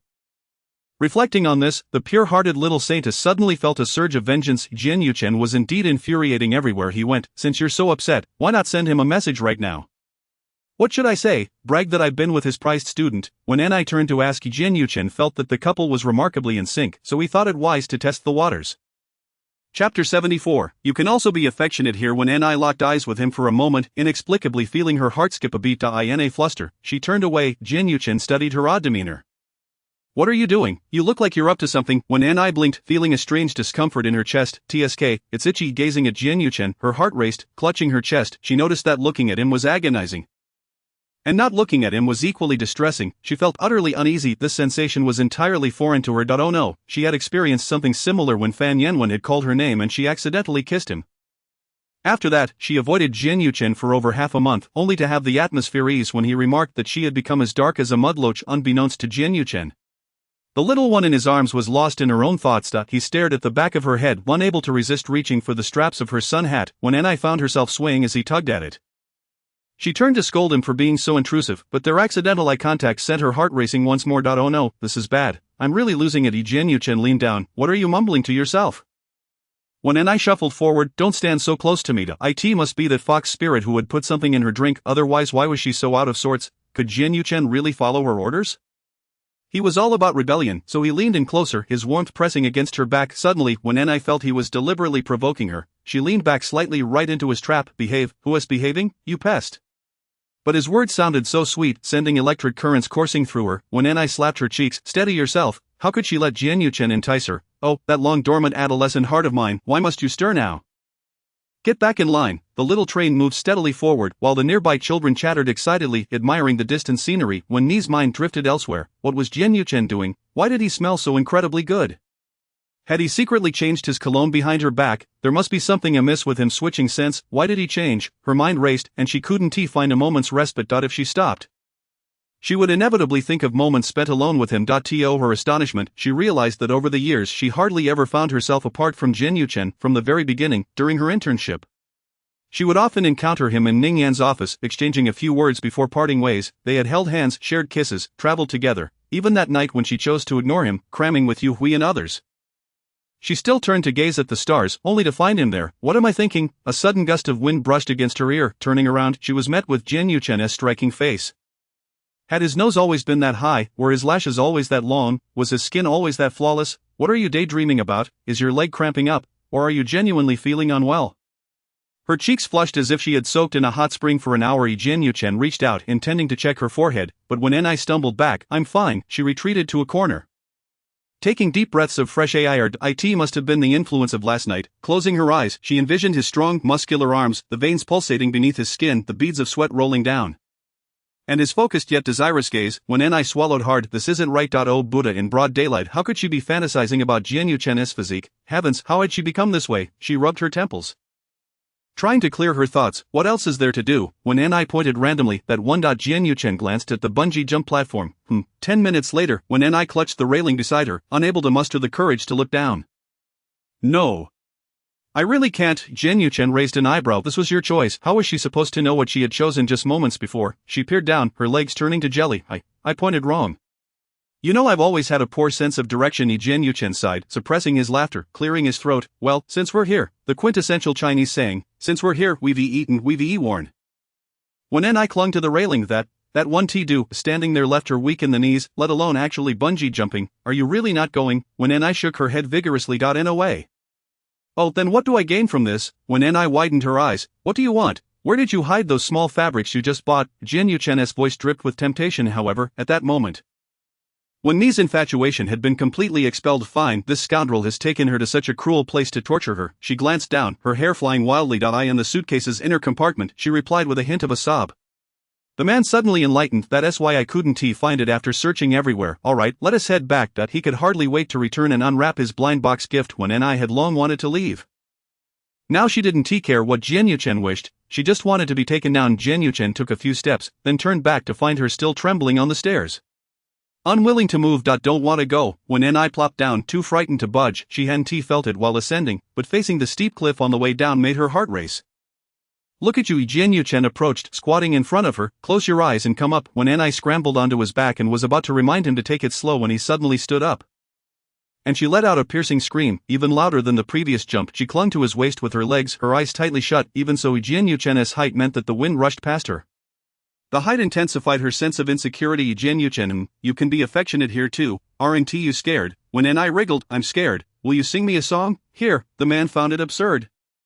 Surrounded by passing tourists, watching him carry her down almost made him burst into laughter. Will you sing or not? No song, no blind box, alright, so you're pulling out the big guns. Jian took a deep breath. What should I sing? The song you sang at the freshman welcome party. Back then, everyone was disheveled for military training, and since returning from her trip, she had holed up at home for half a month. Munching snacks and gaming, deliberately avoiding Jian, they hadn't spoken for ages, yet he remained ever present. Her new roommates discussed him, classmates chatted about him, even the boys were gossiping about him. At the height of his popularity. He had jumped onto the stage at the welcome party, and his performance of Teeth had sent the entire event into a frenzy. When Ni would forever remember that moment, he commanded the room. Under such modest lighting, yet a throng of people held their phones aloft, illuminating him as if it were a concert. Chapter 75. Being married means a lifetime commitment by the end of the evening. When Ni could only recall that song of his for an entire month following that fateful night, wherever she went, there were whispers of Jian. Indeed, this lad had garnered quite the attention since his freshman orientation.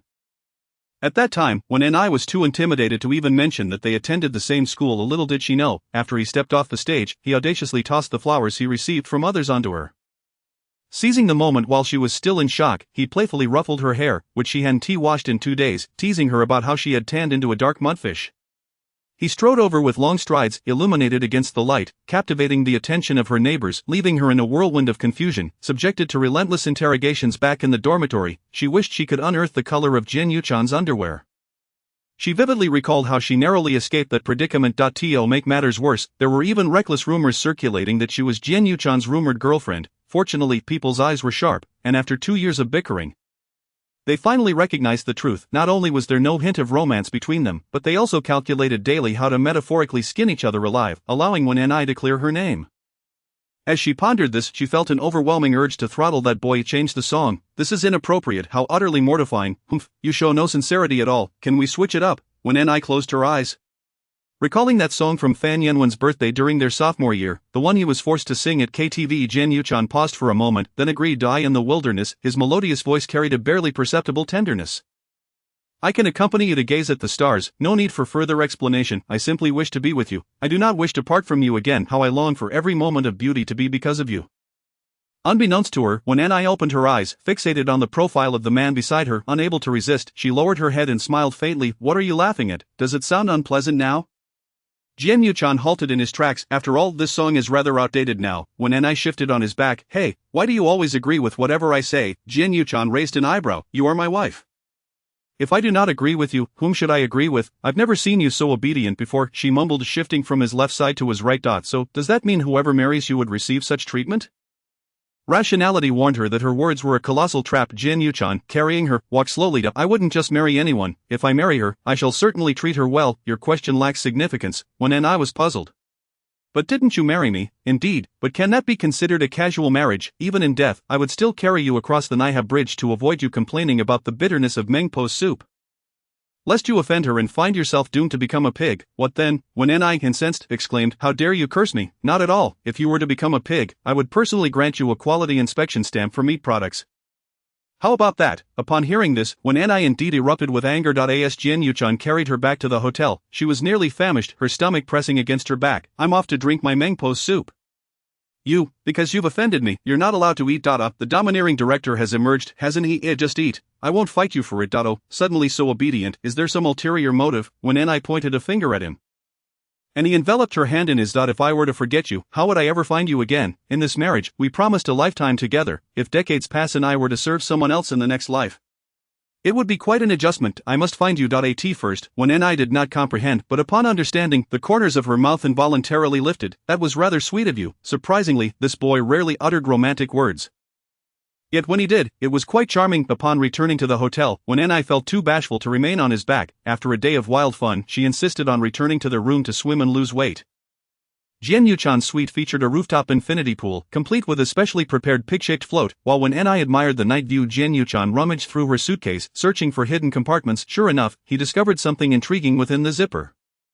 Can these scraps of fabric even be considered a swimsuit? When Ni peered out from the balcony, spotting Jian scrutinizing her blind box. How did you see it ahead of time? Jian expression darkened. Can this cover your navel? This was her intention for the pool. When Ni took a deep breath. Of course, it's meant for certain occasions. How can you not understand this? You're such a dense block of wood. What do you want to play that I haven't indulged you in? There are cameras outside, this is not allowed. Leaning against the bed, she teased. Oh, but the matter of surveillance is entirely at your command. Jian Yuchan paused. Are you really up for this? When Ni licked her lips. As they exchanged glances, he swallowed hard, and indeed, he retrieved his phone when Ni quickly grabbed her swimsuit and dashed into the bathroom. By the time Jian Yuchan finished his call, she had emerged wrapped in a bathrobe. I need to take off my contacts first. You go ahead. Such a variety of tricks. To her surprise, Jian Yuchan immediately went to the pool. Upon reaching the edge, he removed his clothes, and when Ni watched eagerly, seizing a bottle of wine. As he plunged into the water, he resembled a graceful fish, and just as when Ni approached the pool's edge, he swam back to her. After surfacing and tossing his hair back, she slowly poured red wine over herself, gradually loosening the ties of her bathrobe, descending into the pool under his intense gaze. With her swimsuit soaked, he swam to her side, and when Ni wrapped her arms around his neck, following him to the deeper part of the pool. Admittedly, she was still a novice swimmer, having only learned during university, and could only manage to flounder with a float. Jian Yuchan surveyed her. This evening's benefits are quite generous. Weren't you just saying this doesn't cover your navel? How picky you are. Jian Yuchan cupped her chin and kissed her. Gliding towards the boundary line, pressing her against the glass, she was indeed a gem hidden from the world, and the sight of her was captivating. He held her there, and when Ni gazed up at the cool moonlight and starlit sky, such beautiful stars could only be seen in the countryside. We've watched the stars many times. He lifted one of her legs, which moment was the most beautiful. Jian Yuchan's gaze darted from her forehead to her lips. Every single time, yet this weekend brought him unexpected joy and surprises, far beyond the ordinary. When Ni looked up at the twinkling stars, embracing the happiness and delight he brought her. Jian Yuchan, yes. I'm here, thank goodness it's you. What do you mean? He was puzzled, observing the woman who had become somewhat dazed. Unfortunately, she did not provide a clear answer. Chapter 76. Had I known you were coming, I wouldn't have come before. When Ni, swimming was an insurmountable challenge during her sophomore year. Due to a drowning incident at school, it was mandated that everyone learn to swim. This left when Ni in despair. Sure, you volunteered to accompany her to a nearby swimming pool, but after 3 attempts, they were completely defeated. Just the thought of holding her breath terrified her. When I close my eyes, I feel like a female ghost will drag me down from below. Or worse, press my head. Sure, you responded. What nonsense is that? The pool is filled with people, that still won't do. What if I carry too much negative energy, but you're the only one left in class who can't swim? And some girls have medical reports saying they can't exercise. What will you do? Should I have your parents talk to the instructor? When Jiwon would never help her, he would only scold her for being useless. Still unable to swim at her age, when Ni shook her head, I'd rather practice a bit longer. Fine, but next time I have to help the instructor with tasks. No worries, I can manage myself. That day, unable to contain herself, when Ni posted a crying emoji on social media, lamenting how difficult swimming was. Jian Yuchan had just emerged from the shower when he noticed his roommate excitedly chatting on his phone. He glanced over and sat down. Hey, who are you chatting with? Laughing so mischievously, with when Ni from the design department. Jian Yuchan paused in drying his hair, his gaze silently shifting to his roommate's conversation. The other person continued blissfully unaware. She posted on social media saying she can't swim, and I told her it's not difficult. I was on the county children's swim team as a kid.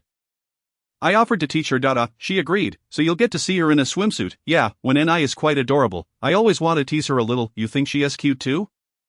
Of course, at the beginning of the semester, she was featured in a beauty roundup, but later, when I revisited that post, I couldn't find her anymore. The hairdryer roared to life, drawing everyone's attention to Jian Yuchan.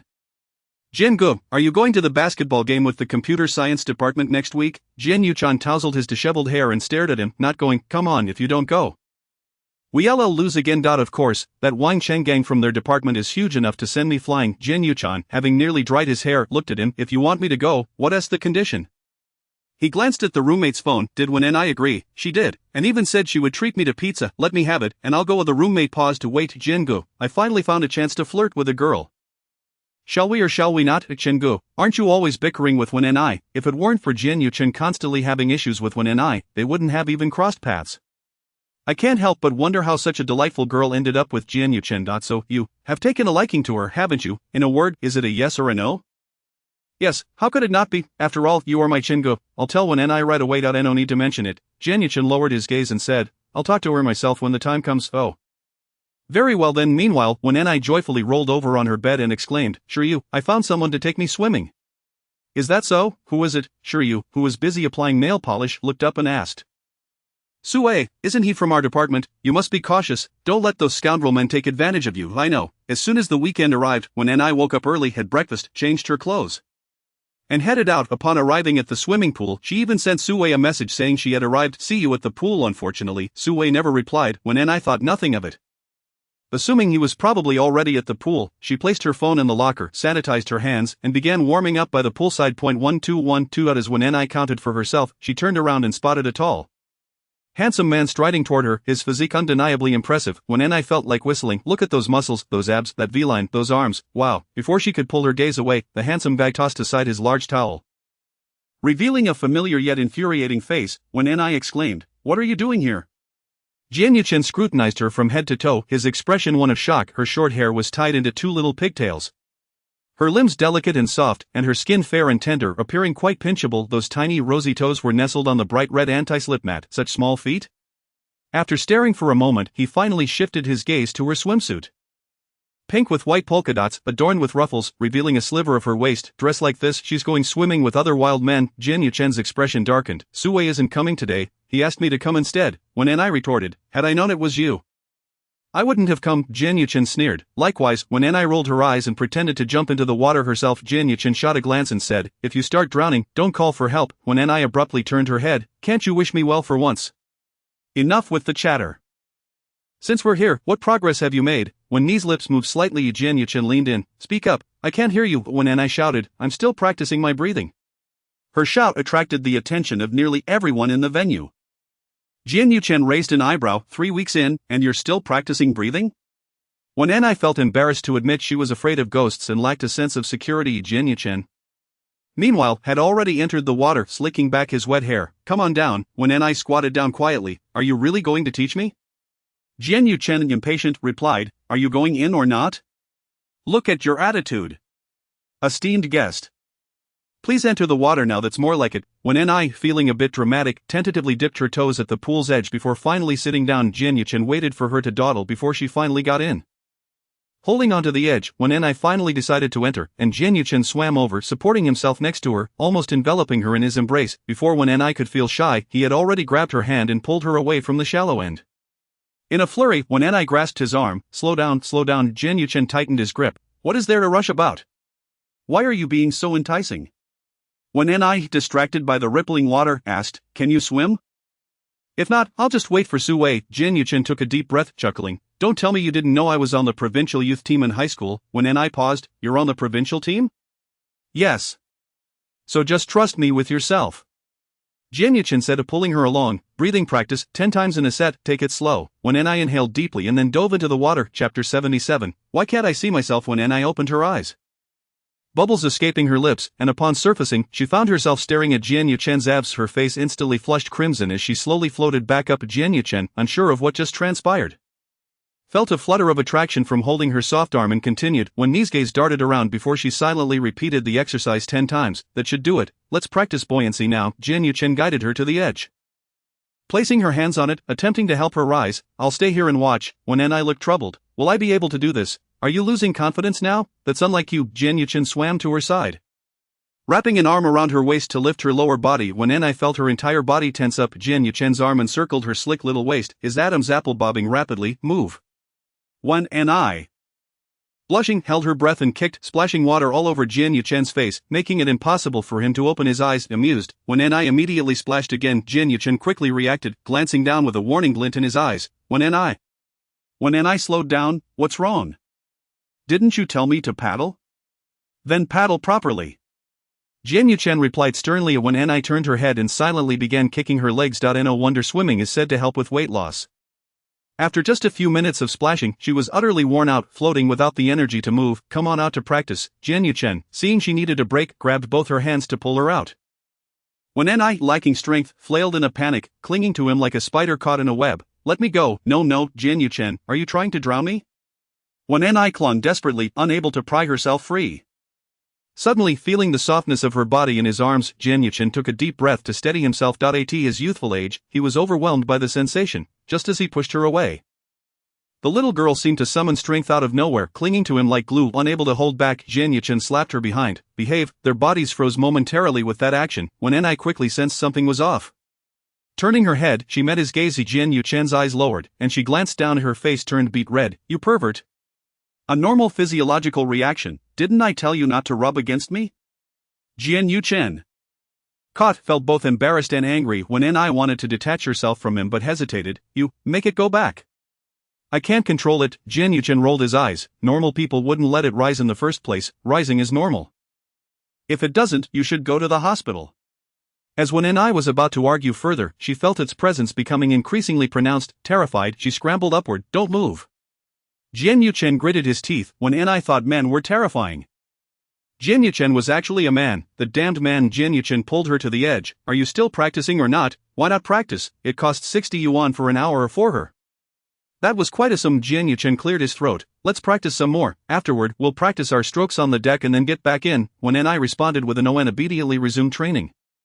After managing to swim 10 meters for the first time, she was overjoyed, nearly choking on water. Jin Yuchen lifted her up, and when Ni excitedly shook his arm, did you see that, Jin Yuchen? I did it. You're something else.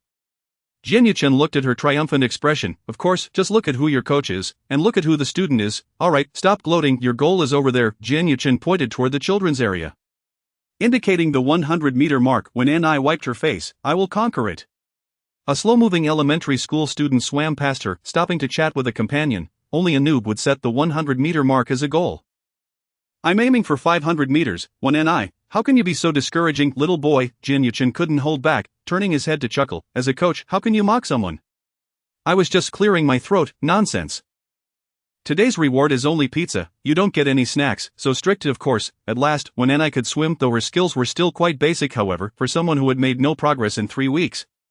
She felt quite satisfied. I'll wait for you outside. Girls take their time changing, and just blow-drying their hair can take ages, so Jin Yuchen patiently chose to wait. Alright, I'll be quick. When Ni finally emerged, changed and with her hair dried, Jin Yuchen was already waiting outside. The tall boy, wearing headphones, looked like a magazine cover model just standing there when a girl approached to ask for his number. He coldly shook his head, but when he saw her, his mouth moved to the girl left, disappointed. When Ni leisurely approached, looks like you're quite popular. Don't say that. She was just asking for directions. She has probably asked dozens of times since high school and still pretends. When Ni slowly followed him, and Jin Yuchen pulled her aside. Watch for cars, there are cyclists everywhere in the university town. When Ni let out a soft sound. Jin Yuchen, may I ask you a question? What is it? Are you feeling shy now? When did asking questions become so reserved? Well, with so many people in university fond of you, have you never considered pursuing a romantic relationship? Jin Yuchen gazed at the whirl of her hair on top of her head. Just because someone likes me, does that mean I must reciprocate with each and every one? I would surely exhaust myself. When Ni contemplated this, then looked up and asked, so you don't have anyone you particularly like? My roommates all seem quite taken with you. If you spill some gossip, it could fetch quite a sum. When Tao Tiao was ready to profit from Jin Yuchen's juicy details. No, I don't.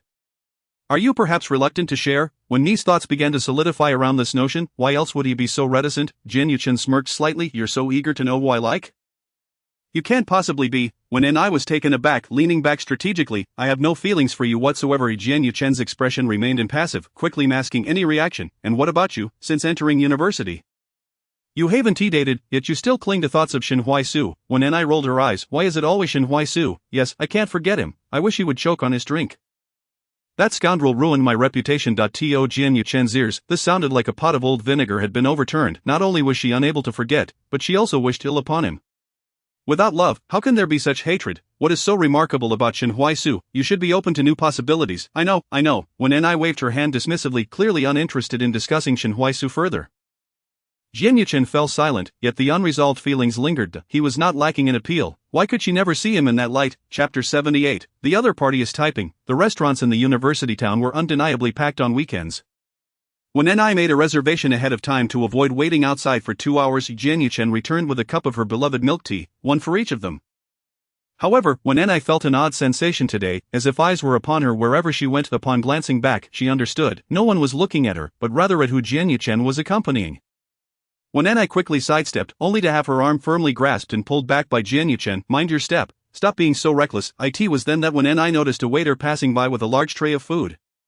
Had she dashed forward, she would have collided with him. She exhaled a sigh of relief. Her allowance for the month was already running low. Thank you, she said softly, and Jin Yuchen leaned in. What did you say? I couldn't hear. Thank you, she said vehemently into his ear before taking her seat. The establishment was decorated in a style that catered to young women, with elements of girlish charm adorning every corner. Even the plates were delightfully cute. When Ni took several photos with her phone, while Jin Yuchen, sipping his coffee, could not fathom what was so photogenic. Nevertheless, he stealthily pulled out his phone to capture Wen Ni's antics.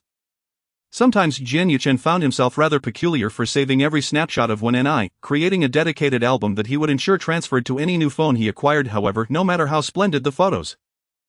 They could never compare to the vibrancy of her presence when Ni ordered a pizza and a snack platter, but she did not care for the toppings on the pizza. Instead, she relished the cheesy crust. Secretly tearing off pieces, Jin Yuchen, well aware of her peculiarities, used a knife and fork to separate the crust for her, while he consumed the other half when Ni was momentarily taken aback. "You don't like the crust? It's rather unpalatable." When Ni felt a surge of delight. Perfect, all the crust would be hers. When the snack platter arrived, she deliberately did not place it in front of Jin Yuchen. Observing her cheeks puffing up like a hamster, Jin Yuchen could not resist teasing her. "Are you really not going to share with me?" When Ni widened her eyes, still holding a half-eaten French fry. "Of course not, isn't there a plate of pasta on your side of the table?" Just as when Ni hesitated about whether to offer him some, Jin Yuchen leaned in and snatched the fry from her hand with his mouth. "Hey, I was still eating that." The two fell silent, staring at each other. Jin Yuchen cleared his throat, attempting to salvage the moment. "It's not like we haven't kissed before." Damn, that made things even more awkward. As expected, when Ni's ears flushed red, she silently gazed out the window, mumbling to herself, likely cursing him. After this incident, the atmosphere on their way back was decidedly awkward. When Ni grasped her bag strap, keeping a meter distance from Jin Yuchen as they walked through the campus, she cleared her throat. I'll return the money to you tomorrow. No need, I'm not accustomed to letting girls pay. That one dude, he is not someone she owes anything to. Why should she owe him a favor? Then you can treat me next time. Oh, when Ni felt somewhat out of sorts, it seemed that without quarrels with Jin Yuchen, their conversation topics dwindled. Anxiously, she paced along the yellow line in the corner until they reached the dormitory entrance, finally saying, "I'm here." Jin Yuchen stood still. "You can go back now. Just don't forget what I taught you today." When Ni nodded, and as they finished dinner, many girls returning from the supermarket noticed Jin Yuchen standing there, glancing in their direction. When Ni quickly said, "You should head back too." "Thank you," she dashed back to her dormitory. And upon seeing her, the dormitory manager asked, "Is that your boyfriend? He looks quite dapper." When Ni protested, "No, he is just a classmate," yet the dormitory manager wore a knowing expression, clearly unconvinced. When Ni rushed up to the 6th floor, panting as she reached the dormitory door, only to find her roommates on the balcony. "What are you all doing?" The three turned, wearing mischievous grins. "What else? We're watching you bid farewell to your male god." Like Shuing Tai sending off Liang Shanbua, an emotional farewell. When Ni rolled her eyes, "You've got it all wrong. I told him not to let me run into him again, or I'd break his legs." "Well, the third leg remains intact." When Ni's eyes widened, "Oh my gosh, what are you saying? I just downloaded a few films. Do you want to watch together?" When Ni's curiosity piqued, "Since you've downloaded them, I suppose I can reluctantly join." She pulled a small stool closer, grabbing a bag of chips. As her roommate opened the video, she asked, "Hey, what were you and Jin Yuchen up to all afternoon? The group chat has been buzzing about you two dining together, even sharing a French fry. You two aren't getting together, are you?" "Not at all. His roommate Sue stood me up for swimming lessons, and he stepped in instead. I didn't pay him, so I had to treat him to a meal. The fry was just a coincidence. Oh, a coincidence. It seems only when Xiaoan thinks of it as such. Hurry up, it's starting." When Ni nervously clutched her pillow, "Hey, have you watched it before?" "I watched it with a bunch of people in the dorm during high school. I accidentally clicked on it while reading a novel. But this is my first time watching it with others." When Ni pondered, "I've seen the meme gifs and the comics. Do they count?" "Not really. The video is quite different. I specifically chose a good one. I heard the plot is excellent." When Ni's phone vibrated, and she opened it to find a message from Jin Yuchen. "I've arrived." She replied with an acknowledgement emoji. But her screen remained on that message. Meanwhile, she had already started watching the video. Back at Jin Yuchen's place, he had been sitting quietly since returning, and when Sue came back from basketball practice, sweaty and disheveled, he glanced over. "When did you get back?" Jin Yuchen, now focused on the screen, noticed when Ni was typing. What could she possibly want to say that required so much hesitation? Was it a thank you letter for his efforts today? Surely she didn't need to be that courteous. "If you're not showering, I'll go first," Sue tentatively asked. Jin Yuchen had his quirks. He had to shower immediately upon returning, and anyone who didn't would be scolded for leaving dirty socks lying around. "Go ahead, enjoy your shower." "Sue, that's strange. Bro-chan, please don't scare me like that." Jin Yuchen continued to wait patiently, anticipating when Ni's thank you message. After such a long wait, it must have exceeded 200 words by now. Was she editing and revising? In truth, he didn't care how she felt, as long as she remembered how good he had been to her. Chapter 79. Who is your fantasy object? However, Jin Yuchen waited for half an hour. What could she possibly be typing? Meanwhile, when Ni was at a critical point in the video, covering her face as she peeked through her fingers, "Ugh, that guy is so ugly, you're right. What is with that color? And rather large. Have you all seen it in real life?" No, I saw my brothers when I was younger. It looked like a caterpillar. After everyone had shared their thoughts, they all turned to Wen I in unison. Wen I froze, suddenly recalling Jian Chen in the swimming pool that afternoon. Her face flushed crimson as she remembered him in his shorts. Hadn't she seen him after all? So you're a perv, haha. Shoot, the exciting part is coming. However, with this diversion, Wen I found her mind consumed by thoughts of Jian Chen. As she watched, everything felt off. The character on screen seemed less like a leading man and more like Jian Chen. She shifted slightly and inadvertently pressed the voice message button. Jian Chen finally received Wen Ni's reply, a voice message lasting 60 seconds. He raised an eyebrow. It seems that my previous expression of gratitude was insufficient. She even took the time to send a voice message. When Jian Chen opened it, his facial expression was a series of cracks forming. Shingo, it's not even midnight yet, and you're watching this, Su Wei teased, having just emerged from the bathroom, the sounds echoing through the dormitory. Jian Chen forced a smile. When I, well done. Don't let him know which dogman it is. At that moment, when Jian Chen's voice call came through, when I and her friends were completely engrossed, the interruption caused all her roommates to turn and look at her in unison, fearing it was Wen Jiwen. When I picked up the call, Jian Chen, oh, are you here for an inspection? She hurriedly answered as she rushed to the balcony. Where are you? The boy's voice carried a hint of strangeness to I in the dormitory. Where else could I be? You were the one who brought me back, she replied, her tone casual. Hearing her normal voice, Jian Chen stepped onto the balcony. You're in the dormitory? Really? Is there a problem? Oh, so you're watching something? When I paused, wondering how he knew, then she glanced at her screen. She abruptly hung up, feeling embarrassed and stamping her foot on the balcony. I can't believe it. I just sent that voice message to Jian Chen. Her roommates quickly pressed pause and rushed over her upon seeing her screen. They all wore expressions of wishing you peace. When I rolled around on her bed, mortified. He will definitely hold this over my head and laugh until I'm 6 feet under. Sure enough, Jian Chen sent a series of emojis. Mysterious smile, JPG. So this is what you're like. GIF. You naughty girl, still dare to watch this stuff? What's so interesting about other men? The more he thought about it, the more displeased he became. This can't possibly be your first time, right? So when did this start? Jingo, what's wrong with you today? Did Wen I offend you, Su Wei? Wanting Jian Chen to play games, peeked over and found him staring at his phone, both amused and irritated. Which of your eyes saw me angry? Both of them. Jian Chen shot him a glare and returned to his seat. What are you watching? Spill it. When I was disinclined to engage, that's none of your business. Oh, then I might just share it with everyone, you despicable man. Share or not. XXXXX. Jian Chen frowned, then forwarded the message. Instructing Su Wei to find more resources. As expected, that kid had everything on his computer. Just the other day, I sent it to someone else. It's nothing special, suitable for young girls, mainly because the male lead is handsome. We should stick to the powerful Japanese productions. Jian Chen told him to stop rambling. He wanted to see just how handsome the male lead was, captivating Wen I so much that she couldn't even reply for half an hour. As he watched the entire film, Jian Chen rubbed his temples. When I messaged him, so isn't the female lead beautiful? What kind of vision is that? He felt utterly unmoved. Still, that little skirt from her swimsuit earlier in the afternoon was quite cute. When I thought there was really nothing to discuss with such a straightforward guy. How many times have you watched this? She replied irritably. A first time. What's wrong with that? Is it not permissible? Jian Chen felt that university had its downsides. She was already learning about the adult world before he could even make a move. No, they were all adults now. That evening, when I dreamed she was like the female lead. Being pressed down on the beach by Jian Chen also dreamed he was like the male lead, pinning Wen I down on the beach. At that moment, their thought processes finally reached a certain balance. Which was indeed not easy. The group chat vibrated incessantly. After a long day, when I had no strength left to roll around on her bed, Jian Chen felt that tonight's escapade had cost him a few newly acquired blind boxes. Yet he could sum it all up in 4 words, utterly exhilarating. In a particularly good mood, he rolled Wen I over on the bed, applying body lotion all over her, not even neglecting her toes. When I opened her weary eyelids and glanced at her phone, the group was already confirming the venue for the class reunion. They decided on Jian Chen's uncle's hotel, which would also be convenient for the teachers to attend.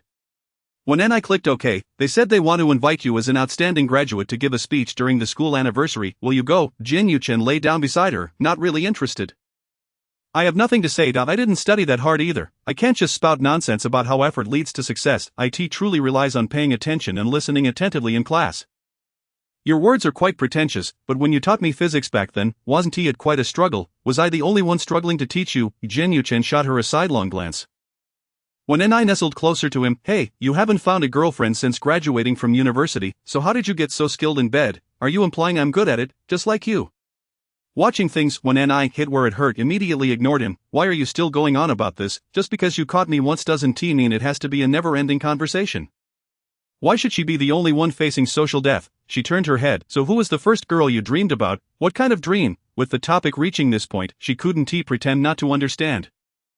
The readers were watching. Jian Yuchen rolled over, pinning her down. When Ni wrapped her arms around his neck. Is that true? When was it? Guess. Oh Jian Yuchen, you're so perverted, actually fantasizing about me. When Ni felt a surge of pride.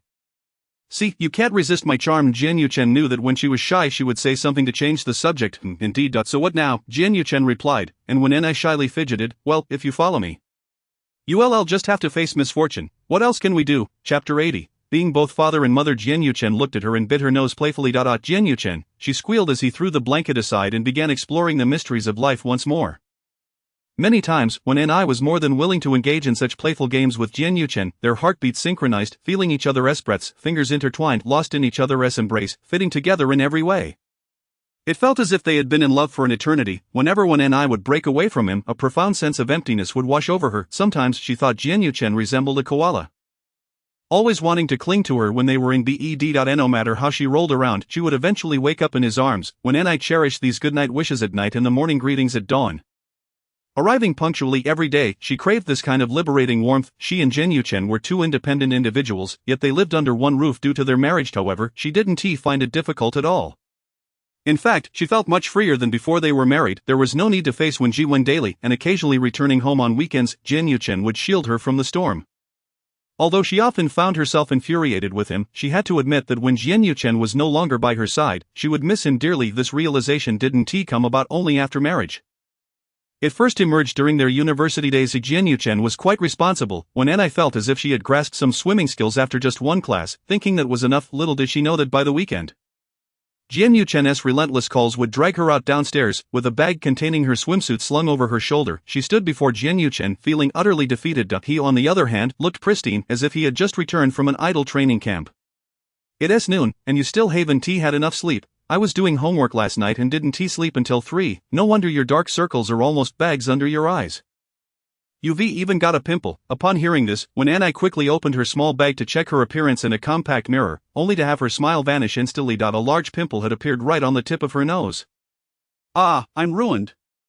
Jian Yuchen suppressed his laughter, tugging at her collar as they walked forward. Alright, let us go. If we don't practice now, it'll be too late. I already know how to swim.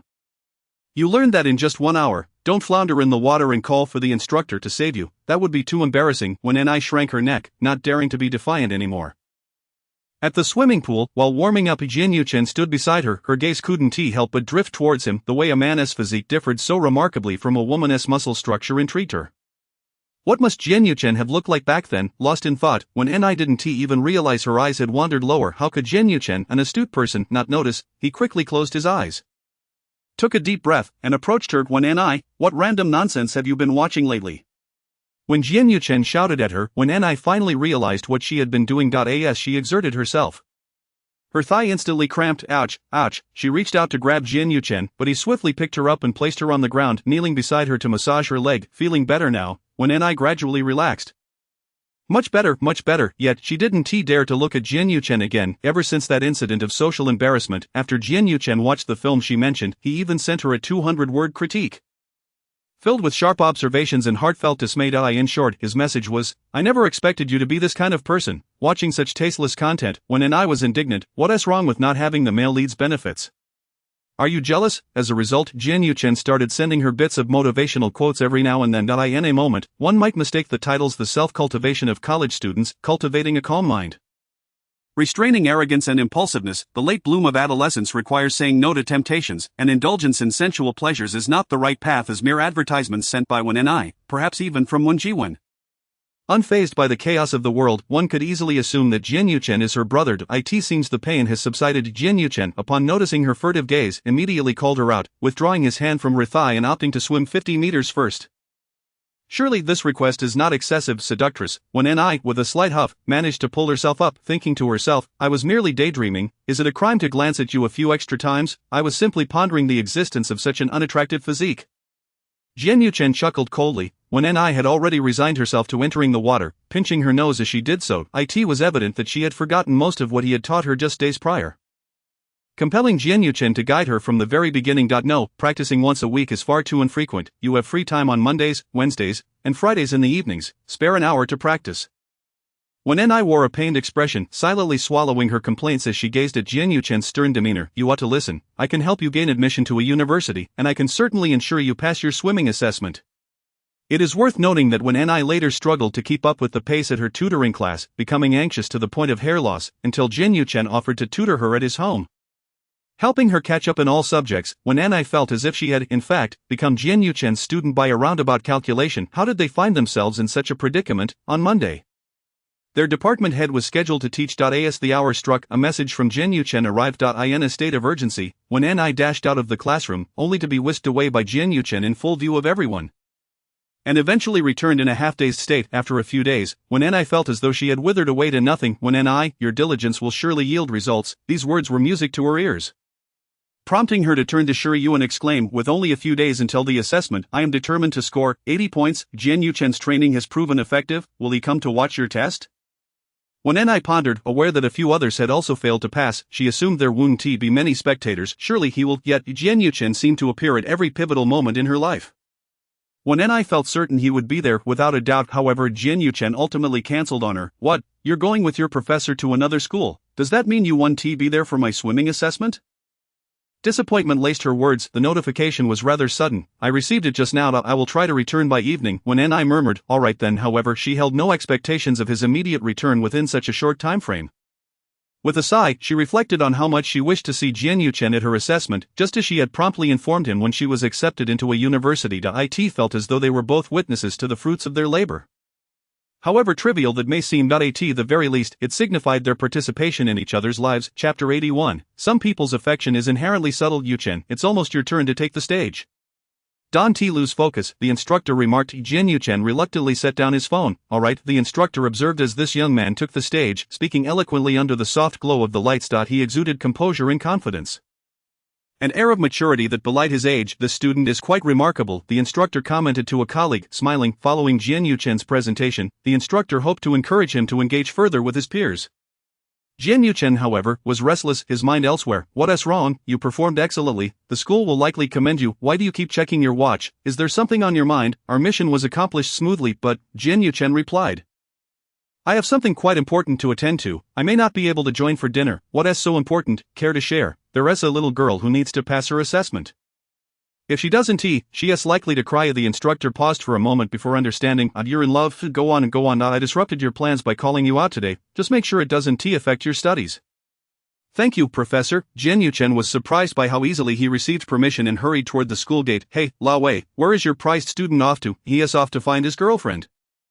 Let us not intrude, the older men chuckled. Meanwhile, when Ni stood by the pool, feeling nervous as she watched others succeed and falter, without Jian Yuchen by her side, she felt uncertain of her own abilities. Given the time, she doubted she would see him again. When Ni, pull yourself together, her instructor encouraged. Noticing her daze, embarrassed, she forced a smile, thinking, well, it's all or nothing now. Gritting her teeth, she approached the water, took a deep breath, closed her eyes, and recalled Jian Yuchen's teachings as she slowly entered the pool. Imagining him nearby, she began to swim. This wasn't a competition. As long as she could swim 100 meters, she would pass the assessment. Thanks to Jian Yuchen's rigorous training, this once water-fearing novice accomplished the test. When Ni could hardly believe it, on the other side, as Jian Yuchen alighted from the taxi, the setting sun bathed the campus in golden hues.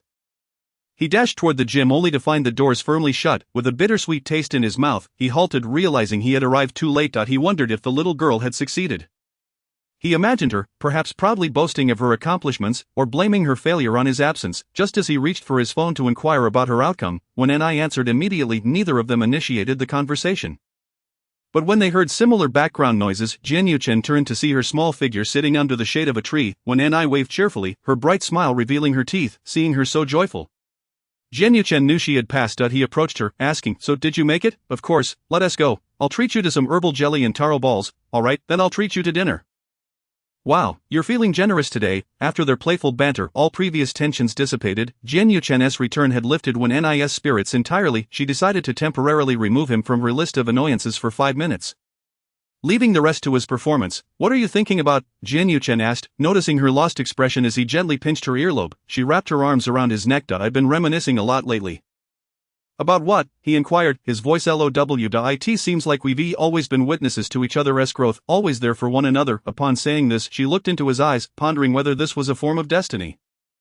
Thus, they understood each other better than anyone else. Although their relationship was often referred to as a flash marriage, they were more in sync than many long-term couples. When Ni had never truly experienced the depths of love, occasionally feeling a twinge of regret. After all, no boy had ever liked her long enough for her to develop feelings in return. Their confessions had always abruptly come to an end, while lamenting her lack of romantic luck.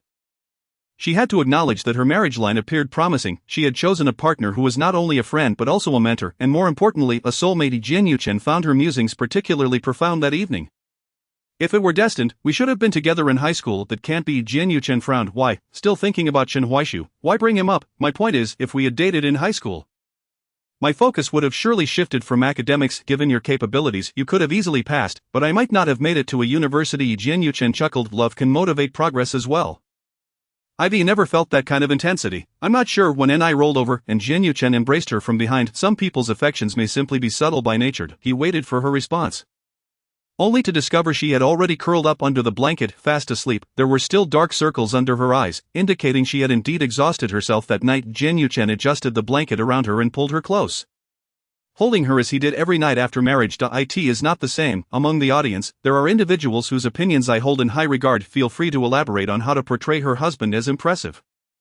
A woman's love can indeed commence from a place of admiration. If he consents, he must not be frivolous about it. Chapter 82. If this is what it means to like someone, no, this is not right. Ning Yan fixed his gaze upon him. Your current state is quite peculiar. Jin Yuchen lifted his head from the computer. What prompts this remark?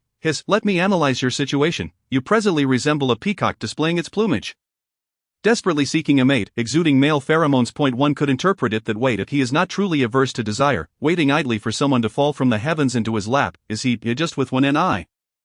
How much time has he already invested? There is something going on with you. Ning Yan approached him. Tell me, when did this happen? Many years ago. So, you are only now seeking a mate? Is it possible that I merely did not make my intentions evident in the past? Ning Yan pondered his words carefully. You are making me quite anxious. Jin Yuchen looked at him disdainfully. Go away. Who would be interested in you? Why are you fretting over this? And Ning Yan's heart raced. As long as it's not me, I genuinely fear I might not even have a chance with your brother. Jin Yuchen felt he was completely losing his mind. Can you not take a moment to reflect on your own image? What do you intend to do? Is this girl truly that difficult to charm? If you cannot manage it, your standards must be exceedingly high. You ought to demonstrate some effort. Ning Yan stroked his chin. Standards? Her standards are appallingly low. Even Chen Huaishu finds her appealing. Ning Yan narrowed his eyes. Are you implying you have developed feelings for a married woman? How delightfully bitter. Ning Yan, if you have nothing pressing, then hurry along, or I shall venture to your aquarium and feed your fish pig feed. What a venomous partner. Ning Yan emerged from his office, dejected, just in time to encounter Wen Ni exiting the conference room. The woman, having just concluded a meeting, bore the expression of someone transformed from a ghost in Fengdu to a vengeful spirit, and when she saw Ning Yan, she merely turned her head away. Devoid of expression, Ning Yan followed her. Let me share some fresh gossip. Are you interested? When Ni replied curtly, it better be new. Recalling the years she had known Ning Yan, she felt the urge to roll her eyes at the stale tales he often recounted. Each time, he approached with an air of mystery, only to regale her with long-forgotten tidbits. The client you criticized last time, the house our company renovated, was not for his original partner. The mistress actually intends to sue the wife to evict her. When Ni paused, listening to his words, wasting 10 seconds on this revelation, and that gossip has progressed to the point where the child born to the mistress is not that foolish man's. And you are still at square one. Indeed, one should not harbor any expectations regarding Ning Yan's gossip. And Ning Yan, feeling indignant, declared, allow me to share a freshly minted piece of news, absolutely brand new. When Ni rolled her eyes. I must warn you, if you waste my time again, I shall be quite displeased. I swear on the heavens. After glancing towards Jin Yuchen's office and noticing the door was shut, he leaned in closer and whispered. Jin Yuchen has been enamored with a woman for quite some time. You were unaware of this, were you? When Ni's expression remained stony, did he confide in you? That is the implication, and anyway, the woman must have recently returned.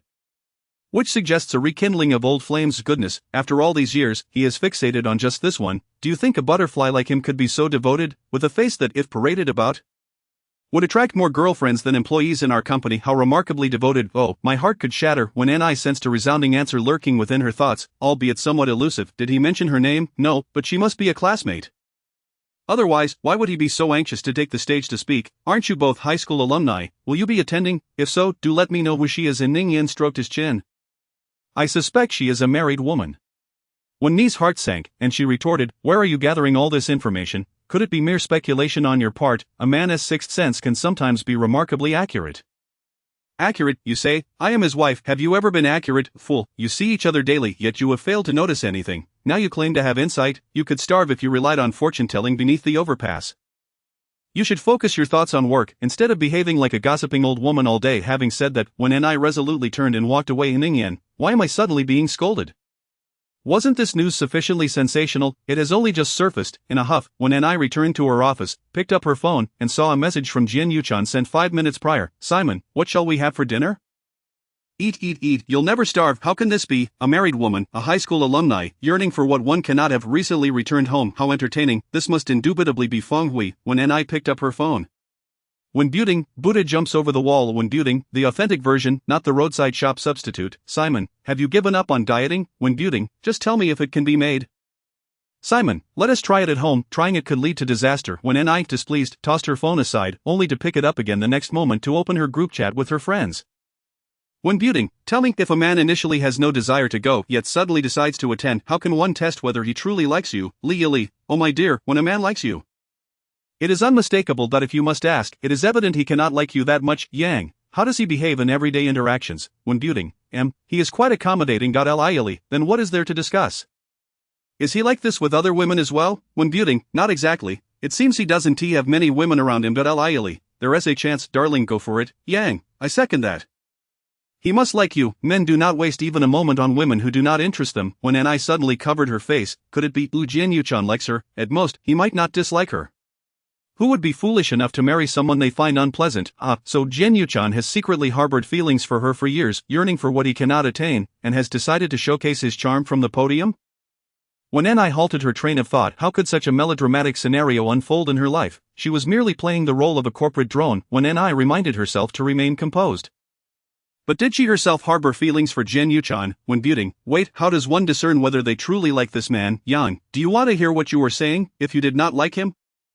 Would you waste this precious time pondering the question? Are you simply not busy enough at work, or is the dessert not delectable enough? Neither. She was quite occupied, yet she still found time to ponder Jin Yuchan.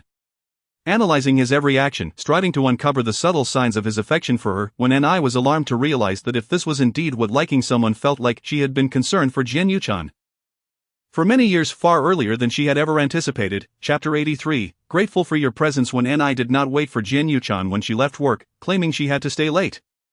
Jin Yuchan replied that he was heading to the market to buy groceries, but she lamented that he was too late. The finest seafood typically sells in the morning, and going at this hour would yield little quality.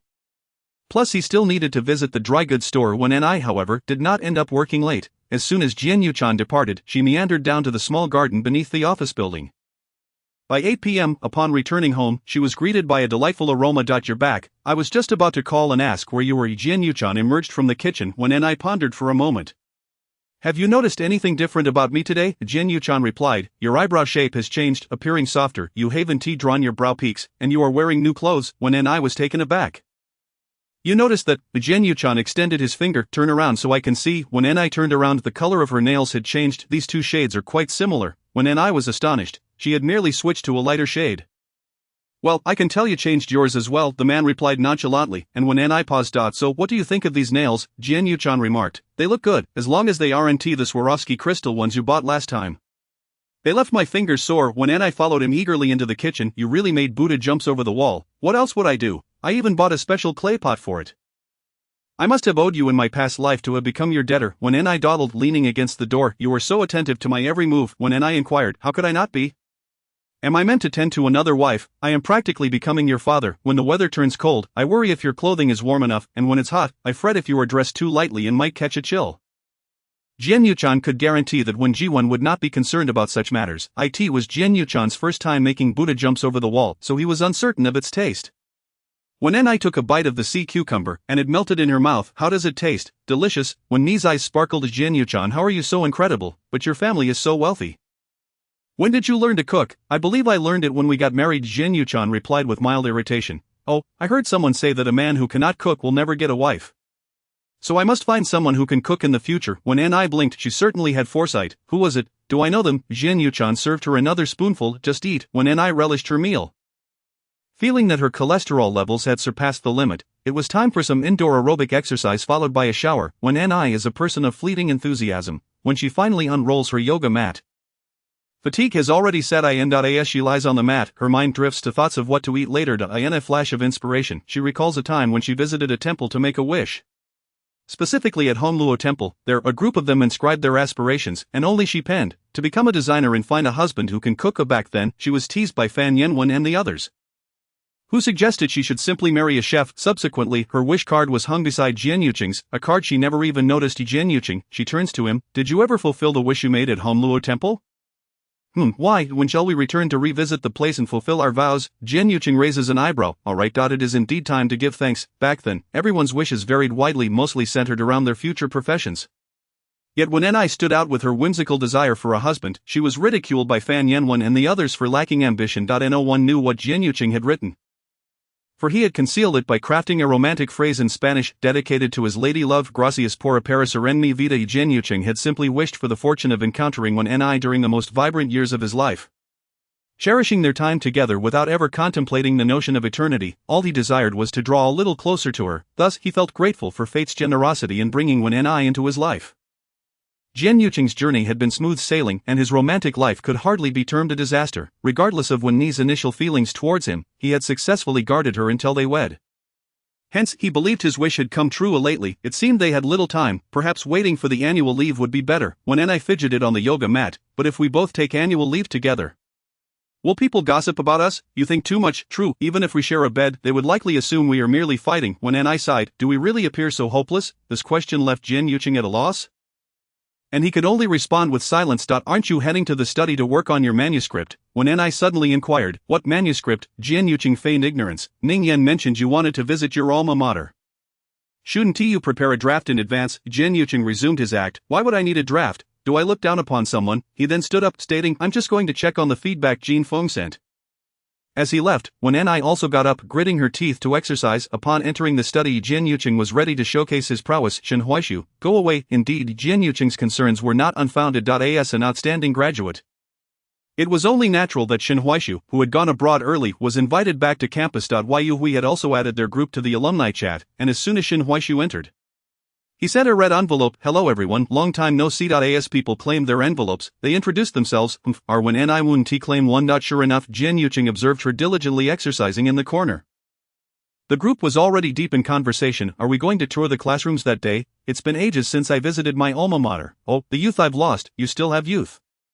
You've already had your second child. What is everyone doing now? Living in the same city allowed them to chat freely. Some discovered classmates living in their neighborhood. Some hot-tempered individuals had become patient kindergarten teachers, while others, careless as ever, had become nurses. A few were involved in engineering, and some had opened shops selling trendy snacks. Life's surprises always intruded in various forms. Jian Yuqing suddenly felt grateful for his audacious decision to tutor Ni. Thus, he could witness her growth and the realization of her dreams. She could forever remain that carefree and whimsical Ni. Chapter 84. I will tutor you. The idea of tutoring Ni came to Jian Yuqing quite suddenly. He could no longer bear to watch her struggle. In her senior year, when Ni needed help that extended beyond mere physics, when Jiwen constantly reminded her that she was falling behind due to a weak foundation, and during reviews she grappled with many fundamental questions, unable to keep pace. Each day, she attended tutoring classes, returning home late into the night, with a sleep schedule of 1 a.m. to 6 a.m. She bore dark circles under her eyes. Fit to audition as a giant panda at the zoo, under such conditions, how could she possibly prepare for college? Jian Yuqing felt anxious. If when Ni failed to enter university, she might have to repeat the year, leaving him thousands of kilometers away, uncertain of her future. The mere thought made him restless. His life had always been smooth, devoid of chaotic moments. At this moment, Jian Yuqing realized that if he allowed things to unfold unchecked, the outcome of his relationship with Ni could spiral out of control. She would drift away from him. Her charming personality and likability attracted many admirers. It wouldn't be long before she developed feelings for someone else. Perhaps not even someone like Shen Huaishu who had gone abroad. They might fall in love at university and marry after graduation. The thought made Jian Yuqing's mind race. Thus, the following weekend, when Ni emerged from her tutor's house looking lost and dazed, he decisively followed her. The girl seemed oblivious to her surroundings, focused solely on her path. Jian Yuqing quickened his pace and grasped her arm. Startled, she turned to see him and removed her earphones. Did you call me? Jian Yuqing let out a sigh of relief, fearing she might ignore him. You finished your tutoring? Yeah. Ni mumbled, I still need to memorize vocabulary after this. I can't chat with you. I have to go home and do my homework. Come to my place instead. Ni turned back in confusion. Jian Yuqing stepped beside her. Your grades slipped this time. Your foundation is weak. Tutoring won't help if you don't strengthen it. Come to my place. When N.I. was yanked along by his grip, stumbling as she followed him into the neighboring building. Wait, you mean you're going to tutor me? Yes, when N.I. stared at him as he pressed the elevator button. His demeanor appearing cold and unapproachable, quite unlike that of a concerned citizen. Why the sudden urge to tutor me? Oh, just think of it as me going off to university. It would be dull without my argumentative partner. Wouldn't he it? When N.I. pursed her lips. Please, our distances are still vast. You think I could attend the same school as you? With that mouth of yours, you'll easily find a new partner. I am heading home. Just as she attempted to turn away, Jin Yuqing firmly grasped her collar and pulled her back. Are you giving up without even trying? You could attend a school I can get into. When N.I., why not give it a shot and see if I can help you soar? When N.I. blinked in surprise, later, as she reflected on that day, it seemed as if everything had set in motion from that moment. Like a butterfly flapping its wings, triggering a cascade of events, Jin Yuqing's home was quiet, filled with an array of sneakers on the shoe rack, with hardly a sign of his parents' presence. He handed her a pair of disposable slippers. Since no one usually visits, you can wear these for now. I'll buy you a pair from the supermarket later. Huh? You're buying me slippers? It is not a big deal. Tutoring isn't something you can master in just a day or two. With little time at school, you need to return home after the third period of evening study. Therefore, I can only tutor you on weekends. For other times, we can communicate via phone or computer. I'll send you essential formulas and notes for you to practice. When N.I. felt a surge of pressure. Don't worry, my methods are efficient. Jin Yuqing handed her a bottle of milk. She glanced around. Where are your parents? They don't live here. Huh, you live alone. When Ni's eyes widened. Oh my god, I wish I could have such freedom. How enviable Jin Yuqing seemed, with excellent grades, a good family background, and now even freedom. What more could he possibly desire? Jealousy twisted when Ni's expression. He opened the door to his room. Come in. Let us see which questions you find challenging today. When N.I. stood at the entrance, peering curiously inside, the boys' room didn't seem as chaotic as the rumors suggested. There were no clothes strewn about. It was clean and refreshing, with trophies adorning the shelves. A computer on the desk remained open to a gaming screen. Are you afraid I'll eat you? Jin Yuqing noticed her hesitation at the door and asked, when N.I. defiantly replied, who is afraid? She stepped in, taking small strides. Okay, I'm N.I. Jin Yuqing found her antics amusing. The exam papers. When N.I. rummaged through her backpack, pulling out a yarn cat pencil case, a My Melody pen, a small mirror, a retractable comb, a water bottle, and earbuds, before finally producing the test papers she had completed in tutoring class. Jin Yuqing's brow twitched. Her treasure trove could hardly compare. He took the test paper, glanced at it. And when N.I. anxiously said, you can't call me stupid. I did my best. Who would call you stupid? Your quick responses have nothing to do with being dim-witted. Jin Yuqing's room had only one chair, which he pulled out and sat down. When N.I., with her sweet demeanor, settled down as he stood by her side, placing the examination paper before her and pointing to the first major question. You ought not to have approached this problem in that manner from the very beginning. Just take a look. Perhaps this will help you understand a bit better. The pleasant scent emanating from the boy enveloped when N.I., causing her to momentarily lose her focus. Don't get distracted. Jin Yuqing lightly tapped her forehead, curiously, despite the fact that when N.I. often found his words tiresome to hear, whenever he explained a problem. She grasped his meaning instantaneously. Is that right? She asked, a hint of uncertainty in her voice. Jin Yuqing chuckled softly. Absolutely correct. When N.I. hesitated, you're not deceiving me, are you? What benefit would I gain from deceiving you? Jin Yuqing continued, gesturing towards the next question. This one follows the same logic as the previous. Give it a try. Although the physics problems were undeniably tedious, even Shin Huaisu had once scolded her for daydreaming during class, questioning whether her thoughts wandered elsewhere. Yet, remarkably, Jin Yuqing had never reprimanded her even once. Unbeknownst to her, when N.I. meticulously reviewed a sheet filled with her mistakes. I've organized similar problems before. You can take a look at this book. Wow, these are your study notes. I never imagined a top student like you would take notes, she exclaimed. I'd rather not have to bother with them, he replied nonchalantly, but I burnt the midnight oil organizing them for you. Take it back and study. If you have any questions, do call me. You can call, right? But it's too late. It's not an issue. I'll be playing games and will be available to answer. Alright then. The camera zooms in, adjusting the focus, and Jin Yuqing's face fills the screen as he returns to the sofa area, calling out to his N.I. pig and wishing everyone, Happy Mid-Autumn Festival. May the moon and humanity reunite. Chapter 85. Speaking of liking you is like playing the lute to a cow. When Ni's tutoring session lasted only half a day, and she couldn't afford to linger at Jin Yuqing's home for too long. Otherwise, she would be bombarded with calls from Wen Jiwen before he returned from work. After packing her belongings, she found Jin Yuqing already waiting at the door. It's raining. Allow me to escort you downstairs. Why is it raining? When N.I. frowned, realizing her floral canvas backpack was not suited for such weather. That's precisely why I'm accompanying you, Jin Yuqing replied, naturally observing her petite feet clad in white frilled socks as she slipped on her sneakers and stepped outside. Hand me your backpack. Puzzled, when N.I. wondered why he seemed unusually considerate today, Jin Yuqing received it with a sigh. Is your bag always this heavy? Of course, it's filled with books, Wen and I retorted, and then, eyeing him suspiciously, queried, do you not have books in your bag? I don't do homework, so why would I bring books back? Jian Yuchen replied.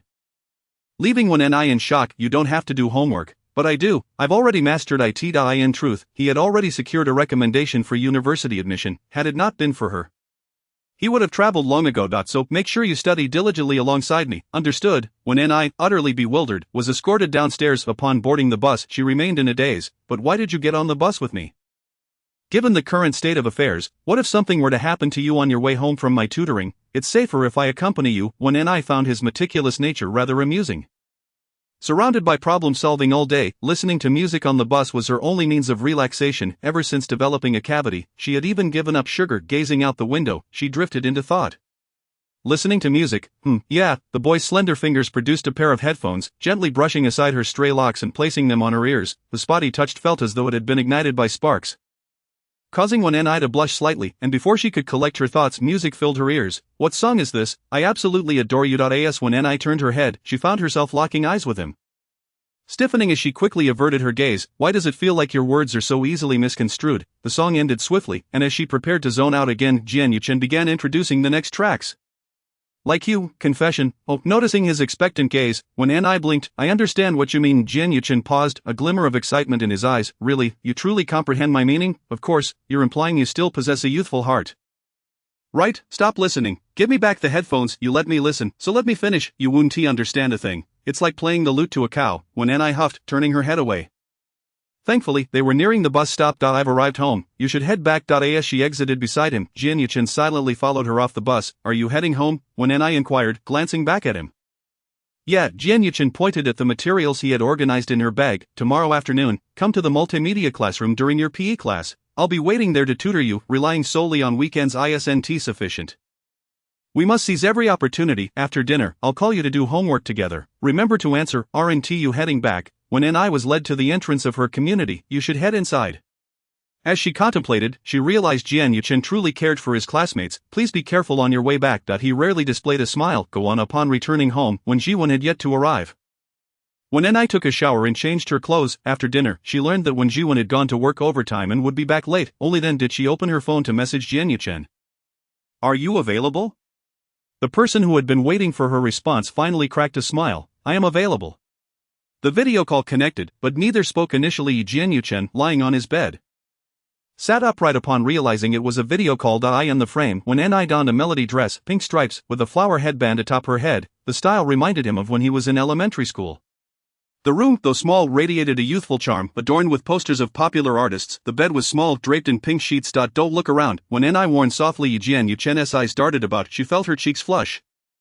Raising her notebook, this problem, I can't seem to grasp. Is this formula correct? Take out my notes. During the call, Zhang Meili made a brief visit to deliver fruit to Wen and I. Upon seeing her with a boy on video, her heart raced. To her surprise, the handsome boy greeted her. Hello, Auntie. Hello, Wen and I. So, you are Jian Yuchen, right? Jian Yuchen was taken aback that Zhang Meili recognized him. Yes, Auntie. You're helping Wen and I with her homework.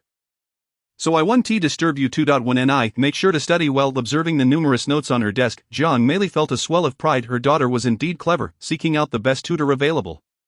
We must thank this Jian Yuchen student later. After all, one cannot help for free. Unbeknownst to Wen and I, Zhang Meili had her own plans, but now that the curtain had been lifted, she spoke openly. Communicating loudly was far better than being unclear. Jian Yuchen, however, disapproved of Wen and I staying up late to complete her assignments. If you don't get enough sleep, you'll be sluggish the next day, and your memory will suffer. You should go to bed promptly by 10:30. Studying requires the right methods, not just endurance. Get some sleep. Although he wished to chat a bit longer, seeing Wen and I so drowsy prompted him to encourage her to rest. Wen and I yawned, groggily clutching her phone as she climbed into bed. I'm going to sleep now. With that, she turned off the light and promptly fell asleep. The phone screen remained on as Jian Yuchen also lay down, listening to her rhythmic breathing, and soon drifted into slumber. Upon waking the next morning, her phone was completely dead. Wen and I rushed off to school without charging it. When Jian Yuchen arrived in the morning, he noticed her demeanor was much improved from the previous day, and he sighed in relief. There were weekly quizzes, and Wen and I performed as usual. To her surprise, Jian Yuchen's methods proved exceedingly effective. She felt confident in her ability to tackle the questions. Suddenly, they didn't seem so daunting anymore. Typically, students were responsible for grading the quizzes. Wen and I astonishingly secured third place in her class. The teacher, supervising the exam, had no reason to suspect her of cheating and praised her efforts. After class, when Ni eagerly waited at the school store, and upon seeing Jian-Yuchen, she leapt out. "I was praised by the teacher today," she twirled around gleefully. "I placed third in the class." Impressive. Jian-Yuchen smiled. "Let us go. I'll treat you. Next time, aim for third in the grade level." Chapter 86. Because I don't want to part with you. When Ni believed Jian-Yuchen had gone mad, achieving third in the grade was beyond her capabilities. However, after 2 months of intensive study, she was astonished to see her ranking. At that time, when Ni was outside buying bubble tea, "Have you seen the monthly exam results yet?" When Ni replied with irritation, "I've always been outside the top 100. What is there to see? But this is different. Your physics has improved immensely, and your scores will reflect that, and moreover, your English has also advanced. The teacher praised you for finally grasping the concepts. There is a chance your ranking might be decent this time." When Ni felt a flicker of disbelief, yet a tiny glimmer of hope emerged. What if? She squeezed her way to the leaderboard and was suddenly pulled forward. Looking up, she saw Jian-Yuchen smiling. Raising an eyebrow, "Do you know your rank?" When Ni was too short to see. "I was trying to look but couldn't see. You pulled me out, making it inconvenient to squeeze back in." Jian-Yuchen raised an eyebrow. 54. What? In the realm of academia, you have achieved an impressive rank of 15 in your physics subject, with an overall score placing you at 54 among all subjects. Congratulations, you have made it into the top 60. When Ni was momentarily taken aback. When Ni, you've made it to the honor roll. The excitement bubbled forth from those who accompanied her to view the rankings. "Hey, you were just with Jian-Yuchen, go boast to him. With such outstanding results, your homeroom teacher must be overjoyed for you." When Ni feeling shy, when Ni refrained from mentioning that it was Jian-Yuchen who had informed her of the news. Her rapid progress surprised even Wen Jiwen, who initially doubted her achievements and accused her of cheating. This accusation left Wen Ni so upset that she lost her appetite, until Jiang Meili remarked on her diligent efforts and the fact that she had received tutoring from the top student in her grade. It was only after Wen Jiwen called the homeroom teacher to verify that he ceased his reprimand. During the weekend, when Ni's mood seemed slightly off as she appeared distracted several times. Jian-Yuchen frowned. "What is wrong with you? I've decided not to continue with the tutoring." When Ni stood up, intending to leave, Jian-Yuchen grasped her wrist. "What is the matter? Is what I'm saying incomprehensible? Should I explain it differently?" He appeared somewhat anxious. Unfortunately, when Ni was too preoccupied to notice his expression, shaking her head. "My grades have improved too rapidly. My father suspects I'm cheating. Let it be." Jian-Yuchen frowned. "Your father is being rather unreasonable." It was rare to hear him speak such candid words, prompting Wen Ni to glance at him. However, Wen Ni, the struggle for one's own self-worth is paramount. There is no need to self-sabotage for anyone else's approval. He may have given you life and brought you into this world, yet that does not equate to ownership over you. Tell me honestly, do you wish to attend a prestigious school? When Ni nodded, "Of course I do. You are so close now. You've worked hard. Is it worth it for him? You shouldn't concern yourself with his opinions of you. The knowledge you gain is yours alone. You are simply Wen Ni." Wen Ni found herself captivated by Jian-Yuchen's words, compelling her to sit down and complete the examination paper with utmost seriousness. "What would you like to eat?" he suddenly asked. Wen Ni was puzzled by his abrupt inquiry. "As a reward for your perfect score." She paused. "Perfect score? Really? Indeed, a perfect score. You see, you are capable of it. Wen Ni, you ought to believe in your own excellence." Unable to contain her excitement, Wen Ni jumped up. "Is this true, Jian-Yuchen? You wouldn't deceive me, would you? That I want strawberry ice cream. I also want to play that game you played with me before. I want to go out and have fun. There are still 3 hours left this afternoon. Let us head to the nearby arcade." "Come on." Wen Ni was momentarily stunned. "Are you serious? Don't trick me." Jian-Yuchen slung her floral bag over his shoulder. "Are you coming or not? Just so you know, I only have 20 yuan on me." When Jiwen, fearing she would squander her time, had not given her much money. "What are you worried about spending money for? After all, I am your tutor. Let us bring a teacher along to listen in. Didn't you always enjoy helping others? Why are you making requests now?" That summer, when Ni quietly studied with Jian-Yuchen for a considerable time, when it was time to assess the results. Jian-Yuchen was the first to input her student ID to check her scores. The moment she discovered she could attend a university, the young man lay back on his bed, overwhelmed by excitement and joy, eclipsing his own achievements. Outside, his mother was still answering calls from various relatives, and Jian-Yuchen sent a voice message to his beloved girl. "Congratulations." When another summer arrived, and the sunlight on Wutong Avenue danced like piano keys across the man's profile. The youthful boy walking beside her now shed his juvenile appearance. The school gate lay just ahead. The car could not enter, so Jian-Yuchen parked at the nearest spot and exited with Wen Ni. "What were you thinking just now? You seemed unresponsive when I spoke to you." Snapped back to reality, Wen Ni replied, "I was pondering how my life would have been different had you not secretly tutored me back then. But why did you choose to tutor me?" "Curious to know, of course." Jian-Yuchen paused. "Do you recall the reason I gave you back then? Was it because you didn't want to be without your sparring partner?" "Yes, but what do you think the underlying meaning was?" The cicadas buzzed incessantly along the tree-lined path. Jian Yuchen awaited her response. A few familiar classmates had gathered at the school gate, exchanging pleasantries. He leaned down, whispering in Wen Ni's ear.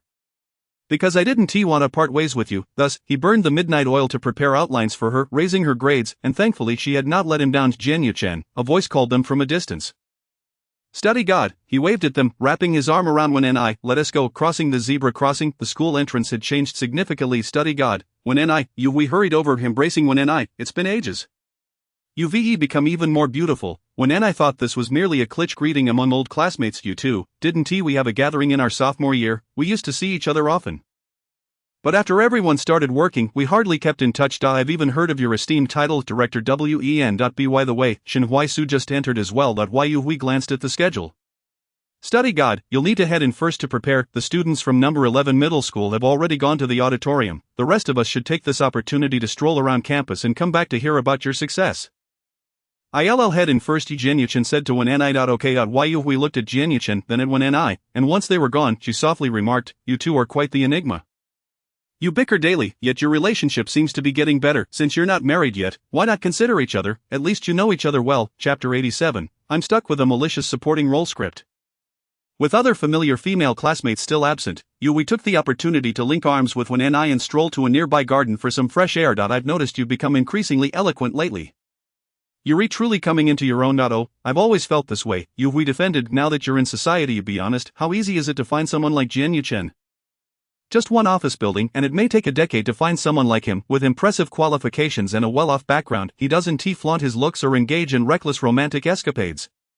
Just that alone sets him apart from many men with lesser credentials. Finding a man with integrity is much harder than stumbling upon a wild boar in the streets. We earnestly advised. In other words, even if you meet someone like him, you still want to know about his past or his present. The difference between men before and after marriage can be significant. Thus, in contemporary society, understanding one another provides a sense of security. At least you're familiar with each other's daily behavior, which minimizes the chances of misunderstandings. Adults naturally engage in risk assessment. After all, we've long outgrown the age where mere affection suffices. When Ni paused, contemplating, for this sentiment sounded akin to what matchmakers would say. Back when I was pressured by my father to go on blind dates, they would always talk of understanding each other. That is not the same. They meant that from an outsider's view, their family seems decent, allowing for frequent interactions like you and Jian Yuchen. You've been together for years, haven't you? Just the other day, you posted similar updates about a project with Jean Foam. When I nodded, yes, he is currently my little boss. Oh, then what are you waiting for, with such a prime catch before you? Are you still pining for Shen Huaisu? When I nearly choked. Please, I've clarified this countless times. I have no feelings for Shen Huaisu. Oh, you didn't swear on your feelings for Jian Yuchen. Rounded off, that means you have some feelings for him. When you are quite adept at rounding things off. Fine, your intuition surpasses even Zhou Shueli's. When I almost declared that she and Jian Yuchen were already married. Not having feelings for him would be akin to infidelity, which is immoral and contradicts the core values of socialism. Seeing her silent, Hui exclaimed, you're going to drive me crazy, do you or don't you? When Ni raised her hands, pinching her fingers slightly apart, just this much, no more. Stingy, Hui opened her fingers. I see you have quite a bit, right? When Ni responded, somewhat incredulously. As an observer, if you were quarreling with Wang Huibin and the others, would you still bother with them? I would have blocked them long ago. Exactly, Jian Yuchen has been lingering around you for so many years. I believe you two are merely adjusting to a new way of interacting. Some arguments are just a form of communication. What is truly frightening is when there is nothing to argue about. Reflecting on this, Hui sighed. I was on the verge of introducing my ex-boyfriend to my family. A trivial matter escalated into a cold war, and eventually, I grew tired of it. If he refused to communicate, then what was the point? I refused to tolerate his arrogance and scrutiny. It made me feel unloved. When women truly require communication and companionship, the fleeting affection fueled by hormones cannot sustain a lasting bond. Your enduring connection with Jian Yuchen serves as evidence of your compatibility. I do not advocate for every quarrelsome couple to remain together. Rather, I perceive that your disputes are merely playful banter. In genuine conflicts, who would dare to intervene, that would only ruin a relationship. After meandering outside, when Ni absorbed every word, shortly after Wei Ru and the others arrived. Your timing is impeccable. When Ni and I were just at a loss for what to do. What shall we do? Since we're at school, let us indulge in nostalgia and revisit the places we once frequented. Besides, there are no students around now. Wei Ru sniffed the air. Look, the principal's crooked orange tree is still here. Who was it that picked the oranges back then? It caused quite the uproar. I have no idea. It's a mystery. Whoever it was certainly had a taste for the sour. Are you still here? the school celebration is about to begin over there. We should hurry. Wang Huibin and the others came over to gather people. Former classmates now feel like strangers, only their features faintly recall their youthful appearances. To be honest, when I might not even recognize them on the way. Upon entering the grand hall, the sea of familiar faces in school uniforms instantly transported her back to her student days. Indeed, the nostalgia is palpable. We sighed upon sitting down. In the blink of an eye, we've all aged, yet the remarkable individuals remain as exceptional as ever. Jian Yuchen sat in the front row. Yet when he turned around, he could not spot Wen Ni among them. The man furrowed his brow, and as he turned back, his gaze met Shen Huaisu's. Shen Huaisu silently turned away.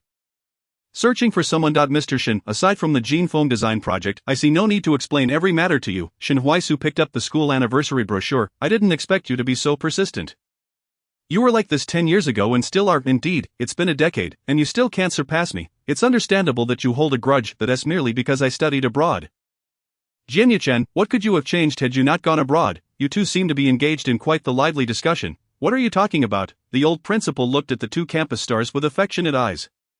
Smilingly inquiring, the two men chuckled. Oh, nothing much. The principal took the stage to deliver a speech, specifically introducing the leaders and guests present today, when Jian Yuchen and Shen Huaisu turned to face the audience. The excited gasps of high school girls filled the air. Appreciating beauty is an inherent trait of humanity. These two are truly remarkable. Why haven't they aged at all? And look at us. Yu Hui and her companions couldn't help but laugh. You gentlemen have beer bellies that resemble pregnancy. The male idols still know how to manage their figures. Wei Ru remarked. I still envy Wen Ni. One is her first love, and the other is her quarrelsome partner. In the realm of novels, she ought to be the heroine. Wen Ni exclaimed. Am I not relegated to the role of the venomous supporting character? Just as she pondered this, a fragrant breeze wafted by, and Feng Wei arrived fashionably late, taking a seat beside her. Feng Wei, my goddess, it's been ages. You remain as stunning and graceful as ever. Thank you. Feng Wei sat down, picking up the canvas bag prepared by the school, but her gaze fell upon the two men on stage. You are indeed fortunate, she suddenly remarked. Chapter 88. She is now my wife. When Ni was about to take a small cookie from her bag, feeling a bit peckish upon hearing this comment, she instinctively tuned it out. However, Feng Wei clearly did not wish to let the topic slip away. Wen Ni, do you believe that in this world there really is a saying about the cyclical nature of fortune? At last, when Ni turned to look at her. On stage, Shen Huaisu had begun to speak.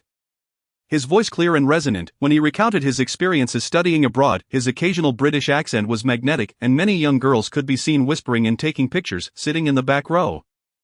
The highest point, when Ni couldn't see clearly, but she could observe everyone's reactions. She smiled at Feng Wei. In which aspect do you mean? In every aspect, really. Just your identity as Jian Yuchen's wife is already enviable enough.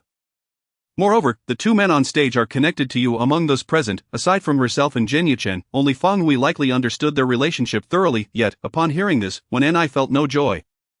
I do not seek the envy of others. My existence is solely for my own happiness. The gaze and praise of others hold no significance for me. I do not live for them. I prefer to be known simply as Wen Ni, the designer, rather than merely as Jian Yuchen's wife. I strive for my dreams and do not wish to rely on anyone for admiration. Feng Wei found this rather ironic. You can speak so casually about it now, but that is only because you've already attained it. Naturally, you can claim indifference. Thunderous applause erupted as Shen Huaisu finished his speech. It was now Jian Yuchen's turn. The stage lights illuminated the man as he walked with poise, and in that moment, he overlapped with the memories she held when he first transferred to the school. During his first monthly exam, he had pushed the previous top student down to second place. As he took the stage, he moved confidently, his expression serene, his gaze sweeping across the crowd. The youthful Jian Yuchen, both naive and pretentiously calm, greeted the audience. Hello everyone, I am Jian Yuchen. He put on an air of nonchalance, effortlessly exuding charm. Now, as an adult, the man stood there with an even greater sense of composure. Hello everyone, I am Jian Yuchen, once more addressing the audience. When Ni and Feng Wei applauded, each remaining silent. When Ni felt no need to speak. She would never relinquish Jian Yuchen if she urged Feng Wei to look forward. She might delve into her own insecurities, each person must forge their own path. She had nothing to say. Feng Wei felt a sense of unresolved tension. If Jian Yuchen had liked her back then, would her current predicament have been avoided? Today, she had initially intended to deliver a conventional speech about her recent achievements or express gratitude to her alma mater for its nurturing, but she felt those words had been heard too often and seen too frequently. Instead, she proposed an open Q&A session. This unexpected suggestion momentarily stunned the audience before it erupted into excitement. Can we really ask questions? A student yelled. Of course, can we ask anything? I want to answer impolite questions? Jian Yuchen replied with a smile. The once stoic handsome man suddenly smiled, eliciting a wave of gasps. The principal quickly acquiesced, wary of students asking inappropriate questions. Fortunately, the selected students asked quite sensible queries. Senior, may we address you as such? Of course, though I feel like I'm taking advantage of you all. After all, compared to you, I'm just an old man, then senior, after graduating for so long. Your academic record remains legendary. We'd like to know how you studied and if you have any tips. When I scoffed, this guy Jian spent every day at home playing video games. He has no study tips. That response may be somewhat cheeky, but I will answer seriously. I believe focus is paramount in studying. Listen attentively in class and enjoy yourself after school. When NIS view. Jian Chen's response was both humorous and slightly annoying, yet it was fitting for easing the atmosphere. At least half the audience that had begun to yawn finally regained their attention. Senior, what are your thoughts on early romances? Love is a natural instinct. Humans possess emotions and desires. I do not see it as shameful or disgraceful to have feelings for someone during adolescence. I consider it a beautiful experience. However, my advice is to refrain from making lifelong promises at such an uncertain age. You should at least have plans and determination regarding how to navigate your relationship responsibly. So senior, did you ever love someone at our age? The crowd stirred once more. Fong Hui and Wen I held their breaths simultaneously. Yu Hui exclaimed beside them, my goodness, today's students are truly bold. On stage, the man's features softened into a smile. Of course, wow. The energetic youths erupted into whistles. Did you ever regret it? The auditorium fell silent again. Jian Yuchen took a deep breath. The question was cleverly phrased, but his answer was resolute. Never. My feelings for her were solely my own. I invested considerable effort to be with her, and I am grateful for her presence during my youth, when I found it increasingly difficult to listen. She could not fathom why she was subjected to Jian Yuchen's declarations of love for Fong Hui at this moment. How infuriating. She was already his wife, yet he was so inconsiderate. How could she still harbor even the slightest fondness for him? This was intolerable. When I decided to withdraw, allowing him to remain a lonely figure, she pulled out her phone and stood up. Searching for a divorce agreement, she intended to end their marriage right then and there, leaving him free to pursue his love with Fong Hui. Do you feel regret? If given another chance, would you wish you had been braver? Just as when I stood, Fong Hui quickly grabbed her arm. What are you planning to do? When I, filled with rage, retorted, I need to relieve myself. Don't you want to hear what he has to say? Having not received a response from Wen I, it was Jian Yuchen who first broke the silence on stage. It seemed there was a misunderstanding among everyone present. At your age, I too have loved and continue to love. I harbor no regrets, for I strive to pursue her, approaching with utmost care, nor do I lament my past hesitations, for I have always remained by her side. Wow, incredible, a male voice suddenly exclaimed, eliciting laughter from the audience. The student who posed the question clearly did not anticipate Jian Yuchen's unexpected declaration. So, are you implying that you were still with the girl you liked back then? When I was momentarily taken aback. Gazing blankly at the stage, Jian Yuchen's gaze locked onto her, and with a smile, he declared, she is now my wife, and also our company's chief design director, Miss Wen I. Everyone turned their attention. Following Jian Yuchen's gaze, and it landed squarely on Wen I. It wasn't that they could recognize her, but rather, she stood the tallest among them, appearing as though she were ready to flee at any moment. The man, still unsatisfied, added, Madam, where do you think you're going? Fong Hui wore a bitter expression, realizing that she had been completely unaware of Jian Yuchen's feelings for Wen I. All those years, whom had she been up against? Seated in the audience, Shen Huaisu had just received news that the flowers had been delivered and was preparing to hand them to Wen I. What do you mean, madam? Chapter 89, Jian Yuchen. You scheming dog. When I felt she had experienced her most mortifying moments in this grand auditorium. The first was sharing her first kiss with Jian Yuchen in front of all those eyes.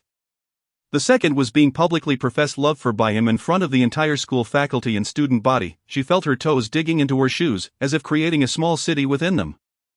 She looked at the curious underclassmen who had turned to her and the gaping mouths of her peers. Gritting her teeth, she raised her hand high. Thunderous applause erupted. Yu Hui and Wei Ru crossed their arms, adopting an expression that seemed to say, just wait until I interrogate you, senior. What do you wish to say to your beloved today? When I wished she could cover her face and escape from there.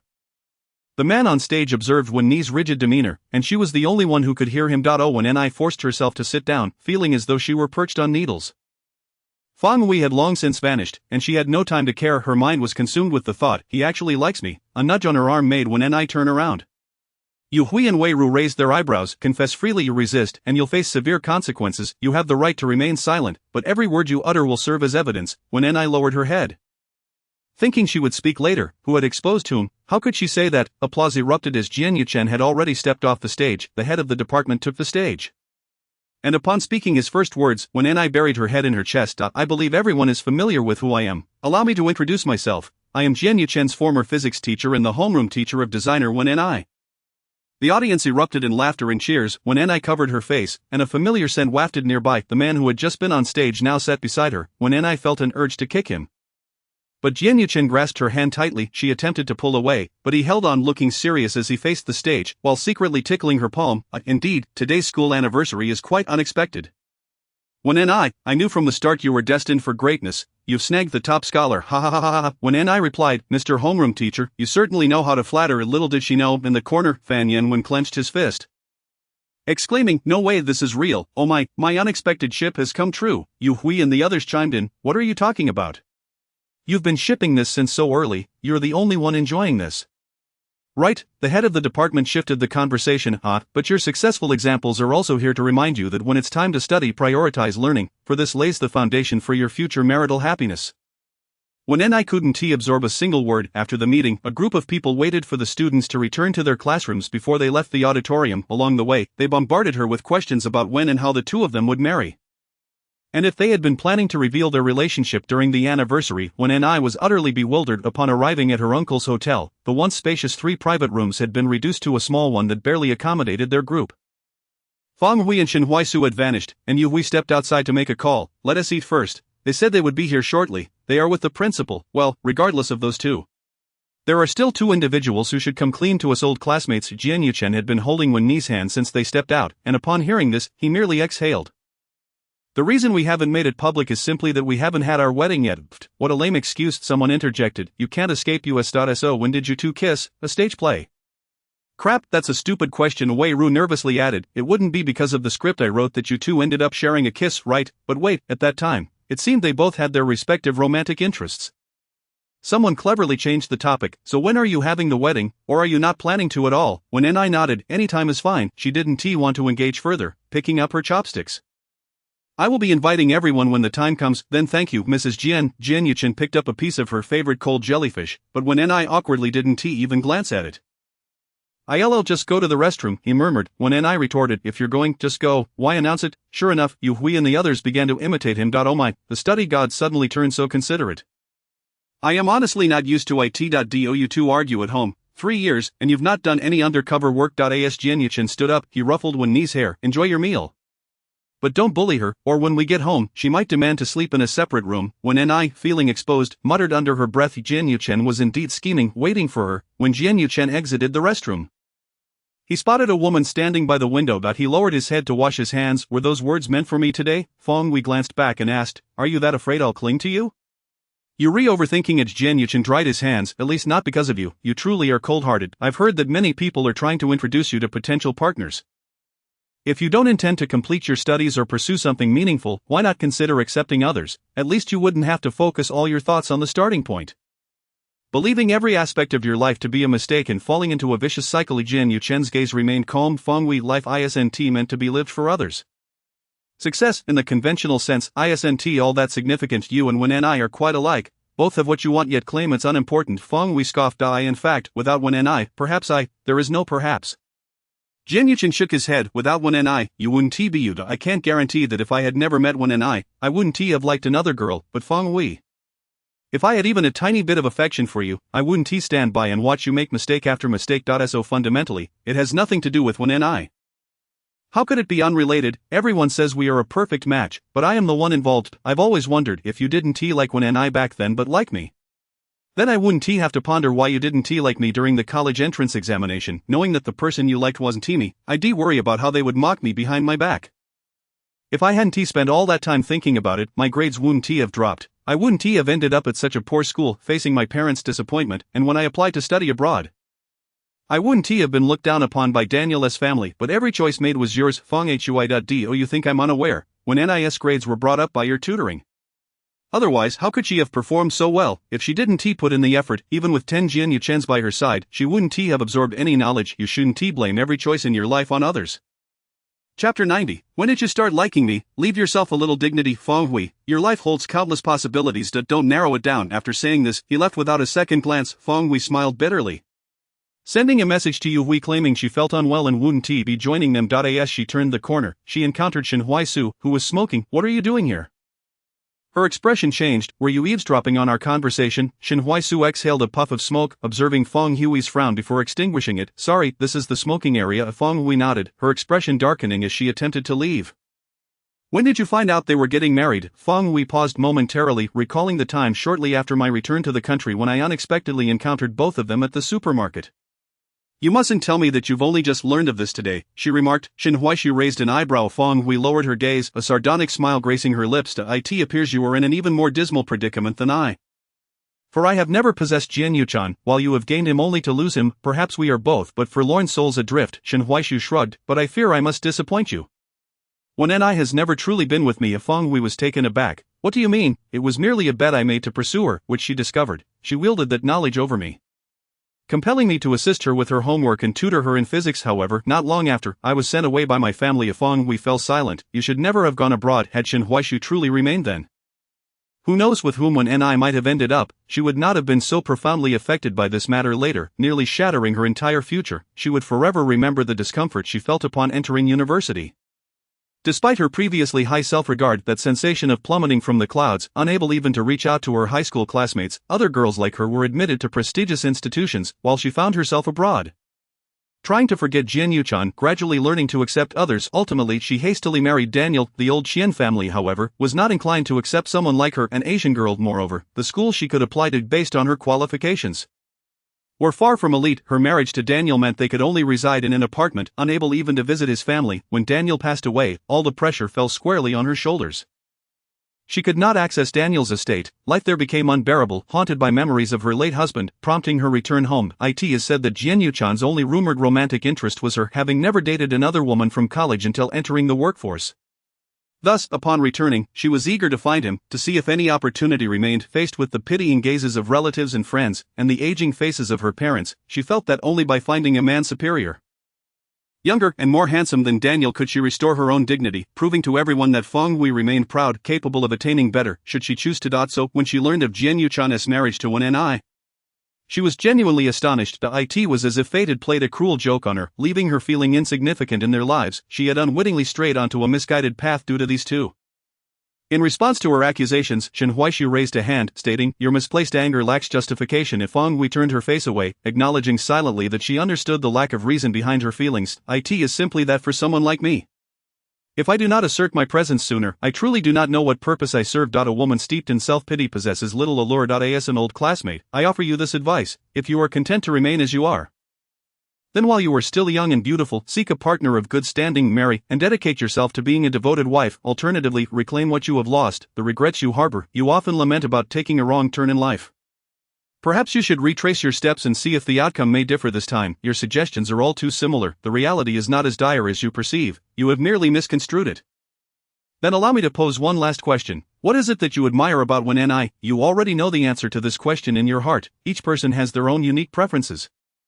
With no definitive answers, Wen and I is not as flawed as you imagine, nor are you as irreplaceable as you think. With that, Shen Huaixu stood up and departed. Feng Wei remained rooted to the spot for a long while before she slowly followed suit. Jian Yuchan, having kept his marriage a secret, naturally took it upon himself to pay for today's meal. Fan Yanwen, exuberant, boasted of his discerning taste and insisted on being seated at the main table when they eventually wed. Jian Yuchan was pleasantly surprised by the boy's perceptiveness and gladly agreed. On the way home, Wen and I crossed her arms defiantly, refusing to engage him in conversation, ignoring me, passing by the barbecue stand. I saw your favorite, grilled scallops and oysters, along with eggplant. We also passed a convenience store. Would you care for some roasted chestnuts? Wen and I merely presented him with the back of her head. Jian Yuchan found himself at a loss regarding her feelings. After all, he was unaware of whether she truly liked him, thus he fell silent. It was not until they arrived home, at the entrance, that Jian Yuchan, having removed his shoes, gathered the courage to speak. Wen and I had already placed her bag on the shoe rack and turned to gaze at him, asking, Don't you have anything to say to me? The censer light illuminated above her. Jian Yuchan lowered his gaze. A man who was never shy on stage suddenly found himself embarrassed to speak, fearing rejection. He took a step closer. Wen and I retreated, saying firmly, No, just stand there and speak. Jian Yuchan nodded, taking a deep breath. It is precisely as you have heard. Wen and I looked into his eyes, blinking in confusion. What? I don't understand. You must say it again. I like you. I have always liked you. Then Jian Yuchan watched as Wen and I suddenly crouched down, hugging her knees. What are you doing? Is this news so difficult for you to accept? Wen and I covered her face suddenly, exclaiming, What do you like about me? Jian Yuchan also crouched down, the two of them resembling mushrooms squatting at the door. I like everything about you. The man swallowed hard. Love requires no justification. Did you not once claim to be intelligent? Beautiful, adorable, and kind, the universe's most beautiful being. Marrying you would be akin to my ancestors' graves exhaling smoke. When Anai wanted to clarify that she had been joking, yet could not suppress the slight lift of her lips. Humph, consider yourself fortunate, you've managed to woo a goddess. Jin Yuchun looked at her, asking for a response. What does this mean? Is it love or not? When Ni's eyes darted around, you must first answer me a few questions. Alright, go ahead. When did you start liking me? When you were eating the grilled sausage and told me not to deduct points from you. When Ni's face flushed with anger. How could he turn a confession into a moment of embarrassment for her? Why? Do you like me or just the grilled sausage? Everyone else falls in love at first sight. Why must it be because of grilled sausage? Because it was adorable, because at that moment, with the gentle breeze and the summer cicadas singing, I encountered you. It was an ordinary time and place, yet meeting you imbued it with romantic significance. Chapter 91, The Confession. When Ni suddenly swallowed hard, spinning around to compose herself with this rascal. Why did he suddenly confess? And in such a charming manner, men like him should be dunked in a pig trough. How utterly beguiling. When Ni quickly twisted her features, restoring her expressionless demeanor, and cleared her throat. So, you like me simply because I'm adorable? Jian Yuchan stood upright against the door, chuckling. Is this an interrogation, or do you not believe me? Yes, both. When Ni would never admit it. Is this your way of confessing? Jian Yuchan took a deep breath. Standing before her, I liked you at first sight, and I still like you. I simply cannot help but follow you. I am the vast sea of people. As I navigate through the crowd, all I think about is whether I will encounter you. In my youthful naivety, unaware of the complexities of feelings, sweet thoughts were synonymous with thoughts of you. This was my initial understanding of love. His gaze was earnest, his voice calm, each word resonating with Ni. She could hardly resist, her heart racing, and then, I watched you fall for someone else, feeling anger, frustration, and a sense of injustice. My second understanding of love is jealousy, when Ni longed to reveal whom she liked. Yet secretly she wished not to interrupt his heartfelt confession. Later, watching you cry feeling sad and dejected, caused me great distress, far more than mere jealousy. In that moment I learned that love also involves protection. How profound, when Ni was too shy to meet his gaze. Yet the man sat up straight. The first time I liked someone was at the age of 16 when I transferred to number 11 middle school and met you. So when Ni, are you satisfied with Jian Yuchan's belated confession? When Ni lowered her head, the man caught a glimpse of her reaction in the mirror and couldn't help but smile, urging her not to suppress her feelings. When Ni could no longer contain herself, her fingers pressing down on her face as her lips involuntarily curled upward. Oh, you were so annoying, she exclaimed, kicking off her shoes and stepping into the living room. Just 2 steps in, she was yanked back by an outstretched hand. Give me a clear answer. When Ni placed her hands on his chest, feeling the solidness beneath her palms, she poked him playfully. What do you want to hear? After all I've said, don't you feel anything else? Jian Yuchan stared intently at her, pleading for some reaction. When Ni pouted, her words tumbling out in a flustered jumble. How do I say this? My mind is all jumbled, she finally managed to articulate. I feel a bit happy. Jian Yuchan found the sudden shift in their usually fiery dynamic strangely refreshing. So, when Ni, what does Jian Yuchan mean to you? What does it mean? The question caught her off guard. He is like the person waiting under the streetlight with an umbrella when I return home late. He is the one who adjusts my scarf and places a hand warmer in my palm on a snowy day. He is the one who prepares a bowl of cool jelly from my childhood memories on a summer day in an air-conditioned room. He is there every dawn and dusk, always present when I look back. Do you not know? I can guess, but I still want to hear you say it. When Ni turned her head, then I shan't tell you. Jian Yuchan raised an eyebrow as when Ni hastily freed herself from his embrace and dashed to the sofa.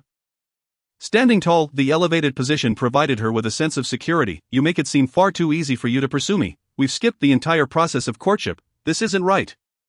Jian Yuchan crossed his arms. It's not simple for me to court you. Well, that's your issue. From my perspective, you simply bicker with me every day. If only you had said something sweet, we would have been in a relationship by now. Why bother with petty arguments? So, when Ni placed her hands on her hips, from this moment forth, you are no longer my husband, you are merely a reserved boyfriend. Colloquially known as a backup. You must pursue me earnestly. I might consider it, and then you can propose again and plan a wedding. That is the proper course of action. When Ni counted on her fingers. Yes, exactly like that. You will move to the guest room tonight, but the atmosphere is so pleasant tonight. I can go to the guest room, but you must promise me not to engage in any DIY projects. Jian Yuchan interjected, upon hearing him bring this up again. When Ni retorted, what is it to you? You are merely a boyfriend who has yet to earn his place. That suggests I am close to earning my place.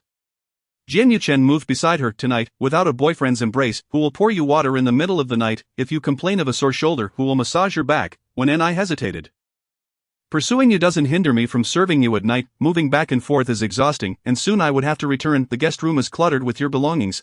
Damn it, he thought, looking at her with a pitiful expression. How despicable. When Ni considered this, sometimes she was lazy enough to use her foot to grab the remote. That would be to your benefit, but I am quite happy today. So I don't want to be apart from you. Jian Yuchen looked up, his hands encircling her waist. When Ni, are you happy? When Ni had never heard Jian Yuchen speak so gently to her in her life. Yet tonight, he had said so much, she understood every word, and thus felt compelled to share a little secret with Jian Yuchen. Today, there was a surprise on a show. Do you wish to know what it is? Jian Yuchen nodded, although he thought when Ni's rambling was nonsensical, he anticipated nothing remarkable. Leaning closer to his ear, when Ni whispered, I have never had feelings for Shen Huaisui. Jian Yuchen paused. Turning to look at her, you never liked him yet dated him, it was a bet he made with someone else to pursue me that I discovered, and then how can you still be on good terms with him? Why not slap him across the face? Jian Yuchen said, growing angry that he had never been overly generous with such individuals, yet Shen Huaisu had used her as a wager. Why should I slap him? What if he retaliated? I made him do my physics homework and forced him to tutor me. He even left a fingerprint as proof. So you kept him as your boyfriend just for physics homework? Jian Yuchen's temples throbbed. Then I have been tutoring you in all subjects. Does that mean you owe me your body? Jian Yuchen's voice suddenly rose. When Ni straightened her chest, have I not given you my body?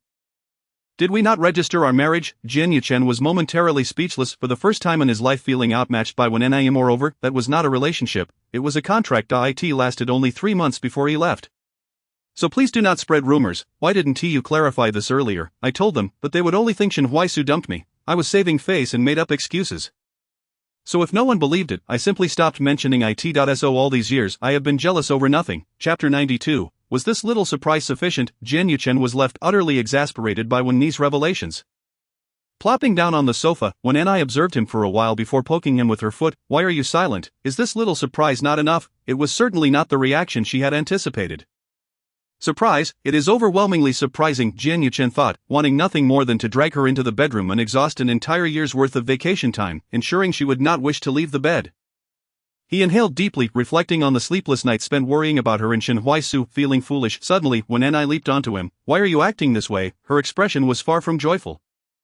Jian Yuchen cast a sidelong glance at her tousled hair and sighed, what can be done about the woman I chose for myself? Unexpectedly, Wen Ni's next words nearly drove him to madness. Ha, you don't mean, what? Jian Yuchen asked irritably, your ideal type isn't really Shen Huaisu, is it? You married me just to be close to him, right? Wen Ni's words hung heavily in the air. Jian Yuchen loosened 2 buttons of his shirt in response. When Ni immediately dashed to the room, I see you're truly asking for it. Ultimately, with a firm grip on her, Jian Yuchen held her down at the dining table and earnestly established the rules. I refused to bypass the courtship process. She had never truly experienced a romance with Jian Yuchen, having been married for 3 years without enjoying the experience felt like a loss. In her lifetime, she ought to strive for a few personal advantages. When Ni believed Jian Yuchen must genuinely pursue her once more, otherwise she would not permit him to cross the threshold into her room. Jian Yuchen was unperturbed. It was merely a new layer to their marital playfulness. That evening, Jian Yuchen lingered at the door. Do you really not need me to accompany you? What will you do if you get thirsty at night? Tomorrow, I will bring a bottle of mineral water to place by the bed, but you enjoy drinking warm water. Then I will order a temperature-controlled kettle, and it will arrive before tomorrow night. This is a free shipping zone. So resolute, do you not see my determined gaze? This is a declaration of my intention to draw a line. When Ni attempted to shut the door, Jian Yuchen propped it open with one hand. And when Ni exerted herself in vain to close it, leaving her panting for breath. Who will help you apply body lotion? If your back isn't evenly moisturized, you might break out. Cunning, devious, you want to apply lotion on my back? What if your hands wander to inappropriate places? When Ni accused, recognizing his little tricks, Jian Yuchen felt helpless. Today was merely the first day of their confession, precisely, which is why this is your first opportunity to pursue me.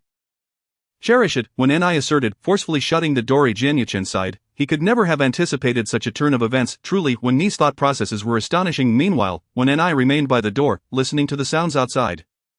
It was not until she heard commotion from the kitchen that she quietly opened her door. Jian Yuchen, noticing the beam of light streaming in from the threshold, smiled faintly and continued to boil the noodles. When Ni wrinkled her nose, you're sneaking a snack. Emerging from her room, she drew closer, only to discover that he wore nothing but an apron on his upper body. Jian Yuchen remained unfazed.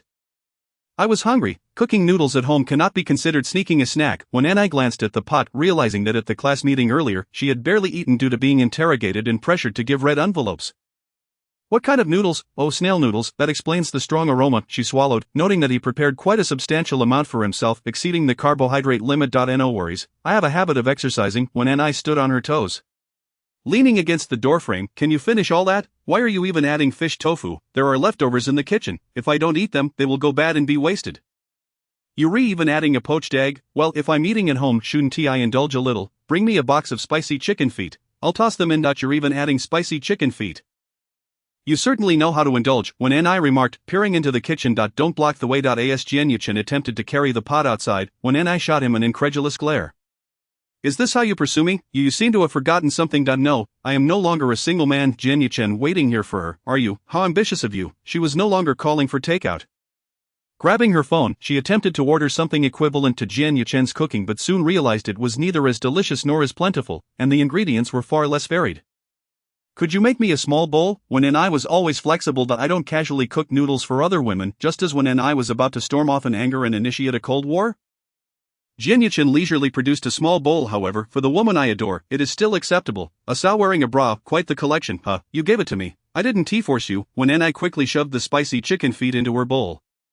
Savoring a few bites before narrowing her eyes. Delicious, how delicious, rated Jianyuchen inquired when Ni paused. You think a mere bowl of snail noodles merits points? My affection cannot be so easily earned.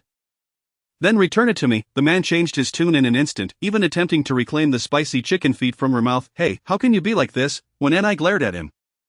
Cheeks puffed up in indignation. I'll give you points. This bowl of noodles at most warrants 1 point. What is so special about it? 1 point is still a point. How can it be free? Well said. Then I shall grant you 1 point. Agreed. Jianyuchen went to great lengths for the single point. When Ni muttered, you won't expect to earn points for doing household chores in the future. Will you, though it is my duty, if you wish to add points? I believe that is a valid approach. When Ni fell silent, wary of giving him any loopholes to exploit, when Ni had finished her meal and intended to feign the act of washing a dish. At a glance, Jianyuchen could tell from her languid demeanor that she was merely pretending. Well, there was a dishwasher anyway. Ever since her marriage, when Ni had not engaged in household chores, and upon hearing this, she hesitated and said that would be quite embarrassing, yet, in the next moment, she was already at the doorway claiming, I'll go rinse my mouth and brush my teeth first. Why brush her teeth if he wouldn't let her kiss him? After when Ni completed her grooming, she lay on the bed, engrossed in her iPad. When she stumbled upon something amusing, she instinctively turned to poke the person beside her, only to find the other side of the bed empty. Suddenly watching television seemed rather dull. She rolled over in bed realizing that this space was finally hers alone, but why did it feel so boring? She hesitated for a moment, then picked up her phone to send a message to Jianyuchen. When boo ding, what are you doing? Yeah, Simon, missing you. Chapter 93, emotional questionnaire. Perhaps she had consumed too much sugar today. When Ni stared incredulously at the message, rolling over several times on the bed. Oh dear, what was that idiot Jianyuchen saying? She touched her slightly flushed cheeks. No, how could she be so easily swayed? This man, it must be intentional. When Ni rolled over to Jianyuchen's side, touched the shape of his pillow, and took a deep whiff. This was freshly changed bedding, devoid of any unpleasant odor. When Ni picked up her phone again, when boo ding, you are not allowed to miss me. Simon, oh, but I already am. You might as well call the police to take me away, for I am the world's greatest admirer of you. When Ni sprang up, utterly mortified by his corny words. However, it seemed she had forgotten the most important thing. She opened the chat group for the wives of CEOs, ready to vent to her friends, but her fingers paused. How should she phrase it? I am in love. No, Jianyuchen hadn't even begun pursuing her yet. That would start tomorrow. She decided to wait and see how this rascal performed. Rolling around in bed filled with excitement, she finally succumbed to sleep at 3 a.m. Meanwhile, Jianyuchen was even more uncomfortable. He eventually got up and went to work in the study. When he opened the door to check if she was sleeping well, he found her sprawled out in the exact spot where he usually slept. Drooling, Jianyuchen tucked her in before stepping out, closing the door behind him. The next day, when Ni rushed about in a flurry, Jianyuchen, why didn't you wake me up? The man sat upright at the dining table. It is inappropriate for a single gentleman to enter a lady's room, and I called you 3 times. Jianyuchen glanced at his watch. You have 10 minutes left. When Ni dashed into the bathroom, hurriedly emerged, grabbed a sandwich from the table, and rushed into the elevator, her clothes still not properly arranged. As she reached the parking lot, Jianyuchen opened the car door. Give me a chance to be attentive? No way. When Ni entered her own car, you must show your attentiveness elsewhere. Jianyuchen fixed his gaze on the sandwich in her hand. It's unsafe to eat breakfast like that. Get in the car. Miss When Ni, after hesitating for 2 seconds, when Ni silently retreated, thinking how delightful it felt when his charming words wafted through the air. Why wait any longer? Open the door. With a smile, Jianyuchen opened the door. When Ni hopped in and began to feast. Your homemade coffee is delightful today, indeed, hand-ground. How could it not be fragrant? When Ni's eyes widened. How do you have time to grind it by hand? Oh, without my wife beside me last night, I couldn't sleep, so I got up to think of what breakfast to prepare for the woman I adore. Why did he speak such heartwarming words with a straight face? Was this a new tactic from Jianyuchen? How endearing, you, with a wife, still cooking for the woman you adore. Let me tell you, I refuse to be the third party in a marriage, so you're getting feisty again. When the actress Jian Yuchen, ever compliant, let his hand rest on her thigh. I don't wish to pressure you, but the moment I see you at the office, I cannot help myself. I have no feelings for my wife. Being with her is suffocating. Only seeing you brings me a semblance of joy. When Ni furious slapped his hand away. Mr. Jian, I am not that easy. If you continue like this, I will contact your wife. What will you tell her? That I am hopelessly infatuated with you, that we share the same bed but dream different dreams? When Ni faltered, you scoundrel, just act in character. Don't you enjoy playing? You claim we have no feelings for each other. Yet we sleep in the same bed dreaming different dreams. Does that imply you acknowledge me as your wife? Can I move back in tonight, Mr. Jian? If you continue, I shall report you. Thus, they went back and forth, their banter escalating into a scenario of a domineering CEO coercing a junior employee into service, until they finally arrived at the company. Let me off at the intersection ahead. Are you running there? But we still have 10 minutes. That's sufficient. Jian Yuchen parked by the roadside when Ni slipped out, glancing around to ensure there were no acquaintances before calmly waving goodbye behind her upon entering the company. Zhou Shueli caught a whiff and approached. Such a rich aroma of hand-ground coffee. Where did you procure such fine goods? With a nose so keen, what is going on in your department? Oh, we were thinking, with the Mid-Autumn Festival approaching, we wanted to inquire what kind of gifts you desire this year. It's a questionnaire. When Ni took the paper, finally realizing they were conducting a public opinion survey. The handmade mooncake shop they used last year had received high praise, but many single folks in the company felt that indulging in too many mooncakes would lead to weight gain. So several had opted out. Therefore, I'm considering shopping vouchers. That sounds good. When Ni noticed there was a lottery as well. Yes, proposed by Ning Yan. Not going to give away a koi fish, right? Not quite. But I suspect it might be either a gaming console or a computer. Alright, I'll fill it out when I have time. No, once you get busy, you'll lose track of time. There are only 20 questions. Hurry up and finish so I can take it. Unable to refuse her, when Ni diligently read the questions, just then, her phone received a message. Upon checking, she saw it was from Jian Yuchen. He had sent a questionnaire. As she read the content, she nearly burst into laughter. Question 1. What kind of pursuit does Miss Wen Ni prefer? Multiple choices. A. Domineering love. B. Gentle, gentlemanly protection. C. Mentally unstable and manic. D. Depressed. Pitiful, seeking a hug. E. Cheerful and innocent. When Ni pondered, finding several appealing options, she couldn't possibly choose them all. Therefore, she selected every single one. I'll take one each day. Question 2. Which of the following points does Miss Wen Ni hope Mr. Jian Yuchen can achieve? Multiple choices. A. Available at all times. B. Obedient and well-behaved. C. Eloquently persuasive. D. Prioritizing. When Ni's spirits soared, this was unnecessary, as being available at all times would mean no one could work. As for the eloquent persuasion, she took a screenshot and sent it to him. When Bu Ding, your verbal skills are quite impressive, Simon. While I am surprised you would say that, it's broad daylight.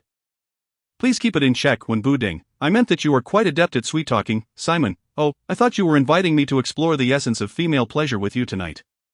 When Ni exited with a beaming smile, then with a fierce expression, she clicked on the questionnaire, decisively selecting F. I prefer a silent Jian Yuchen. Upon receiving her response, Jian Yuchen glanced at it. Enlightened and fully aware, she still favored the assertive Jian Yuchen. Chapter 94. How did you end up next to Wen Ni? As Wen Ni scoffed at Jian Yuchen, she lifted her gaze to meet Zhou Shueli's lewd stare.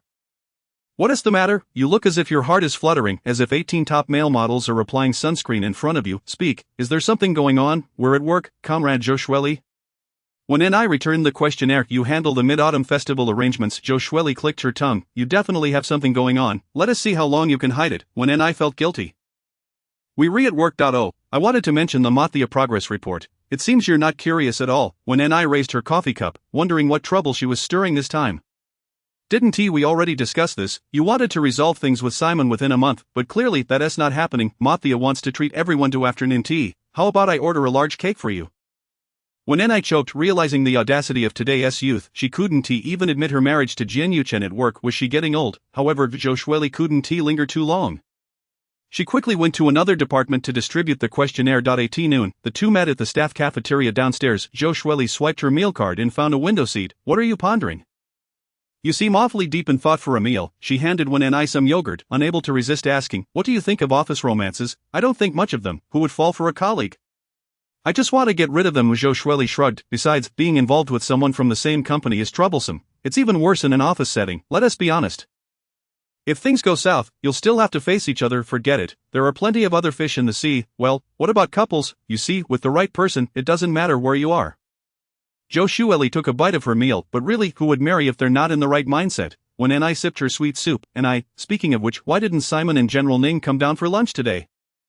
Zhou Shueli tilted her neck to look around. Never mind, let's finish eating and wait for the afternoon meeting. The festive season is upon us, and the morning surveys have all been completed. It's high time we convene to summarize the progress of each department during this period. As when Ni passed the conference room, she noticed Ning Yan had indeed replaced the koi fish. They were struggling to swim in there round and plump. While observing, someone suddenly leaned in beside her. Asking what she was looking at, when Ni turned her head and nearly bumped into Jian Yuqing, her face flushed, and feeling awkward, she glanced around. Fortunately, everyone else was busy with their own tasks, oblivious to them. Look at Ning Yan's chubby fish, you need to add a few more. This quantity is quite expansive. Do you think it's excessive? Absolutely, in our household, we believe in raising pets with care. What's the difference between Ning Yan and pig farming? When Ni and Jian Yuqing placed an order online, upgrading the homes of their pet Jian Xiaogua and Wen Xiaba to a luxurious mansion. However, in terms of size, it still pales in comparison to Ning Yan's setup. As the two were discussing which little koi Ning Xiaoli looked more attractive, Ning Yan suddenly appeared out of nowhere, startling both of them. Caught off guard, they felt guilty. Jian Yuqing straightened up, while Wen Ni remarked with annoyance. You startled us for no reason. So, what do you have to say about my fish tank? Nothing. What could Wen Ni possibly say about this vast bathtub? In due time, they'll grow to half a meter long. And it will turn into a horror story. Indeed, those of you who only have one child can't appreciate the joys of having many children. What a thing to say, wasn't the last one dead just a few days ago? Heartless as he is, what do you know? That's a pinnacle residence exclusive to successful individuals. Jian Yuqing retorted coldly. What, is it like your wholesale farming operation? When Ni chimed in, still the charming courtyard, selected small fish tank. An unparalleled choice, enjoying a beautiful waterside view, office, in absolute luxury, just it alone, private jungle, special offer scenery, a sanctuary for health, includes a singing basin. Jian Yuqing continued to play along. A 10-centimeter long entrance corridor, one-click unlock, manually opened by the owner. When Ni shrugged, complete furniture, finely crafted. Eco-friendly weathered facade, all are walking humans, every detail meticulously polished, suspended ceiling design, office included, allowing them to feel the essence of the times. Ning Yan was utterly bewildered by their banter. You two should consider joining the copywriting team. With your eloquence, you could have been used in the Qin dynasty, just a small broken fish tank. And you're making it sound like a rare find. As they entered the conference room, the moment when Ni sat down, the chair beside her was pulled out. Everyone in the meeting turned to look at the two of them. Only Ning Yan, bold enough, voiced the unspoken question everyone had. Why are you sitting next to Wen Ni now? Previously, during meetings, they always sat far apart, as if the mere scent of the other could incite a violent altercation. Today, they automatically chose to sit next to each other. The sunlight over there is blinding. Can't we sit there? That question was asked. Of course, they could. Let us begin the meeting. When Ni had initially been listening intently, but gradually began to zone out, as it had nothing to do with her department. Suddenly, someone nudged her wrist. Startled, when Ni found a small bag placed in her palm. To her surprise, it was her favorite fruit candy. Jian Yuqing then pressed it into her palm, their hands separated only by the sweet treat, yet a warmth spread through her heart. Do you have any opinions? No, they hadn't heard anything, so what could they possibly opine on? Really, no objections? It was unusual for them to be so compliant today, and Ning Yan was filled with suspicion. Really naughty. Jian Yuqing was speechless. I'm just playing a meeting room game with my wife. Can you not ruin the mood? The two of them frightened Wen Ni slightly. As she tried to pull her hand away, it was firmly held back. Jian Yuqing, now addicted to the playful grip, even needed her fingers a bit. So it's settled. When Ni, you'll receive General Shin later in showing your current progress. When Ni paused, then nodded in understanding, although the Jin Feng communication team was coordinating in the group chat. Face-to-face negotiations were inevitable. It was more convenient to address questions in person. When Shen Huaishu arrived, the group meeting had just concluded, and as Zhou Shueli left, she gave Wen Ni an encouraging gesture, hinting that she should seize the opportunity with this well-suited man, lest she miss out. General Shin. Ning Yan stood up. Shen Huaishu's gaze fell upon the little couple leaning together, the moment he locked eyes with Jian Yuqing. Both men understood the implications of Jian Yuqing's actions during the school anniversary celebration. Chapter 95. I have long surrendered. Now facing Shen Huaishu, Jian Yuqing felt devoid of any complex emotions. Contract, first love, boyfriend. Ultimately, they meant nothing. Jian Yuqing considered him inconsequential, having likely removed him from the rival list. Jian Yuqing felt a sense of calm upon seeing Shen Huaishu today. Please, take a seat. Shen Huaishu observed his hand and chuckled. You carry yourself like a victor. After Shen Huaishu sat down, he glanced at Wen Ni's slightly flushed face before shifting his gaze away. After all, he was a married man. He foolishly wondered if Wen Ni hadn't found someone over the years because she couldn't truly forget him. The meeting proceeded smoothly. After Shen Huaishu posed a question, when Ni addressed each one in turn, Shen Huaishu had to return to the headquarters, and as he left, Ning Yan personally saw him off. When Ni, however, had no time for such formalities. She was always the diligent worker, diving back into her tasks after meetings. Today, Shen Huaishu suggested several modifications, so she needed to work overtime. She also informed the team. I won't see off General Shin. Please take care. Shin Huaishu cast a complex glance at Wen Ni, then heard Jian Yuqing say, I'll see General Shin off, and Ning Yan interjected, aren't you the one who said you didn't want to have any private interactions with Shin Huaishu in the future?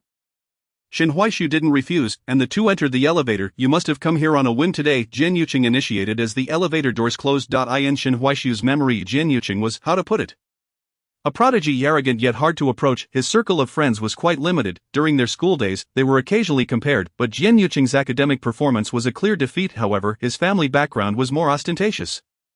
While few knew that Jian Yuqing's lineage was also respectable, as evidenced by his collection of limited edition sneakers, Shin Huaishu played a few basketball games with him back then and would greet him if they crossed paths. But Jian Yuqing never regarded him with any seriousness. A group of them even got into a fight over a basketball game. Jian Yuqing was fierce and sly in fights, and what was worse was that when the disciplinary teacher caught them, Jian Yuqing was still the victim, painted as the troublemaker. Shin Huaishu took a deep breath. Why was it so? You didn't bring a secretary. In normal operations, such individuals could not be without one. It only proved that his visit to Lingdu was not part of his original itinerary but rather a personal detour for whom it was evident. Shin Huaishu smiled lightly. Should I compliment you on your keen observation? No need. It was better to keep a distance. Jian Yuqing decided to overlook his rival's contract boyfriend status this time. Being magnanimous, he forgave him. As the elevator arrived, he escorted Shin Huaishu to the door. And just as he was about to leave, Shin Huaishu said, let's have a drink. You're not busy today, right? At Lingdu, Jian Yuqing wasn't in charge of everything. He was responsible for attracting investments and major businesses. Let us go. Shin Huaishu found a quiet bar near the building, drinking in broad daylight, because I don't consider our relationship one of mere coffee. In the afternoon, the bar was sparsely populated, with a few groups gathered around a large table watching a movie on the screen. The two opted against a booth, otherwise it would feel too much like a date. Yet, even so, two well-groomed men sitting at the bar drew a few glances. You mentioned that deliberately during the school anniversary, didn't you? Jian Yuqing remained impassive. It was a rare occasion, and it's our alma mater. It wouldn't be strange to mention it. Indeed, it's not strange. How long have you been married? Not long after graduation. So soon? Isn't it fast considering how many years we've known each other? Besides, I have no trouble affording a house or a car. I've had the funds for a long time. Wen Ni has never asked for much in marrying me. She just seemed to want the marriage certificate. My parents often remind me to treat her well. In truth, the marriage was indeed rushed. Back then, he was worried she might regret it, so he only breathed a sigh of relief after they got the certificate. But why don't I see Wen Ni liking you? You two aren't in a contract marriage.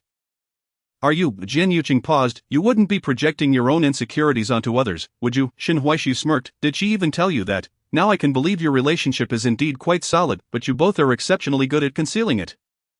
No one in the company is aware, and Ning Yan doesn't seem to be in the know either. He probably thinks you're just as interested in Wen Ni as you were back in high school.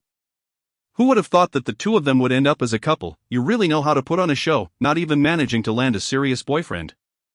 And yet you pretend to be deeply emotional. The way you speak, even if I never truly dated her, I must concede that Wen Ni is quite an intriguing young lady. Being with her is always a delightful experience. However, it seems her way of thinking is rather unconventional, much like others. If they were to truly be together, I fear that without a certain level of tolerance, it would be quite challenging to sustain the relationship. There is something I've always been curious about. Back in high school, did you suddenly confront me because you knew I was with Wen Ni? You wanted me to expose your identity, didn't you? What kind of relationship do you think you two have? The sound of Jian Yuqing's name was jarring. It is essentially the same thing. Just tell me if it's true. Forget it. Do you think I remember the trivial matters from 800 years ago, especially after all these years? Who still remembers whether they fought with him or not? Is his brain merely a repository for rubbish? I just want to know if my feelings at that time were valid. Jian Yuqing paused momentarily, and Shin Huaishu remarked with a knowing smile, it seems my intuition was correct. Jian Yuqing, you have liked her for quite some time. So what if I have? The man did not deny it. After all, Wen Ni is already aware. At most, they could be termed as postmarital first love. So what is there to feel embarrassed about? After all these years, you've only favored one woman. Do you not regret the landscapes you've missed? Shin Huaishu was ambitious. He would never stagnate for the sake of a woman.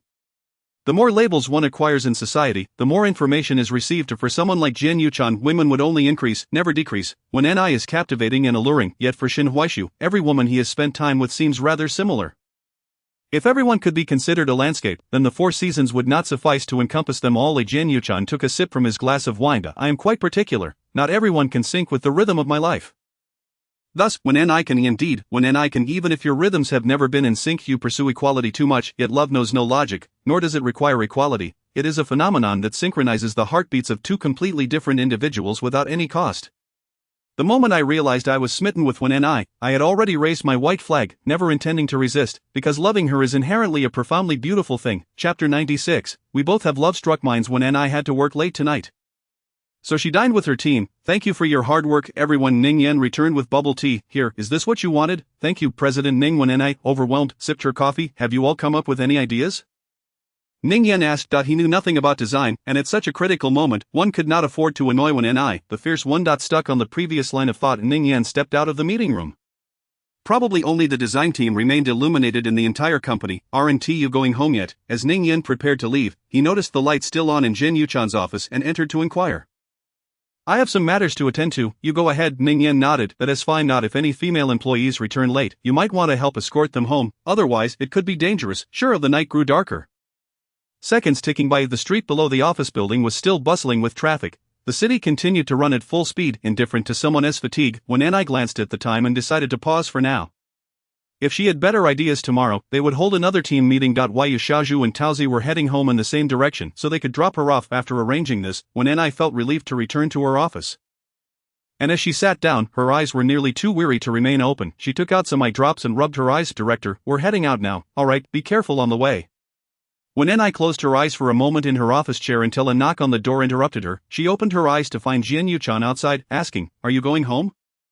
When I was surprised. Why hadn't he left yet? The man thought to himself. When have I ever left before you? When you were working late, but didn't you always say you were busy? Busy enough to get off work at the same time as you every time. When I suddenly realized, feeling the coffee she had swallowed turn sweet, she turned around as Jin Yuchan leaned closer. Saying enough, stop smiling sneakily. When I pressed her lips down, exclaiming, Oh come on, do you have no ambition to pursue? Jin Yuchan found this woman to indeed possess several different personas when she was serious at work. She was incredibly regal, her face could scare even the most seasoned employees, yet once off work, she would act coyly like a little darling. Now, he wondered if Miss Wen I was feeling peckish and whether she would like to indulge in a bit of fat before heading home. When I pondered and replied, If you're treating me to a feast, I suppose I could nibble a bit. Jin Yuchan took her bag, thanking Miss Wen for her graciousness. In fact, Jin Yuchan had already reserved a private room to treat Wen I to a meal. Unfortunately, Shin Huaishu's unexpected arrival left him with a pile of revisions, forcing him to work overtime instead. Wen I hadn't driven in that morning, so it was convenient to ride with him. Buckle your seatbelt. Oh, could you help me with that? I'll fix my hair. Jin Yuchan leaned over to fasten it for her and then drove off. As soon as the car started moving, a head peeked out from a corner of the parking lot. Soon another appeared, followed by 3, 4, 5, or 6 heads. Am I seeing things? Did they just kiss? No way. Simon was from the side. He must have been fastening his seatbelt. When did their relationship reach such a level? An affair? After a peculiar silence, a group of people exclaimed, Impossible, our director, and he cannot be. Yes, it could simply be a matter of dropping her off at home. We must be overthinking things. When I yawned in the car, What are we having for dinner? A couple at Starlit Restaurant. Oh, that sounds like it could be terrible food. Generally those kinds of gimmicks are meant for dating. They spend all the money on decor, and the food is secondary. When Ni's intuition proved correct, they even had a ridiculous dining method where couples had to sip from the same drink with 2 straws and eat spaghetti from both ends. As a longtime couple, they felt an awkwardness that was almost embarrassing, as if performing a show under the curious gaze of the chef after finally braving their way out of the restaurant. When I sighed in relief, feeling as though she had aged 10 years in an instant. Old Chan, let us avoid such formalities in the future. It was indeed awkward for the two of them. Jin Yuchan was taken aback by this address, raising his eyebrows. Am I getting old? I'm not even 30 yet. The restaurant was by the river, and with the Mid-Autumn Festival and National Day approaching, the atmosphere was already bustling with pre-holiday excitement. Giant fireworks exploded above the river. When I paused to admire them, They are beautiful. Jin Yuchan stood beside her. Do you like them? I enjoy watching others set them off. If you spend a dime on this, I would feel heartbroken. Her money should be spent wisely. If tonight's restaurant wasn't a good choice, does that mean you didn't enjoy the meal? When I turned her head, the night breeze tousling her hair, beneath the fireworks, her eyes sparkled with delight. To be honest, it's not that the food was bad. Don't you think there are too many people? To ensure they knew how to eat the dish, the waiter kept coming to photograph them eating noodles, sending balloons, and the chef personally delivering their meals. It was all rather extravagant. She had just wanted to quietly enjoy a meal with Jin Yuchan after work. But instead, she ended up with a stomach full of extravagance. So what you're saying is, it's unfortunate that I didn't get to spend time in our little world together. Am I right in interpreting it that way? Jin Yuchan leaned against the railing, trapping her in his embrace. When I glanced around and then hooked her arm around his. Yes. Is that not allowed? Originally, when going out on a date, it is only natural to enjoy time together. Yet, throughout the evening, every time she attempted to flirt with him, it was either the waiter or the chef interrupting. Jin Yuchan leaned down to kiss her, but when NIS hand swiftly blocked him. Hey, isn't that against the rules? How can you be so brazen in public, Miss Wan, a single lady? Do you think a mere dinner allows for such liberties? Jin Yuchan sighed, resting his head on her shoulder. How difficult it is to pursue you. When I was taken aback. You've only been pursuing me for a day, complaining of exhaustion after just one day. What a disingenuous man, Jin Yuchan, yet I have liked you for many years. When I stammered, the wind carrying the sweetness from the air, as a line formed by the chocolate ice cream cart on the roadside. When I muttered, how is declaring love so natural? Akin to saying I'm having soup. No, you like me, yet you're still with Fong Hui. At least Chen Huaishu has a contract. My connection with Fong Hui is purely a rumor. When I was taken aback. A rumor? Fong Hui told me personally. Jin Yuchan frowned. She said we were together. The implication was quite clear, and she even mentioned how you often gaze at her. The first requirement of narcissism is to feel as though everyone is observing oneself. If I liked her, I would have pursued her long ago, not trailing behind you. You seem to value the harmony between husband and wife quite highly indeed. In ancient times, Wang Baochuan foraged for wild vegetables. And now we have Jin Yuchan pursuing Wan and I, both of us entrapped in the throes of romantic infatuation. Chapter 97. Baby returns home. Undoubtedly on his first day of courtship, Jin Yuchan, ensnared by love, found himself unable to enter the master bedroom for a night's rest. Thus, prior to Wan and I closing the door to take her shower, the man engaged in a bit of seductive banter. A new scene unfolded. This position must be quite comfortable. Surely, you must enjoy it. Perhaps I could change the bed linens. Wan and I feigned a smile, thinking to herself that on the very first day he fancied entering the room. What a dream! With the door firmly shut, Jin Yuchan retreated to the guest room. Despondent, fortune smiled upon him swiftly during the Mid-Autumn Festival. Wan and I had no desire to return to the Wan household. Just then, Jin Yuchan received a call from his grandparents, announcing a bountiful harvest of crabs at home. With the crabs fat and succulent in the golden autumn, how could Wan and I, a fervent crab enthusiast, resist? She promptly declared she would not be returning this year, opting instead to celebrate the festival at Jin Yuchan's grandmother's house. Wen Jiwan had no objections, as traditionally they visited the Wan family. After all, it would be unreasonable to deny them the pleasure of returning home. Wan and I rose early, prepared for the trip to the countryside, and brought along ample mosquito repellent. As she boarded the vehicle, she stuffed her camera into her bag. Off they went. Before departing, Wan and I made sure to bring along her three little ones. Little Juju, seeing the picturesque rural scenery for the first time, leaned out from the back seat in a daze. Wan and I turned on some music, exclaiming, "Hey, when shall we go to a music festival?" Lu Yang's partner has a plethora of fans. That young man even raps and is quite popular, rivaling your college days. How old is he that you call him a young man? 29, I believe. Then how can you still refer to him as a young man? You wouldn't understand, it's a state of mind. Wan and I shook herself in the car, teasingly asking, how does it feel to embrace the hip-hop vibe? Jin Yuchan's silence was deafening. It's quite nice. Your grandparents will be pleased to see you so full of vitality. Wan and I immediately straightened her posture, jesting, are you kidding? She is renowned for her grace. The moment when Shunba arrived in the village, she was filled with exuberance. Jin Yuchan's grandmother's home resembled a paradise untouched by time. They happened upon a new rural development. If not for the vast farmlands, one might not even recognize it as a village. The houses were standalone villas with gardens. The village government had thoughtfully planned the area, featuring orchards, farms, and even a small train running through the rice fields, attracting many visitors to the agri-tourism. As soon as Wan and I stepped out of the car, Jin Yuchan's grandmother was waving at them from the bus stop. Baby Jin Yuchan's grandmother was an exceptionally charming elder who affectionately called everyone baby upon alighting. Wan and I sweetly greeted her. Grandma, I've been waiting for you, just in time for lunch. Is that so? Grandma, how have you been lately? Wan and I mused to herself that as long as she was not in front of Wan Jiwan, her words could flow like a stream, charming those around her. In the Wan household, she barely uttered a word. All is well, dear, come see the room I've prepared for you. That if it doesn't suit you, I can always change it later. Wan and I was momentarily taken aback. She had completely forgotten that Jin Yuchan would be sharing a room with her. What a stroke of luck for him. She turned around and, as expected, caught a glimpse of his mischievous grin. Mid-Autumn Festival, what a perfect excuse. The dining table was already laden with an abundance of dishes, all of which were Wan and I and Jin Yuchan's favorites. With only two elderly residents in the home, it felt quite spacious. The upstairs housed several rooms, with the older grandparents residing on the first floor for convenience. The second floor was reserved for the younger generation. Jin Yuchan's room was nestled against the mountainside. Opening the window revealed the refreshing scent of damp earth. As they ascended the stairs, Wan and I noticed the vibrant red bedding. It was purchased during their wedding year and had likely been specially retrieved for this occasion. Jin Yuchan set his luggage aside while Wan and I rolled onto the bed, relishing the comfort. Of course, the comforter had been lovingly sewn by her grandmother. Jin Yuchan lay down beside her, and Wan and I turned, listening to the croaking of frogs from the pond. This sound is quite familiar. Jian Yuchan pondered. It was during the summer of our sophomore year. Since they were all from H City, they had purchased return tickets together, ensuring mutual support. Once, when Ni had mistakenly taken the wrong suitcase, only to discover men's clothing upon opening it, which startled her greatly. It was not until Jian Yuchan called her that she realized she had taken his bag. What followed was a lively exchange of witty banter.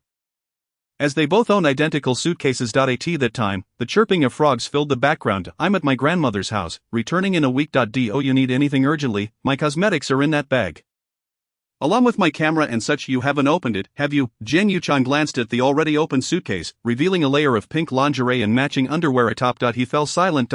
You actually opened it? Let us be reasonable. How would I know it wasn't my stuff if I didn't look inside? That's true. But what did you see? In her haste to return home, she had carelessly stuffed her belongings into the suitcase, even tossing her undergarments, which were drying on the balcony, inside. Thus Jian Yuchan had indeed seen them. Put them back, now. No way, you're not allowed to touch, Jian Yuchan, exasperated, replied. I've already picked them up.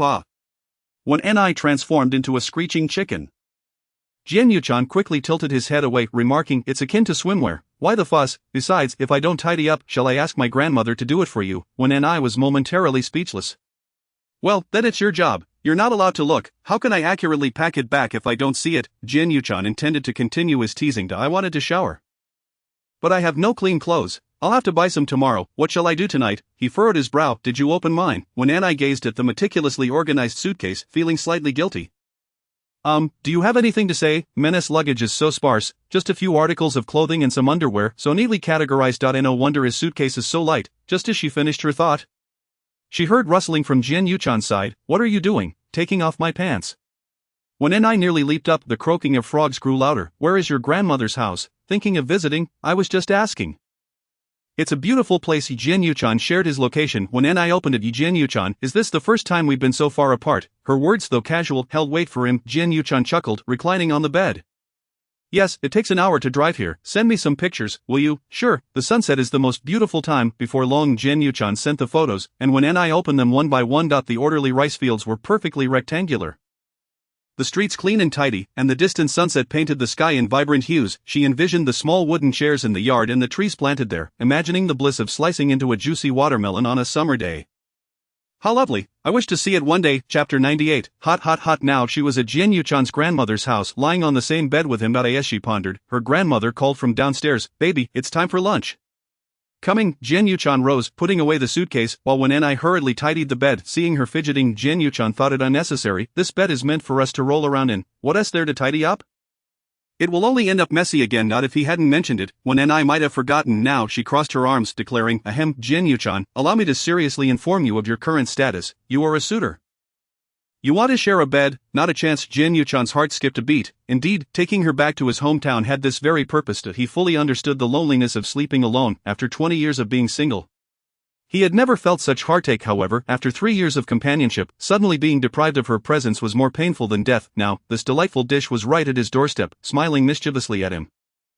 Come on, it's time to eat, darling. Jian Yuchan gritted his teeth and silently followed her. Since it was a self-built house, the staircase was quite spacious. When Ni intentionally nudged him playfully, hey, the unsatisfied man regarded her with a stoic expression, not returning the gesture, but coldly warned, no sexual harassment of suitors. Gazing at Jian Yuchan's back, when Ni longed to jump on him and touzle his hair. You want to mess up my hair? He inquired, as if he had eyes in the back of his head, standing on the step behind him. When Ni felt caught, her demeanor turning awkward. No, Jian Yuchan leaned in. Let me climb into bed, and I'll let you mess with my hair. How dare you propose such a trade? Please have some self-respect. I have no sense of propriety. I just want to see if your intentions are genuine enough. I am not foolish. A mere tug on your hair will earn me a night of restless sleep. Dream on. Children grow up. They are no longer easily deceived. Jian Yuchan mused, when Ni proudly swayed her head as she passed him. That is for sure. Hurry down to eat. The food is getting cold. With a beaming smile, when Ni's grandmother beckoned them, the dishes were freshly picked from the garden, simple home-cooked meals without any elaborate plating, yet bursting with flavor. As when Ni ate, she felt a sense of familiarity reminiscent of the flavors Jian Yuchan conjured in the kitchen. Is it to your liking? Her grandmother inquired. Delicious. When Ni's cheeks puffed out like a hamster's. I'll prepare something tasty for you tonight. I'll go to the village entrance to buy some seafood. Jian Yuchan had already begun to extract the crab meat for her. It was a marvel how this lad's hands worked. He could entirely peel the crab and then reassemble it with finesse in just one meal. When Ni had eaten to her heart's content, her little belly round and full, while he had scarcely taken a few bites. Jian Yuchen's grandfather, though not very talkative, exuded warmth and kindness, even offering Wen Ni a drink. Children universally relish such refreshments. Wen Ni, nearing 30, found it rather refreshing to be treated like a little baby. After the meal, she intended to assist in clearing the dishes, but Jian Yuchen was quicker to act. Just rest, you've never had to do this at home, no need to put on a show here, he said. When Ni felt her cheeks flush, and her grandmother chuckled. He's just used to it. His father was the same when Ni sighed. In the Wen household, when Ji-Wen had never set foot in the kitchen. During festive occasions, it was always the women who toiled while her uncles sat in the living room chatting with Wen Ji-Wen. When Ni found it intolerable and would often sneak away. In the Wen family, holidays were the most arduous times. What was even more daunting was that her mother had long accepted this way of life, believing that it was a woman's duty. At this thought, Wen Ni's smile faltered. Had she not married Jian Yuchen, she might never have realized that there existed families where love and mutual respect flourished, rather than a tyrannical regime ruled by a single voice. A twinge of bitterness stirred within her. Baby, are you busy with work? Although her grandmother was advanced in years, she was unaccustomed to idleness and picked up a watering can to tend to the flowers. Jian Yuchen's grandfather had taught in the village during his youth, later moving to town, and now, in his old age, had returned to the village to teach his peers. After lunch, he would head to the yard to prepare his lessons while her grandmother tidied up the garden. Baby, the grapes are ripe and ready to be picked. When Ni, perched on a small wooden stool, sweetly replied, all right. Beneath the grapevines in the small courtyard, a plump cat lounged, seemingly having returned from nowhere, curled up on the bamboo chair's cushion. Its eyes half-closed as it licked its paws, basking in the sunlight and the gentle afternoon breeze. The village was tranquil after lunch, the lingering warmth of summer still palpable, when Ni turned her head. Sunlight streaming through the gaps in the grapevines fell upon her, and Jian Yuchen's voice softened. I'm going upstairs for a nap. At her grandparents would also rest shortly. At this hour, venturing outside was still sweltering, and the village streets were nearly deserted. When Ni ascended the stairs, already perspiring, Jian Yuchen switched on the air conditioning while when Ni opened her suitcase to retrieve some clothes. I'll freshen up first.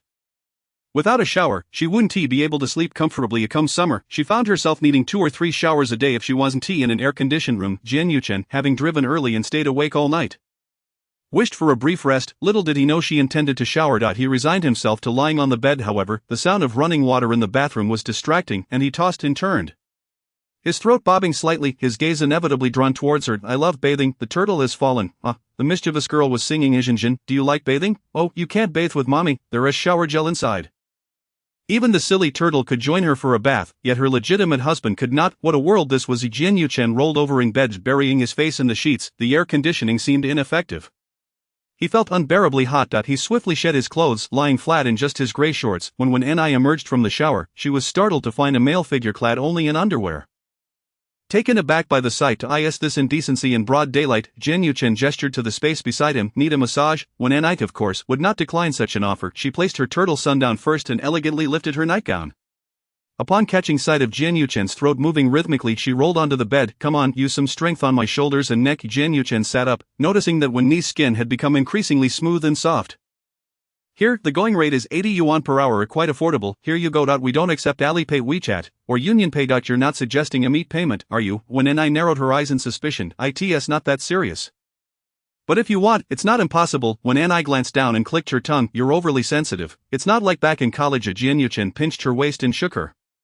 This is called youthful vigor. You should be grateful. When Ni squirmed, giggling. What were you up to as a child? I wanted to go play when I was little, but now I've grown up. He paused, flipping her over. Chapter 99, A Beautiful Wife at Home. When Ni wrapped her legs around his waist, hearing him take a deep breath, and she chuckled. You naughty boy, who is the real naughty one here? Jian Yuchen felt an urge to squeeze her until she squealed. He took a deep breath, burying his head in her shoulder. You're so stingy. Have I been stingy after 3 years? When Ni toyed with her hair. Then it seems you didn't explore with your heart. That's an unfair accusation. We've been strangers for several days now. As the Analects say, one learns anew by reviewing the old. So teacher Jian has returned. What subject are you going to tutor me in this time? When Ni found it amusing, Jian Yuchen mumbled. Don't professors always say that when making models, one must measure the dimensions accurately and lay a solid foundation, or else all efforts are in vain? Have you measured your own bedfellow properly? When Ni scoffed at his shamelessness. It's just a tiny bit. Do I really need to measure it myself? Jian Yuchen suddenly released her, sitting up straight and tossing his t-shirt aside. His toned waist flexed, the contours of his muscles rippling as the shirt landed on Wen Ni's face, still warm and fragrant from the wardrobe. Flustered, Wen Ni hastily pulled the shirt from her face, only to find Jian Yuchen's expression stoic. It seems it's time for Director 1 to learn that nonsense comes with a price. Realizing this situation was amiss, Wen and I quickly attempted to escape, but having already climbed onto his bed, she was swiftly pressed back under the covers, the blanket being tossed aside. Wen and I covered her mouth, stifling her voice, fearful that the people downstairs would hear her. The bedding rustled, and victory seemed near. Suddenly, there was a loud knock on the door. "Uncle, are you home? Take us to catch crayfish. Is Uncle really upstairs?" Of course, I sought his car. The voices of several children echoed at the door. The two paused to Jian Yuchen quickly rolling off her, while the door was pounded insistently. "Uncle, uncle." Wen and I, her hair tousled, clutched the blanket.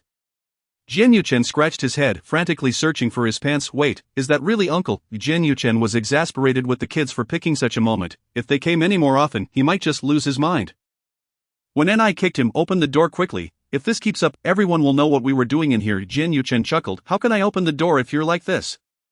Wen and I froze, suddenly realizing her clothes were nearly all gone, and hurriedly jumped up. "Alright, you go to sleep first. I'll send them away and come right back." Jian Yuchen reached the door. "Your aunt is napping. Come back in the afternoon." "What did Uncle say?" "Aunt is napping, so we'll go home and watch cartoons first." They came in a flurry and left in a flurry. Wen and I could only hear the floorboards creaking as if they were being attacked by dinosaurs. "Have they all left?" She looked at Jian Yuchen with glistening eyes and a flushed face. The man squinted. "Yes, now no one will disturb us." After he spoke, Wen and I felt a stir of excitement. But just then, the children downstairs began to clamor. "Mommy, save my snacks for me. I'm going to play games first." Uncle said Aunt is napping. He opened the door and told us to come back in the afternoon. Such a loud shout would surely be heard by half the village. When I threw the blanket over her head. "Aw, I'm done for." "Jian Yuchen, what are you doing?" A pillow was hurled at him. "You big-headed ghost, sleep." Thus Jian Yuchen found himself taking the most tranquil and untroubled nap of his life beside Wen and I. Afterward, he donned a poker face as he prepared to head downstairs. Wen and I awoke from her nap feeling refreshed. The holiday was just the right length, enough for her to enjoy herself thoroughly. She deliberately changed into a pair of jeans before heading downstairs, spraying mosquito repellent around her body 2 or 3 times before happily donning her sun hat and descending. "Uncle," the little rascals were all huddled together on the first floor watching television. Jian Yuchen guessed they had probably been unable to watch anything at home, so they flocked here instead to in the village. Everyone knew each other, and according to their hierarchy Jian Yuchen was addressed as uncle here, with his nephews and nieces scattered throughout the village. Wen and I found the sudden elevation in status rather delightful. "Aunt," before Wen and I could respond with her smile, they all asked in unison, "Did you finish napping?"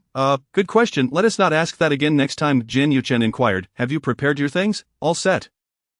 Then let us go." The little scout stood up in unison, buckets in hand, trailing behind Jian Yuchen that he had changed into casual attire. If one didn't look closely, they might mistake him for a college student. Wen and I followed behind him, wearing her sun hat, as they rounded the field, spotting a large white goose strutting proudly with its offspring. The environmental planning in your village has been executed exceptionally well. It feels as though there have been noticeable changes since my initial visit. Indeed, it is quite commendable. However, why must they all wait for you to catch the crayfish? The crayfish pond over there has been leased by my grandfather. The larger ones have all been sold off, leaving only a few juvenile crayfish for the children to play with, which they return after catching. No wonder. When he followed closely behind him, and as they neared the back door, the croaking of frogs grew louder. Our little Jiangxiegua seems to have gotten lost while trying to join in. Jian Yuching chuckled and remarked, "With such a temper, if it goes in without anyone watching, it would likely end up exhausting itself." When he sensed a deeper meaning in his words and insisted on squeezing past him, suddenly, a large yellow dog appeared, trotting behind the two. Jian Yuching felt as though he had taken on the role of a preschool teacher today, accompanied by a big friend and a gaggle of little ones. "Hey, it seems like these children are quite familiar with you. Do you visit often?" His grandfather had once taught their parents, and now that they were in school, each household brought gifts during Teacher's Day, respectfully addressing him as uncle. More importantly, Jian Yuching had excelled academically and achieved great success, leading them to believe that the places he had frequented were akin to the illustrious scholars' tower of old, where they could bask in good fortune and let their children catch a whiff of scholarly success, hoping for better grades in the coming year. Speaking of which, does that mean I am to be the scholar's wife? When he pondered, suddenly feeling quite grand, Jian Yuching had an ominous premonition. Sure enough, she dashed to his side and shyly asked, "Scholar, if His Majesty were to decree that you marry a charming princess, would you still remember your first wife at home?" With a fierce wife at home, scaring off the sovereign, naturally one must refuse. When he placed her hands on her hips, declaring, "A beautiful wife," she gestured from top to bottom. Beautiful wife. While one may have heard of fierce wives separating beds, it is rare to hear of a beautiful maiden refusing to let anyone near. Chapter 100. The best. Winnie crossed her arms and rolled her eyes, saying, "Oh, I've never heard of a scholar who obtained a beautiful wife empty-handed." Speaking of which, Jian Yuching felt somewhat bashful and found it difficult to argue with her. Winnie, waiting for him to defend himself, noticed his sudden silence and inquired, "Why have you stopped speaking? I believe your assertion about a beautiful wife is quite reasonable."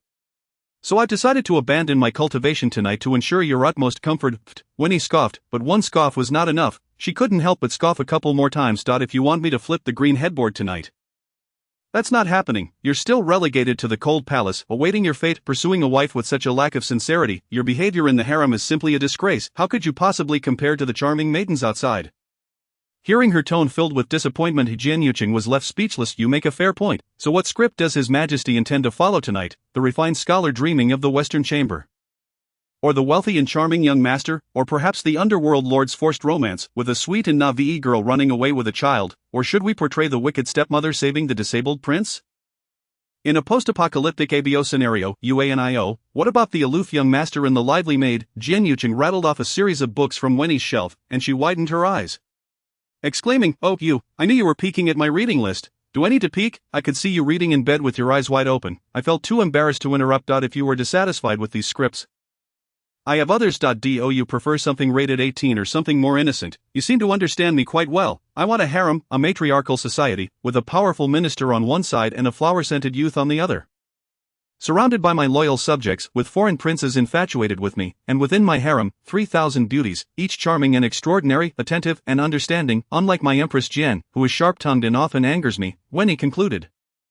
And Jian Yuqing, with a blank expression, replied, "I apologize, but this script does not exist. It only supports a 1v1 both pure. Then your system is not very diverse. I'm not recharging for such a monotonous game. It's not suitable for a married woman like me. I crave excitement. It can be diversified." Jian Yuqing swiftly changed the subject. "Pray tell." Winnie shot him a sidelong glance and called out ahead, "No swimming.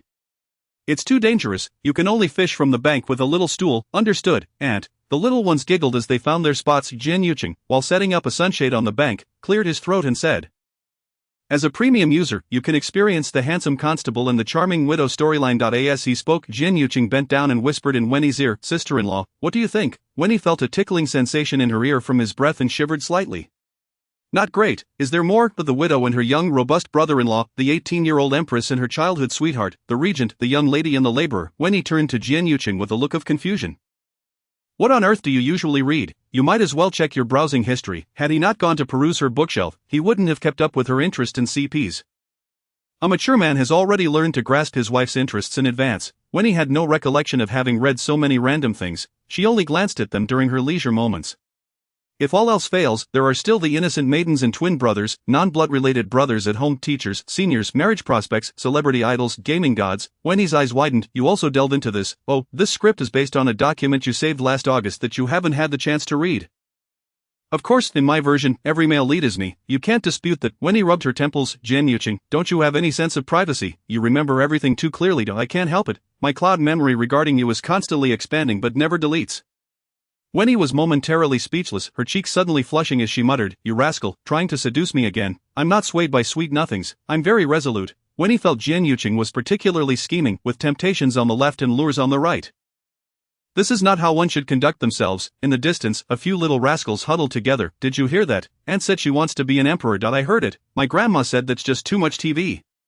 She won't let me watch." "Aunt is about the same age as us. She watches TV too." "Hey, my grandma, at her age, is also watching, and will be the same way in the future." When Winnie saw Jian Yuqing emerge, he was carrying a bamboo basket, and upon closer inspection it contained chilled watermelon and a sundae. "Jian Yuqing, you were so thoughtful." She gleefully reached for the sundae, but the man, with a straight face, unwrapped it and teased, "You can't pay with cash." Winnie narrowed her eyes, realizing he was playing games. "Then I won't eat it. So principled. Then I shall eat it. I've unwrapped it. It revealed its snow-white flesh adorned with strawberry bits.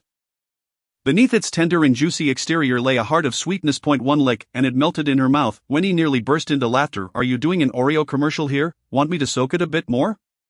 "Sure," Jian Yuqing readily agreed. Winnie paused, and once she realized, she was incensed and set out to chase him. You're so annoying. Why does it feel like I'll be driven mad by Jian Yuqing whether I'm pursuing or being pursued?"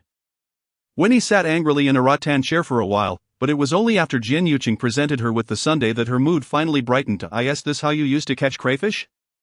Winnie observed him using just a string, without a fishing rod. "It's just for fun. They're all juvenile crayfish. If you want to eat them next year, you can come over and feast until you're full." Winnie found a small wooden stool next to him. "Isn't it difficult? Did you play like this when you were a child?" "If there was nothing to do, I would just cause trouble." Winnie recalled her own childhood experiences. "Humph, you should let Wen Jiwan hear this. You were just as mischievous as I was, so why do you always say I'm the troublemaker?" Jian Yuqing watched her hang her head and gently patted it. No need to worry, Winnie turned to him, smiling. Jen Yuching, did you start arguing with me just because you fell for me? Was it a deliberate attempt to seek attention? The man admitted swiftly. Winnie became animated. Then in your eyes, am I the best Winnie? No, why not? Do you have better options? The best Winnie will always be the next Winnie. However, the Winnie of the present and the past are both quite wonderful. This answer, I cannot choose. Jin Yuching turned his head, so whether or not there is an answer, you will have to wait until we grow old together for me to tell you.